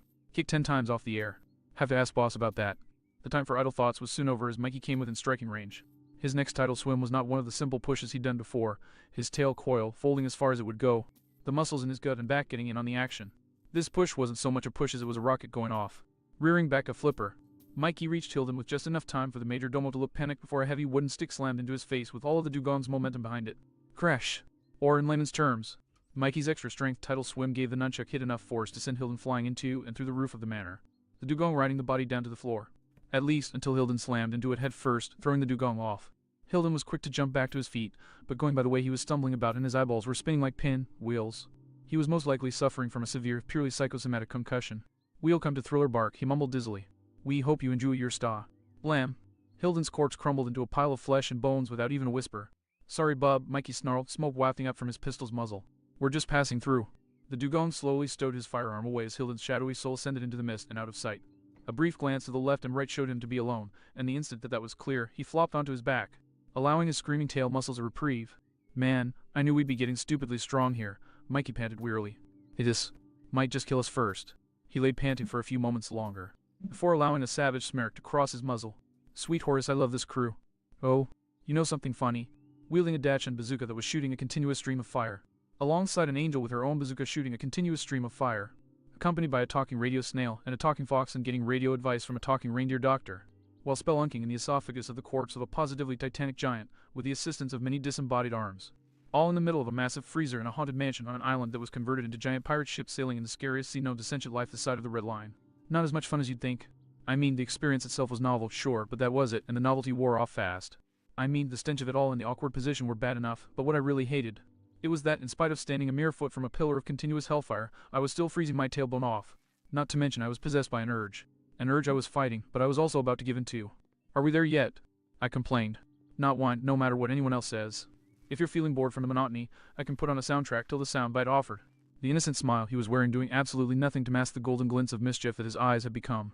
Does it have anything to do with the words fire, blaze, or inferno? Hannes dryly asked. Those golden glints of mischief immediately looked away, accompanied by an innocent whistle. Maybe. Then kindly shut up, we bid out as one. Spoil. Soundbite started to huff before blinking in confusion. Turkey. Hannes cocked her eyebrow at my partner in confusion. Is that a bluesy expression, or? No, I mean that I smell turkey. The snail clarified. Roast turkey at that. I blinked in surprise, but a tentative sniff at the air was all I needed to confirm my partner's words, though only for a second. Because the moment I caught whiff of whatever the hell he was sniffing, I had to clamp my hand over my nose with a groan of disgust. Yeah, that smelled like turkey all right, if it was 3 months old and infested with maggots. Oh, what the hell? I gagged miserably. Sweet hellfire, like the stench of roasting pork wasn't going to put me off animal flesh for weeks as it was. That is rank. Connis concurred, sticking her tongue out miserably. What, did we hit a patch of gases or something? Wait, did the smell down there just change? Chopper eagerly cut in. Stop firing for a second and check the wall. There's a chance you might have broken through the flesh and reached the spinal column. Wait, really? I perked up, hastily letting go of Lasso's trigger and thus allowing the mutt to shift back into his hybrid form. At which point he all but collapsed on my shoulder. Thank you, Dennis, Louise, his tongue listlessly lolling out of his slack maw. I'm gonna sleep for a few days. Lasso? I asked in concern as he panted against me. He's just overheated, cross, Connis assured me as she waved the smoke off of her bazooka's glowing muzzle. Keeping that stream up for so long must have been pushing against his limit. You're lucky he's a living weapon, otherwise you'd have to look out for barrel warping. I'm in PH, makes sense. I nodded uncertainly as I helped Lasso into his harness before scrutinizing the wall of the throat above us. I was extremely grateful to see slightly charred bone through the crumbling ash that had once been esophageal flesh. As I was doing so, though, a thought occurred to me. Ah, Connis. You wouldn't happen to have a spare barrel on you, would you? Our gunner gave me an odd look. And I knew, though I'm going to see about talking to you, Sub, and Frankie about fixing that. Why do you ask? I ask because unless Lasso can find it in himself to hawk a few of his high-caliber looties. Kiss my exhaust vent, slave driver, my gun growled half-heartedly. Then we're going to have to find a way to make our way around this gaping abyss so that you can blast his neck out with your projectile. Connis paled in horror before hastily slapping a desperate smile on her face. C, can we go with a plan C? Or D, or anything that doesn't involve me blowing my shoulder out? An alternative solution might be advisable, actually, Chopper commented with new hesitation. I feel like a bit of a dumbass for only just realizing it, but her spine is as wide as Connis is tall, and most of that will be pure calcium. Even denser than human bone to deal with the stresses of moving at that size. I am honestly at a loss for just how you're going to sever it. Urkinus and I exchanged uncertain glances, trying to come up with an answer between us, but, yeah, we had nothing. Well, thankfully we were saved from having to come up with an answer because someone else did it for us. My time to shine. I snapped a shocked look over my shoulder. Soundbite. You know it. My partner in madness cackled before glancing upward. Chopper. My biology's a bit rusty, Reed. I know non-existent, but basically speaking, this slug's spine should be one chain of barely interrupted bone. Yeah. It's a bit more complicated than that, but for our purposes, yes. Perfect. And follow-up question. Frozen as this bastard is, he won't crumble if his spine as a whole ceases to be. Ear. Chopper coughed uncertainly. I would not recommend sticking around in there longer than you have to if that were the case, but apart from that, you should be fine. Trust me, this is not even remotely something I have experience in. Soundbite, what exactly are you planning? I asked, cautiously winding my line around my arm and slipping my headphones on in preparation for whatever the hell was about to happen. Oh, excuse The me. fact that Connis didn't even need to be prompted to do the same was not very reassuring. Soundbite bared his teeth eagerly as he affixed the ceiling of the throat with a smirk. Brace yourselves, Mesami. Things are about to get very. And just like that, it felt like the air in the throat stopped dead. Quiet. Soundbite's maw widened malevolently even as he started to grind his teeth together. It was subtle at first, but bit by bit the surrounding air started to vibrate. No, not just the air. I was vibrating right down to my bones. Gastroblast, rumbled the Legion of the Damned. The screeching that followed was beyond words. It penetrated past the ears, past the brain, and rammed straight into the very soul, threatening to shake it loose from its metaphysical housings. And somehow, it managed to actually get louder, and louder and louder and louder until finally, crack! The ceiling of mottled white above us splintered like a pane of glass. Stereo edition, Soundbite buzzed in an exhilarated tone of voice. I stared at my partner in awe before casting a fearful glance around as tremor started to shake the thrice-dead flesh we were surrounded by. Su-1BA, what the hell did you just do? Ooh, you know, Soundbite leered focusedly. Nothing too big except for shattering this Aveu bastard C-17. Good luck trying to get him to so much as scratch his ass. Khan escaped at my snail in awe. Soundbite, I officially take back every last mean thing I have ever said about you. Hey, you've never said shit about me. Okanis froze up for a moment before plastering a sheepish grin on her face. I ever actually said those things aloud, did I? Any chance we could just strike the last minute or so from the record? The hell we can. What the hell did you? Whatever argument you're having, Chopper cut in with no small amount of urgency. I recommend you do it outside of the zombified supergiant that just got its central structural support neutered. Just a reminder. As if on cue, Or's entire body creaked ominously, all of us exchanging nervous glances at the sound of ice cracking. Yeah, probably a good idea, I nervously agreed, our gunner and I already starting to make our way back up our respective lines. Anything else? Any word from the front lines? No battle updates, I'm afraid, or at least nothing really that pertinent, the doctor assured us, before causing us all to tense as he switched to a tone of voice that caused Soundbite's grin to widen to utterly mad levels. But I, on the other hand, have learned something quite interesting from Hogback. Something I think you'll be extremely interested in, Cross. I exchanged wary glances with my partner. Interested in what way exactly? Somehow Chopper's grin somehow managed to stretch even wider. Extreme amounts of collateral damage way. Well, I slowly matched Chopper's grin tooth for tooth. You're right, good doctor. That does sound extremely interesting. Soundbite swallowed heavily before swiveling his eye stalks to glance at Conus. Would you believe that there's a curse from Cross's world that goes, may you live in interesting times? Conus swallowed heavily as she glanced between me and my snail's borrowed mouth. Yes, Soundbite. Yes, I very much would. Oh. Rug! Stand still, you little leathery shit. Not on your own life, blubber butt. Raffi taunted casually as she swayed back like a strand of kelp, gallant hippos, sword harmlessly swishing through the space she'd occupied. The instant the blade was lodged in the soil, she snapped back up and lashed her size out, using one to trap the blade in place, and the other to stab several holes in the patchwork palaver's hide before it managed to wrench itself free and leap back, putting some distance between it and her. Still, for what little damage Raffi had managed to cause the zombie, she still felt she'd managed to accurately measure the zombie's worth. And quite frankly, she was not impressed. The wild zombie commander, Gallant Hippo, certainly had power and was fast for his size. But whoever'd gotten their shadow gank to grant him his sword abilities had no idea how to fight a smaller, nimbler opponent with short weapons. Sure, the long sword and buckler combo was well suited against other swordsmen or someone with a long arm.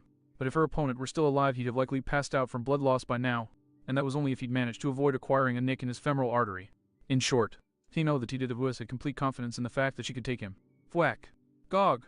Then Lola flew past her, and Raffi was harshly reminded of the other opponent she was facing, who she felt distinctly less confident about. You okay, Lola? Raffi called out tersely. Parrying Gallants continued assault with one eye, while keeping an eye out for her other rampaging opponent with the other. I'm not out yet, came the Lola's only slightly dizzy reply, followed by the sound of someone hawking a loogie. Though I really need to get off this island soon to see a dentist, cause I'm starting to run out of... Really? Whoa shit. Reffy ground her teeth in irritation as Zola suddenly charged by her, murder in the warthog's eyes. Her mortal counterpart only barely got up her blades in time to initiate a lock. Hastily weighing her options in face of the warhogs and no way in hell was that a type of fury, Reffy came to a decision. Sorry, Bob, she snarled up at her leather-necked opponent, causing him to twitch in irritation. But She parried his downward swing to the left. Don't have time. Another parry, this time to the right. To play with you. A relatively simple 6-foot dead leap above a leg high or tail high as it were. And more. You! Gallant Hippo snorted out a nostril load of steam, his rage spiking to the point where he threw his shield aside and strangled his sword's hilt with both hands. Play with this. And with that, the zombie lashed out with a titanic overhead strike. An overhead strike that Raffi met with a defiant smirk. Gladly. An inch before the sword met her skull, Raffi snapped her flippers up, size crossed and offset just so. Scrang! So that the oversized blade slipped neatly into the gap between the weapon's prongs and the central shafts of her size. With her newfound leverage, all it took was a simple twist and jerk of her weapons, and Gallant Hippo's sword snapped between the weapons like a dry twig. Gallant Hippo wasted any chance to counter by holding his sword up to his face and staring dumbly at it, complete with the dropped jaw. Reffy had enough savviness to wait to roll her eyes until after she lobbed a lump of salt into the gaping maw, but it didn't diminish the exasperation she felt. Well, that was disappointing, she groused. Seriously, what's a chick gotta do to get a decent fight around? The dugong blinked in confusion. Here. What the? All of a sudden, Raffi's instincts blared on high alert. She ducked her head. Ugh. And went sympathetically as Lola flew clean over her and slammed clean into the trunk of an admirably sturdy tree. After sparing her newfound ally a sympathetic glance, Raffi hesitantly turned around and swallowed heavily as she came face to steam snorting snout with Zola, whose eyes were positively blazing with an unholy rage. Oh, the things I do for a good fight, Raffi groaned, slowly raising her size into a defensive guard. Hey, pigsticker. Zola's unholy rage, originally split between her and Lola, fully shifted onto the dugong, who couldn't help but allow herself a shiver. But even in face of such fury, Raffi said what she needed to say. Your warts have some hog on them. Granted, what she needed to say wasn't exactly the smartest thing to say, but going by how steam practically blasted out of Zola's ears, it had the desired effect. Gone kill you. Kill you. Zola roared, swinging her blades overhead at Raffi, who responded by raising her size to meet them in a rehash of the maneuver she'd pulled on Gallant Hippo. That course of action turned out to be a rather grievous mistake. 2 blades meant half the leverage from each side, and with Zola abandoning all pretenses of technique and subtlety in favor of berserker rage, victory now came from brute strength rather than skill. And in the end, no matter how disproportionately strong Raffi and her fellow dugongs were, there was no way in hell she could win a direct clash of muscle against someone who outweighed her almost 10 times over. As a result, bad time, Raffi mentally chanted as she was forced to backpedal, reduced to ineffectively flailing her size in an effort to stave off the storm of blades and paying for her head's continued connection to her body with an alarming number of dents. Okay, so maybe making all enemies angrier isn't a valid tactic after all, I know this now. Now if only I could actually find a way to survive this fuck-up, so that I can actually apply it. Luckily for the pink bandana dugong, before Zola could either overwhelm her or break her weapons, Lola, battered and bruised like hell, but still kicking like a mule, came charging out of nowhere, her own blades lashing out in a flurry of slices and stabs that bit deep into her undead counterpart's necrotized flesh. It would have been impressive if not for one small problem: Zola wasn't stopping. In fact, the zombie found it in herself to lash one of her swords out and send Lola skidding back a few feet before renewing her onslaught on Raffi's guard. Still, despite the rain of blows, Raffi still managed to lock eyes with Lola as she stabilized her footing. The pirate captain stared back, an unspoken message passing between them. Separate attacks are useless. Lola, her footing regained, hastily ran behind Raffi's steady retreat and prepared herself. Then, as Zola raised a sword to cleave Raffi's skull open like a rotten melon, it was met not with a sigh but Lola's crossed blades. Gritting her teeth, the dugong took the opportunity to snag Zola's sword with her sigh and twist her blade anew. Thankfully, for all that the warthog swords were larger and of better quality than Gallant Hippo arms, you could only make a sword so strong with conventional steel, and the sword swiftly shattered under the longitudinal strain. Down to one sword, Zola had to actually defend for the first time since the fight began. Lola's twin blade seeking out stitches while Raffi dug a packet of salt out from her shell and prepared it for lobbing, an eager grin on her muzzle. Alright, now hold still, you swine, she muttered, tracking Zola and Lola's back and forth. Zola did not hold still, but luckily she was also rather predictable in her burning rage, so it wasn't long before Raffi got the pattern down. Just a bit. Gotcha! Snapping her flipper out, the dugong let the salt fly. The packet flew true, entering Zola's mouth mid-howl and resulting in the zombie immediately slumping bonelessly to the ground. Yes! The dugong whooped, dashing over to where Lola was catching her breath and raising her flipper. Hi one sista. Yee. Oh, wait a second. Lola's whoop died in her throat mid-hand raise. Raffi. You salted her, right. Then, where's my shadow? Raffi paused, blinking in confusion. The heck are you talking about? It's right. The blood evacuated her face as she replayed the last few seconds through her mind. It's, wait a seco. Tusk Cornet. Both fighters whirled around just in time to catch a tusk in the side, the sharp bones digging into their flesh as the sheer force of the impact, plus a headbutt from the zombie, sent them both tumbling. I got you now. Zola crowed, slashing her weapon furiously even as she yanked the salt packet out from the gap in her teeth where it had gotten caught. You're gonna pay for insulting me. You'll wish you'd never said that there isn't a blue ribbon big enough to convince anyone to marry me. No one said that. Raffi snapped as she shakily pushed herself onto her tail. Unfortunately, in the face of the hog's undaunted charge, all Raffi could do was ineffectually fling her sigh at the zombie before dodging to the side. The weapon clanged harmlessly off of one of Zola's tusks, but she didn't even try to change course due to her rage being focused entirely on Lola. Raffi shouted at her comrade in arms, who'd been disarmed in the impact and was, more importantly, standing right in her zombie's path of destruction. Lola, for her part, could only flinch, clutching at the gaping wound in her side as she watched the impending doom bearing down upon her. Her face twisted up in uncertainty and anguish, but then her eyes set in iron-willed determination and she anchored her stance and spread her arms wide. What the hell are you? Riptide! Raffi barked, taking off after the charging warthog. Even as she did so, though, she knew she wouldn't make it. She just knew that she wasn't anywhere near good enough with the move yet to get that much distance in one riptide. Zola would get there first, smear Lola all over the dirt, and then do the same to her. Raffi had to do something. And then, just like that, impact. Pirate and zombie met. Wah! And to Raffi's shock, Lola didn't even budge. In fact, the captain had managed to grab hold of her shadow zombie by the tusks, and was even managing to hold it back. Raffi. Lola shouted, freeing one hand to grab her zombie's upper jaw. With a shove, the skull wrenched in half with a loud snap. Now, the dugong, coming out of her riptide, acted instinctively before she could even begin to formulate a question. Her flipper practically blurring, Raffi withdrew another salt packet, and after making sure it was partially open this time, tossed it into Zola's gaping maw. This time, the warthog properly gagged before slumping in Lola's arms, her umbral soul spilling from her mouth and immediately pooling at the ground beneath Lola. Pirate Captain shakily let go of the freshly dead corpse, staring at the barely visible imprint she was casting before sinking to her knees, tears of joy streaming down her face. Slowly, shakily, as if she couldn't believe it, she ran her fingers over her shadow, her soul herself. Straw hats, I will never ever be able to repay this debt. Yeah, time for that later, now hurry and give me your hands. Raffi snarled as she rushed over to her ally and grabbed her wrists. Sweet Sobek, that maneuver was gutsy as all hell, but it sure wasn't smart. We need to get these things bandaged ASAP. Wah-ah. Lola flinched as she tried to wrench her hands free of the sea mammal's grip. TT, that's really not necessary. I'm totally fine. You don't have to. The hell I don't. Raffi snapped as she tried to get a look at the pirate's hands. I mean seriously. After something like that, your palms must be ripped to shreds. The dugong trailed off, boggled at the sight of Lola's totally uninjured palms. Heck, they were better than all right, they were. They were pristine. As gleaming and solid looking as though they were wrought of pure steel even. Wait a minute. What the? Powers. The cross never said anything about you. But this looks like armor weight. Armor. P. Each. Hut up. Lola hissed desperately as she kept a hand clamped over Raffi's muzzle, her head on a swivel, cold sweat coating her from head to toe. Don't use that word. Don't you dare use that word or any others like it about me. I've worked hard to keep it a secret, but the trees and walls literally have ears, and if anyone finds out about it, my life is forfeit. I'm a Membi. Wah. Thanks. Raffi gasped in relief as she was released before pinning Lola with a confused glare. And what the hell do you mean forfeit? You have that. That means you're practically invincible, especially in paradise, right? Right and wrong. Lola growled out miserably as she yanked at her pigtails. Yes, that is fantastically strong in the weaker seas, but that's the problem. That users outside of the New World stick out like sore thumbs, so if anyone looks into me, they'll find my name, and if they find my name, then they find me, and then I'm dead. Raffi tilted her head in confusion. They. Lola chewed at her lip before hanging her head with a defeated sigh. Mime. My family, all right. If word gets back to my family about where I am, then they'll come for me. And then they'll. She lapsed into an uncomfortable silence. That bad? Raffi asked quietly. An overtone of horror overcame the pirate captain as she swallowed heavily. If I never see most of my family again before I die, she said in a slow and deliberate tone of voice, then I will die very happy. Raffi was silent for a few seconds before nodding firmly. Your secret is safe with me. Lola sighed in relief, her whole body uncoiling as the tension exited it. Thank you. Thank us all later. Raffi waved her off as she started to turn towards where the rest of the fighting was taking place. For now, that's one more shadow down, a load more to go. Let's get back to it. Agreed. Lola nodded, slamming her palm into her fist. The two made to move forward, and almost immediately they both slumped down onto the ground, clutching their sides in pain. After we take a second to fix the fact that we're bleeding out, Raffi grunted. Agreed.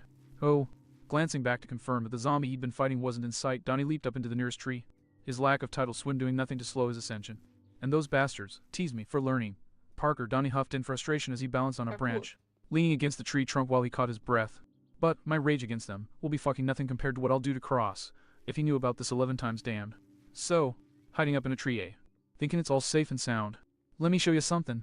Oh fuck me, Donnie groaned breathlessly, his expression turning bland at the steady thumps vibrating up the trunk of the tree. Several seconds later, the vibrating stopped, and he deadpanned timber as his perch slowly tipped forward. The dugong barely reacted as the tree crashed to the ground, unceremoniously dumping the amphibian onto the unforgiving ground. Snorting, he flipped himself onto his tail to face the grinning, axe-crazy zombie, staff at the ready. As you can see, Bill laughed heartily as he leaned on his axe. You must be very careful when you're on the battlefield, because you never know when a random lumberjack might decide to wander along and decide to break into a musical number straight out, the Monty Python. Donnie's eye twitched furiously as he tried and failed to parse that statement. Who the hell is? Boorp! Wog! The dugong let out a yelp of terror as he hastily dove to the side to avoid a gout of flame that charbroiled the space he'd been occupying a second ago. Oh, excuse me. Bill coughed as he smacked his fist against his chest, lit up by the flames peeking out from under his ribcage. Shouldn't eaten that their West Blue cuisine before fighting. Spicy buggers, it feels like my insides are on fire. They are on fire, you crazy son of a bitch! Donnie howled, his patience ground down to almost nothing. Bill glanced down at himself, blinking in apparent surprise at the flames burning in his midsection. Huh. Would you look at that, so they are. Well, you know what they say. Constant Viggy. Riptide. Donnie snarled out, slamming his tail into the ground and launching himself at the incendiary revenant. Jogging. Bill sniffed primly, his only reaction to his opponent's disappearance being to step back and stick his foot out. A noble pursuit. But you always gotta be on the lookout for roots. Donnie, locked in his blur of speed, didn't notice his target's location until he hit his intended destination, by which point it was too late and Donnie was sent sprawling tail over Tikitl. They're sneaky buggers, ain't they? Never see them until you're snapped up like a snapper at a Sea King bar mitzvah. Whoops. Bill lifted his leg and blinked at the blatant absence of a foot at the end of his leg. Wheel, looks like I'm the one on the backstep now. Ha ha ha ha. Oh, will you give it a rest already? Wah. Fire Zombie Bill yelped in shock when he was suddenly face to face with close to 50 pounds of pissed off dugong swinging his very large and very heavy stick at his head.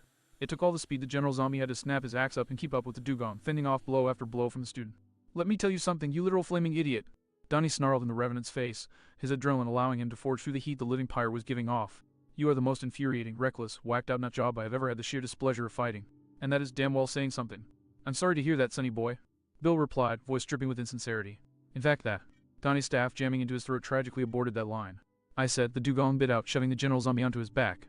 "Give it a rest. Because on top of all that stuff I just said," the dugong leaped into the air, his staff raised above his head and ready to strike his foe down once, and for all the of the salt paste on the weapon's tip. "You're not funny."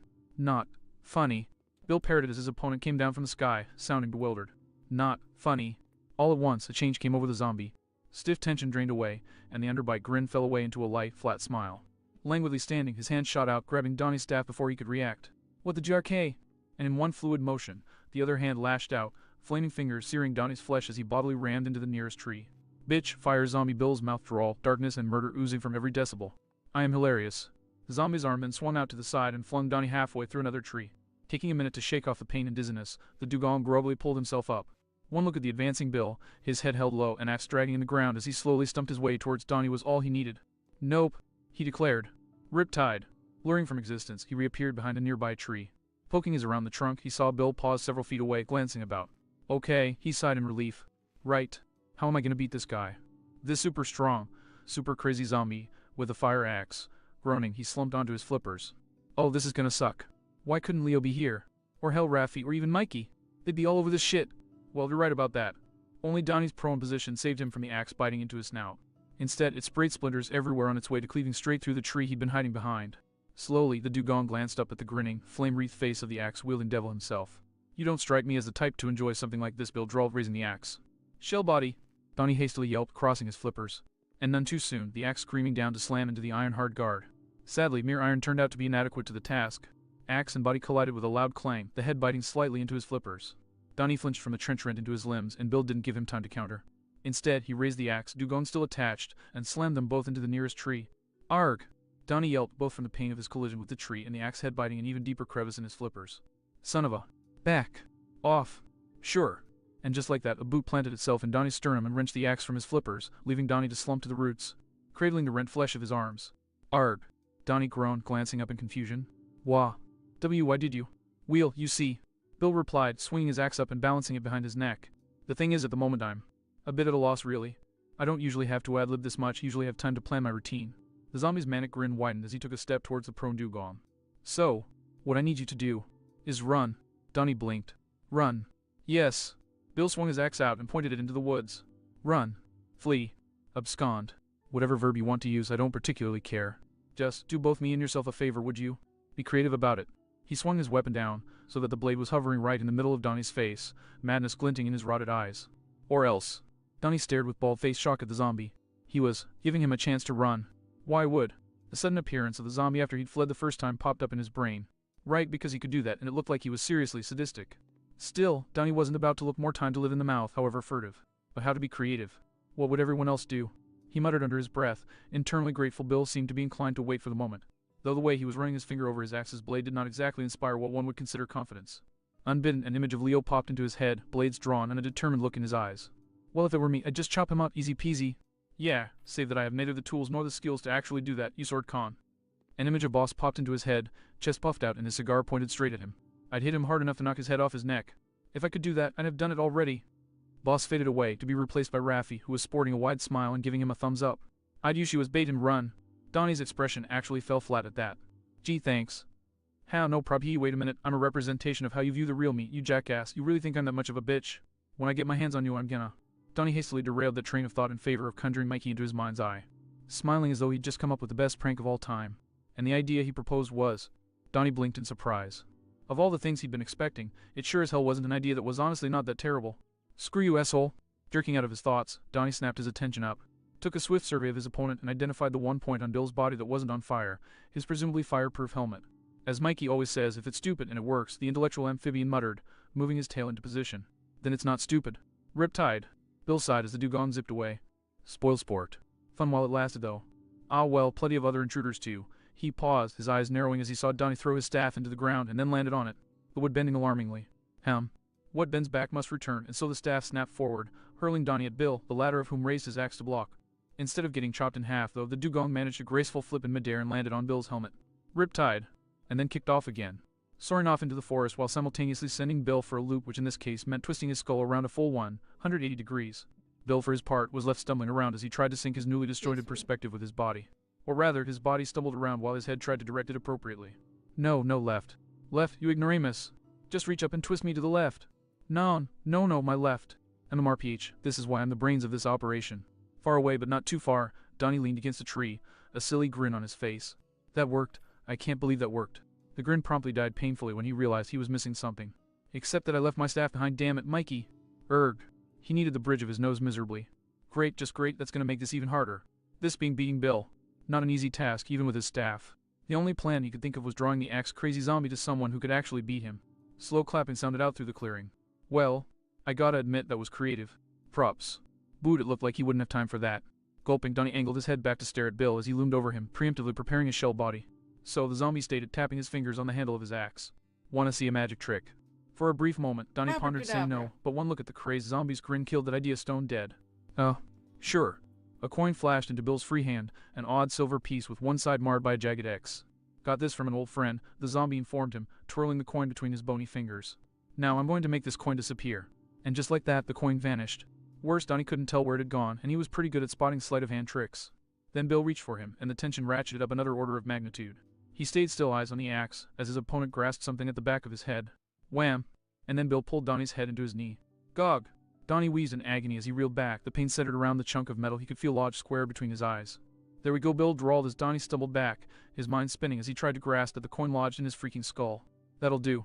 Let's mop this up so that I can have some time to plan out a real shtick. But for now... The blazing revenant's grin widened as he raised his axe above his head. It's time to cut and run. Piergich. Shell. Body. Donnie mumbled out dizzily. The axe came down and bounced off of Donnie's skull, the sheer recoil actually wrenching the zombie's arm out of its socket. The dugong's eyes were focused, and he smirked victoriously at the disarmed zombie. Steel Hermit variant. Bill blinked stupidly, taking in both his lack of a limb and Donnie's still intact skull, and as he did so a change came over the flaming revenant. In an instant, he stood upright again, the light in his eyes changed, and he let his jaw jet out to an almost comical level. Yeah, that's always a problem. Bill, the original, comical Bill stated casually. You go out to chop some wood, you raise your axe, you miss and hit your foot. He paused, thinking. Or a rock, which knocks your arm off. That could happen too. Oh well. He raised his remaining hand in order to shoot Donnie a two-fingered salute. Be right back with my arm and more helpful tips for how to survive a war zone. Hang tight. And with that, the blazing zombie loped off into the underbrush after his limb. Donnie blinked as he processed the turn of events. Okay, so the good news is that I'm guessing Shadow is back in control, meaning I'm no longer dealing with a sadistic psychopath who wants me dead. Instead, I'm dealing with a lunatic who acts like a sadistic psychopath whose antics are going to kill me. Unless the original mind takes over first and splits my freaking skull in two. What the hell do I do? Donnie hastily rapped his knuckles against High Shed. Alright, no more freaking out. Just think of how the hell I'm supposed to outsmart that. Almost as soon as the train of thought ran through Donnie's mind, he slowly turned his head to observe the flicker of flames that indicated Bill's return. Dumb best, Donnie finished, heaving a defeated sigh. Well, if Mikey's way worked once, may as well try it again. Geez, the dugong exclaimed at the top of his lungs and with more cured pork than he'd ever risked letting into his voice with Luffy around, just as a newly whole Bill emerged from the underbrush. This fight is really wearing on. He ghosted his hand over his shell, ensuring that he garnered Bill's undivided attention. I'd better have a snack to keep up my energy.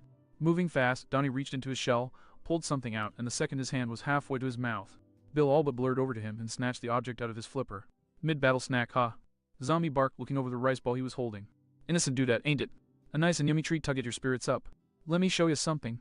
Without further ado, Bill tossed the snack in the air and swallowed it in a single gulp. Tasty? Bill crowed, rubbing his belly. What was in it? Ooh, you know, the usual. Donnie crossed his fins behind his head as he ever so innocently swayed back and forth on his tail. Rice, a bit of seaweed, some salmon. A malevolent glint lit up the dugong's eye. And salt. The fire zombie froze up mid-rub, his eyes shooting wide in shocked realization. Oh. Boom. Gah. Donnie leaped back in shock and terror when the zombie's cranium suddenly exploded in a geyser of umbral essence. What the hell? Damn it, even in double death, the bastard just cannot do anything even remotely normal, can he? The dugong glanced down at the chunks of bean that were sprayed over his shell. This is gonna take forever to wash out. Hey, he took down Bill. Oh, come on, Donnie groaned, turning to the crowd of zombies that had just walked out of the underbrush with a somewhat rusty stance for unarmed combat. Alright, bring it on, you. The zombies surged forward, Donnie tense, ready for combat, and then blinked in surprise as said zombies surged around him, instead going for Bill. Drawing axes, swords, and other sharp instruments, they descended on his body, hacking. and bludgeoning and just ravaging the body until it was little more than a stain on the ground. The dugong could only stare throughout the process. Suudani drew out at last. I'm guessing he always acted like that. Yes, one of the zombies spat. Hopefully this will make sure he never comes back again. Though, he hung his head with a despondent sob. I'm really not counting on it. Not after the killer dolphin. Or the rabid coyote pack. Or that extreme chili con carne contest. Donnie muttered, a hefty drop of sweat hanging from his skull, and... What about me? May, we don't care, another zombie grunted dismissively. You're all screwed no matter what we do to you, so we couldn't care less. For now, we're gonna break into the alcohol stores and celebrate that we've finally gotten us a reprieve. See ya. Donnie briefly toyed with the thought of pointing out how logically alcohol wouldn't do much to long necrotized gray matter. But he reconsidered in light of the fact that, to reiterate, he was speaking to individuals with necrotized gray matter in the first place. After all, at the moment, he had far bigger fish to fry. Starting with where the hell did I leave my staff, Donnie muttered, scratching the back of his skull. Oh. Boss sighed as he gazed into the fog shrouding Thriller Bark. Yeah, no, he mused conversationally. When I came out into these seas, I expected two things, that I'd grow stronger and that I'd get a lot of great fights. I've sure as heck gotten the first, can't complain about that, but the second... Idly hopping back, he watched as a multi-armed zombie wearing a cracked and triple-eyed mask dove past him, claws swishing through empty air. Case in point, there's you, boss continued reassuringly, waving his cigar at the zombie. I mean, you're not bad. Those extra limbs are an interesting gambit, after all, and you don't see arm blades like that often. And heck, compared to those fishmen in Mocktown, or that zipper guide, you're pretty good. He absent-mindedly patted a trio of thin red lines in his side. Hell, you hit me. Not many people can do that, you know. Now come on. He chomped down on his cigar and pounded his fists together eagerly. No more playing around. I want to fight you for real. Despite the mask, Boss had the distinct feeling that his opponent was trying to incinerate him with his glare. Boss blinked in surprise as the berry finally dropped. You actually were fighting for real, weren't you? He dropped his head into a bow. My sincerest condolences. Why the hell are you pitying me? The zombie roared, jumping straight for him, blades raised. Boss' entire demeanor shifted, a vicious glint shining in his eye. Because you deserve it.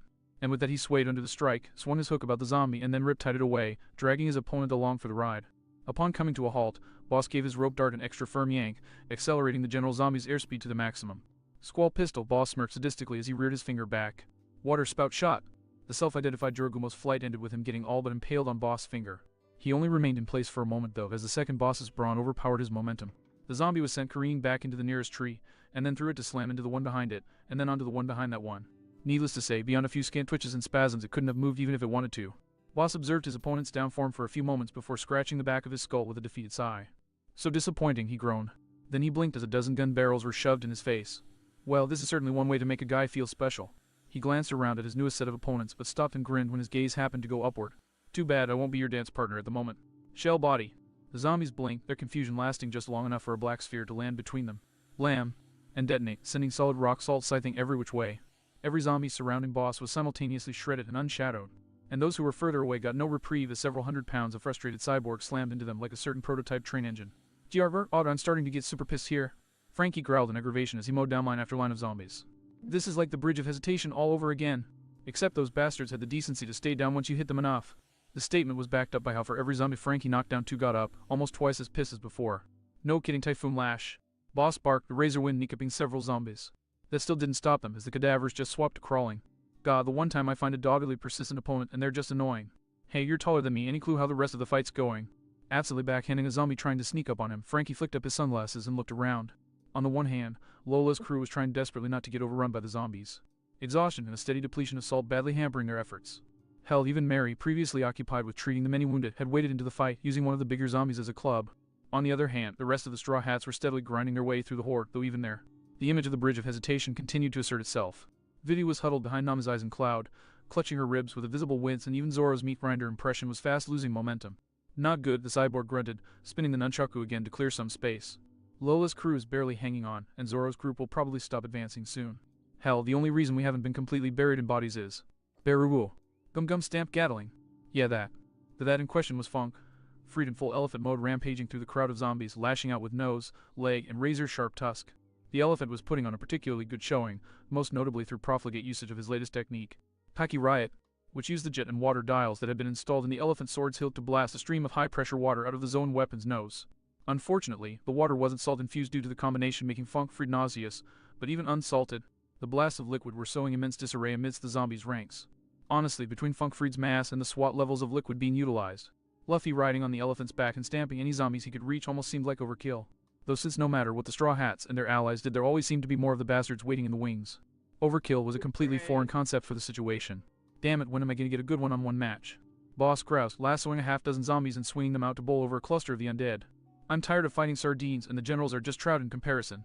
That zipper bastard was decent, but not nearly enough to give me a proper challenge, and besides, that was a month ago. Is this really the time? Weapons left. Frankie snapped, explosives scorching another pack of zombies to well done.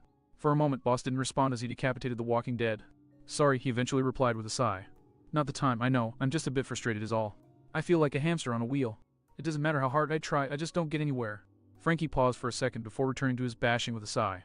Yeah, well, unless something changes fast, we're stuck on wheel with Jace. The cyborg was cut off by a zombie popping out of the soil and clamping onto his leg. "Og damn it, get off!" he shouted, comically hopping on one foot as he tried to dislodge the stubborn corpse's death grip. Boss, sighing explosively, moved in front of Frankie to cover him. He only had time to get off one typhoon lash before an entirely separate vacuum wave flew by and decapitated several fours, followed swiftly by 4 bodies landing in front of him. "Let's try this again," Leo declared, pointing a saber skyward. "Help has arrived." Boss blinked in surprise at the development before swiftly scanning over his students. He took in Leo's borrowed blades, his battered face and bruised neck. He took in Mikey's own bruises mixed with shiny burns.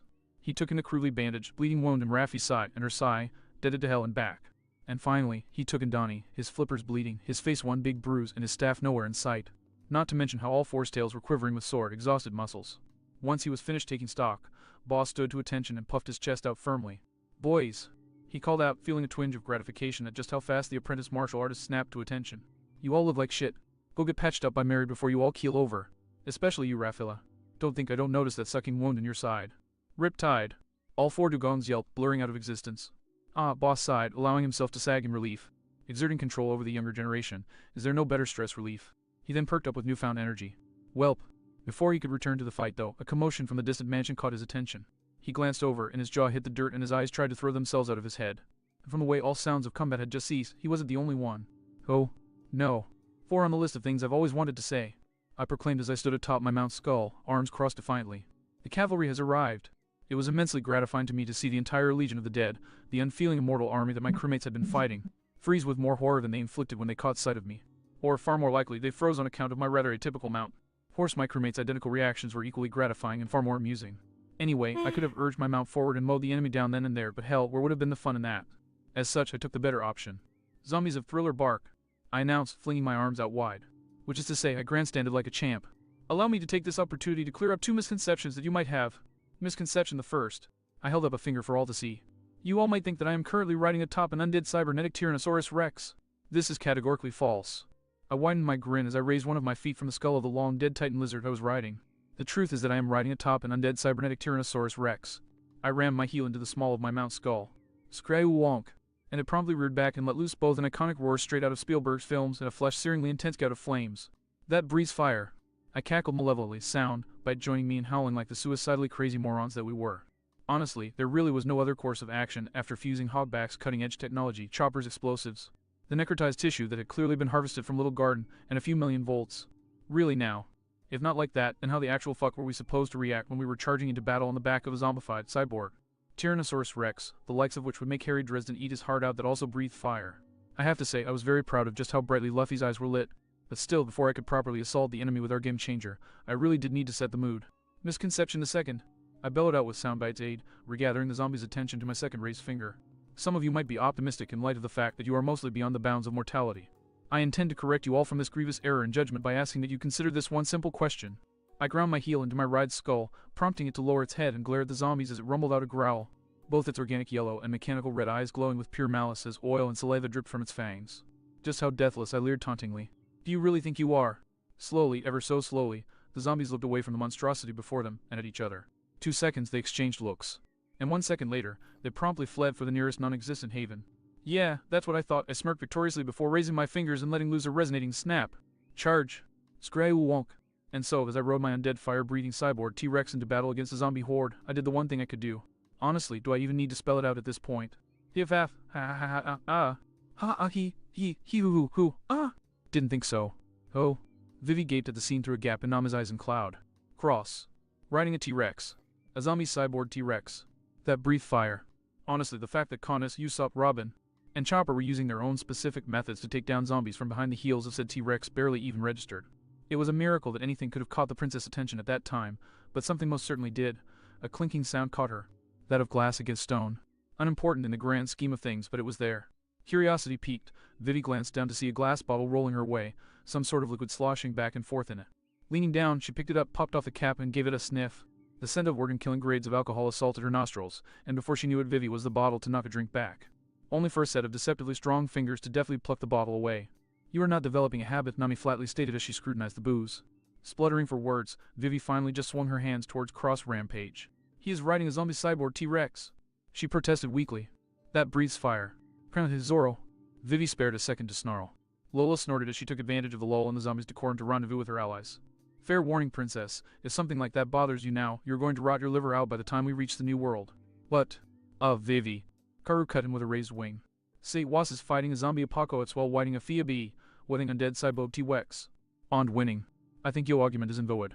Vivi's rant froze in her throat, and after several seconds trying to force it out, she slumped over in despondent defeat. "Yeah, alright," she sobbed. As the zombies around them fell into desperate panic, Nami was directing her eyes and tempo to conjure up a credible impression of a porcupine. Except instead of quills, she was bristling with flesh vaporizing lightning. So, not really like a porcupine at all. In any case, the sound slowly shook Vivi out of her self-pity, and she glanced up just in time to catch sight of Nami taking a deep draught from the bottle. "Hey!" Vivi snapped, pinning her ranking officer with a glare. "What the hell happened to not developing a tolerance?" "I already have a habit and a tolerance, so I'm good," Nami replied with a catty grin, taking another swig without a hint of remorse. "The hell you?" Vivi started to protest, before turning contemplative as a thought struck her. "Actually, how high is your tolerance anyway?" The navigator graced the princess with a smug look. "I could down 100 of these things and not feel a thing." The princess' lips promptly pursed, her finger wavering for a moment longer before slowly retracting. "Okay, yeah, you're probably in the clear." She then glanced around at the sheer anarchy raging around them. "So what do we do now?" Nami waved her hand side to side. "Not to beat an undead horse, but seriously, cyborg zombie dinosaur. Honestly, at this point, with the way they're going," she held up a trio of fingers, "I give these deadheads half an hour at most." Oh, in truth, it took us 10 minutes to mop things up. 10 minutes of uninterrupted, unmitigated, and utterly undaunted carnage, the likes of which I doubt Paradise has ever seen before in all its many years of piracy.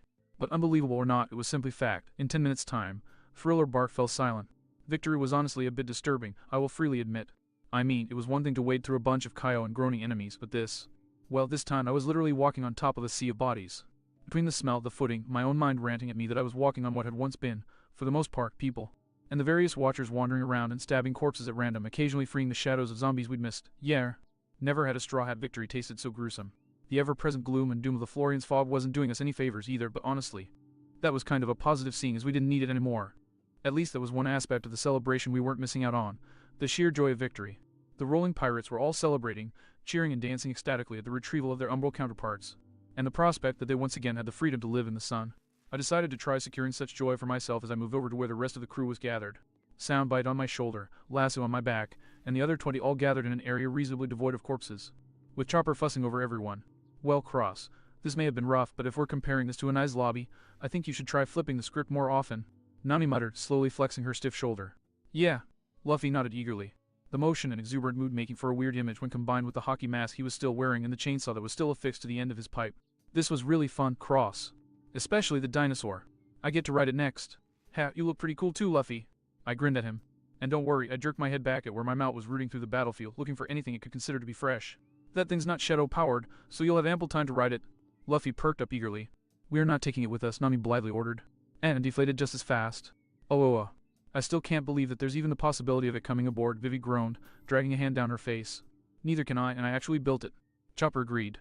"Well, even if it's staying here, I know one thing for sure." Mikey nodded solemnly, before shooting his flipper up with a grin. "I call next right after Luffy." "Wah. Hey, no fair, I want to go next." "No, Mimi. No, wait, I'm... F wheat. Gah." Everyone flinched when a sharp whistle suddenly pierced the air, and we all traced it back to its impatient and diminutive source. "Sorry to kill the mood, but I just gotta know before we really get into the swing of things," Mary groused as she fingered her crunched nose. "Is there anything else on this island that you forgot about in the briefing, Cross? Anything we gotta handle?" I scratched my chin thoughtfully as I cast a glance about the battlefield. "I don't think so.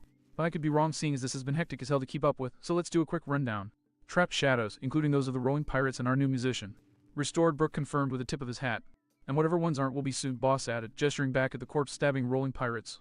Ain't a lot left, and those that are still on the island won't escape me for long, Soundbite vowed. Alright. Certainty of War's never moving again, shadow or not. It would take more work than Hogback will ever do on a corpse again.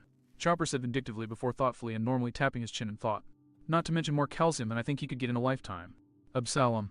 If he's in any state to fight again before we leave this island, I'll eat my line cutters, Vivi said, before wincing and scratching her gut. One punch from Luffy would have finished him off when Nami, Mary, Karu, and I had done our best. And when Sanji took over, well, she left it at that. Perona. Worst case scenario, she'll wake up in a couple of hours. I'll go reinforce the sedative on her once I finish treating the rolling pirates. Chopper assured. Sounds good. And all that leaves is massive, massive trouble. Soundbite suddenly screamed, all of us jumping and all of the rolling pirates looking around in shock. What are you? I began. What is this? And with that my words died in my throat. Slowly, fearfully, I turned on my heel and beheld the most terrifying sight. Paler than his already ghost-white Norm, twitching and hyperventilating from sheer rage, and sporting a particularly incensed look in his eye. Warlord of the Seas Gecko Moria stood at the foot of his manor, taking in the absolute annihilation of the army he'd been pinning his hopes and dreams on for the past decade. Straw hats. He breathed, veins pulsing in his forehead and grotesquely thick neck. You. All around me I saw my crew and our allies dive for weapons, prepare their attacks. I also knew that they wouldn't be anywhere near ready in time. Moria snarled, more and more veins springing to life on his form, encroaching even into his eyes as his entire being shaking. You. And then, suddenly, Moria twitched and fell silent. It was truly a spontaneous thing. One moment Moria was building into a rant, obviously gearing up to go blue gory shit on us. The next his entire being just seemed to jerk and he stopped. His face was still the same, his expression the same, but he was just frozen. Then, ever so slowly, he bowed his head, placing his face in his hands and starting to shake. Slowly at first, but stronger and stronger, until his whole body was vibrating in place. And then, it started. It was light at the beginning, just barely there, just within our range of hearing. I had my suspicions about what it was we were hearing, though I really wished I was wrong. But I was forced to acknowledge the truth when Moria suddenly flung his head back and howled with laughter. Because truly, that was what it was, a howl of laughter. Gale after gale of terrifyingly deranged cackling flew forth from the unhinged warlord. And deeper did it drive a dagger of fear into my heart. But none among us was more terrified than Soundbite, who legitimately turned a pasty white on my shoulder. No, he croaked, horror and terror inundating every syllable as he shivered in place. No, this can't be happening. What is it, Soundbite? I hissed out of the corner of my mouth, unwilling to take my eyes off Moria for even half a second. My snail swallowed hard, barely capable of getting the words out. He figured it out. And just like that, I couldn't move. Part of that was from every drop of blood in my veins suddenly transfiguring into liquid nitrogen. Gross. But I'm pretty sure the rest was from a jagged thorny vine of a shadow that had burst forth from a gap between corpses and ripped through my side before I knew what was happening. There wasn't any pain to it really. Just 1 second the vine wasn't there, the next it was. I tried to grab at it, but I was a bit distracted by the mouthful of blood I suddenly coughed up. That was inconvenient because it made it difficult to speak. And I had to speak. I know I had to because I needed to tell my friends something important. I needed to tell them too. They had to. Run. I gurgled. But too late. Too late because the next second, Gecko Moria snapped his head down so that he was staring at us all with eyes full of malevolent, absolutely soulless rapture. Niflheim, he whispered. That word caused the suddenly 2 dark shadows to erupt in motion. That word set in motion the ultimate nightmare of Thriller Bark. Patient and That just happened. Moria was a new world veteran capable of matching the apparently invulnerable Kaido before he got lazy. And he just got the power boost he needs to be the threatening again. Will it be too much for the Straw Hats to handle? Put it this way, this is our cruelest cliffhanger yet. But the one at the end of the next chapter is going to be even worse. Up arrow top. Left arrow previous chapter. Next chapter right arrow. Edit bookmark. Comments 36. Tired Jellyfish 3065 Dank Thomas 1 Will Saints Fanquin Authenorth Jim Leo Wonders Corner Weon User 1 This Bites. Zomiac. Chapter 57. Crossing the Rainbow Mist. Crossbringen. The following tale takes place after the Ice Hunter arc but before Thriller Bark. I'll always remember this particular day. No matter how crazy things got, how close we came to dying, how much I got hurt, how much my actions affected things. Quite simply, nothing this half of the Red Line could be more memorable than this day. As per usual with the most extraordinary of our adventures, the day started off unusual. But not too remarkable. I woke up earlier than I normally did, early enough that only the earliest of early birds were awake. Even Soundbite was still asleep. I had taken the opportunity to slip down to the kitchen and fix myself a hot cup of cocoa, and then moved to the roof of my radio room to watch the sunrise. Everything seemed to be perfectly calm, and one of the better mornings I'd had so far. A comfortable perch on the roof, a nice mug of cocoa, a perfect, beautiful view of the sun rising on the morning mists, painting it every color of the FFFFT. Frack. I howled in horror the moment I'd finished spewing my drink, dropping inside my room and running to my desk. Wah. Soundbite's eye stalks blearily poked out of his shell as I wrenched the master board open. Was going. His question was stifled as I wrenched my transceiver out of its slot and triggered every pipe on the ship. Sanova. Whatever my snail was about to say, it was cut off by my blaring my foghorn throughout every square inch of the Thousand Sunny Witch. Going by the sudden roaring of Sunny's framework, not even he appreciated. Soundbite remained in post-flinch tension a few seconds longer before cracking his eye open and letting his eye stalks sag in relief. Ooh, oh thank Goda, it worked. It's official. I love my awakened abilities. We don't give a damn. Threw roared right back. Did I miss the memo? Is it my birthday? Came Yusat's croaky voice. Because if it is, I don't find this very damn funny. Ooh, I don't know, Mary snarled. Personally, I think I'm gonna be howling with laughter once I start bouncing our third mate's head OFF the fucking lot of you. We've got bigger fucking problems than your fucking beauty sleep. A stunned silence fell over the ship, which I filled with my desperate panting and wheezing. Cross, what's wrong? Nami asked, both concern and urgency tinging her voice. Pulling my thoughts together, I swallowed my panic and mustered up what little wits I had left. Bogey off the port bow, I grit out. Alright, let's see what say. Boss voice trailed off into confusion. The heck? Cross, what's wrong with a little morning mist? Heck, I'd say the colors are beautiful, in a manly way. Wait. Oh, God, why you don't mean the rainbow mist. Vivi choked in horror, suddenly sounding very awake. The one and only, I confirmed, and for those of you who don't know it, let me give the Cliff's Notes. What's coming down on us is an eldritch temporal clusterfuck. And if we sailed into that thing, we're liable to wind up on the wrong side of either the last century or the next one. In short, I drew a deep breath before bellowing at the top of my lungs, all hands on deck. Now, now. When the sounds of rapid movement came across the connection, I knew that I didn't need to say more. Stashing the transceiver in its bag and putting it in sound bite over and on my shoulders respectively, I left my room and rode down to the deck, where everyone was rushing into place. Mary even going so far as to hitch or ride on Karu to get to the helm as fast as possible, and Nami looking at the sky and muttering to herself. As the last of our crew filed onto the deck, Nami's surprisingly calm shout rang out. There's an island off the port bow, Mary. Turn the ship 90 degrees south and head for land. Aye, turning the ship 90 degrees south and heading for land. Aiming for the cove and the shoreline. Mary parroted and Sunny rumbled in agreement as he shifted about. Nami took the opportunity to give me a flat look. Cross, were you really in too much of a panic to see that there was an island right there? You could have handled steering Sunny yourself, couldn't you? I winced a bit at the reprimand, but I was just as quick to bounce back with a scowl and a jab of my thumb towards the encroaching fog, which I didn't even have to look at to know what it was doing. Yes, but I'm not sure I could have handled being chased. What? Nami barked, darting over to the railing and leaning over the edge. I followed her at a more sedate pace, and grimaced as I watched the mist hang on tight to our ship's tail. I'm not just worried about this thing because of the time-space fuckery it's got going on, Nami, I solemnly informed her. I'm worried, I'm almost convinced that that thing is alive on some level. This isn't a paradise menace. This is something that's clawed its way clean across the red line. Nami swallowed fearfully, casting a doubtful glance at the sandbanks of the island's cove as we sailed past them. But, if that thing's alive and chasing us, then how the hell are we supposed to escape it? I grinned as Mary drew in Sunny sails. By taking advantage of one of the few ironclad rules of the Grand Line. What happens at sea? My grin widened as the rainbow mist drifted to a lazy halt at the cove's borderline, curling and swirling maddeningly but advancing no further. Stays at sea, I nodded in confirmation.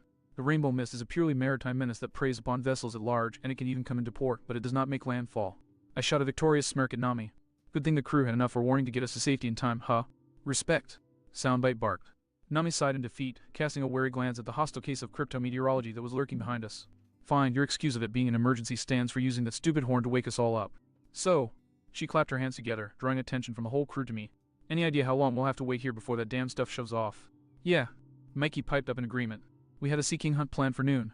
I want to bust some scale skulls. Reffy nodded alongside him. Hey, I frowned as I tried to recall an arc I hadn't been a big fan of in the first place.